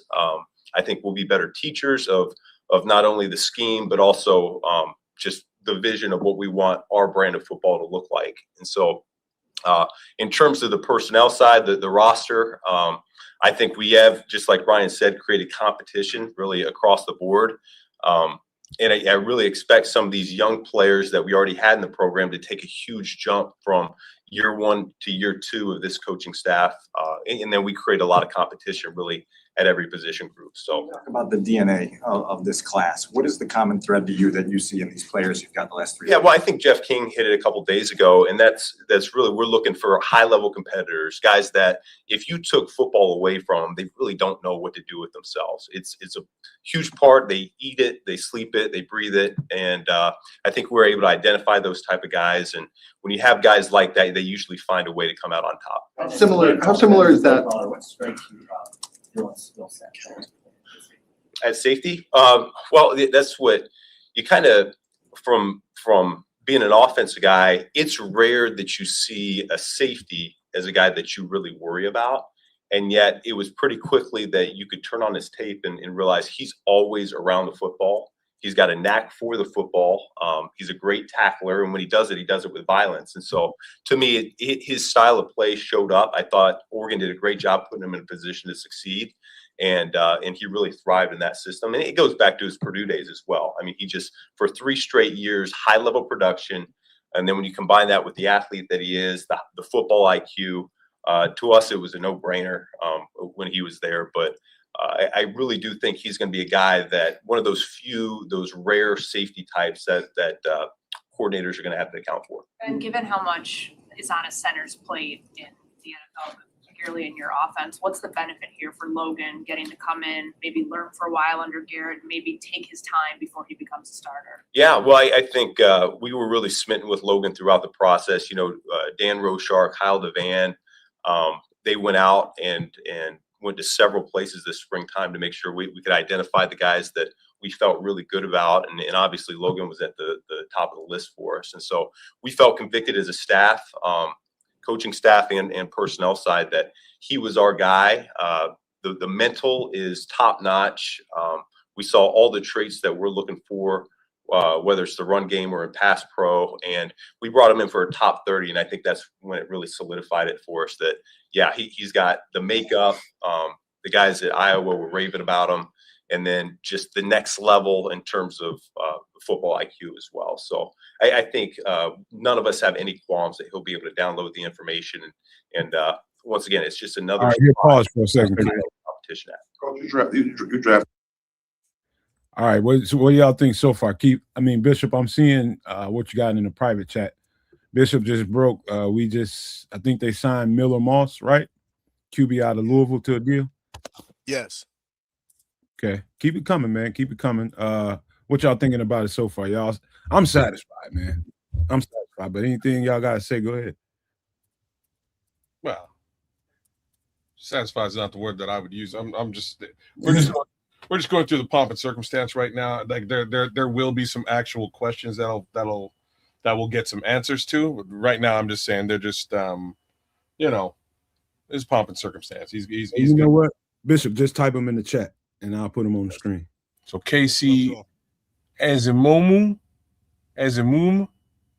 cornerback, agrees to deal with Chicago Bears for UFDA. That one I'm not sure if I'm familiar with. Let me see. Illy don't like it, man. Yeah, Illy, I get it. Like Illy, I feel where you're at.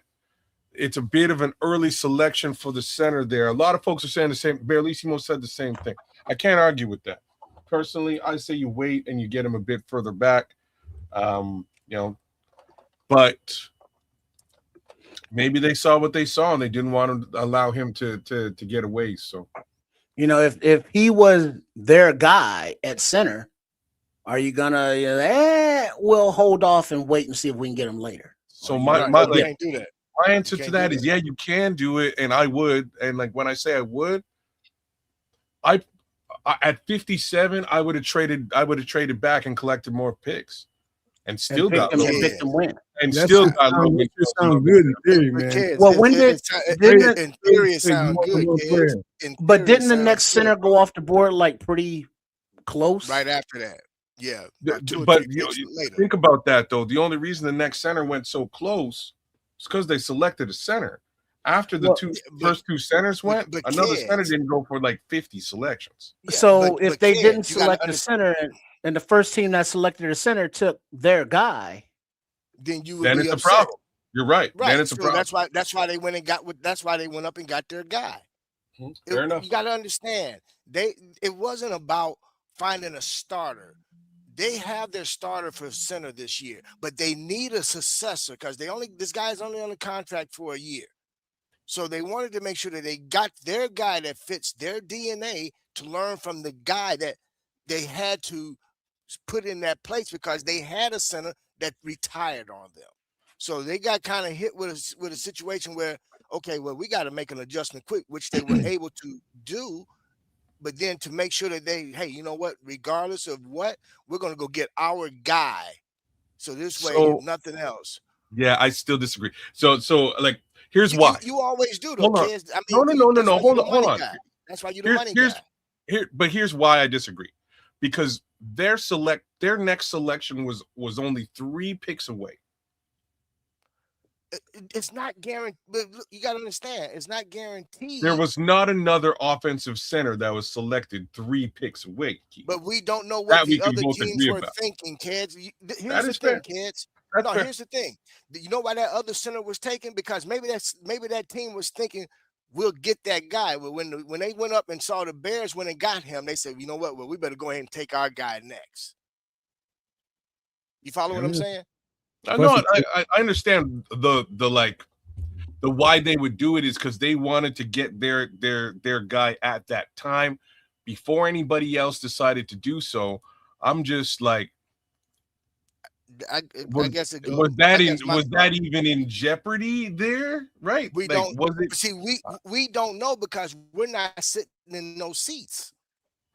That's why it makes no sense. We can speculate. We can speculate as like, oh, he'll be there fans. later. Yeah. Right, but we don't know what the communication is between teams because you better believe they're having conversations. They're not putting out there who they're going to take, but you can get a general consensus of thought based off of who you're seeing come off the board. Oh, so and so needs a center. You know what? We better go get our guy. Let's make that phone call now while we can, and go get our guy. I'm gonna say they have so many more needs. What needs? I think the bottom line was, this is our guy. We covered him. Let's go get him before some shit happens. I think that's what it's all about. Just that ball-headed simple. And they did what they did.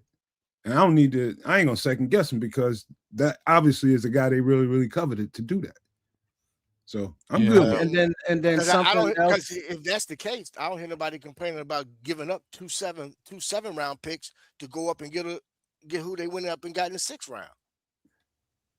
Look, but the interesting fact is here, we are looking at. Well, I'm looking at the UDFA tracker, and of course, Bishop told us that the Bears have already made deals with Miller Moss, the quarterback from Louisville, and Casey is a Mooney cornerback from Tulane.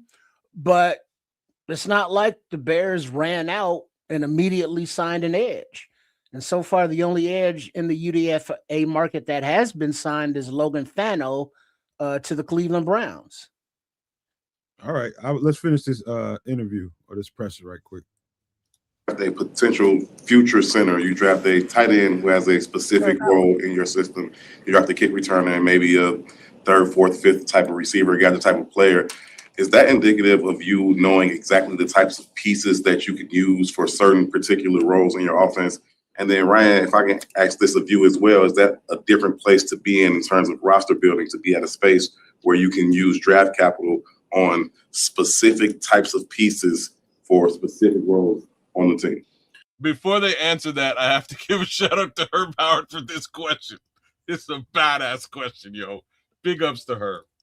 Well, yeah. There's certainly things going into the offseason. Once again, Ryan did a great job through free agency, making sure that we patched any major holes so that we could go into this draft and feel like we could take the guys however the board laid out. And, the one thing I do feel pretty confident about is this is what, you feel good about just tight end position, for example. You got Colston Loveland, who you love. You got Cole Kmet, who you love. Well, we're really targeted at that 3rd tight end spot. What does it look like? What do we value the most? And so what is most appealing to us might not be most appealing to the next guy. Same thing with the wide receiver discussion that you're talking about, what's most appealing for us. And as we fill out that room, knowing that Rome and Luther are big components of it, we want to find guys that help complement the skill sets. And like I said, the non-negotiable is be the type of players that we want to be, and so that we can bring the vision of the football to life. General Ryan, I'm sorry. Can I get a response from Ryan on the second part of that question? I think the biggest thing is just our communication and the communication with the front office and the coaching staff. As we're watching these players and handing that off to our coaches, we're talking about how are we going to use this player in our system? How would you use them? Where can we emphasize their strengths of their game? So we talk about that a lot, and that goes into the draft. So we have clarity in terms of how that player is going to come in and impact our team. Ben, how is it for you to be in this position as the offensive play caller and have so much direct input into the players being picked compared to before when you were with Detroit? But now you have such a big voice in the room that you're getting to really handpick guys that you need for things you want to do. Well, yeah, I think that's any head coach in the NFL. You know, they have a good partnership with the general manager, and what we're looking to do is have a unified vision on how we want to build this football team. And so, just like Brian alluded to, we've got constant communication of what we want this thing to look like. And I do think we're a lot further along, you know, just in terms of our vision and year two here than it was a year ago. So that's what fires me up the most. And what did you learn about in your first year as head coach? What did you learn that helped you focus the DNA, or, you know, at least being super clear about the DNA of the kind of player you want? Ryan mentioned the other day that it's just kind of a little more focused than it had been. Well, yeah, I think it starts with, we know what's currently in our roster, in our locker room, more than what we did a year ago. We're still getting to know the players, and so I think once you've figured that piece out, you know, you have your conversations with Coach Hightower and Coach Allen, and you know how we have got to the point where literally anybody.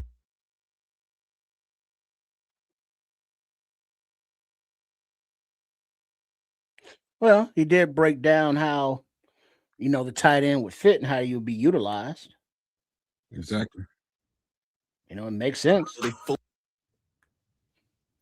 You know, maybe not to people to be like, well, we already got tight ends. It's like, well, you just heard the coach say we wanted this tight end too. If that's true, we just signed Squirrel White. Y'all gonna love that cat. Why is mama named a squirrel? Because he's a little dude. But we know our guys, and so we know what we want to mix in there a little bit more often. Right. With today's picks, you know, give us like a little rundown about how it all came together, and then you traded up twice, and maybe what you like about the three defensive guys you got today. Yeah, we were just monitoring, you know, the back end of this draft, and you know, there's names that we were real convicted about. That again, we had clarity on what the role was going to be in terms of their opportunity when they get here. So we were a little bit more aggressive with those names.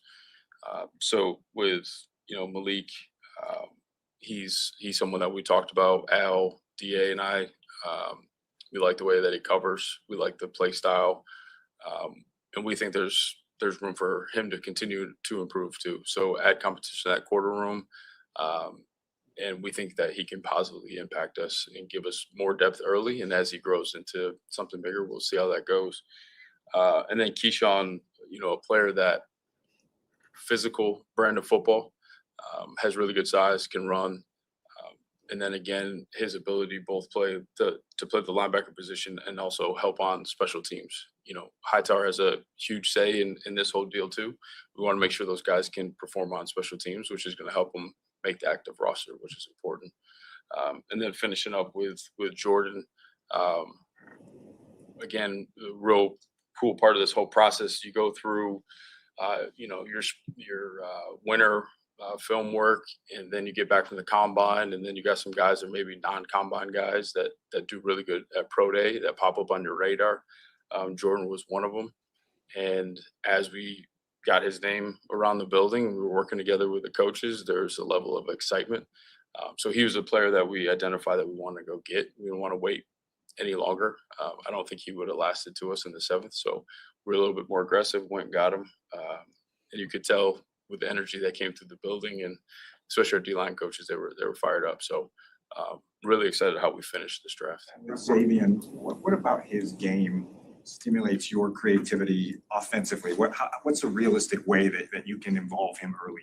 Well, yeah, he's got a unique skill set just in terms of he's a 4-2 guy, and those guys don't grow on trees, and so it's easy to look at because that flashes up and everyone sees it. But yet when you turn on the tape, it's more than just being able to run deep routes. The versatility that he showed both at Mississippi State and at LSU from the backfield, whether it's running routes or getting handoffs, and then the returning aspect of it. I think it all adds up. And, Coach Randall, myself, Press Taylor, we all have a vision of how this guy could really help us. And as I talked about, it's a compliment to what Rome does best, Luther does best, Khalif does best. And so he's a guy that we really feel like can play a key component in what we want to do this year. Ryan and Francis St. Paul described mannerisms you have when you're watching tape. Yeah, what are they?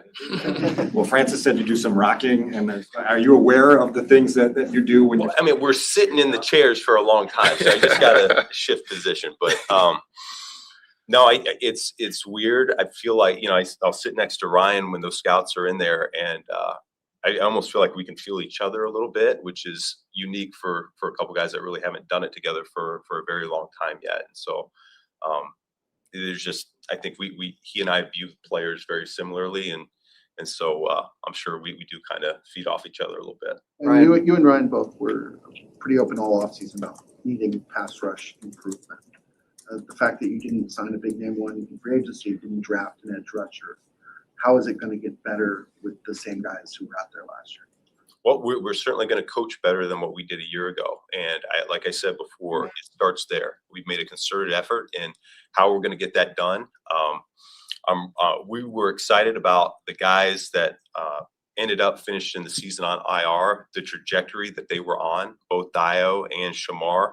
When you look at it from the start of the season to the point where they both got injured, we saw growth and we saw them trending the right direction in terms of what we want to see on game day. I think Sweat had one of his better years in the NFL, whether that shows up in the sack total or not. He's a very complete player, both run game and pass game. And I think you saw tremendous growth from Booker when we were finally able to get him back as well. So combination of us being able to coach better and those guys taking the next step as part of this system, I think we got some pretty good pieces to work with. And on that, Ryan, on that front strategy at quarterback, as far as bringing in young quarterbacks behind Caleb and Tyson, and did you get some scouting intel from Caleb on Miller Moss? Oh, that's out already. We did really good work. Again, JT and some of our scouts got together and watched, a large stack of quarterbacks and trying to identify ones that could come here and compete and perform. It's important to keep working that quarterback room and making sure that we got guys that can come here and again add to the competition and guys that we want to pour into so that they can develop, and then we'll see where it goes. Ryan, with the need for a defensive line, was it difficult to stay disciplined to the board? And will you go back and reevaluate whether you would have liked to be more aggressive in parts, or just what's your take about the defensive line in general and your approach to it? Yeah, I thought we were disciplined. Again, we said this a few times, just following the board and the best player that was available to us. I think one thing that we take real seriously is each year we'll go back and review our process and review the draft and see where we could have done something a little bit different, learn from that, and then just keep getting better as we go. But I like the approach that we had. Came away with some really good players. And like I've said before, with any position, we're going to stay active, see what opportunities pop up. And if we can improve our football team, we'll do it. Throughout the process, as you're talking about the players that you identified having that competitiveness, what are things you do, whether you're talking to a player or you're talking to Ryan and your scouts? How do you kind of figure out guys that tick the way that you're looking for this locker room? Well, I always think it starts with the tape. And so it doesn't take long. I think normally within the first 20 plays, you kind of see whether those traits show up. And if they don't, then you keep looking. but eventually you kind of make a decision whether you should stop or not. And so I think our guys have done a great job identifying who those guys are. We look at the personal character, the football character, the makeup and all that, and that checks the boxes. And then, fortunately, we're able to get some guys in for top 30s, get to know them a little bit better. The combine's a huge part of that process as well. And like I alluded to before, we sometimes send coaches out to meet with guys individually as well at individual pro days. So I think we do a pretty good job, but it always starts with the tape, in my opinion. I think that's always the number one thing that we should be looking for. And with Roush's tape specifically, what were those things that popped to you? Oh yeah, I mean he's a finisher through the whistle, and I think that showed up on a consistent basis. It didn't matter who he was blocking; could be a big guy, could be a little DB, and he consistently finished through the whistle each and every play. And you always love it when you take a player and you get a text message from somebody. One of his coaches at Stanford said he will crush himself to do whatever he can to help the football team, and it just verifies what you all already thought about the players. So I feel good about that one. You said with the defensive line, you expect better results because it'll be coached better this year. What needs to change with the Hey, coach? Kid, let's hit pause right quick just for YouTube purposes. Any thoughts on what you're hearing? Nah, nothing. I'm waiting to get. They haven't got to the heavy hitting questions yet. I'm sure somebody will start to ask them. If not, Courtney Cronin will just drown them all out. I'm sure she'll ask some heavy hitting stuff, man. But they're waxing poetic about the guys that they got, and that's what I would only expect them to do. Right? They're going to tout these guys and give their sensibilities as to why they're here. But I know the folks in the chat got sort of more specific questions to ask, and I know these media folks got some specific questions to ask. We'll get there. Go ahead. You can go ahead. Keep going. All right. With the coaches this offseason, what did you determine would go in a different direction? How do you get there? Well, that's the deal when you're a first-year staff. Not everything's going to look the way you want it to look, and it didn't matter if it was offense or defense. Fortunately, Coach Hightower had been here, so he had a lot of time on task with a number of guys in his unit. But for us on offense and defense, you look at the self-scout, and it doesn't look the way we want it to look. And so, to me, that's a reflection of coaching. And so we made a concerted effort on both sides of the ball there to make sure that we're going to get it to look more the way that we want it to look. And so that's natural. I mean, I don't think year one, when I was a first-year play caller, did it look the way it looked year two or year three. So that's natural. That's how you get better. We're always striving to improve, and I think the things that we emphasize, we're going to see improvement at. Dan and Pat, close us out. And back to Courtney's earlier question on Logan, whether it's in his rookie season or 2027, what's his path to becoming a starter that can be reliable, the role with all that you put on that position? Yeah, we'll see. We do load guys up, and that was something that we talked about when he was here on the top 30. He knows that center position is, I don't want to say it's unique to what we asked them to do, but I would say we're probably on the higher end in terms of NFL teams and what we ask those guys to be able to handle. And so I know he's up for the challenge. We'll see where he's at when he gets here and how quickly he takes to it. But yeah, you certainly take a player where you take him, and you see a future for him. There's no question about it. I don't know that we've mentioned Caleb Williams' name yet, which might be a record. I did about Miller Moss. Oh, about Miller Moss. Okay, we brought up Miller Moss. How do all these pieces fit around Caleb? Whether it's a center he can grow with, a tight end that can help protect him and catch passes for him. How do those pieces fit together with a quarterback who you know a lot more about today than you did a year ago today? Yeah, well, I think just for his sake, it's going to give us a lot of flexibility here on offense. We're going to have the ability to go heavy, go 13 personnel, keep a defense in their base structure, or we're going to be able to get a little bit lighter, and we got speed on the outside. So I think it gives him a lot of versatility to work with, and we can dictate some terms to the defense and make sure that we're always attacking.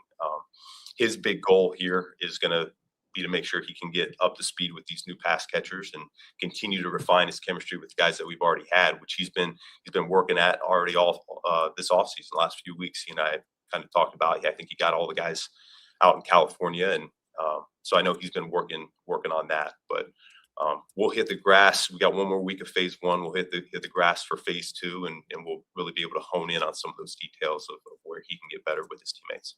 Awesome. Thank you. Thank you guys. Yep. All right. That's it.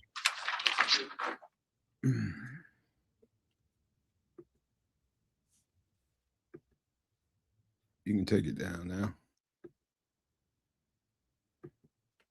All right, we got a little updated information while Bishop is doing a job in there, checking on the UDFA. You want to report something, Bishop?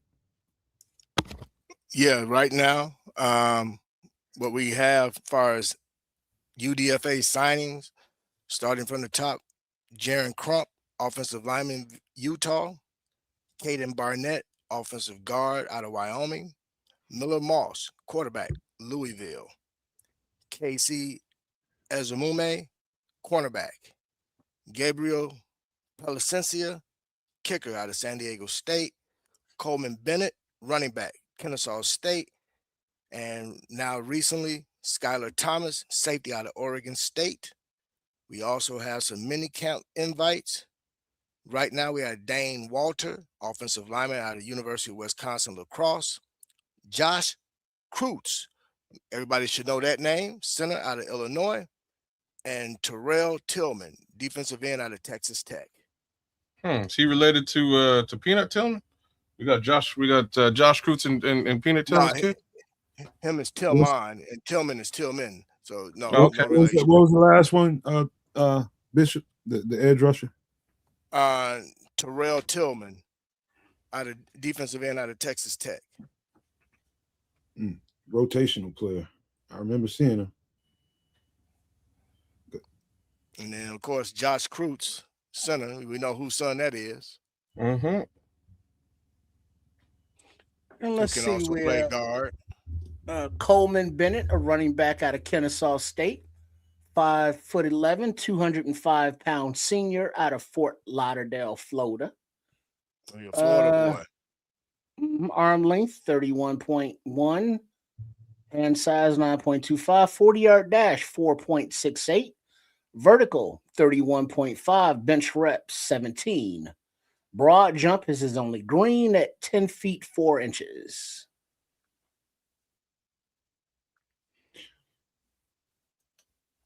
Coleman Bennett. So what's your thoughts, guys, so far? I'm familiar with the safety from Oregon State. Skylar Thomas? Yeah. Here's what I took away from the presser, if I may. They're staying true to their identity as they are putting things together. It appears to me that right now they are really set on what they, and you keep hearing this word, our DNA. So they have in their mind the type of players they want, what type of football they want to play, and regardless of what anyone else thinks, they're going to stay true to that. That's the way they ought to be. That's the right way to be. Oh, I don't disagree, but I say that because we sometimes as fans get ourselves worked up in a tither because we're not hearing the names that we think we should hear. And it goes back to what we were saying early on. Of course, I came in on day 2, but if you think about it, early on, we've been saying all along that they're going to stay true to who they are. And that's what they're doing. That ain't. Go ahead. No, I was gonna say, and if you think about it, some of the names that I'm gonna give you guys credit because I wasn't able to partake with you guys this off season with a lot of the breakdown. Now I did go back and watch the breakdowns when I had the time before I either went to work or whatever. I'm gonna give you guys a major shout out, man, because you guys really broke down some real fantastic tape on players, and very close in regards to what the DNA is for the Chicago Bears. So you guys got that down pat.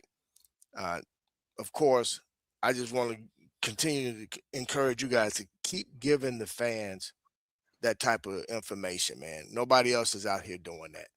You know, you guys are doing what is passionate and true to your hearts versus just trying to get clicks and followers.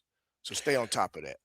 And speaking of information, the Bears are expected to sign former Iowa tight end Hayden Large. Was an honorable mention all Big Ten selection. Hayden Large, tight end. It's going to be an interesting camp. I wonder what size he is. Not small or medium. Oh, and check this out. Papa Lord, big shot of the East Coast. The Detroit Kitties are signing Illinois quarterback Luke Altmaier. Oh, they need him. I like him. They ain't done. They got I don't know how many. They got to add. I forget how many players they got to add to have a 90-man roster. So they got and some of these guys are just being brought in for a workout. Yeah, but like I said, that's why I made sure I put down those. I address who are mini camp visits versus guys who are actually UDFAs. There's I can't find it now, but there was basically a post saying that Tennessee Titans tried to trade Mayonnaise, as well as the Colts tried to trade Anthony Richardson, and they got no love. You know, not even for late round pick swaps. None. Man, Illy, I'm trying to tell you, man, I don't know if you ever heard me say this, but it's worth repeating. And a lot of ire gets pointed at polls for whatever happens, whether the selections are this or that, whether they're that. In a good, healthy relationship, it's not the actual GM that's making these decisions. It's the point. The point man is always the coaches, always the assistants.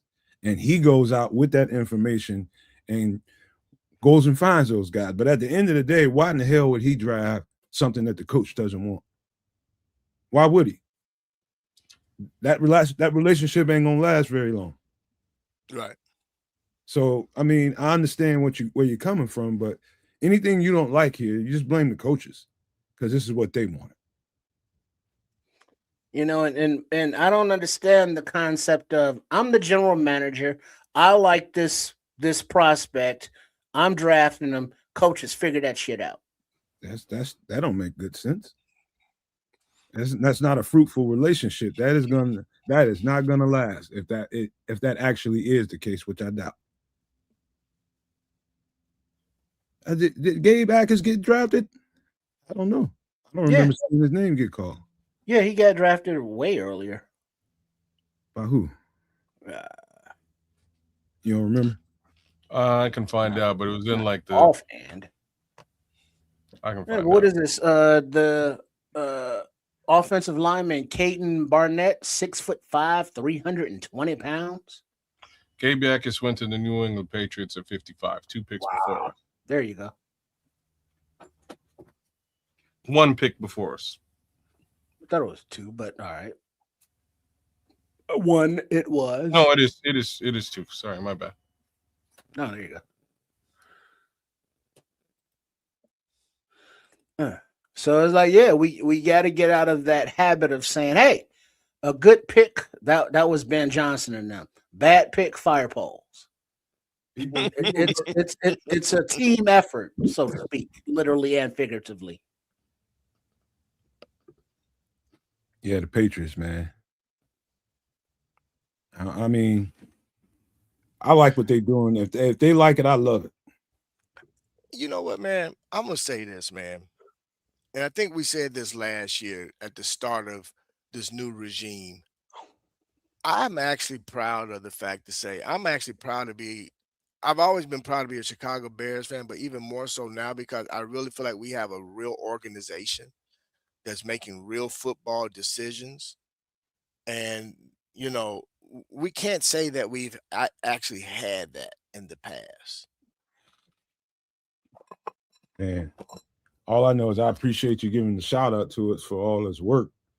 It's been a Oh lot. man, yeah, bro. I mean, you know, and trust me, brother, it was killing me not to be able to do a mock with you guys, man, or jump in when doing what we enjoy doing, which is breaking down the film and evaluating these players, man. But you know, from afar, like I said, I was always, you know, I go on late night because I get off at midnight, so I'm up till 3:30, sometimes 4 o'clock in the morning, watching the show, watching the breakdowns and everything, and you know, you guys give the information to the fans to be able to make an evaluation based off of, because I know that most of these fans don't watch as much football as we watch, you know. So you guys shine light on players that were probably most the average fan not even paying attention to. And you know You what? know, so Give these two guys some credit too. They got their eyes on more tape this year than I knew, and I'm used to. They helped out quite a bit, man, with some of them evaluations. They got their eyes on tape, man. So I ain't claiming nothing to all for myself. It's what we do. Shout out to Leo Factor with the love here. Give me a second. Big up, Leo. yeah, well, big ups to kids.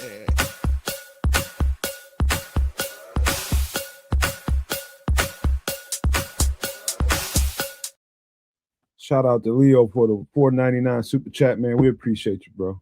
Big up, Leo. Also, a big shout out to Samo as well, because you know I got a chance to kind of chime in and listen to when he did his mock, you know, and then he was, you know, always we follow each other on X, so there was oftentimes certain players he would throw out there, hey, this is a good one, this is somebody I think we keep an eye on, you know. So you guys, man, that's why I enjoy being a part of this network, man, because whether we're the largest network out there or not, we stay true to our DNA, which is breaking down football and looking at it from not just from a fan's point of view, but from a scouting, coaching, former player point of view, you know, and try to take the emotion away out of it and look at it for what it really is. You know, evaluating the player strengths, weaknesses, and how do they fit according to what we know to be the Chicago Bears DNA. So That's what it's all about. Don't do your own thing. Listen to what they say. Go out and do the research yourself, and come back with the composite. And that's all we do. We just take the crumbs they leave, breadcrumbs, and follow them, and go to the tape and let people decide for themselves if they like somebody or not.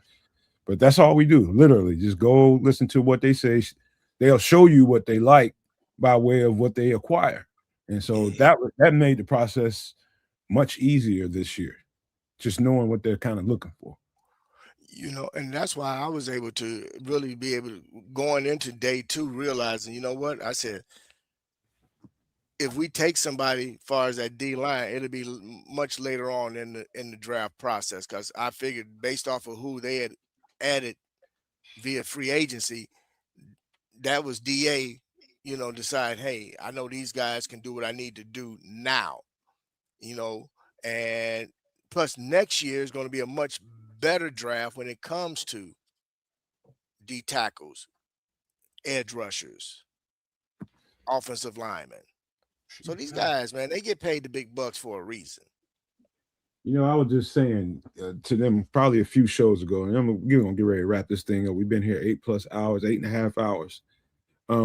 One of the things I said to these guys is when Ben got here, it's a much easier process for him to change out some pieces here and there and get some of the stuff that they need right away to Hold get that the thought. offense. Hold that thought. Another UDFA signing, Jaden Loving, defensive lineman, Wake Forest. Jaden, where are you getting this information from? Twitter?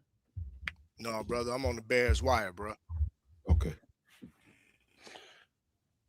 All right. Caden man. Barnett, his nickname, the Vanilla Gorilla. Damn. I'll tell y'all what, man. I got to get ready to do a couple of things, man. But Any last thoughts before we get up out of here, man? We're gonna think about whether we're gonna do a show tomorrow. If y'all want to do it, we can do it. Cover No, not at all.